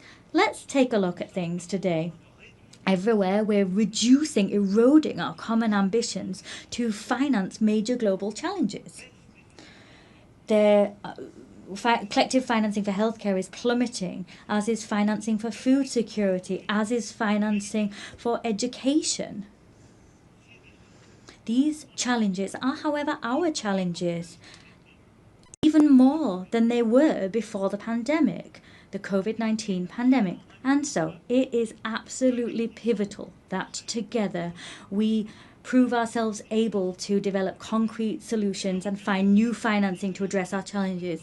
The European Union decided to mobilize. The Commission's President's speech was great in this connection. We are mobilizing financing as Europeans to meet these challenges, but we must do so within a renewed framework. That's what we tried to do together during the pandemic itself with our African partners, during the financing summit which we held in 2021.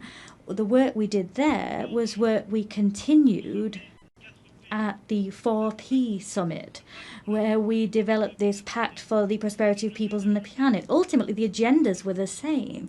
Together, we need to work together better to address global economic imbalances. We must develop an agenda of growth everywhere, but we must do that to also help countries to finance education, healthcare, stabilization and food security, and help them to address challenges of biodiversity and the climate. Let us come off the horns of a dilemma. We don't need to choose between growth, climate change and biodiversity. We can do everything if we mobilise private and public financing within a framework that brings together, reconciles east, west, north and south. That's the framework we've built. And now what we need to do is expedite the transition that's already underway. And I thank you all. The heads of the World Bank, the IMF, have commented on these efforts, but we need to go faster. The frameworks we developed have already become obsolete. We need to mobilise more private financing to accompany transitions in middle-income countries, developing countries and the poorest nations. We must develop guarantee mechanisms that losses will be covered, and we need to mobilise more private financing to help those countries and help them to grow. That is vital if we want to avoid crises, destabilisation tomorrow. This agenda is an agenda which brings us together and in some way forces some people to cast aside selfishness and avoid a situation whereby others are alone facing their challenges. It is for that reason we must also continue. Whatever the ill winds that blow, continue to mobilise to stop biodiversity loss and help the climate. As I was saying, together we were able to notch up victories recently. The Nice Treaty that entered into force through collective rallying. We finally have a regulation framework for our oceans. That was something we'd been waiting for decades. The same collective mobilisation is what we must see on plastic. We need to develop an international treaty that aims to put an end to plastic pollution. The same mobilisation is what we need to have to mobilise biodiversity credits and give more consistency to our carbon credits. This same rallying needs to be seen as we move towards the Berlin COP. France and Europe will be at that meeting and we will be in step with the 2030 goals. We will mobilise all financing necessary to usher in this transition, whether that be public or private financing. We have no right to turn away, stray from the course towards the goals we set ourselves.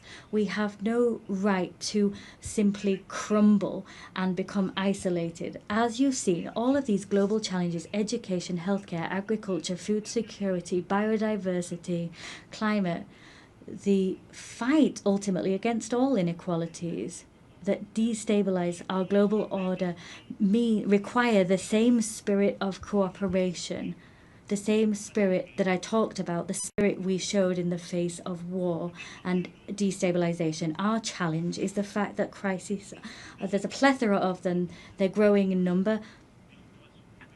My speech was long and quite comprehensive, but I do reassure you I'm coming to an end. But I forcefully say to you once more, in spite of all that, in spite of the long list that sometimes gives the impression that we might be overwhelmed, our duty is to remain on our feet and to continue to act together. 80 years ago, those that preceded us were facing collapse. The war hadn't finished. The worst had just come to pass. A world already divided was kind of stuttering, and it was up to them to build the treasure that is the United Nations. We could overwhelm our assembly, level criticism against it, reproach it for everything. Not all reproaches are fair, some are. This assembly is us.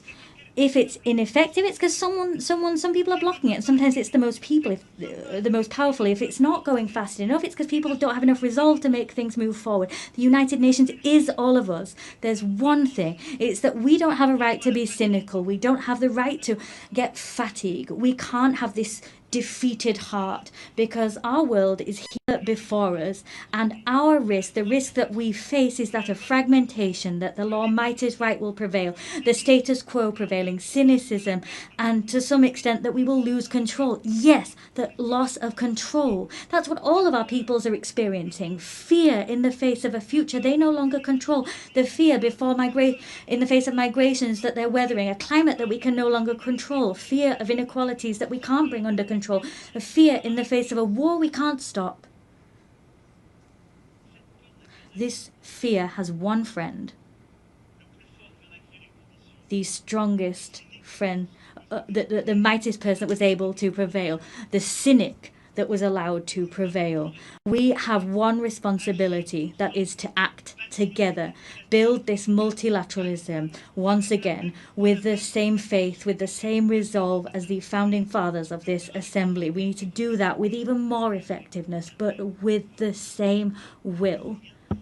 We cannot give ground to injustice. We can give nothing to fatality or the sense of the inevitable. We need to act, act, and act. So it's up to us to do just that together. I thank you.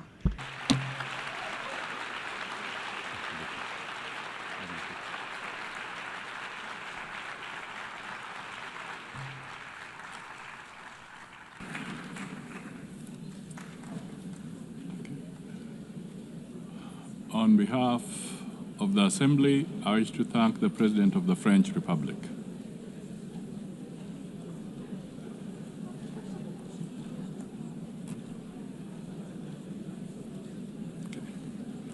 The Assembly will now hear an address by His Excellency Shadia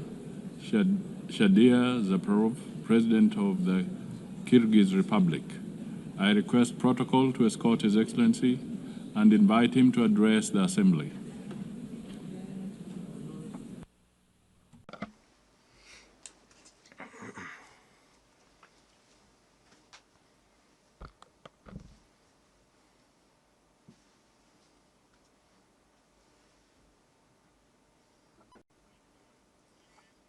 Madam President, Mr. Secretary General, distinguished heads of delegations, ladies and gentlemen.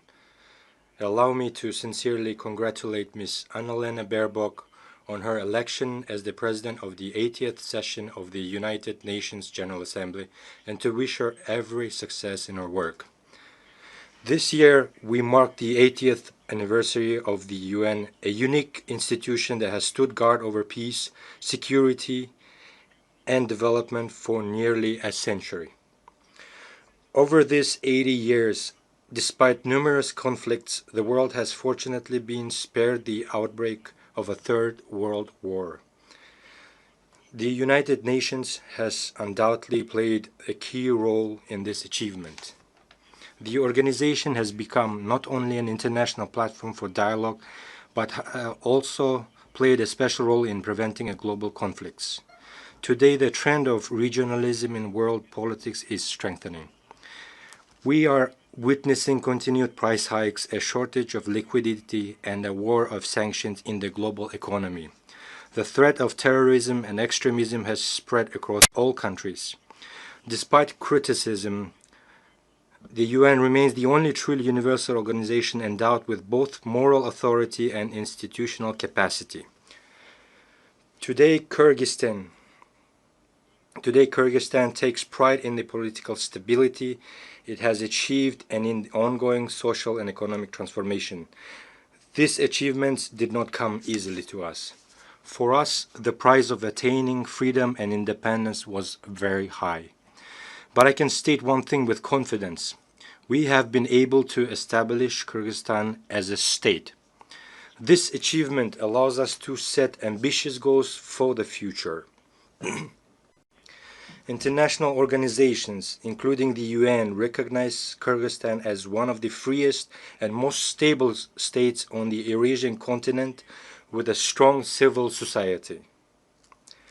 A large-scale and irreversible fight against corruption and crime is considered a priority area of state policy in Kyrgyzstan. Today, our task is to pursue political modernization and economic development in line with the demands of tomorrow. We are committed to improving the investment climate, building an information society, and establishing fair and transparent public governance. Ladies and gentlemen, every year in New York, leaders of all world's nations gather to once again remind themselves and each other of the great mission for which UN was created. I too have come to New York with this mission.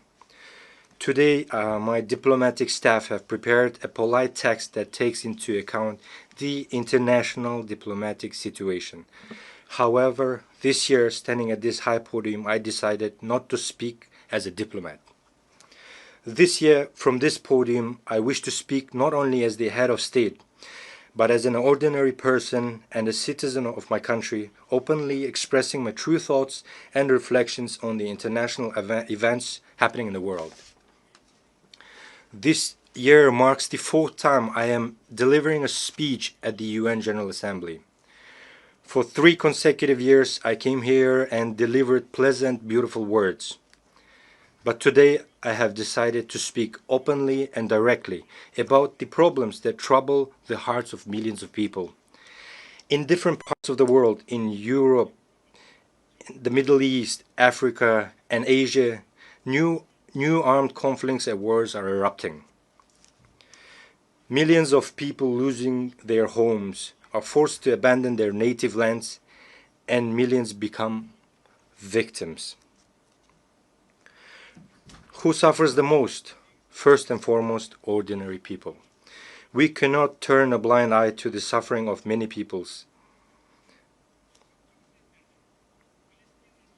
Palestine, Ukraine, Sudan, Syria, and others where hostilities continue. Civilians are dying and human rights are being violated. The world community, applying double standards, prioritizes these conflicts as more or less important, depending on its own geopolitical interests.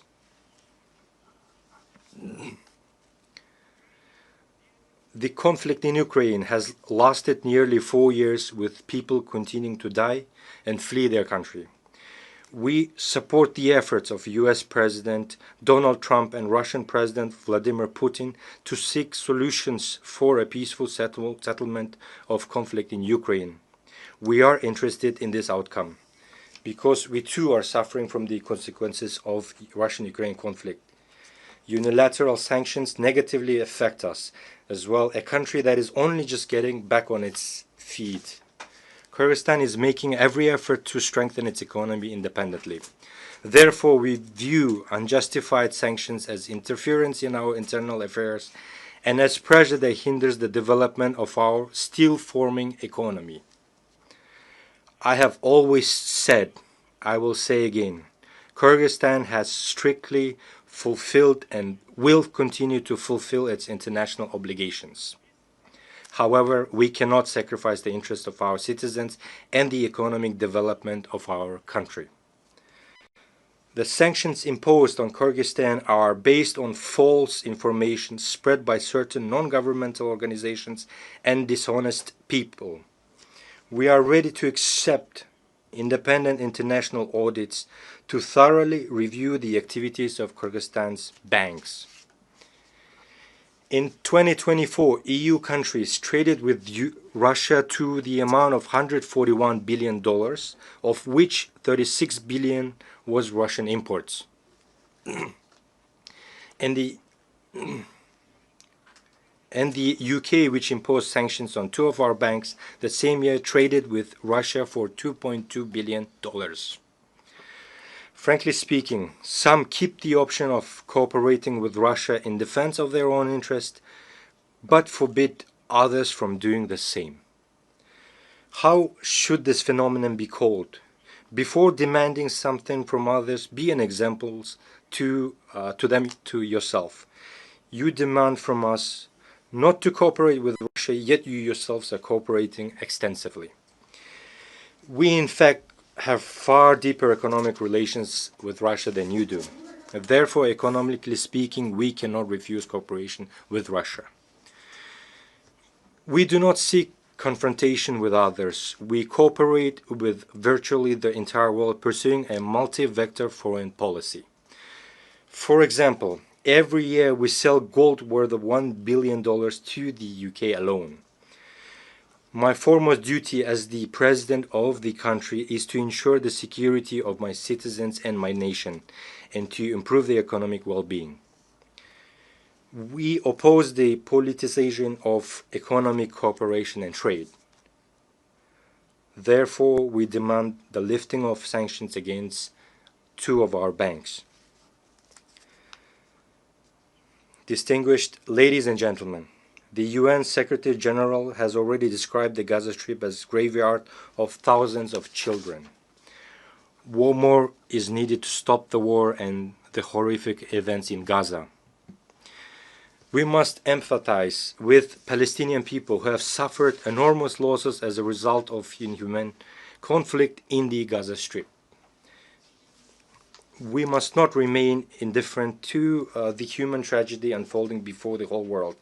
We demand an end to genocide against the Palestinians and the commencement of international judicial investigation by the UN International Court of Justice. My country has always firmly condemned violence and terrorism in all their forms, including the terrorist attacks on Israel on the 7th of October 2023. Such terrorists must be punished harshly. However, the fight against terrorism and the methods used to eliminate terrorists have their own rules and procedures.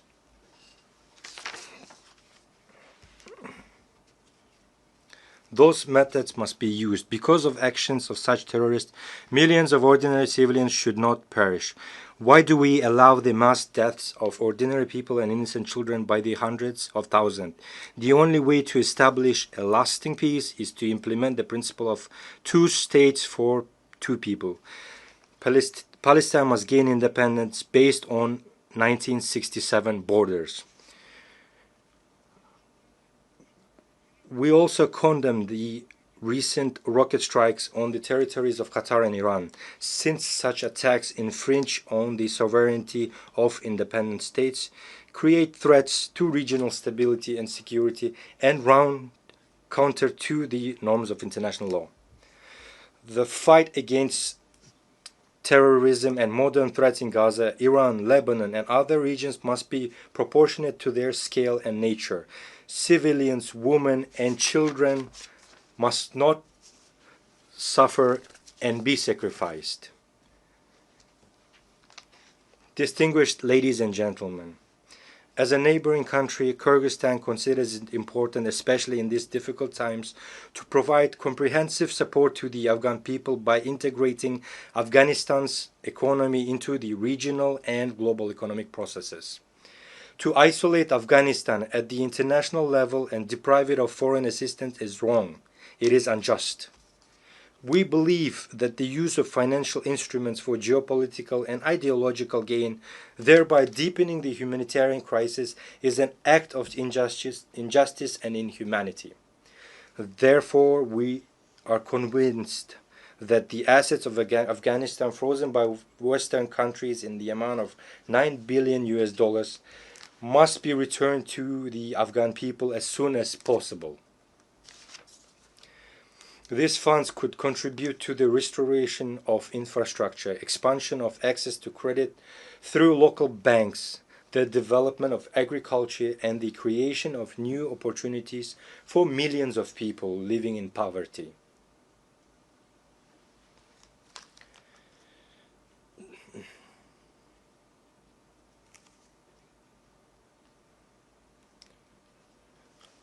According to the UN data, in 2025, 15 million people in Afghanistan faced hunger and 24 million required humanitarian assistance. As we all know, at the beginning of September, more than 2,000 of our Afghan brothers lost their lives as a result of an earthquake.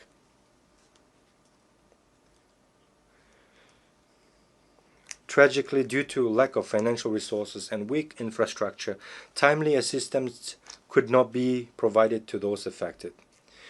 We call upon the leaders of Western countries to immediately return these assets for the sake of future of the Afghan people. If you truly want the Afghan people to overcome poverty, hunger, as soon as possible, return them without delay. Only then will your words about human rights and interstate obligations correspond to your actions. Distinguished participants, today's challenges in African countries, from conflicts to food insecurity, require not sympathy in words, but solidarity in action. Africa is 54 countries with a population of more than 1.5 billion people. It is the second largest continent after Eurasia. Africa possesses enormous reserves of resources, and we are confident that in the near future Africa's role in the global economy and international politics will multiply several times. Therefore, the continent's colossal natural wealth must serve the accelerated development of Africa itself and the fulfillment of its own interests. The peacekeeping work of the UN must be strengthened. My country began sending its peacekeepers on UN missions at the dawn of its independence in the early 1990s. This once again proves that we are sincerely wish to contribute to the cause of strengthening peace and security in the world. The contribution of a state should not be determined by its size, but by the depth of its commitment and sincere desire for peace and solidarity. We support the strengthening of international treaties, including the Treaty on Non-Proliferation of Nuclear Weapons. It is important to educate the younger generation to perceive a world without nuclear weapons. It is essential to raise awareness among young people about the devastating consequences of weapons of mass destruction. The International Day for Disarmament and Non-Proliferation Awareness, initiated by Kyrgyzstan and supported by the UN member states, is an excellent platform for implementing this concept. Kyrgyzstan is one of the initiators and the depository of Treaty on Nuclear Weapon-Free Zones in Central Asia. We have acceded to all fundamental international instruments on disarmament and non-proliferation, including the Treaty on Non-Proliferation of Nuclear Weapons and the Comprehensive Nuclear Test Ban Treaty. In line with the principles of consistency, this year the Kyrgyz Republic made the political decision to sign the Treaty on Prohibition of Nuclear Weapons. We firmly believe that our planet must exist without nuclear weapons. This human invention must be used solely for peaceful purposes. Ladies and gentlemen, for sustainable development and regional integration, the countries of Central Asia require equal dialogue and active cooperation. Despite complex historical and geographic factors, Kyrgyzstan has peacefully resolved its border issues with neighboring countries, in particular Tajikistan and Uzbekistan. This process involved lengthy negotiations and at high political levels, expert levels, and was resolved with due respect for the interests of all sides. I can state with confidence that today the borders between Kyrgyzstan, Tajikistan, and Uzbekistan are borders of friendship, trade, and cooperation. This experience confirms that peace is possible where there is political will, respect, and dialogue, which enabled us to resolve existing contradictions and embark on a path of creation and development. Kyrgyzstan is ready to share this experience of resolving complex issues with the international community.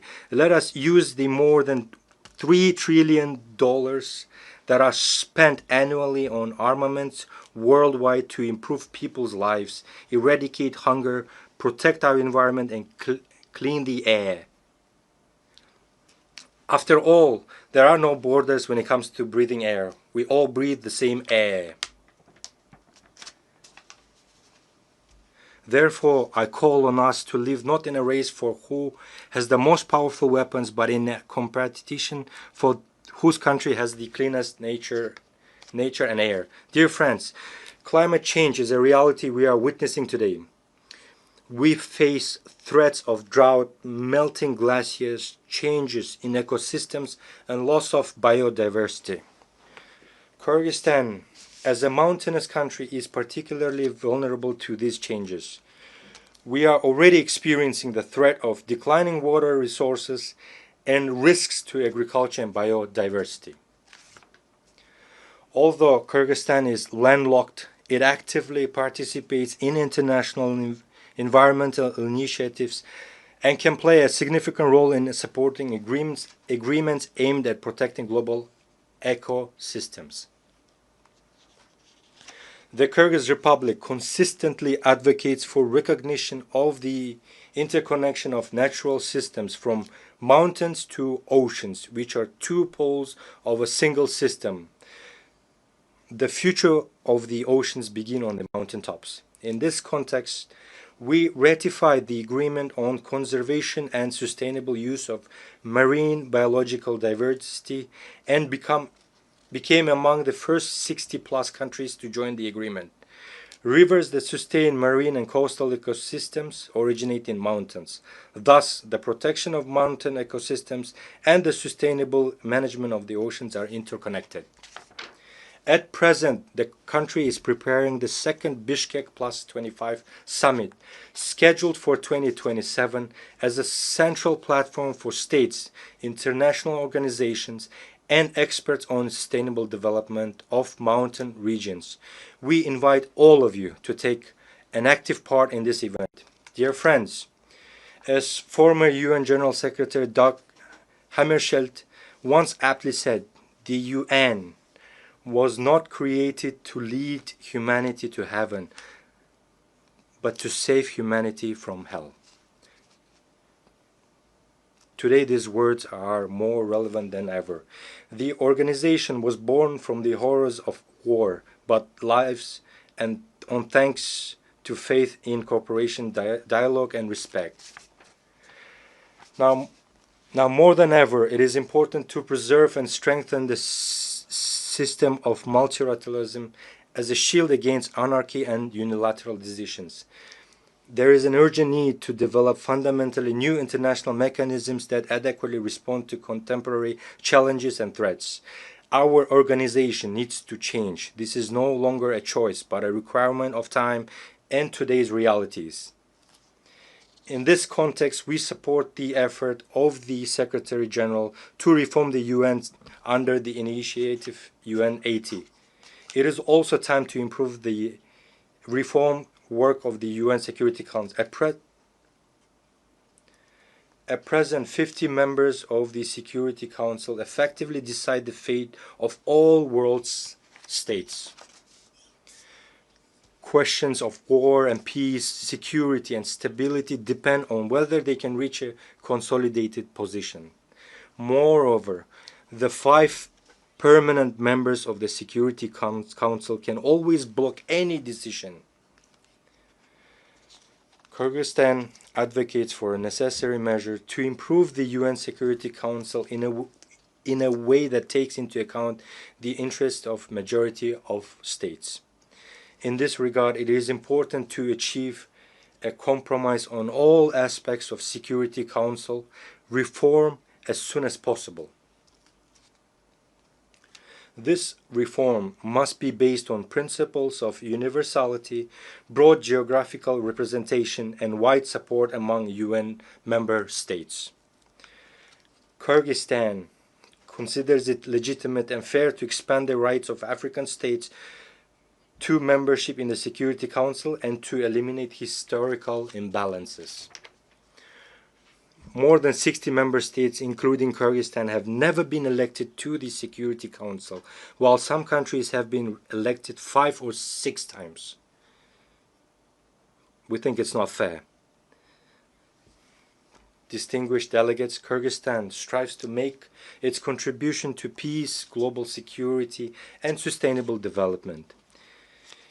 In order to draw the attention of the UN and the world to the challenges faced by small states, Kyrgyzstan has put forward its candidacy for non-permanent membership in the UN Security Council for the period 2027-2028.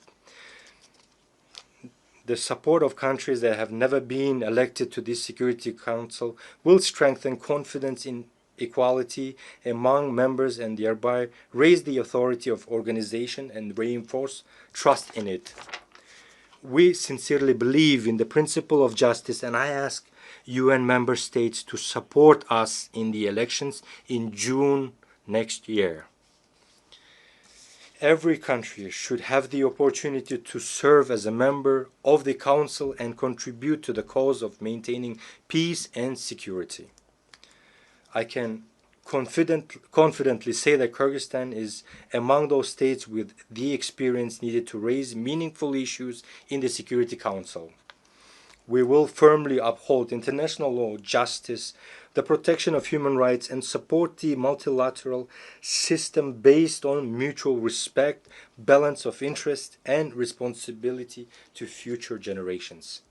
Distinguished ladies and gentlemen, our challenges are shared, and our responses must be united. Our words must match our deeds. We cannot afford inaction. Peace requires effort. The future of our planet is in our shared responsibility. Thank you very much for your attention.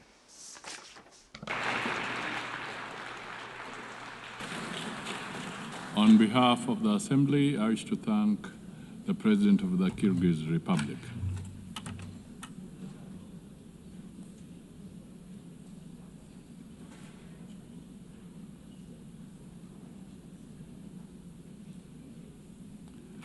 The Assembly will hear an address by His Excellency Gustavo Petro Urrego, President of the Republic of Colombia. I request protocol to escort His Excellency and invite him to address the Assembly.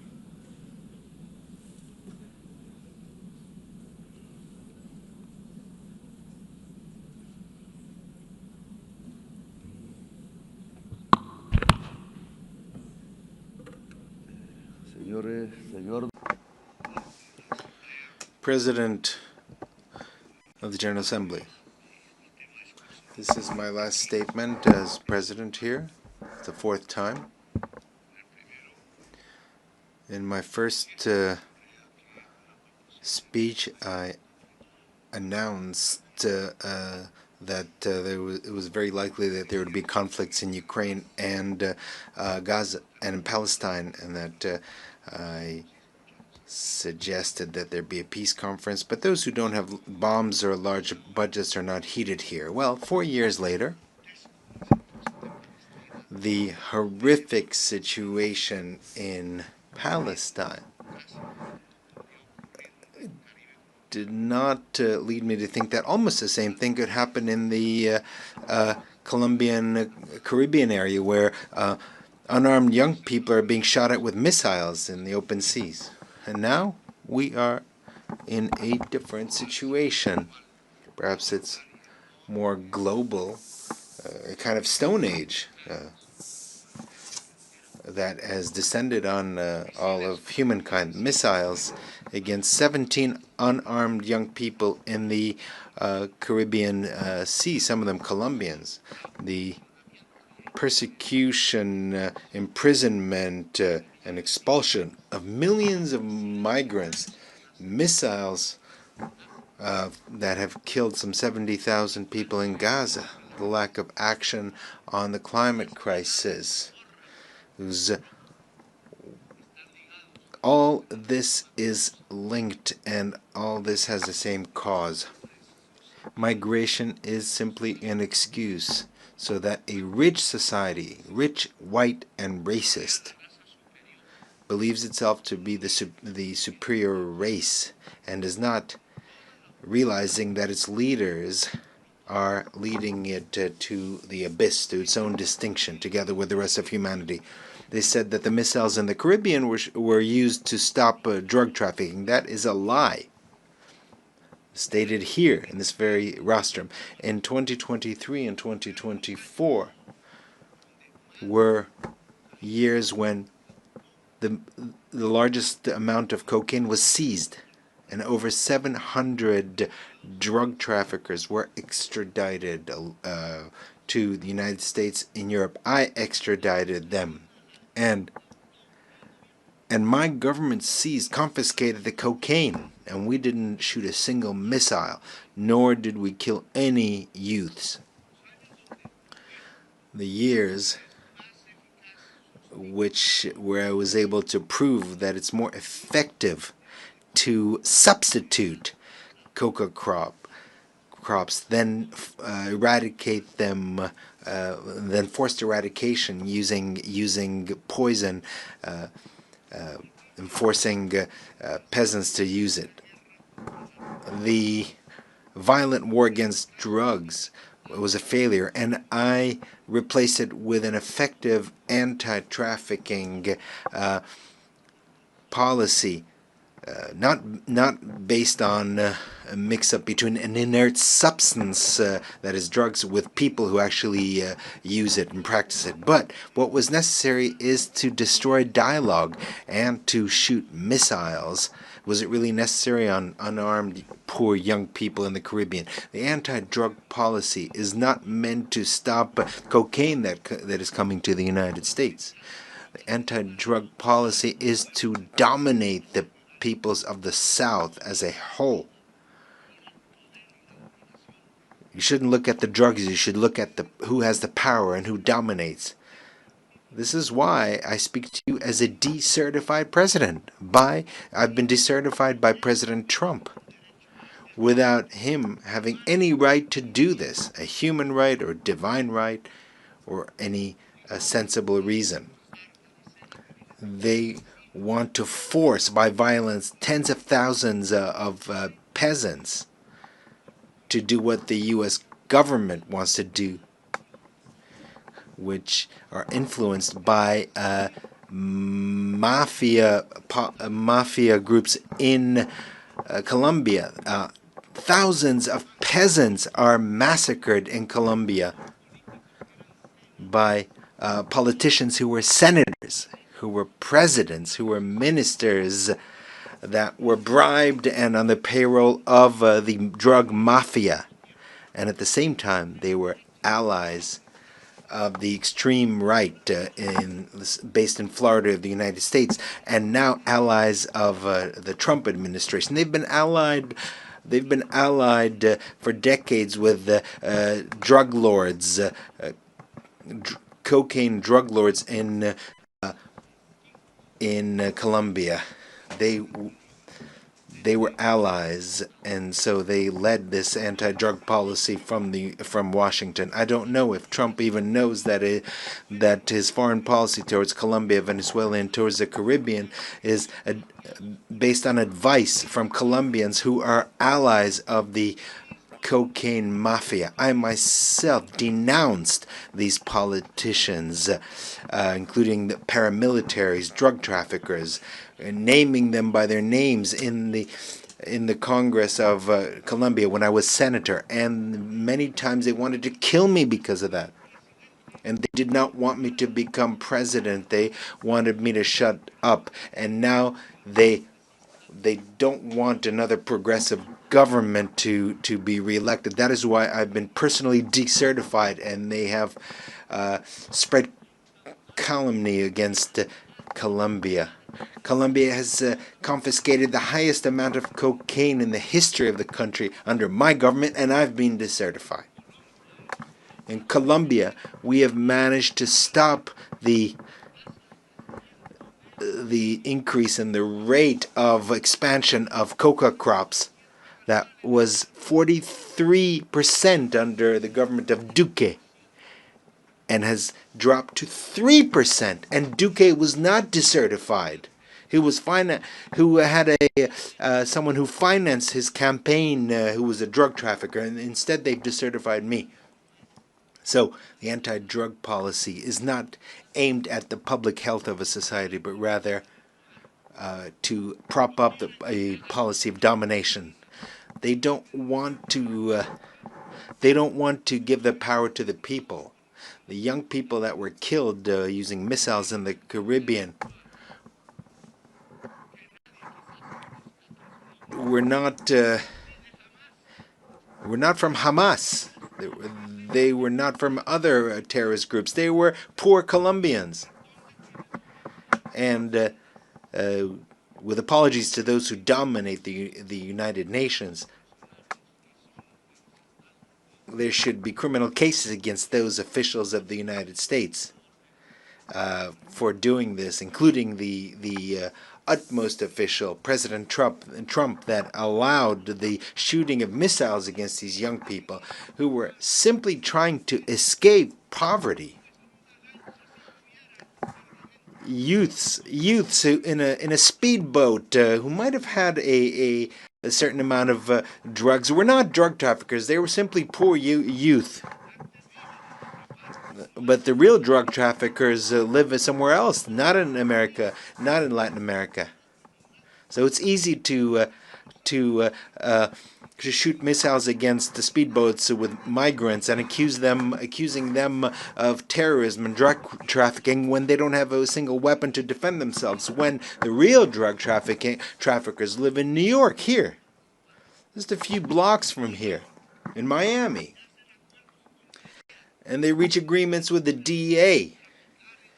And they're allowed to traffic in Africa, in Russia, in China, but not in the United States.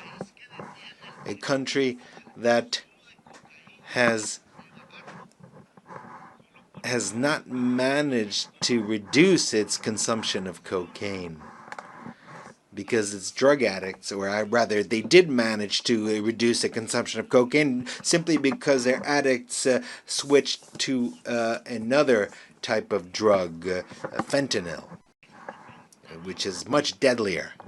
This fentanyl is produced in the industrial heartland of the United States, here, not far from here.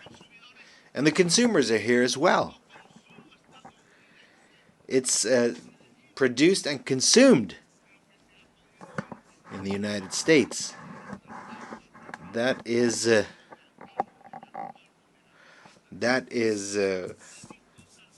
worst. They're addicted to fentanyl and to gasoline, the two main poisons of life in the world. And gasoline is even worse than fentanyl. Only the black-skinned people here, those who are ancestral here, that were thousands of years have been here, or young people, or women who don't want to see their children die of any color of their skin.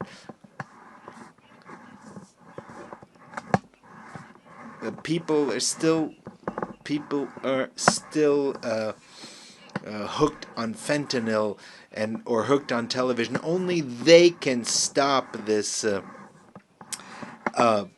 domination by the United States. The people who have taken to the streets in California, in New York, in Philadelphia, where the Liberty Bell stands, in spite of the National Guard that Trump sends out against its own people to shut them up, to the states that are free. These states are no longer uniting their efforts in the face of tyranny.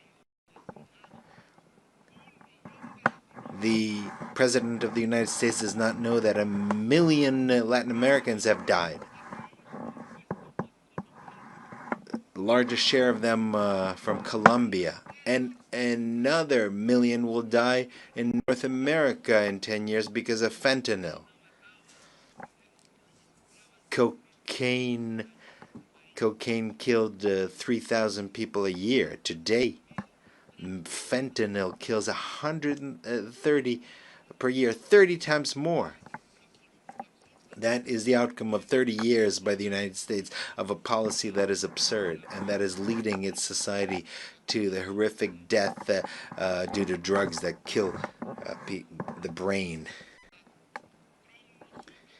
And in this situation, Trump not only allows missiles to be fired at young people in the Caribbean, does not only imprison migrants, but also allows missiles to be killed against children, women, and old people in Gaza.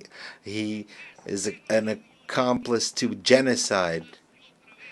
It is a genocide, and we need to prevent it. This forum is a mute witness to a genocide. In a world where we thought that this was something only a legacy of Hitler. Here they don't speak of life, of the climate crisis. What is happening is the death of thousands of children. Meanwhile, we in Colombia have not increased the rate of killings. We have the lowest unemployment rate in the country this century. We have the lowest unemployment rates. We have developed our agriculture by 10% and our industry by 5%. We have more tourists than ever who have come to see the beauties of our country, our cultural and natural beauties. And we are seeking peace by negotiating with drug traffickers and with rebels. I will always be ready to discuss, to negotiate, to save lives, and to eradicate coca crops, but based on their own voluntary decision by Colombian peasants. Let us not be bribed by the drug traffickers, as was the case in previous governments in Colombia. And 25,000 hectares have already been eradicated voluntarily. We have been successful in this new policy. It's not an anti-drug policy, but an anti-drug traffickers policy. That is something different. And we're grateful to the countries that have helped us, such as Qatar, Cuba, Mexico, Vatican, Norway, Brazil, and Venezuela. We don't want to thank those who want to sow war between us. People of the world, listen. Latin America does not only mean drug trafficking or coke or cocaine. Latin America has a massive potential for clean electrical energy, renewable alternate energy based on wind, water. The United States has a huge demand for energy, and 70% of it is filled by fossil fuels, in other words, based on carbon, coal, gas.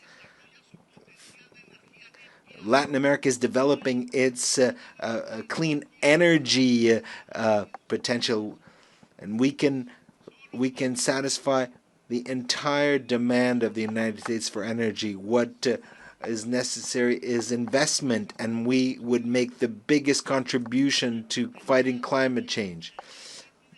Given the huge potential for clean energy and the capacity to absorb by the Amazon,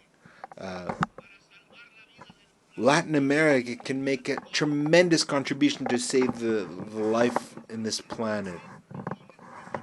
All that is necessary is $600 billion to develop this potential.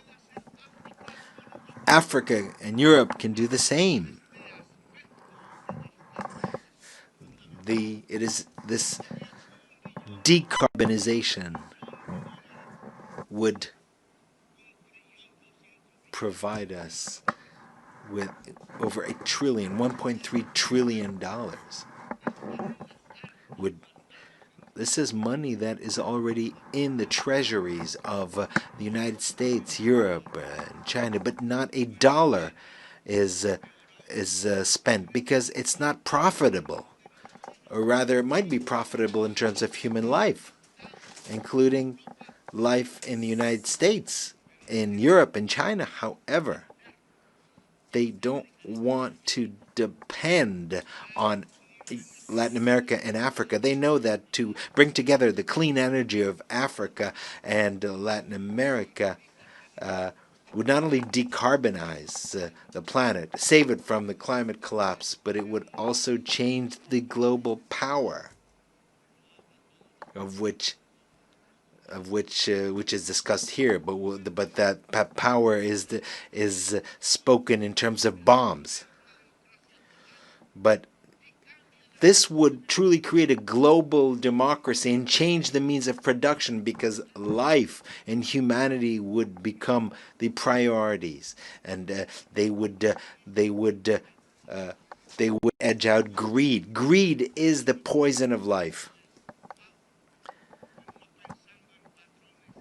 And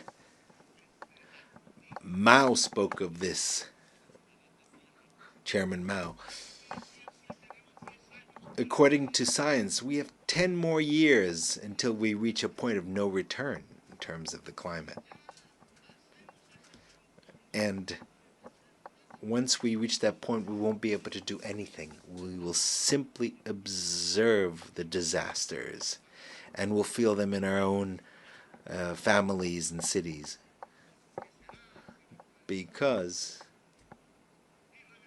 it will be irreversible. The extinction of life, extinction of human life will be, there'll be an irreversibility of the process, and no technology, no political or social force will be able to do anything about it to stop this collapse. And we only have 10 years left. That is what science tells us. But here people don't believe in science. The most powerful man in the world does not believe in science. That is the irrationality. And Germany, the country of great philosophers, of Kant, Feuerbach, and others, became prey of irrationalism in 1933, and today it's this country that is becoming irrational. The solution is to stop consuming fossil fuels and to quickly switch to water, wind, hydrogen. But the word decarbonization sounds subversive at the conferences of the most powerful countries, the G7 or G20 or Davos, among the rich. Just as 5 centuries ago, the word democracy sounded subversive here, or in Bogota, and in Paris, and in Madrid. These dollars that I mentioned here, 600 billion or 1.3 trillion. This is significant. This is just a little more than what the rich countries pledged at the COP in Paris, and they have not fulfilled their pledges because they are not interested in decarbonization. And what has come is basically loans from multilateral banks, which are just small amounts compared to what is needed. The climate crisis means that in all public budgets, investment in decarbonization and adaptation should be the priority. A global financial policy is necessary that is different. The debt risk premium should be abolished. Which countries are the riskiest? They are the countries that have the highest greenhouse gas emissions, such as this one. These are the riskiest countries. Whereas the countries that absorb CO2, and we have jungles and a lot of water in the south, we absorb the CO2 of the north. But the market does not agree with that. So the debt of the poorest countries must be forgiven. There should be swaps, debt swaps for adaptation and mitigation and investment in the climate crisis. So people from the United States and those from Wall Street, from London, you want to collect the interest payments from the debt of our countries. What you will find eventually is cemeteries, because we'll all be dead. The money will be useless in the midst of all the cemeteries. Another subversive word is to plan. a global plan. The word plan has been forgotten because it was not necessary to plan, because to plan is anathema.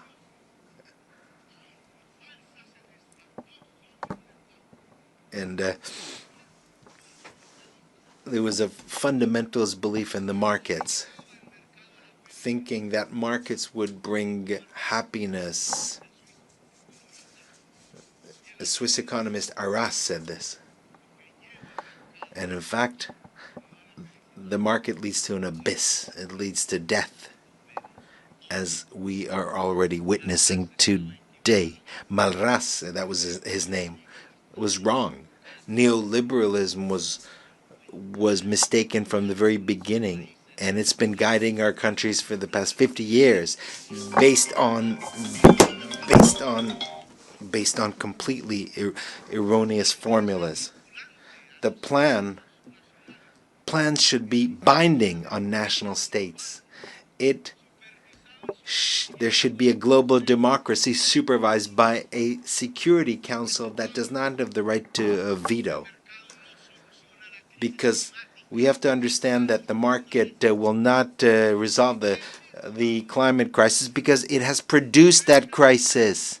It was capital, which is based on unequal relationship between those who own the means that create the carbon and those who work, who are salaried employees. And this is a system that has to produce more and more objects that the boss, the owner, has to sell.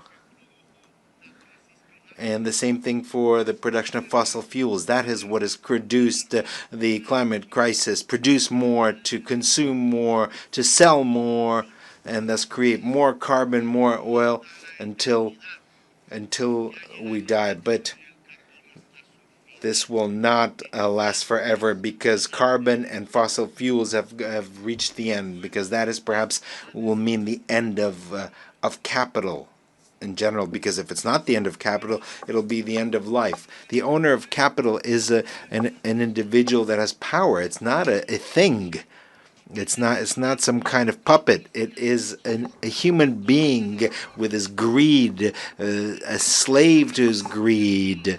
That is the individual who will seek to make sure that more and more oil is produced in their countries, even if it poisons his life, and continue to dig for more oil, even if it destroys the atmosphere and destroys life. So we have to choose either life or greed, either the Stone Age or local and global democracy, freedom or death, as Bolivar said. And that was his slogan, his red and black, white and white banner. Freedom red, death black, and possible peace white. That is what is necessary, is a revolution by the peoples of the world to overcome the climate crisis and not to allow this crisis to reach a global collapse. It is a revolution of the united peoples, of civilizations that need to engage in dialogue, more than states themselves. It is a revolution of entire humanity to save life on the planet, and perhaps with the cooperation of certain governments that want to support life.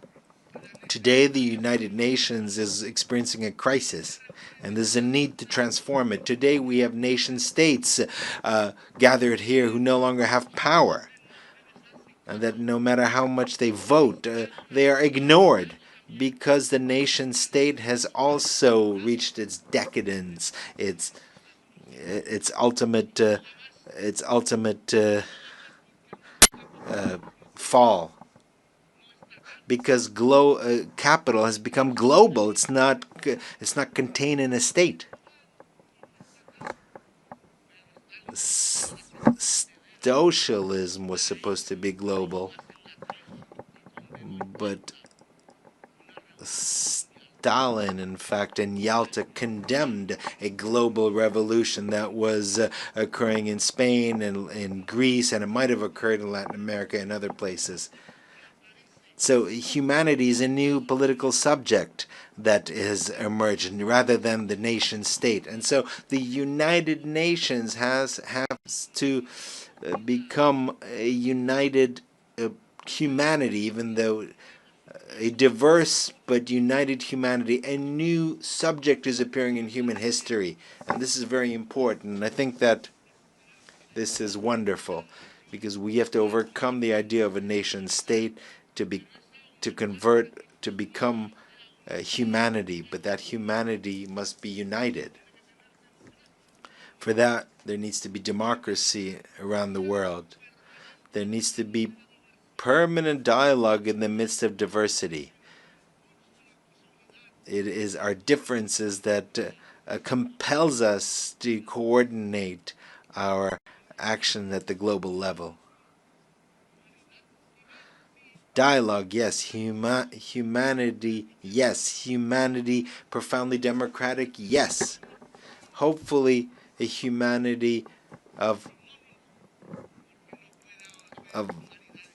based on leaders who are free, rather than a humanity that is basically slaves, just to beasts of burden. A humanity that shoots missiles against young people, or defenseless armed people, or shoots missiles in a place of the world near where Jesus was born. These problems cannot be resolved with governments who are bribed by oil producers, by oil corporations. So a new political subject is emerging, a united and diverse humanity, united despite its diverse cultures.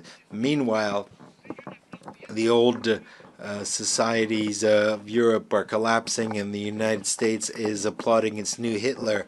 It's not listening to its own young people or its older people who died in Europe in the battlefields of Europe, fighting against Hitler and against his criminal ideology. Today, the same thing is being done as Hitler did, building concentration camps for migrants. It's stated that migrants are of an inferior race, and they blame them, just like Hitler blamed the Jews. They call them drug traffickers and thieves, whereas the majority of drug traffickers are blonde and have blue eyes, and they keep their fortunes in the largest banks in the world, and they don't live in Bogota or in Gaza. They live in Miami. They are neighbors of President Trump. They live in Dubai or in Paris or London. They don't live where there's poverty. But the missiles are fired against those where there's poverty. Tren de Aragua is a group that is considered a terrorist group, but that is not true. Migrants are not criminals. They should not be put in concentration camps, expelled and chained up. Immigration is not immigration is due to a blockade against countries like Iraq or Cuba. Immigration is a result of the impoverishment of many countries because of their indebtedness, because of wars unleashed by the United States and Europe to grab their oil. Immigration is a consequence of a climate crisis that leaves the tropics without water and destroys the environment. The solution to migration is is very different from missiles or prisons or camps. There is no higher race. There's no supreme race.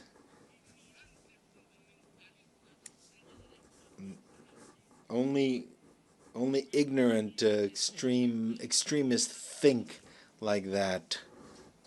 All of humanity is made in God's image. They use immigration as a scapegoat to do nothing against the climate crisis, which will put an end to life. They use immigration to get the votes of the whites, but what is necessary is to put an end to the consumption of CO2 and oil, and stop drilling and drilling and drilling for oil. We need a different world, a humane world. And first and foremost, we need to stop the genocide in Gaza. Humanity cannot allow a single day more of this genocide, or for the genocidal Netanyahu and his allies in Europe and the United States to continue. The United Nations must uphold the decisions of the International Court of Justice. International law is the basis of civilization and of its wisdom as distilled in history, and it must make sure that the decisions of international justice are implemented, are applied. Diplomacy has been tried in Gaza. It could not resolve the situation.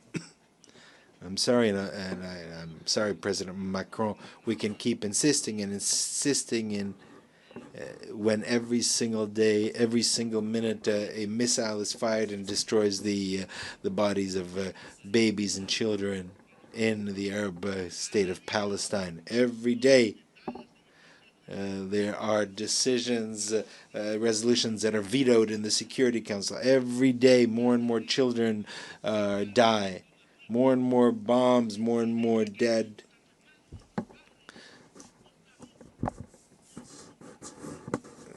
Perhaps those who do this, who shoot this, are robots. Maybe they don't have their own children. They're not human.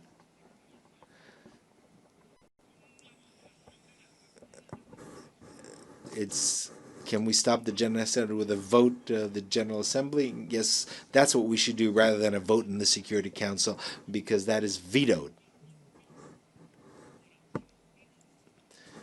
United for peace for Palestine. We should establish a peacekeeping force to protect. What's necessary today are words, not blue helmets that are often lack training, and they're not ready to do this. No, what we need is a powerful army of countries that do not accept genocide. That is why I invite nations of the world and their peoples, most importantly, as an integral part of humanity, to bring together weapons and armies and to defend Palestine. I invite the armies of Asia and the brave people, the brave Slavic people who defeated Hitler, and the Latin American people of Bolivar, of Garibaldi and others. I think there's enough. We've had enough words. Today, the time has come to use the slogan of Bolivar, freedom or death, because Washington and NATO are killing democracy, and they are spreading totalitarianism at the global level. We need to raise the red and black banner flag.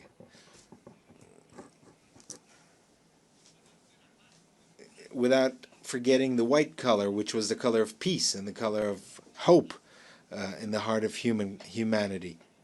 The United States no longer teach democracy, but rather kill democracy, especially among its immigrants, filled with greed. The UN should begin its change by stopping the genocide in Gaza with a army of liberation and salvation, and there should be a decision here taken in the General Assembly without any veto. After Gaza, we can start working on decarbonization so that we can found a truly global democracy and a new Security Council can be established without any vetoes, and where its decisions would be binding, and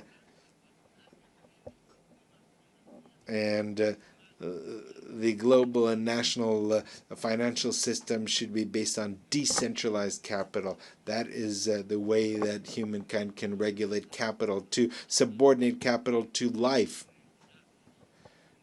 to regulate it to people. That is the path by which the United Nations will move from an alliance of states to an alliance of cultures and peoples. If we overcome the climate crisis and if we unite as humanity, we will manage to make the United Nations an assembly of peoples which seeks to make sure that every individual is free, making sure that every human being achieves their potential, and because the intelligence of human beings, illuminated by science, will make it possible to not only save life, but to fulfill the mission of humanity by expanding life into the stars. A humanity that is united and free can look at the stars and reach the stars, as the Romans, the legionnaires, thought of Judea when they used the word astra, or star. It's the time of freedom or death. A real death for missiles, but freedom is also real in the heart of human beings and its capacity to rebel and to resist. Thank you very much.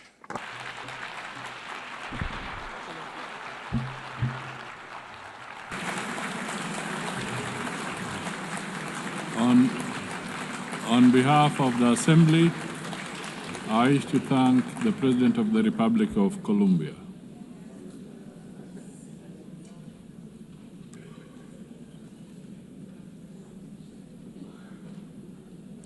The Assembly will now hear an address by His Excellency Karol Nawrocki, President of the Republic of Poland. I request protocol to escort His Excellency and invite him to address the Assembly.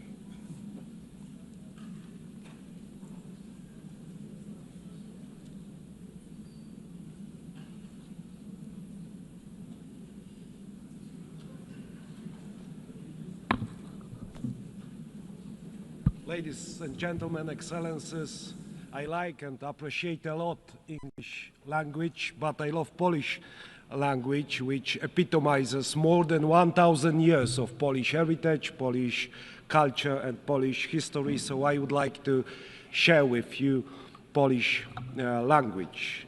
Szanowny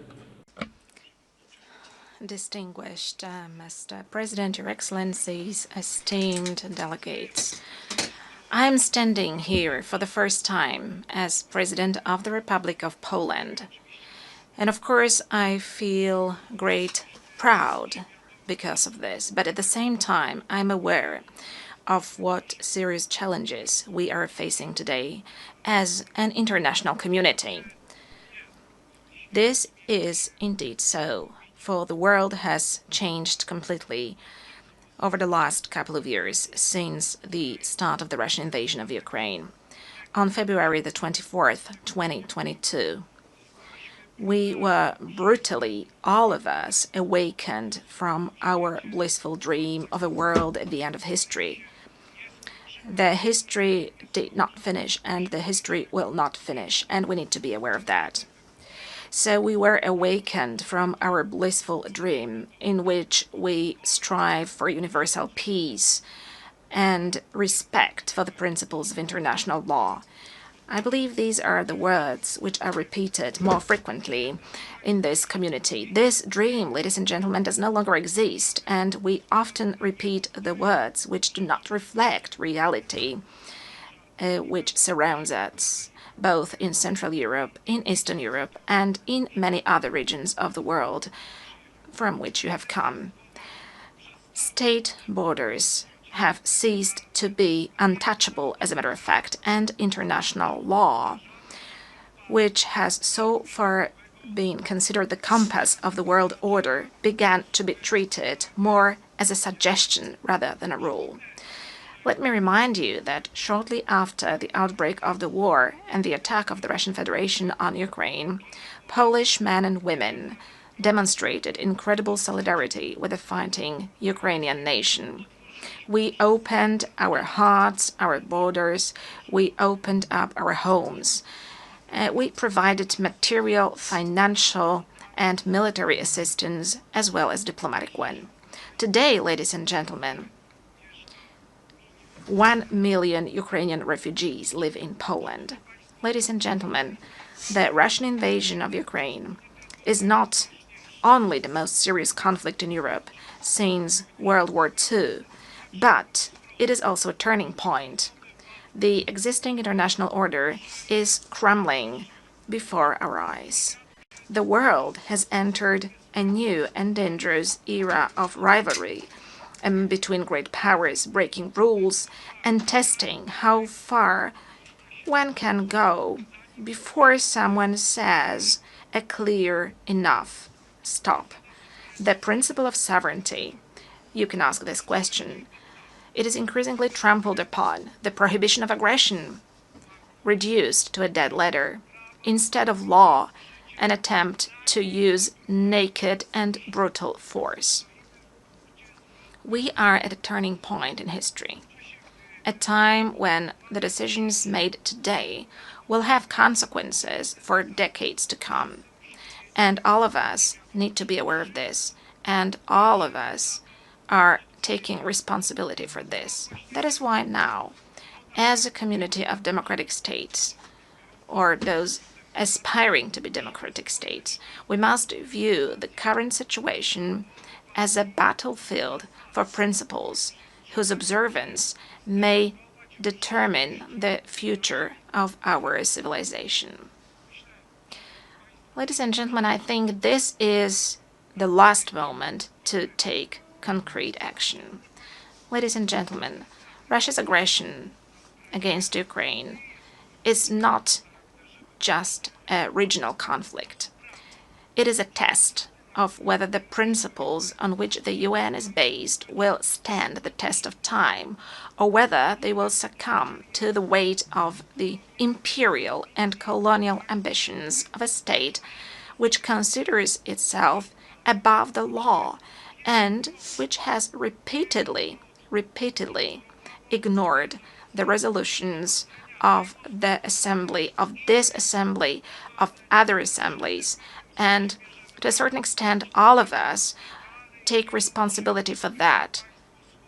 Further repeating the words about peace and security, which have to be spoken out loud, but which should be followed by concrete action. Moscow speaks of the need to address, and I quote, the root causes of the conflict. I share this view, but I believe that the root causes of Russian aggression are primarily ideological. Russia refers to an imperial vision that treats entire nations as a colonial property. It denies them subjectivity on a regular basis, claiming that they are artificial constructs, and it justifies the invasion as a historical correction. And ladies and gentlemen, in Poland, in Central Europe, in Eastern Europe, we know all of that.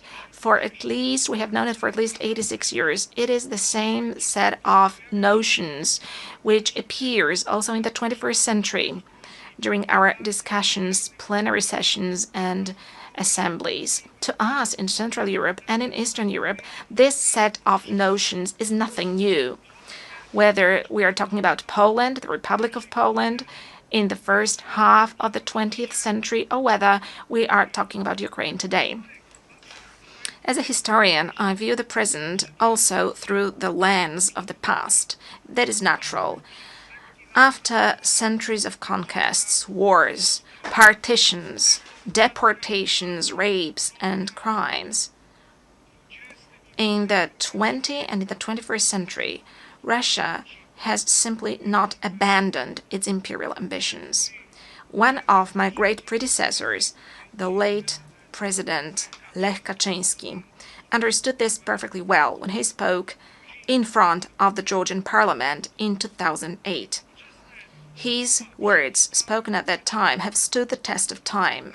President Lech Kaczynski said, ladies and gentlemen, today Georgia, tomorrow Ukraine, the day after tomorrow the Baltic states, and later, perhaps, it will be time for my country, for Poland. When Russia attacked Georgia, it was not clear to everyone that this was only the beginning of the Kremlin's new imperialism.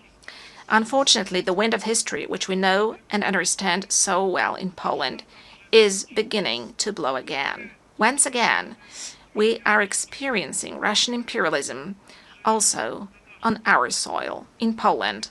2 weeks ago, on the night of September 9th to 10th, the Russian drones attacked the territory of a NATO member state, on the territory of Poland. A dozen or so drones violated my country's borders deliberately, because I assure you, ladies and gentlemen, that this was not a coincidence. It happened on orders issued in the capital of a country which is a permanent member of the Security Council. As a result, for the first time since World War II, Poland was forced to open fire on hostile objects over our territory. And rest assured, ladies and gentlemen, as Commander-in-Chief of the Armed Forces and as President of Poland, that Poland will always react adequately and it stands ready to defend its territory. Poles, ladies and gentlemen, were not scared of the Soviets in 1920, and they defended the European civilization. They defended the Soviets in 1920. Polish people and the countries of Central Europe did not give up their spirit of freedom and sovereignty for 45 years of Soviet colonialism after 1945. And Polish people, as well as countries of Central and Eastern Europe, will not be scared of Russian drones either. But, ladies and gentlemen, this is not the point. The point is, how long are we going to agree to such acts of violating our international community? And that is precisely why, ladies and gentlemen, in Poland we're allocating significant amounts to develop our defense capabilities.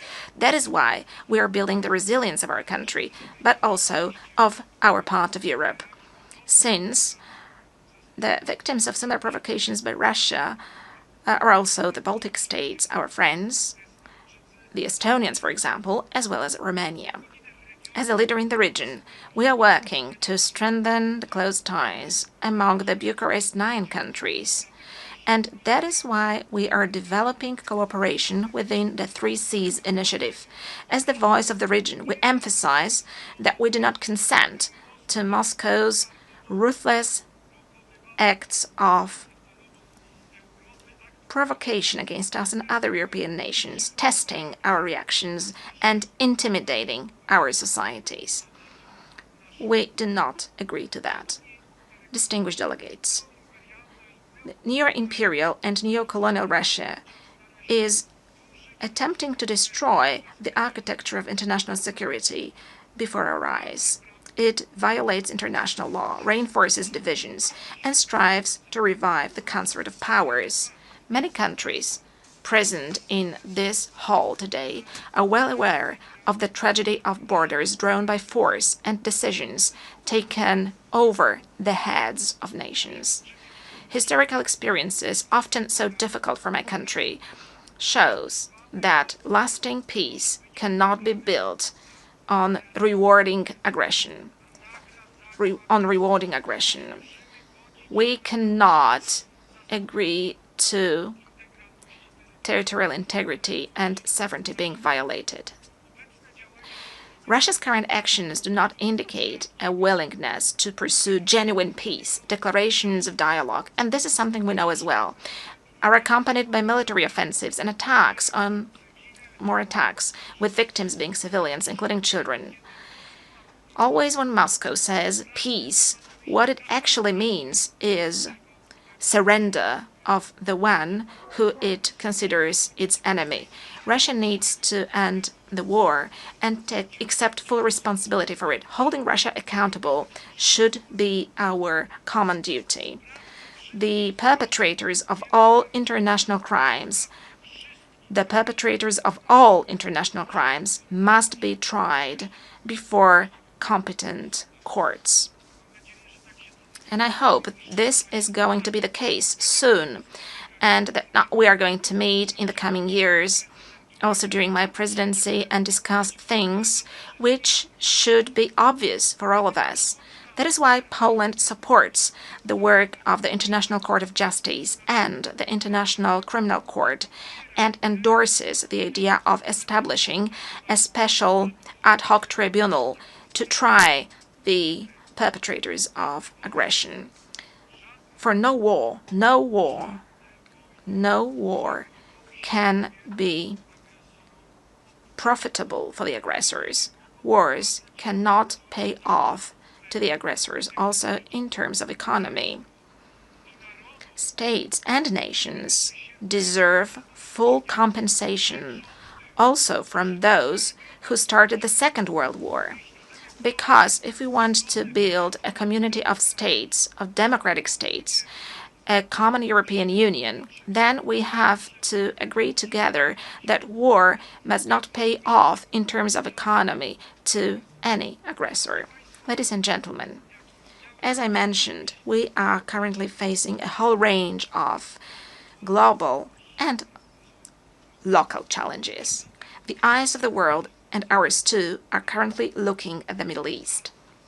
Poland, like many other countries in the world, is following with concern the situation in this region, in the Middle East, where, as a result of the brutal attacks by Hamas on October the 7th, 2023, the conflict has escalated. Israel, like any other country, has the right to self-defense.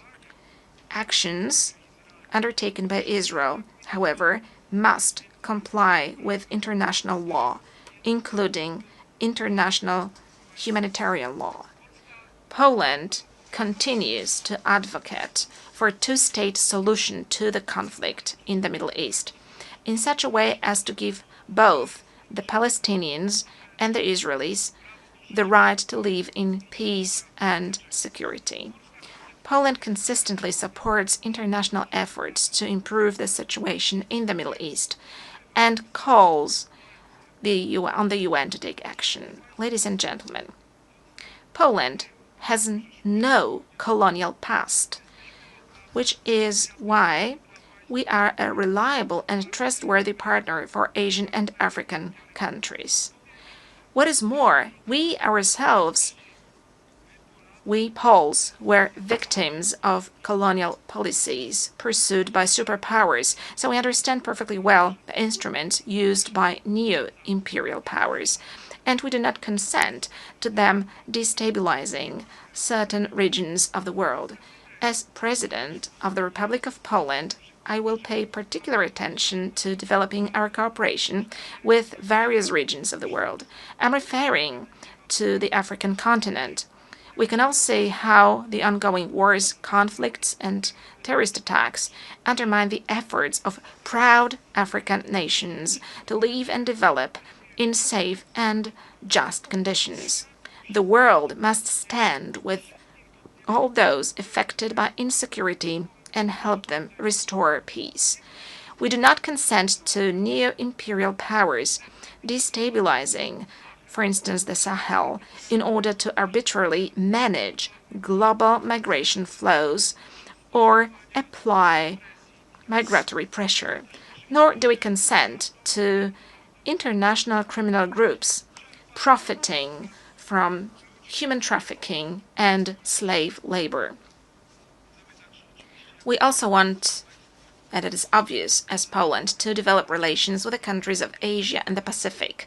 The role of this region in shaping the international order in the 21st century has significantly grown.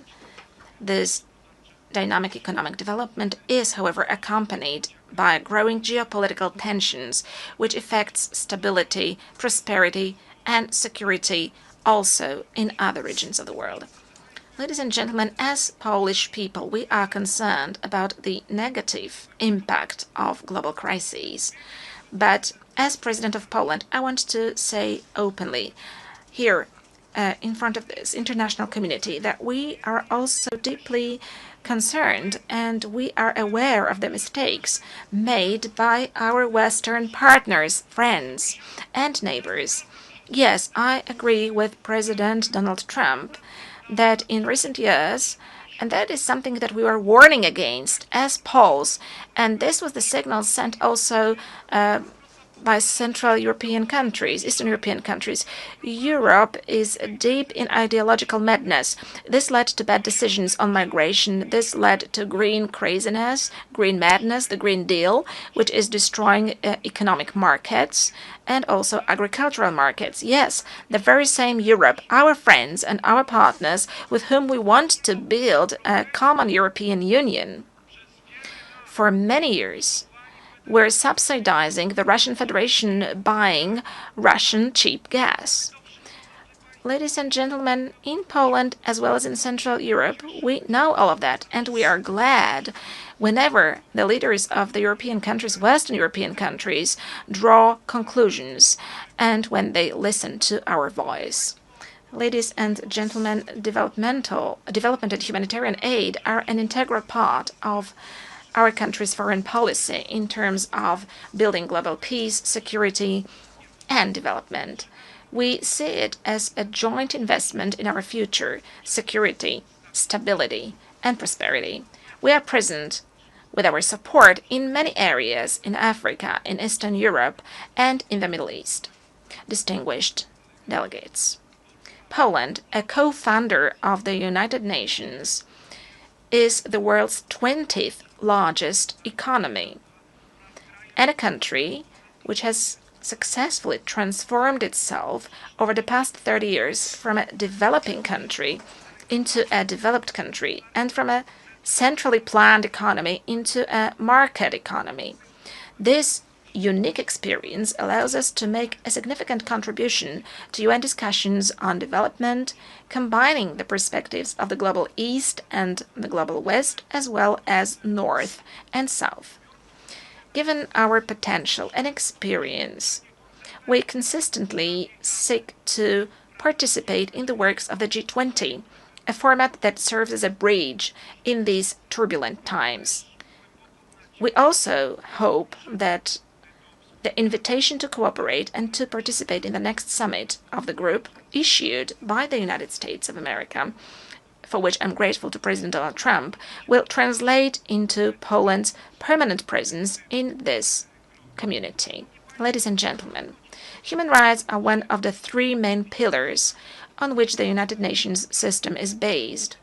We cannot talk about true peace if we do not protect human rights of everyone, of every person without exception. Peace is not only an absence of armed conflicts, it is also justice, equality, and respect for human dignity. Therefore, the protection of human rights must be a priority in any process of building peace and security. We can clearly see dramatic consequences of the Russian aggression, also in terms of human rights and humanitarian issues. Our priority, the priority of Poland, of Polish people, is also the situation of human rights in Belarus. We must firmly defend human rights also in the most fundamental dimension. I'm speaking about the right to life of the defenseless, from conception to natural death. We are protecting our families as the place of happiness, love, and bringing up children. We are speaking up as Poland in a loud voice for one of the most persecuted groups in the world, Christians.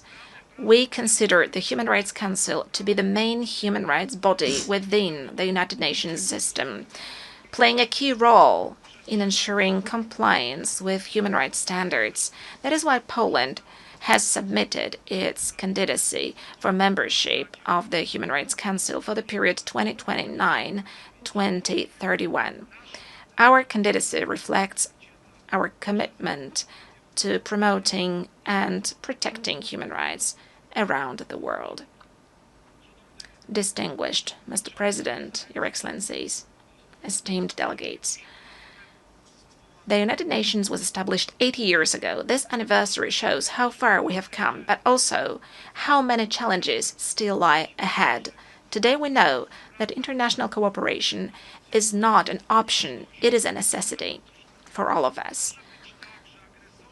It is unacceptable that aggressors begin to march with impunity through other people's territories and perpetrators of war crimes sleep peacefully without accountability every day. Let me remind you that after World War II, there was no room for relativizing crimes, at least in case of the most important commanders who gave orders.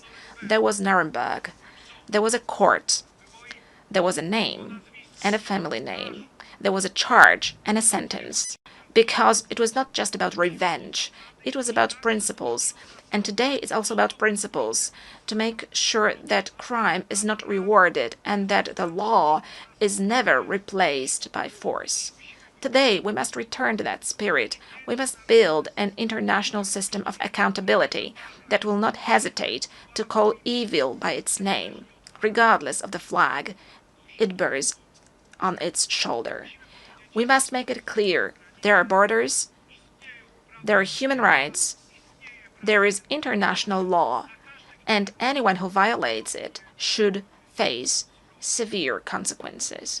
But it is not going to happen by itself, ladies and gentlemen, for the world order is not given once and for all. It depends precisely on us, on the governments, institutions, but most importantly, on societies. As one of the Nobel Peace Prize laureates once said, neutrality helps the oppressor always, never the victim. Silence encourages the tormentor, never the tormented. Let these words be not just a warning, but also a call to action. To action, here and now. Thank you for your attention.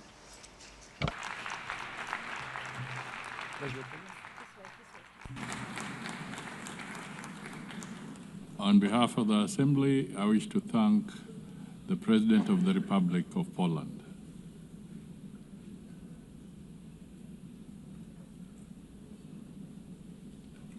The Assembly will now hear an address by His Excellency Daniel Francisco Chapo, President of the Republic of Mozambique.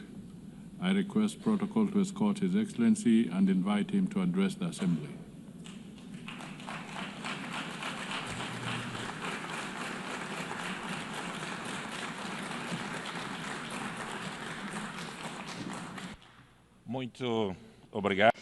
Thank you so much. Your Excellency, Madam President of the 81st session of the United Nations General Assembly, Your Excellency, Secretary General of the United Nations, Your Excellency, heads of state and the government present here, distinguished head of delegations, ladies and gentlemen, it is for us an honor to address for the first time as the President of the Republic of Mozambique in a very important moment, both for Mozambique and for the Organization of the United Nations. I'm saying this because we celebrate 50 years of our national independence, 50 years of our admission as full members of the UN, and 80 years of these big organizations. Therefore, we would like to congratulate the President, Her Excellency Madam Annalena Baerbock, for her presidency of the 80th session, as well as commend the work of the outgoing President, His Excellency Philemon Yang, that did a wonderful work. We cannot fail to pay tribute to the Secretary General of the United Nations, Engineer Antonio Guterres, for his tireless advocacy in the defense of multilateralism, for the attention to Africa's priorities, and for his vision in launching the UN 80 initiative. Today, 8 years after its creation, we are pleased to witness the progress that the United Nations has helped to achieve. The independence of the Republic of Mozambique, as well as the many African countries and other continents of this planet, this is one of just one of the evidence of this legacy of the UN. Despite multiple challenges that the UN faces, it remains firm at the forefront of the global processes, which is why we emphasize that any reform effort aimed at making it more responsive and with better capacity to address contemporary realities will only be complete when we include the reform of the Security Council of the UN. Your Excellencies, the year 2025 has tested the limits of multilateralism with the United Nations at the epicenter. We have witnessed the intensification and escalation of conflicts and growing sense in the whole world, and we also see a growing sense of impunity. The ongoing conflicts in various corners of the world and the crisis remind us that the promise to save the future generations from the scourge of war, written in the letter of 1945 Charter, remains unfulfilled. 8 years of building multilateralism institutions, safeguards, and principles that have governed global affairs are now at risk. The result is clear. Wars are multiplying, the climate crisis is worsening, debt are mounting, tariffs are rising, the disillusion is spreading, and above all, the nuclear spectra is returning. Added to these threats, we also have the economic consequence of successful crisis in the world. We are talking about the pandemic of COVID-19, the war in Europe, in the Middle East, and the wars in Africa. From the rising of commodity prices to financial volatility globally. All of this generates unsustainable debt and ever-deepening inequalities in the society. We are witnessing a concerning setback of the international commitment. With only 5 years to go until 2030, the agenda of SDG is at risk because the targets have not been met and we still have a long to go. And the climate crisis accelerates and intensifies all other crises that we know. Droughts are turning up the population with famine, cyclones into humanitarian disasters, displaces into despair, which is exploited by unscrupulous stakeholders.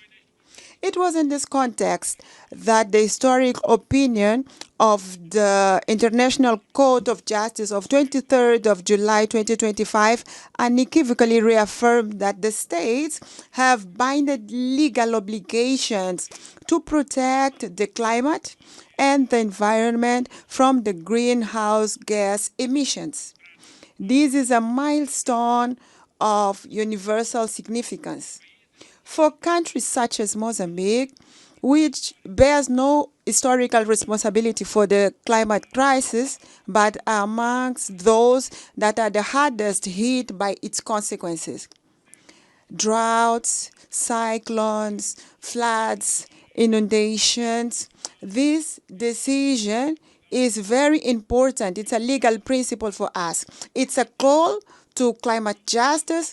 It's a call to global solidarity and immediate actions from the side of all of us. The environmental crisis is compounded by the technological challenge. Artificial intelligence and other emerging technologies offer extraordinary opportunities, but also serious risks of exclusion, manipulation of the society, and even militarization throughout autonomous weapons. These advances pose new challenges to the defense and human dignity, justice, and labor. As long as we do not fully understand how these models work, we cannot entrust them critical tasks without robust safeguards in place. Otherwise, we are going to destroy the world. For that reason, Mozambique advocates a technological and climate diplomacy capable of regulating risk and democratizing benefits through genuine transfer and sharing of knowledge, of technology, so that the science and technology are not factors of exclusion, but rather instruments of climate justice and inclusive development in the world. Faced with these interconnected challenges, our continent, Africa, can and must play an active role in defining international rules and standards, formulating principles and scientific ethics, and determining research priorities, ensuring that technology innovation is always at the service of the humanity and not at the service of destruction of the humanity. In face of this crisis, the isolation is not the answer. Constructive dialogue and strengthening of multilateralism are. The Pact for the Future, adopted in 2024, offers concrete and innovative responses for relaunching of multilateralism adapted to challenges to the 21st century. Mozambique, as an African country with vast natural resources and unparalleled culture wealth, has distinguished itself in the promotion and strengthening of democracy in the African continent.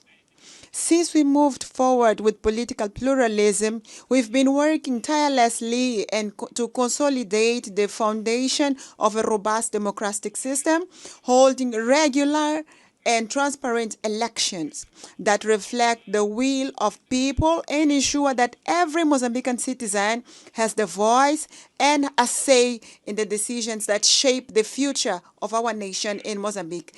Indeed, our presence in this podium is a result of a free and a transparent process of the Mozambican people from Rovuma to Maputo, from Zumbo to Indico, and in the diaspora.